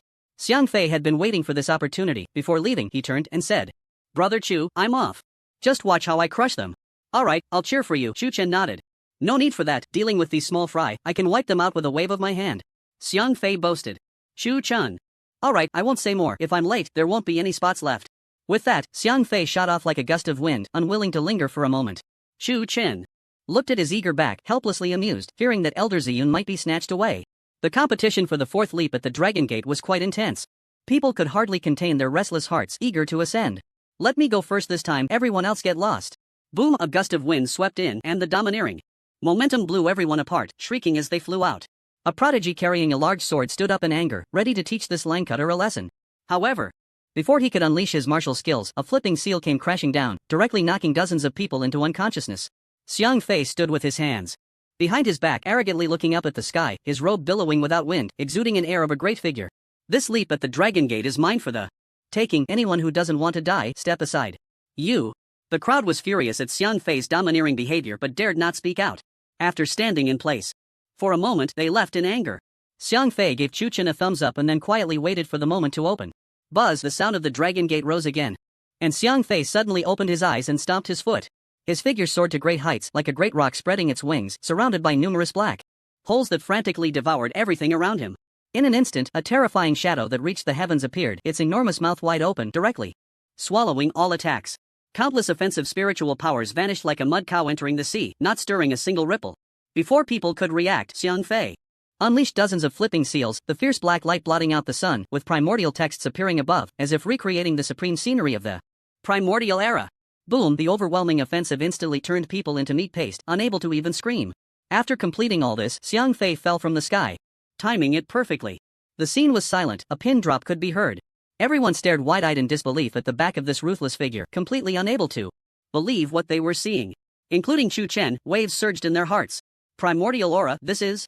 "The primordial being Tao Tai," Yi Guqing said in astonishment. Chu Chen's heart shook violently. He suddenly remembered that Xiang Fei had once claimed to be a descendant of an ancient celestial family. He and Wu Bingchan had thought nothing of it, considering it just a joke. But unexpectedly, it turned out to be true. The heir of the Tao Tai bloodline with a bloodline density deeper than your Phoenix bloodline, Chu kid, you've met your match this time. Yi Gucheng spoke. They say the 8 Desolations is full of hidden talents, now I can see it. For myself. Chu Chen nodded slightly. After a while, everyone regained their composure, looking at Xiang Fei as if he were a ghost. This guy is so strong, luckily, I didn't act rashly just now, or the consequences would have been unimaginable.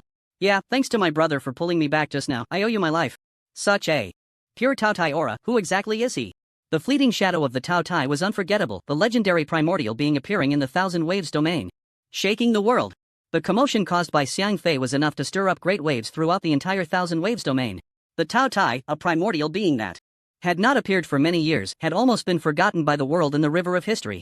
People once doubted that the Tao Tai had long since gone extinct, and their descendants had not been able to leave any traces behind. Long ago, all things related to the Tao Tai, including their traces, vanished without a trace, only to be found in ancient texts. Unlike the ancient gods, ancient demons, and ancient monsters with strong reproductive abilities, the vast majority of the 3,000 primordial beings had faded into obscurity, leaving behind one legend after another. Now that the shadow of the Tao Tai appeared before everyone, the shock in their hearts was beyond measure. It is said that the Tao Tai of the primordial era could swallow the heavens and devour the earth. They needed to consume enough heavenly materials and earthly treasures every day, or they would fall into a state of uncontrollable hunger.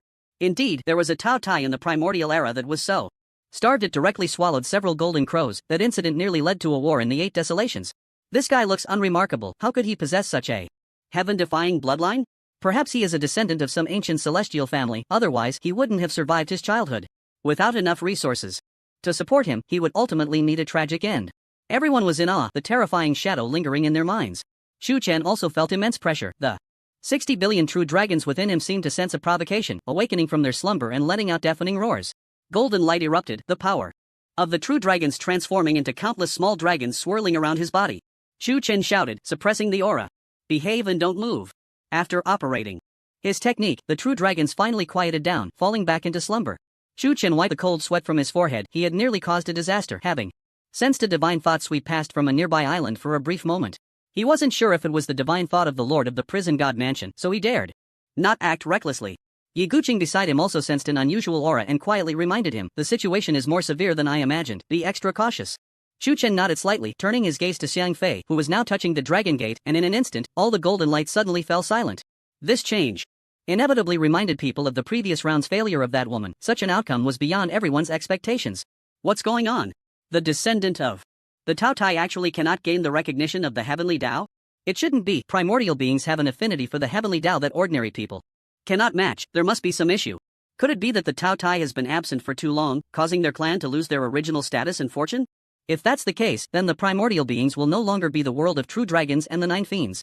Just as everyone was discussing, the deputy mansion master sighed and waved his hand. Time is up, you can go down now. At this moment, Xiang Fei stood there as if he were oblivious, his gaze fixed intently on the center of the dragon gate, his lips moving slightly, as if engaged in some form of communication. The deputy governor sighed again upon seeing this. He understood Tian Zhao's obsession with longmen and did not speak to stop it. Chu Chen squinted his eyes, sensing the unusual fluctuations in the space around him. That familiar scent resembled the essence of the world tree. It's here. What's here? The person beside him asked in confusion. Chu Chen remained silent, staring ahead, and the next moment, a relieved smile appeared on his face. So that's it. Immediately, the brilliant golden longman suddenly turned pitch black, and a rolling wave of black gas erupted, transforming into a dark canopy that swept away everything around, tearing the clouds into countless pieces. One after another, brilliant stars emerged, and upon counting, there were exactly 3,000. Among them, one of the darkest stars seemed to come from a distant plane, traversing countless light years, suddenly descending into the Thousand Waves domain. In an instant, the overwhelming primordial power descended upon the 8 Desolations, and an astonishing Taodai phantom appeared above the entire Xangzhou. No matter from any corner or angle, one could see this colossal being intimidating the world. Even the distant Yaozhou felt this terrifying aura, and the suppression from their bloodlines caused many demon beasts to uncontrollably kneel on the ground. At this moment, the imperial might surged like a torrent from all directions in Xangzhou, the majestic power belonging to the emperor confronting the Taodai phantom, who is summoning the Tao Tai into the world. As he spoke, a brilliant imperial weapon suddenly appeared. It was a blood-stained tripod with 3 legs, smeared with the blood of countless powerful beings, adding a unique strength to it. The tripod was engraved with images of primordial beings, including the Golden Crow, the Swanni, and the Bai Zai. That is the beast emperor of the martial god spirit domain. He actually summoned his life imperial weapon? It is said that the Beast Emperor enjoys collecting the essence of primordial beings. Each collection strengthens the imperial weapon, so it seems he has set his sights on the Tao Tai? Isn't that unwise? If the Tao Tai's essence is taken, will the one with the Tao Tai bloodline be affected? Cutting off opportunities, the Beast Emperor wants to sever his path. Boom! Suddenly, a towering figure rushed out from deep within the prison god mansion, the overwhelming imperial might cascading down like a suspended waterfall, countless Tao rhythms falling layer upon layer, exuding an earth-shattering power. Old thief of the Beast Emperor. How dare you touch this emperor's people? Buzz! The silver light of the Iron Judgment imperial weapon streaked across the world like a meteor, striking the tripod. It emitted a deafening buzzing sound. Iron Judgment Emperor, do you wish to stop me? The two emperors soared directly above the ground, ascending to the ninth heaven, where they engaged in fierce battle. The rumbling sounds echoed throughout Sangzhou, the loud Dao sounds piercing through the void, chaotic currents sweeping out, momentarily breaking through the great Dao world. The onset of the imperial battle exceeded everyone's imagination. No one could have guessed that the prison god mansion's leap through Longmen would actually involve two emperors. The terrifying imperial might could be felt clearly, even from a distance. The aftermath of their battle easily turned countless mountains and trees into dust. Is this the true emperor? Chu Chen murmured. There are distinctions among emperors. The strong can see through the 8 desolations at a glance, cross the 8 states in a single step, and pluck the stars with a wave of their hand, Yi Guqing explained. This is the path I want to pursue. Chu Chen's eyes ignited with passion. The road ahead is long, lay a good foundation.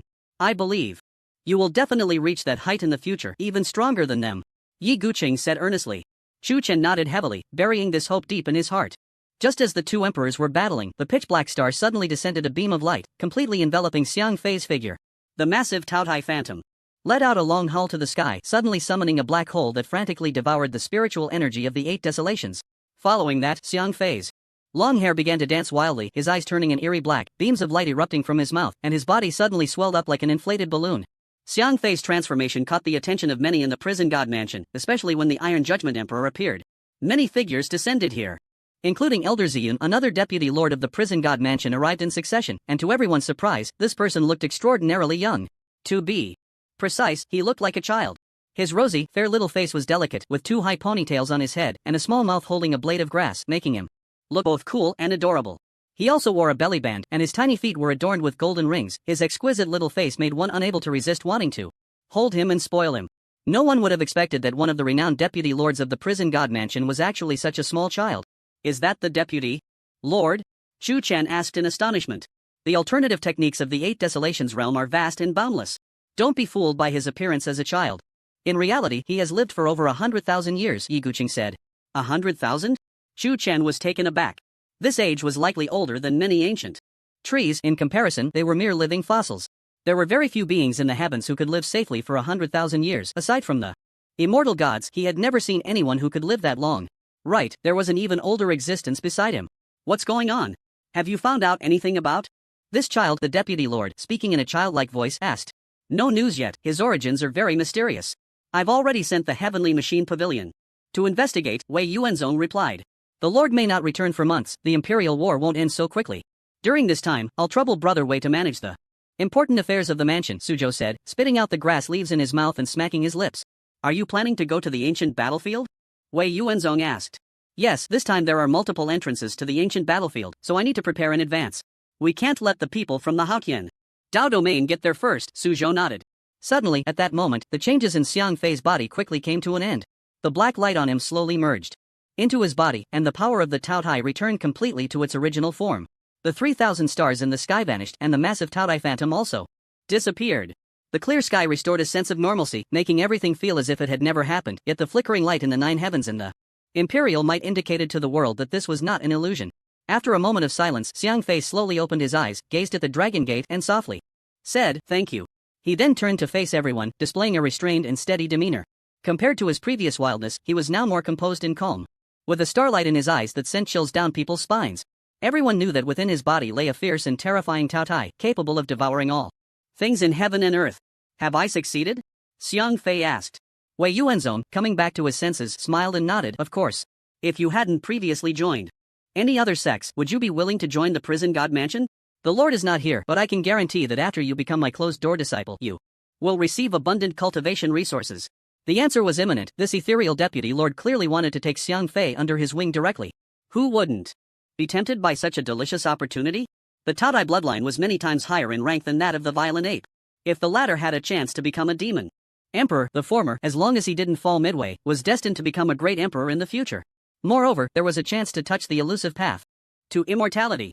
In this way, as a master, even if he were to fail, he would still be a teacher of emperors. That was an existence that could be remembered through the ages. With the deputy lord speaking, the other elders could only watch enviously, their feelings of admiration needing no further explanation. However, only one person showed a complex expression, and that was Elder Ziyun. Not long ago, she had been chasing Xiang Fei, but unexpectedly, in the blink of an eye, he had directly become the coveted prize in the eyes of all the elders of the prison god mansion. Now, the deputy lord was even more fond of him, possessing such a bloodline it was inevitable that he would become a dragon among men in the future. But if this kid successfully became the deputy lord's disciple, wouldn't she be led by the nose by him? In the future? Thinking of this, Ziyun felt an overwhelming discomfort. Damn lecher. Ziyun spat. Xiang Fei's eyes swept over the many elders present, and those who were met with his gaze suddenly brightened, filled with enthusiasm and hope. May I ask if I can choose my own master? Xiang Fei inquired. The moment this question was asked, it left everyone stunned. What kind of bizarre thought process was this? He had a powerful and high-ranking deputy master to choose from, yet he wanted to select someone else? At this moment, Suzhou spoke up. Do you wish to join my sect? Upon hearing this, Wei Yuanzong also showed a curious expression. In comparison, the strengths of the two deputy masters were on par, but if one had to say who was better, it was certainly Wei Yuanzong who excelled in teaching. Although he had few disciples, each was a formidable figure of the younger generation, with some having even broken through to the Saint Emperor realm. Suzhou, on the other hand, was the opposite. He took in disciples but never cared for them, as if he had forgotten he had students. Occasionally, he would remember and toss some resources their way for self-cultivation or give them a jade slip of the Tao to comprehend. Thus, the disciples under Suzhou suffered greatly, wanting to join other elders but too afraid to speak up. He also knew he lacked the talent and patience for this, so he didn't want to mislead others and hadn't taken in a disciple since 300 years ago. At this moment, when Xiang Fei proposed to choose his own master, everyone thought of Suzhou. Xiang Fei clasped his fists and said, "Thank you for your appreciation, Deputy Master. The master I wish to join is Elder Ziyun." The next moment, all eyes turned to Ziyun. As the person in question, Ziyun showed a strange expression and pointed to herself, saying, "Me? Exactly. I have long admired Elder Ziyun, and I hope you will grant me this." Xiang Fei's attitude was extremely respectful and humble, making it hard for people not to feel goodwill towards him. But those around understood his intentions, their gazes towards Ziyun filled with meaning. They saw through it but said nothing. Ziyun was momentarily at a loss. She never expected Xiang Fei would suddenly pull such a stunt and was clearly unprepared. Wei Yuanzong noticed her awkwardness and smiled. It's good for young people to have their own ideas. Since that's the case, why not fulfill his wish, Ziyun? The surrounding elders revealed knowing smiles. It was common knowledge that the young had this kind of vitality. Alright, after the Dragon Leap Gate concludes, come to Ziyun Peak for the apprenticeship ceremony, Ziyun said helplessly. Xiang Fei was overjoyed, but on the surface, he still maintained a demeanor of a gentleman, nodding steadily and saying, "Thank you, master." Ziyun looked at Xiang Fei with a hint of confusion, still unable to understand why he would do this. Having succeeded in his scheme, Xiang Fei subtly winked at Chu Chen, a triumphant look in his eyes. This guy. Chu Chen shook his head in amusement. Now that his wish has been fulfilled, it's my turn to make an appearance, Chu Chen thought to himself. Before he could move, a massive vortex suddenly appeared in the void, shining with 77 holy rings, radiating a powerful and overwhelming presence. Ancient God Chu Chen, come out here. The booming voice was like the sound of the Tao, deafening as holy light burst forth, and blazing golden radiance ravaged the sky. Ji Chanshan was bathed in holy light, resembling a deity under the sun, sacred and inviolable. At this moment, his face was filled with murderous intent, his gaze fixed on Chu Chen below. This sudden turn of events caught everyone off guard, and they looked up anxiously, unsure of what was happening. Many warriors preparing to participate in the upcoming Dragon Leap Gate halted, glancing around for the main figure. What's wrong? Afraid to fight? Are all ancient gods a bunch of cowards? Where's your belief in battling to the heavens?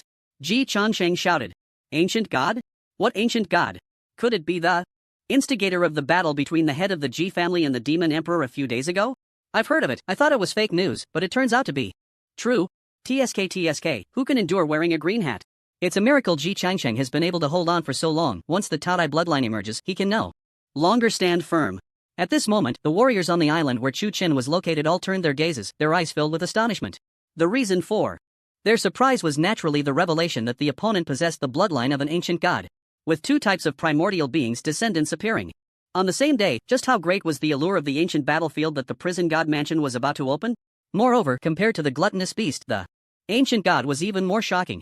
The former was a primordial being that existed in the 8 desolations, and their numbers were vast, residing right in the ancient state. However, the existence of ancient gods was rarely seen in the far-off Tsang state, making this the first encounter for many warriors. Chu Chen, who had been called out, calmly met Ji Changxing's gaze, completely ignoring the killing intent and anger in his eyes. Of course, fighting to the heavens isn't just talk, but do all the stray cats and dogs come to provoke me and expect a response? Wow! How arrogant! The descendant of the imperial lineage actually regarded them as mere cats and dogs? The atmosphere was instantly ignited by Chu Chen's words, and the elders above, along with the two deputy mansion masters, showed expressions of great interest. It was perfectly normal for youth to be reckless, if not now, when? Under the watchful eyes of everyone, Chu Chen stepped into the air, dark golden dragon patterns faintly appearing beneath his feet, his momentum gradually rising. Although I don't want to bully you, but you've been staring at me for so long, this wild dog should at least give a response. As he walked, divine flames gradually ignited on Chu Chen, golden light bursting forth to match the radiance emitted by the holy ring. Although the battle had not yet begun, the clash of momentum had already erupted fiercely. The contest between divine light and holy light, both were outstanding among the half-step emperors. Ji Changshang, known as the Holy Ring King, was invincible at the same level, having never suffered defeat since his emergence, just like his father, who was also deemed invincible in his youth.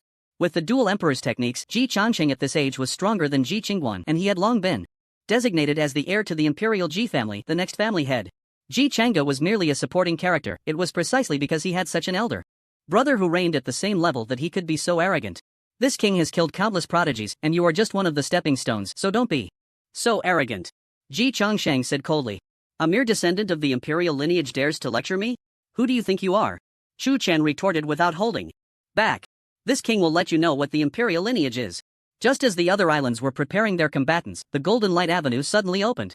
Buzz, suddenly, a crack appeared in the void beside Chu Chen, and a cold light shot out, aimed at his neck. Without turning his head, Chu Chen directly crushed the cold light, his 5 fingers transforming into a fist that violently struck into the void, shattering it to pieces, blood raining down like a storm. Puff! Casually killing a half-step emperor. Chu Chen's face remained as calm as ever, showing neither anger at the ambush nor surprise. Is this all the means of a dignified descendant of the imperial lineage? If you want to kill me, do it openly, why sneak around? In the next moment, several more shadows attacked, moving so fast that people could only catch fleeting glimpses, unable to see clearly. So the Ji family has raised so many dogs. Chu Chen scoffed, his tiger-like body suddenly tensing. Several spiritual treasures filled with killing intent rushed forward, only to be directly shattered by the divine light. The remaining divine light transformed into divine flames, suddenly incinerating the shadows to ashes. These divine flames were embodiments of blood energy, and Chu Chen's concentration of ancient god bloodline had risen to an extremely terrifying level. Approaching 70% of the original ancient god combined with royal blood, the divine might contained in his blood energy was enough to burn the heavens and the earth. Such a powerful ancient god body could withstand a full-force strike from a quasi-emperor's incarnation without dying, demonstrating just how strong his physical body was. Chu Chen had always believed that his physical body could remain undefeated among prodigies of the same level. From beginning to end, he had never regarded Ji Changsheng as a threat. If a mere fallen descendant of the imperial lineage could push him to the brink, then he might as well die headfirst. Having experienced so many storms and tribulations in the myriad worlds, Chu Chen prides himself on having a deeper understanding of the great Tao than anyone else in the younger generation. All of you get out of the way, let this king come. Ji Changsheng shouted, the holy ring spinning wildly and the holy light bursting forth infinitely. He opened his mouth, and a point of golden light rapidly enlarged in front of him, transforming into a golden ship. The great ship sailed through the void as if it were the sea, drawing its power from the holy light, radiating boundless holy brilliance, and crashing towards Chu Chen. Break the void divine ship, someone exclaimed in shock. The origins of this divine ship are extremely mysterious. It is said to be the life treasure of a quasi-emperor from years ago, containing a trace of the quasi-emperor's lingering imperial might. After being accidentally obtained by Ji Changsheng, he refined it into his own treasure, and when the divine ship appeared, the heavens and earth dimmed in its presence. Unfortunately, it is a defective product, seemingly damaged in a great battle, its power reduced to less than 1/10. Even so, it is not something an ordinary royal grade treasure can compare to. After all, a dead camel is still bigger than a horse. The golden warship vanished into the void, yet its terrifying aura reverberated through the heavens and earth, as if a fearsome beast was about to emerge. In the vast expanse, it was impossible to capture the direction of the golden warship, and Ji Changsheng's eyes were filled with an unprecedented coldness. Boom! Suddenly, like a giant ship breaking through ice, a deafening sound erupted, and the golden warship suddenly appeared before Chu Chen, breaking through the air. The roar was continuous, like a golden grinding wheel, shaking the surroundings, causing the light of the dragon gate below to momentarily pause. Faced with such a divine weapon, Chu Chen showed no fear. He did not unleash any martial techniques, but simply threw a punch straight out. The golden fist, like a divine mountain, shattered the warship with the might to break all laws, heavily smashing into the bottom, emitting a dazzling brilliance. The void-breaking divine ship was struck, creating a massive crack that spread outwards. Crack, accompanied by a piercing sound of metal clashing, the entire warship was actually sent flying by Chu Chun with the purest physical strength. What is this? Even human? Everyone's hearts trembled. After all, this was a quasi-emperor level treasure. Although its power was reduced to a fraction, the material it was forged from was undoubtedly the essence of sun-eating. Before people could react, Chu Chun unleashed a second punch. Without any flashy martial techniques, only the force to break 1,000 pounds, he struck the same spot on the bottom of the warship, sending it retreating thousands of meters again. Crack. This time the crack was even larger, like a bottomless chasm, the ship's body swaying on the verge of collapse. What kind of power is this? Ji Changsheng, once full of confidence, was taken aback. He never expected Chu Chen's physical body to be so terrifying that even the indestructible quasi-emperor treasure could be smashed to pieces. The quasi-emperor treasure must not be damaged. Thinking this, Ji Changsheng hurriedly urged the void-breaking divine ship to flee the battlefield, but Chu Chen did not intend to let it escape. At this moment, a third punch struck out fiercely, golden light bursting forth like rays of dawn, its shockwave sending the ship flying into the sky, transforming into a barely audible point of light. The first level of the great Tao of strength lifting heavy as if it were light. Wei Yuan could no longer sit still, suddenly standing up. His aged face revealed a look of shock, his heart racing uncontrollably. The great Tao of the Holy Emperor realm is only accessible to those qualified. Yet this child has comprehended it in the King realm? The surrounding elders were also astonished. No one understood the hardships of comprehending the Tao better than they did. Even those with excellent talent would need years of effort, and if slightly less talented, they might never touch the Tao in their lifetime. The Holy Emperor realm competes not only in the manifestation of the law but also in the understanding of the Tao.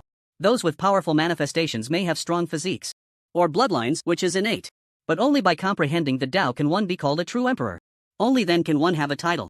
Without the Tao, there is no chance of the imperial path in this life. Chu Chen, at just over 20 years of age, possessed the Tao, and with his extraordinary ancient divine body and nearly monstrous talent, it would be hard to convince others if he did not ascend to the imperial throne in this life. This is impossible. How could you possess the Tao? Ji Changsheng was deeply struck for the first time in terms of talent, losing his composure and shouting, "I said, the descendants of the imperial lineage are nothing but this." Chu Chen unleashed his fourth punch. This punch contained a dazzling golden light, with endless blood energy transforming into divine flames soaring into the sky, striking the powerless, falling broken divine ship. Boom! An explosive sound erupted, and under the gaze of many incredulous eyes, the quasi-imperial weapon was pierced into two segments by the golden light, divine splendor pouring out, its brilliance fading. The last trace of imperial might contained within dissipated, becoming formless. The final remnant left by this quasi-emperor in the Eight Desolations completely vanished, and Ji Changsheng thus lost his most precious spiritual treasure. No! Ji Changsheng's eyes were about to burst as he watched this scene, his heart ablaze with anger, almost burning the heavens to ashes. You dare to destroy this king's spiritual treasure. Ji Changsheng's holy rings erupted with holy splendor, and he spat out a stream of innate essence, which quickly coalesced into a long spear. The familiar martial technique appeared. Chu Chen had nearly been killed by this spear earlier. Endless holy light descended from above. The spear was incredibly sacred, like the spear of divine judgment from the heavenly realm, carrying the overwhelming might to purge all evil. Slash! Ji Changsheng shouted. Clang! The spear transformed into a stream of light, shooting out and dragging a long trail of brilliance, piercing through half the sky, as if it were eternal light. Chu Chen transformed into the unmoving king, his palm, covered in golden light, spewed divine flames as he faced it head-on. The onlookers were terrified, their souls nearly separating. Chu Chen intended to withstand the imperial technique with his physical body. The mysterious yellow primal energy swirling around him resembled a golden river, engulfing everything. The golden radiance transformed into a golden waterfall, painting the void into a vast ocean of gold, where the terrifying aura of ancient divine blood was boundless. In the next moment, the spear was directly shattered by the golden palm, returning to the holy ring around Ji Changsheng. Another slash. Ji Changsheng used all his strength this time, endless holy light covering the sky, transforming into a sea of holy light. 77 holy rings gathered once more. This time the might was twice as strong as before. Ji Changsheng, forcibly using imperial techniques in the human king realm, consumed an enormous amount of his spiritual energy, and by the second time, his face turned pale. His eyes were filled with a fierce determination, willing to pay any price to kill Chu Chen. The spear struck again, the holy light sweeping as if to pierce the world, the void trembling wherever the light passed. One could imagine how immense the power was. Trivial skills. The hand of the heavens. Chu Chen directly struck out with a palm that covered the sky, the 7 pentagrams on his palm shining brightly, the rolling mysterious yellow primal energy pressing down like a continent. No matter how strong the imperial technique, it was wasted in the hands of a human king. The hand of the heavens easily suppressed. The spear and countless spiderweb-like cracks appeared on the holy ring. Put. Ji Changsheng spat out a mouthful of blood, his body swaying, his face as pale as paper. The profound truths of the path of strength were far beyond what a mere prince could contend with, coupled with Chu Chen's monstrous body akin to a primordial beast, he had no means to counter it. Ji Changsheng's defeat is certain. Wei Yuan sighed and shook his head. Not necessarily, Suzhou said. In the next moment, Ji Changsheng recalled the holy ring, slightly raising his eyelids and gritting his teeth. You forced me to do this. Boom, his body suddenly erupted with astonishing might. And 49 purple-black spheres suddenly appeared. Is this the imperial-grade demonic technique you obtained? Chu Chen's expression remained unchanged, showing no sign of fear. Tremble, you ants. Ji Changsheng laughed loudly, pure essence gushing from within him, rapidly replenishing his spiritual power. Below, Xiang Fei's expression turned cold as he said, absorbing a woman's primaline stored within, such a heinous technique still exists in the world. Is the imperial-grade demonic technique he practices very strong? Wu Bingchan asked. It is beyond the reach of ordinary people. Ji Changsheng's inhumane practice of using human essence to cultivate will eventually backfire. A demonic technique is a demonic technique. No matter how much it is concealed, it cannot gain the recognition of the world. Will Young, Master Chu, be in danger? Rest assured, that guy is not so easily defeated. Xiang Fei cast a comforting glance and continued, ordinary magic can greatly increase a person's strength in a short time, but to cultivate to a deeper level requires much more time than usual methods. That beast Ji Changsheng has killed at least hundreds of women. If Brother Chu doesn't take him down, I won't recognize him as my brother. Listening to outsiders insult her fiancé, Wu Bingchan felt no concern. Instead, she glared at the figure above with a hatred for evil. Chu Chen gazed at the bizarre sphere intertwined with the holy ring and said, You have the face to bring out such crooked methods? Even if you cultivate 2 types of magic, what can you do? Ji Changsheng's face was covered in strange purple-black patterns, bizarre and eerie, exuding a chilling malevolence. Are you ready to welcome the baptism of the dual emperor's technique? Ji Changsheng's voice was particularly hoarse, like a sound from the depths of the abyss, sending chills down one's spine. The black sphere was tightly connected to the holy ring, with magnificent holy light and the aura of the abyss continuously intertwining, forming a strange spiritual power. The black and white colors transformed into yin and yang, revealing a unique great path, with countless yin and yang energies spewing forth, quickly filling the heavens and the earth. Compared to the golden light surrounding Chu Chen, this power was truly extraordinary, and under the blending of the dual emperor's technique, it seemed to touch the threshold of the mysteries of yin and yang. Die for this king. Ji Changsheng shouted, and the yin and yang energy transformed into a massive mountain, crashing down towards Chu Chen. The overwhelming momentum caused the surrounding islands to tremble, with countless stones rolling down, as if an earthquake had struck. Buzz! Chu Chen stepped forward, his blood energy boiling, divine flames soaring, and a golden fist enveloped in a layer of dazzling white light erupted with primordial power. So what if it's the dual emperor's technique? In front of me, you are ultimately just an ant. Eradicate the inhumane practitioners of magic. Even if I crush you today, that old dog Ji Qingguan wouldn't dare to utter a word. Primordial holy fist. The power suddenly increased tenfold, the fist light shining brilliantly, breaking through the heavens. Boom! Accompanied by a resounding shock, the mountain formed from the yin and yang energy was forcefully pierced through by the fist light, turning the yin and yang energy into nothingness. The residual might of the fist light continued to surge forward, directly reaching Ji Changsheng. Primordial power, how can you possess such strength? Ji Changsheng was immediately thrown into disarray, hurriedly urging the holy ring to protect himself. Clang! The incredibly solid holy ring instantly appeared with continuous cracks under the might of the primordial holy fist spreading outwards. Ji Changsheng was under immense pressure, facing an unprecedented offensive that he had never encountered before. He never expected that the ancient god would be so strong. Even using the dual emperor's technique and quasi-emperor's spiritual treasures, he couldn't do anything against it. Such a vast gap could not be bridged by simply improving one's realm. Without understanding the mysteries, one remains mediocre. Blocked it? Wu Bingchan was taken aback. Xiang Fei frowned slightly, pondering how Ji Changsheng would counterattack next. The descendants of the Ji family are indeed monstrous. They have actually comprehended the path of yin and yang within the dual emperor's technique. If he were to walk the righteous path, the Ji family might be able to regain its former glory, Suzhou said with a sneer. Now it's my turn, right? Ji Changsheng grinned, his fierce face looking particularly terrifying. However, just as he activated the holy ring, he suddenly found that his innate immortal path had gone out of control. Move for this king. Ji Changsheng frantically operated his technique, but no matter how hard he tried, the holy ring remained motionless, as if it had been subjected to a binding spell. At this moment, he suddenly raised his head and glared ahead, saying, What kind of evil technique did you use on this king? Chu Chen calmly raised his hand and gently pointed at the void. Break.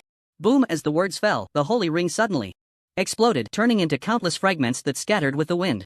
Ji Changsheng stood frozen in place, unable to believe his eyes as he watched the holy ring drift away, his body trembling slightly. You dare to destroy this king's holy ring. The Ji family is an imperial lineage. How can you, a mere king, humiliate us? After speaking, Ji Changsheng began to frantically channel his demonic power, throwing his head back and howling, with dark demonic light spewing from his eyes and mouth. His momentum continued to rise, and in the blink of an eye, he broke through the shackles of the Saint Emperor realm, charging upward without losing speed. Early Saint Emperor realm. Minor completion of the Saint Emperor realm. Major completion of the Saint Emperor realm. In just a few breaths, he actually completed a breakthrough of an entire realm. The might of a ruler was unmistakably revealed, and the overwhelming power seemed capable of collapsing the void as torrents of demonic energy surged forth like a raging tide. At this moment, Ji Changqing's face was covered in demonic patterns, looking incredibly evil. His pair of crimson eyes fixed intently on Chu Chen, a sinister smile curling at the corners of his mouth, sending chills down people's spines. Ji Changqing has gone mad, someone exclaimed. He jumped an entire major realm. He is about to abandon all his previous efforts and foundations.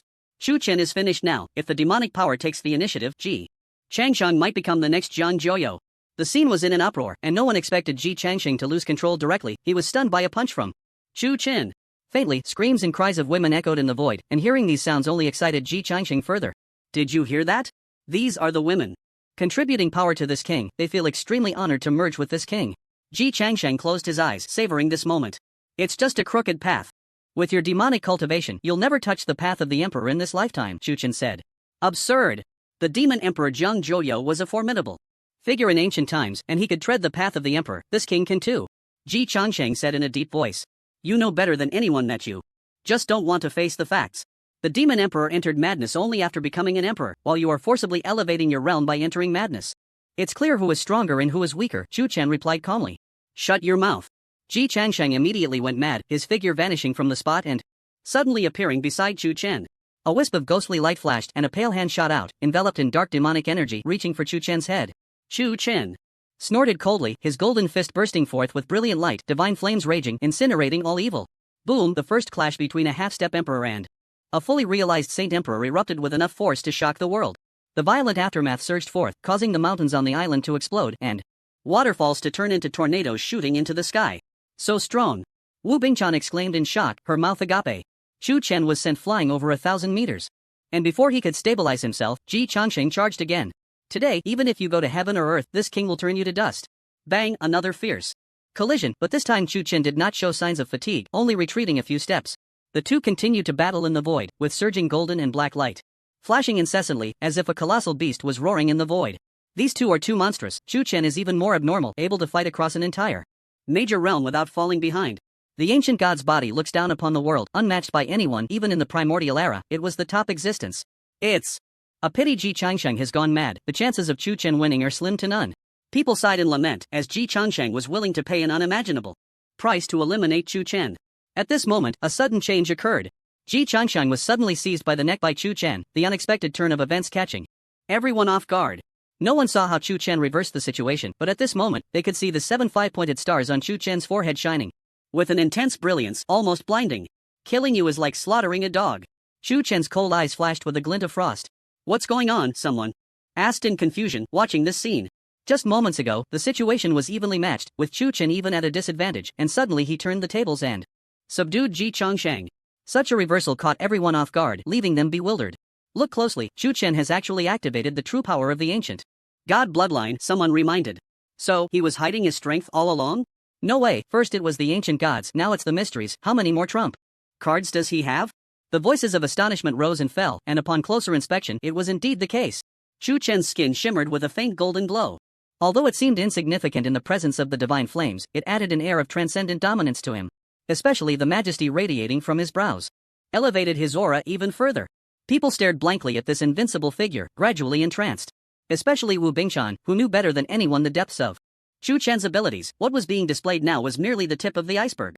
Before leaving, Granny Fox had told her that the yellow-robed sword cultivator beside Chu Chen was extraordinarily remarkable, likely a quasi-emperor or even a great emperor-level powerhouse. Then she saw the formidable demon emperor also had ties with him. Just this influence alone was enough to make the Ji family tremble. Since ancient times, heroes have loved beauties, and beauties have loved heroes. Wu Bingchan desired freedom, but in her pursuit of it, she also hoped to find her true soulmate. The charm radiating from Chu Chen made her heart race uncontrollably. Xiang Fei stood by, watching Wu Bingchan's enchanting eyes sparkle, shaking his head and saying, "There's no saving her." At that moment, Ji Changqing was being severely restrained, his hands relentlessly pounding against Chu Chen's chest, producing a series of booming sounds. But no matter how hard he tried, Chu Chen's iron-like chest showed no signs of damage. Instead, it shone even brighter, astonishing everyone. I have said that those who are utterly depraved shall be punished by all. It is not I who judges you, but fate. With that, Chu Chen suddenly unleashed a punch, his golden fist bursting forth with endless light directly piercing through Ji Changqing's chest. All laws turned to mere illusions under the might of a single force, and Ji Changxing's brief and brilliant myth came to an end. It's over. With a fierce grip of his left hand, he snapped Ji Changxing's neck. Ji Changxing's eyes rolled back, filled with endless hatred and unwillingness, before he vanished into nothingness. His lifeless body fell weakly, disappearing through the sea of clouds. In the next moment, the heavens trembled violently and a massive vortex reappeared before Chu Chen. You dare, you little brat. The head of the Ji family, Ji Qingguan, has arrived. Chu Chen killed his most beloved son, this fiercely protective man will surely seek revenge. But this is the prison god manor, what can he do here? The two deputy manor masters will not allow him to run wild. Familiar voices emerged, and instead of being surprised, Chu Chen felt joy, sneering, I've finally been waiting for you, old dog. With that, Chu Chen stepped into the void, advancing into the vortex instead of retreating. This turn of events exceeded everyone's imagination. No one expected Chu Chen to charge forward. After all, this was a quasi-emperor. Who dares to run wild in the prison god manor? Su Zhou and Wei Yuan moved simultaneously, but just as they stepped into the void, the heavens echoed with Chu Chen's hearty laughter. No need to be angry, my lords, it's just a crippled quasi-emperor, I'll be right back. What? He wants to challenge a quasi-emperor? He's gone mad. The scene erupted in chaos, and everyone looked at that unyielding figure with disbelief. A madman. A pure madman, he's seeking death. There should be limits to arrogance. The opponent was once invincible at the same level. Not only them, but even Xian Fei thought Chu Chen had lost his mind. The gap between the princely realm and quasi-emperor was not trivial. Even in a transformed state, it was far from something a perfected holy emperor could contend with. At this moment, Chu Chen had already rushed to the front of the vortex, standing 1,000 zhang away, his long hair flying in the wind, his handsome face calm as ever. A figure adorned with 99 holy rings appeared before him, the rich holy light shining far brighter than Ji Changxing's. Like a deity under the sun, merely standing there made one feel as if they were separated by galaxies, as if he were in existence from the endless outer realms. Ji Qingguan's face was filled with sorrow and the killing intent in his eyes seemed ready to engulf Chu Chen. You little brat, do you really think Jian Zhuoyou can save you this time? He is now trapped in prison, struggling to protect himself, and you still dare to reject the power of the prison god's mansion. I see you are seeking death. Ji Qingguan said angrily. Last time I accidentally fell into your trap and lost, this time you won't have such good luck, Chu Chen replied. Ha ha ha. Ji Qingguan laughed loudly, his laughter filled with mockery. A half-step emperor dares to challenge a quasi-emperor. You are the most arrogant person I have ever seen in my long life. Very well, since you insist on seeking death, I will take your head and offer it to the souls of the dead in the Yellow Springs. Ji Qingguan was furious and struck out, brilliant holy light shining as his large hand reached out to directly take Chu Chen's head. Bang! Golden fist light surged forward, forcefully blocking this attack. However, Chu Chen let out a muffled groan, golden blood trickling from the corner of his mouth, his expression slightly waning. A mantis trying to stop a chariot. Ji Qingguan sneered repeatedly, his large hand reaching out again, this time without holding back, using all his strength. Ancient God True Body. Faced with the threat, Chu Chen directly activated his ancient God bloodline, a violent power surging forth as if it would burst his body. His figure continuously expanded, instantly growing to a size of millions of meters. It was as if a giant from ancient times was breaking through the clouds, its towering form shaking the heavens and the earth. The primal chaos and divine flames intertwined. Flowing light emerging, resembling a primordial fierce weapon capable of breaking all things. Millions of meters. 7-star ancient god. Incredible, this is the first time I've seen an ancient god reveal its true form, it's so shocking. In a complete state, perhaps he could wrestle with Ji Qingguan. People were completely immersed in Chu Chen's figure, their eyes revealing envy and longing. This time, the prison god's mansion's leap through the dragon gate brought two great surprises to everyone. One was Xiang Fei's gluttonous bloodline, and the other was Chu Chen's ancient god bloodline. The former resonated with the great Dao world, triggering the battle of the two emperors, causing a sensation in Sangzhou. The commotion caused by the latter was no less than that of Xiang Fei, and perhaps even greater. A marquee realm challenging a quasi-emperor is an incredibly explosive event in the entire history of Sangzhou. No one who fears death would do such a thing, after all. Just thinking about it with one's toes makes it clear that the gap in realms is there, and rushing out to challenge is just seeking death. But Chu Chen did it, and it seemed he even intended to subdue Ji Qingguan. I just remembered, someone exclaimed, slapping their head. Remember what? Hurry up and say it. Do you all remember? What happened in Iron Prison City not long ago?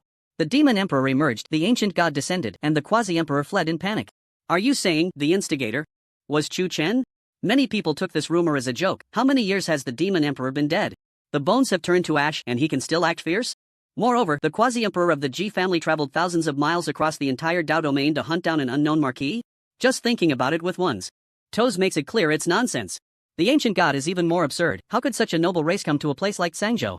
Thus, when the rumors of Iron Prison City being destroyed spread, everyone just listened for fun, not taking it seriously. Unexpectedly, all the rumors were verified. Chu Chen indeed had enmity with the Imperial Ji family, and he was also the possessor of the ancient god bloodline. So that means the emergence of the Demon Emperor is true, someone said, trembling. The Demon Emperor slaughtered countless martial artists back then, with corpses covering half the Dao domain. He was indeed the most terrifying mountain of corpses and sea of blood in ancient times. Did you not hear the head of the Ji family say? The Demon Emperor is now struggling to protect himself, and many of his enemies from back then are hunting him down. That's right, this battle is what we should focus on. Let's see if Chu Chen can escape from the Quasi-Emperor. As soon as the words fell, the millions of meter giant erupted with boundless golden light, instantly obscuring the sun, turning the entire sky into a golden ocean. Divine flames and primal chaos intertwined, forming a mysterious Tao rhythm that left people overwhelmed and dazed. The invincible ancient god body combined with the first stage of the power's mystery. Chu Chen could be said to be able to kill gods and Buddhas alike. You think you can kill me just like that? Ji Chongqing's life and death are beyond reproach. If you wish to take revenge for a mere evil spirit, then I shall send you two to reunite. Chu Chen's voice grew increasingly high-pitched until it resonated like a thunderclap, booming continuously. A foolish child dares to speak wildly before me. Ji Qingguan's expression was cold, the holy ring coalescing into a spear, the terrifying imperial might gradually awakening, as if a Kuanpun were soaring to the ninth heaven. Brilliant light shot forth, directly aimed at Chu Chen, its might seemingly piercing through the past, present, and future. This momentum recalled the time when Ji Qingguan single-handedly battled the demon Luo Tianyang. In Sanzhou, he remained as domineering and powerful as ever, instilling no thought of resistance in anyone.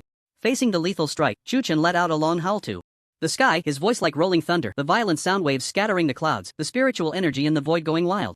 Torrential, chaotic, divine thunder poured down, enveloping his body in a circle of gray lightning, appearing particularly dazzling under the golden light. The combination of divine thunder and primal chaos raised Chu Chen's power to another level as his golden fist struck out, carrying endless slaughter, its might shaking the heavens. I have endured you for so long. Do you really think everyone in the world is as weak as your useless son? Today, I will show you what an ancient god is. The fist light shattered everything, the powerful impact suddenly colliding with the holy light spear, erupting with earth-shattering residual force, sweeping in all directions, even creating a pinhole-sized breach in the void.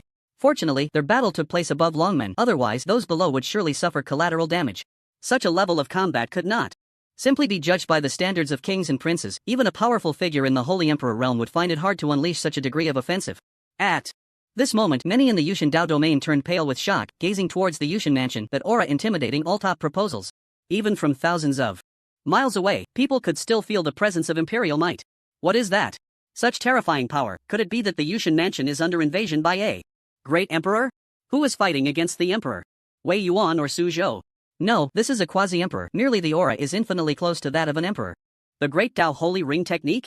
Isn't that the imperial technique of the Ji family from the Yanhan Dao domain? How did the Ji family get involved in this? The sky was covered in golden radiance, and people could vaguely see an immensely tall figure swinging its fists, each collision producing terrifying brilliance. Kill. This single word, like an ancient killing technique descending, sent chills down people's spines. The unstoppable power showcased the might of the imperial technique. To the fullest, it was a force that transcended the mundane. Just you?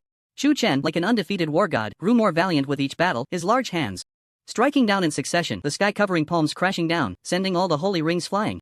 After a quarter of an hour of fierce combat, neither of them showed any signs of decline or fatigue. Instead, they appeared even more spirited. Suddenly, light surged between the heavens, blood energy dazzling, five-colored divine light piercing through the void and striking down. Do you think reusing the same trick will be effective? Ji Qingguan formed seals with both hands, and a war chariot suddenly appeared around him, engraved with 3,000 stars, each representing a different Great Dao. The martial technique simulated the world of the Great Dao. Undoubtedly an extremely bold attempt, a slight misstep could provoke the heavenly Dao. This was a martial technique created by Ji Qingguan in his youth, and back then, he indeed had the qualifications to do so. The war chariot sped forth, its light engulfing everything, with Ji Qingguan standing at the center, the holy rings swirling around him, holy light flickering. Quasi-Emperor martial technique. Ji Qingguan is preparing to forcefully crush Chu Chen. Everyone was taken aback. At this moment, Ji Qingguan resembled an ancient great emperor. The aura of who else but me radiating from him made it hard for anyone to look directly at him. Even the two deputy mansion masters were astonished. If Ji Qingguan's indomitable heart remains unbroken, he is now an extraordinary great emperor. What's there to boast about? Just throwing out any random person from Huangzhou could crush this guy, Xiang Fei scoffed. Are there many quasi-emperors in the immortal ancient families? Can't help but ask, said the ice cicada. Xiang Fei smiled without speaking. He certainly wouldn't casually reveal these secrets, but his expression had already betrayed his inner thoughts. At this moment, Ji Qingguan's demeanor was cold, his tall figure exuding an oppressive aura, his eyes like cold lightning, captivating the heart. Ancient god of kings, can you withstand my war chariot? Is it appropriate to bring out a toy for infants to embarrass yourself? Chu Chen stepped forward, a torrent of golden blood energy soaring into the sky, his large hand reaching directly for the war chariot, the primordial yellow energy surging from his palm adding an indestructible defense. You dare to face me with your physical body? Ji Qingguan urged the war chariot to crash forward, 3,000 stars bursting forth with starlight. The power of the great Tao erupting. Boom, accompanied by a loud noise, Chu Chen staggered back several steps, the primordial yellow energy in his palm directly blasted out a large hole, resembling a terrifying abyssal vortex. Come again. Chu Chen shouted, his left hand striking out the hand of heaven while his right fist condensed the power of the primordial, launching a fierce impact. Hand of heaven. Primordial sacred fist. In just a moment, the two unleashed a destructive power that forced the war chariot to a halt. Come again. Ancient God Domain. Human King Seal. Fighting Saint Dragon. The ancient god's spine supported the heavens, a radius of 1,000,000 miles covered in golden light, Chu Chen's entire body radiating golden brilliance, charging towards the 9 heavens. The enormous king character, a seal of primordial culture, shattered everything, and the pure white true dragon roared into existence. Chu Chen activated full firepower mode, the ancient god bloodline within him boiling endlessly, divine flames nearly obscuring his body. The sacred dragon and human king seal struck fiercely against the war chariot, Ji Qingguan activating the sacred rings to forcibly block the two attacks. Clang, 99 sacred rings containing the mysteries of the great Tao, combined with the war chariot's great Tao starlight, made Chu Chen feel unprecedented immense pressure. The killing techniques were all blocked, leaving no trace on the indestructible war chariot, which instead devoured all of Chu Chen's spiritual power. What a strange martial technique, Ji Qingguan is truly a genius. Everyone was astonished. They were not optimistic about Chu Chen's outcome. Although he was also quite monstrous, arguably the best in the prison god domain, he still seemed much less experienced in comparison. This battle attracted countless martial artists to watch, including disciples from the prison god mansion. They stood on the clouds observing from a distance, their eyes filled with astonishment. Is that kid really only in his 20s? One person asked with a strange expression. The ancient god bloodline has always dominated the same rank, having this level of strength is normal, nothing surprising. Brother Qiu Han, if you two were to fight, who would be stronger? The young and handsome man known as Brother Qiu Han wore a white robe, his long hair tied atop his head, his expression stern, with an air of aloofness. This person was Luo Tianyang's son, the current head of the Luo family in the Wanchu Dao domain, Luo Qiuhan. Days ago, he had learned that Ji Qingguan's son, Ji Changsheng, would come to the prison god mansion to participate in the Dragon Gate Leap. He remembered the enmity between their fathers and vowed to make Ji Qingguan kneel before his father. The planned revenge would start with Ji Changsheng. He aimed to shatter all his pride until he stepped onto the path of Quasi-Emperor and flattened the Ji family to avenge the past. Unexpectedly, everything he had set was disrupted by someone named Chu Chen. First, he subdued Ji Changsheng, then dared to battle a Quasi-Emperor incarnation in the realm of kings. Such audacity truly made the talented individuals present feel ashamed. If it were them, they might not even have the courage to take a single step, let alone win. I am not as good as him, Luo Qinghan shook his head. Brother, there's no need to belittle yourself, as long as you can find the 1,000-year glazed heart. In this ancient battlefield, it might elevate your pure body to another level, said a disciple beside him. No one can predict the future, judging the future by the present is too superficial, Luo Qinghan said coldly. Yes. The disciple's face turned red, and he obediently stood aside in silence. Many people think the same way, now that they cannot suppress Chu Chen. Who knows what heights he could reach in the future with the same amount of time. At least for now, many disciples of the prison god mansion pride themselves on lacking the courage to challenge him. The Chu Chen before them is like a celestial being, his feet striking the ground, causing the earth to tremble and mountains to shake, his entire body radiating golden vitality that transforms into a heavenly canopy, with flickering thunder surging within, terrifying to the extreme. Since it cannot be broken, then I will not hide it. Chu Chen formed seals with both hands, his momentum surging explosively, giving the impression that he had transformed into an immortal, akin to the immovable king of Buddhism. The Forest of Phoenix Seal. The inherited divine ability of the 7-star ancient gods. This is the first time Chu Chen is demonstrating it. The amount of spiritual power required is immense. An ordinary Saint Emperor would be instantly drained to a husk. But under the influence of infinite firepower, Chu Chen need not hold back, pouring spiritual power into it with all his might, awakening the forbidden power deep within his body. At this moment, a pitch-black shadow appeared behind him, a similarly enormous dark figure that nearly suffocated those nearby, sending chills down their spines. I want to see how you break the war chariot. Ji Qingguan shouted loudly, urging the war chariot to charge forward, the stars suddenly flashing with brilliance, the power of the great Tao pouring forth, coalescing into a starry path. The chariot surged with unstoppable momentum, carrying boundless might as it raced forward, Ji Qingguan wielding a holy light spear, resembling a judgment deity. Die! Ji Qingguan exhaled radiant light, unleashing a force that shook the heavens and earth towards Chu Chen. At the critical moment, the black shadow behind him finally revealed its true form under the infusion of pure spiritual power and blood vitality. It was an utterly pitch-black phoenix, towering millions of meters high, its feathers adorned with runes, as if containing one hell after another. Eerie sounds of ghostly wails echoed in the void, ghostly flames burned fiercely, and the extremely evil phoenix let out a long cry towards the sky, causing the void to tremble. Violently, cold light cascading down. Primordial life phoenix. How is this possible? It's not a true phoenix, it's merely the ancient god's innate divine ability, containing a trace of the phoenix's soul. Even so, it's astonishing enough, this Chuchen is truly a prodigy. With this level of strength and potential, he should be ranked on the potential dragon list of the Thousand Waves domain, right? The trump cards displayed by Chuchen repeatedly refreshed people's understanding. This was the first time they realized that a prodigy could reach such a level, showing no fear of a quasi-emperor's incarnation. Ji Qingguan was also taken aback, but soon replaced by a fierce determination. If this child is not eliminated, he will surely become a great threat in the future. The forest phoenix, carrying ghostly flames, flew out, causing the void to show signs of collapse wherever it passed, the pitch-black abyss leading to an unknown destination, with sounds of heaven and earth collapsing. Echoing from within, that was the hell of no return. This was Chuchen's strongest strike at this stage as an ancient god, and he himself did not know how powerful it was. For this, he poured everything he had, infusing it with chaotic divine thunder, primal yellow mother energy, and boundless blood vitality. Additionally, there was the pure spiritual power condensed from the true dragon-slaying immortal technique. One could say this move transcended all previous ones, reaching an unprecedented height. Boom! Finally, the black phoenix collided with the chariot, erupting in a massive wave of ripples and a spiritual power mushroom cloud. Amidst the flickering lightning, people saw Ji Qingguan continuing to advance under the ghostly flames. A mere prince dares to challenge a quasi-emperor. Who gave you the courage? Ji Qingguan shouted with difficulty, his internal spiritual power evidently nearing exhaustion. This was merely an incarnation. The two had been battling for an hour, and they had long since reached the point of burning the candle at both ends. However, how could he possibly be defeated by a mere boy who had not yet matured? This child was also the enemy of his son. How could he endure? Stop struggling. I said today I will definitely crush you. Chuchen intended to add fuel to the fire. Stepping on the void dragon steps, he traversed the boundless tides and appeared beside the chariot. He clenched his golden fist, infused with divine flames, and struck fiercely at Ji Qingguan. Puff! Ji Qingguan spat out a mouthful of blood, his incarnation dimming slightly, his complexion also growing haggard, looking as if he could dissipate at any moment. You dare to touch my incarnation? I am hitting you. Chuchen threw punch after punch, each strike like a divine mountain descending, causing Ji Qingguan to spit blood repeatedly. What does it mean to break 10,000 laws with sheer force? Chuchen demonstrated the dominance and might of the ancient god clan through his actions. No! Ji Qingguan roared as the carriage shattered under the impact of ghostly flames, his avatar pierced through by the black phoenix, dissipating into specks of light.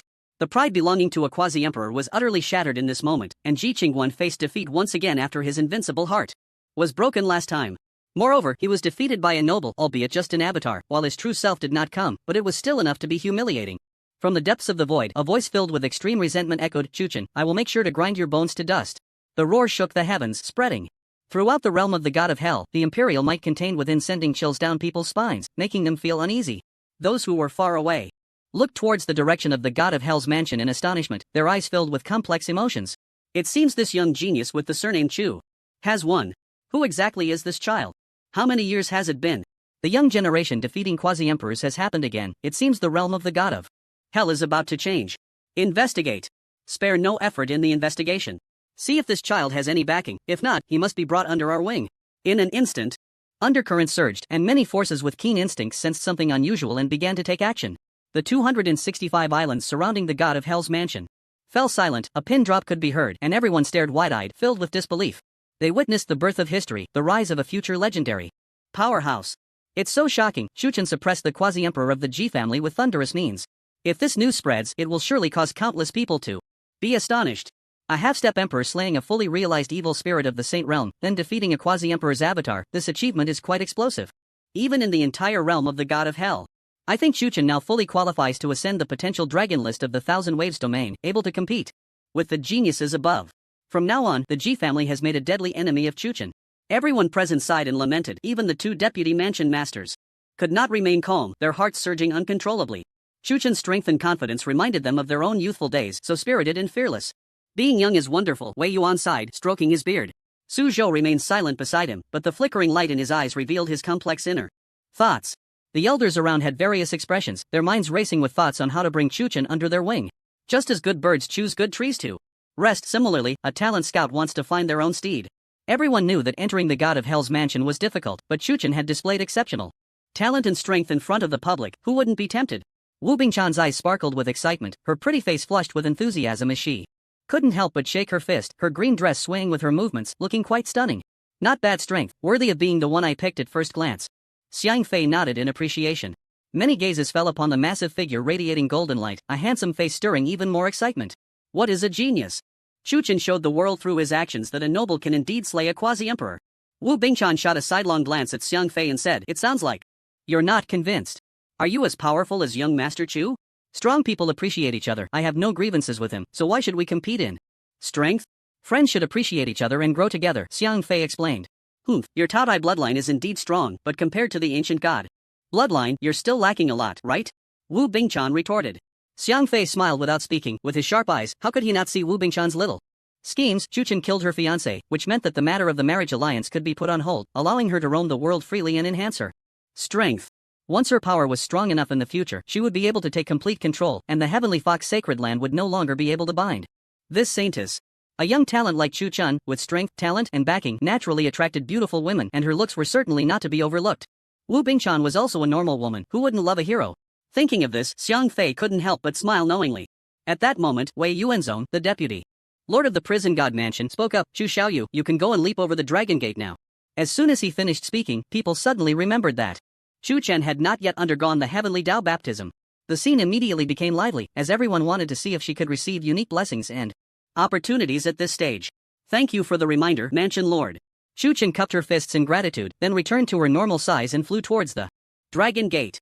Just after taking a few steps, her face suddenly turned pale, and she spat out a mouthful of golden blood. Her body weakened abruptly, and the high-ranking members of the prison god mansion quickly flew down upon seeing this. Su Zhou tossed a pill into Chu Chen's mouth and patted her back with his palm to infuse her with spiritual power to help her refine it. The moment the pill appeared, everyone smelled a fragrance that was refreshing, like a solitary night blooming cereus among a sea of flowers, truly marvelous. It's actually a royal grade supreme 9-turn earth origin pill. This one is worth over 10,000 mid-grade spirit crystals. Mansion. Lord Su is being too extravagant. This kind of pill can even revive someone on the brink of death. Everyone couldn't help but exclaim, their eyes filled with envy. This was the status brought by strength and talent. Chu Chen indeed had the qualifications to enjoy such treatment. "Is there any serious issue?" Wei Yuanzong asked. With concern. "I'm fine, thank you all for your concern, and thank you, Deputy Mansion Lord, for the pill." Chu Chen's pale face gradually regained its color. "That's good to hear. The pill isn't something valuable, so there's no need to take it to heart." Su Zhou secretly breathed a sigh of relief. "Not valuable?" The listeners exchanged strange glances, looking at each other. If this thing wasn't valuable, then why were so many people fighting desperately to obtain spirit crystals? After a moment, with Su Zhou's help in refining, Chu Chen regained her vitality, stood up, and moved around a bit, her body making sounds like frying beans. "Thank you for the rescue, Mansion Lord." Chu Chen cupped her fists again in thanks. Earlier, she had felt an overwhelming weakness, her head spinning, and her limbs weak. This was the after effect of a fierce battle. Although Chu Chen had boundless power, she still felt extremely fatigued. This was the most intense battle she had ever fought. Fortunately, she had ultimately killed Ji Qingwan, or else she would have had no strength to fight back. "No need to be so polite, we are all family." Su Zhou waved his hand. The signal conveyed by this statement was already very clear. Chu Chen was the designated disciple of the prison god mansion. Hearing this, Chu Chen smiled slightly and did not refute. After that, there was another round of warm inquiries, and the elders were almost overwhelming in their enthusiasm. Chu Chen happily maintained a smiling face, raising her hand to thank them. All right, don't delay Chu Xiaoyou's time, let's head back," Wei Yuanzong said. Chu Chen then approached the dragon gate, staring at the central light point, feeling a twinge of nervousness. Chapter 634, The One Spurned by the World. Did she fail? Fundamentally, Chu Chen was a person born in the myriad worlds, subject to the control of the heavenly Tao of the myriad heavens. She was unsure whether this identity would provoke the rejection of the heavenly Tao of the Eight Desolations. Moreover, with the existence of the world tree's origin within her, if she touched the dragon gate and was found to be inappropriate, would she still be able to obtain a spot in the ancient battlefield? Thinking of this, she couldn't help but cast her gaze towards Yi Guqing, her eyes filled with questions. The latter nodded, signaling her to bravely try without fear. "Then let's give it a try." Earlier, Xiang Fei's experience had stirred her. The Tao Tai soul was not something one could encounter casually, especially in this era where the Tao Tai had already vanished, making it particularly precious. If I could obtain a similar treasure, I could avoid a detour of 100 or 80 years in the future. Chu Chen took a deep breath, his palm slowly reaching out. At that moment, many gazes were fixed on the dragon gate, and a heart tightened in response. "Do you think he can make it? I feel the probability should be over 90%. It must be a 100%. What are you thinking?" "Exactly, if Chu Chen isn't 100%, then we might as well not even try. It would just be a waste of time." A relaxed and pleasant atmosphere lingered among the many islands, and the warriors could imagine how shocking the upcoming situation would be. However, the next scene left them stunned. The light on the Dragon Gate dimmed, like a candle extinguished, silent and still. Could it be a repeat of the past? I remember Xiang Fei was like this at first, and then it got better after a while, one person said. Chu Chen's expression also changed, unsure of how to respond. In that brief moment of contact, he felt the presence of the heavenly Tao, as if he had truly touched it. But that feeling was fleeting and did not last long. Could it really be rejection? Chu Chen furrowed his brows, unwilling to give up, and continued to reach out. The result was the same. The tranquil Dragon Gate showed no signs of change, filled with a despairing silence.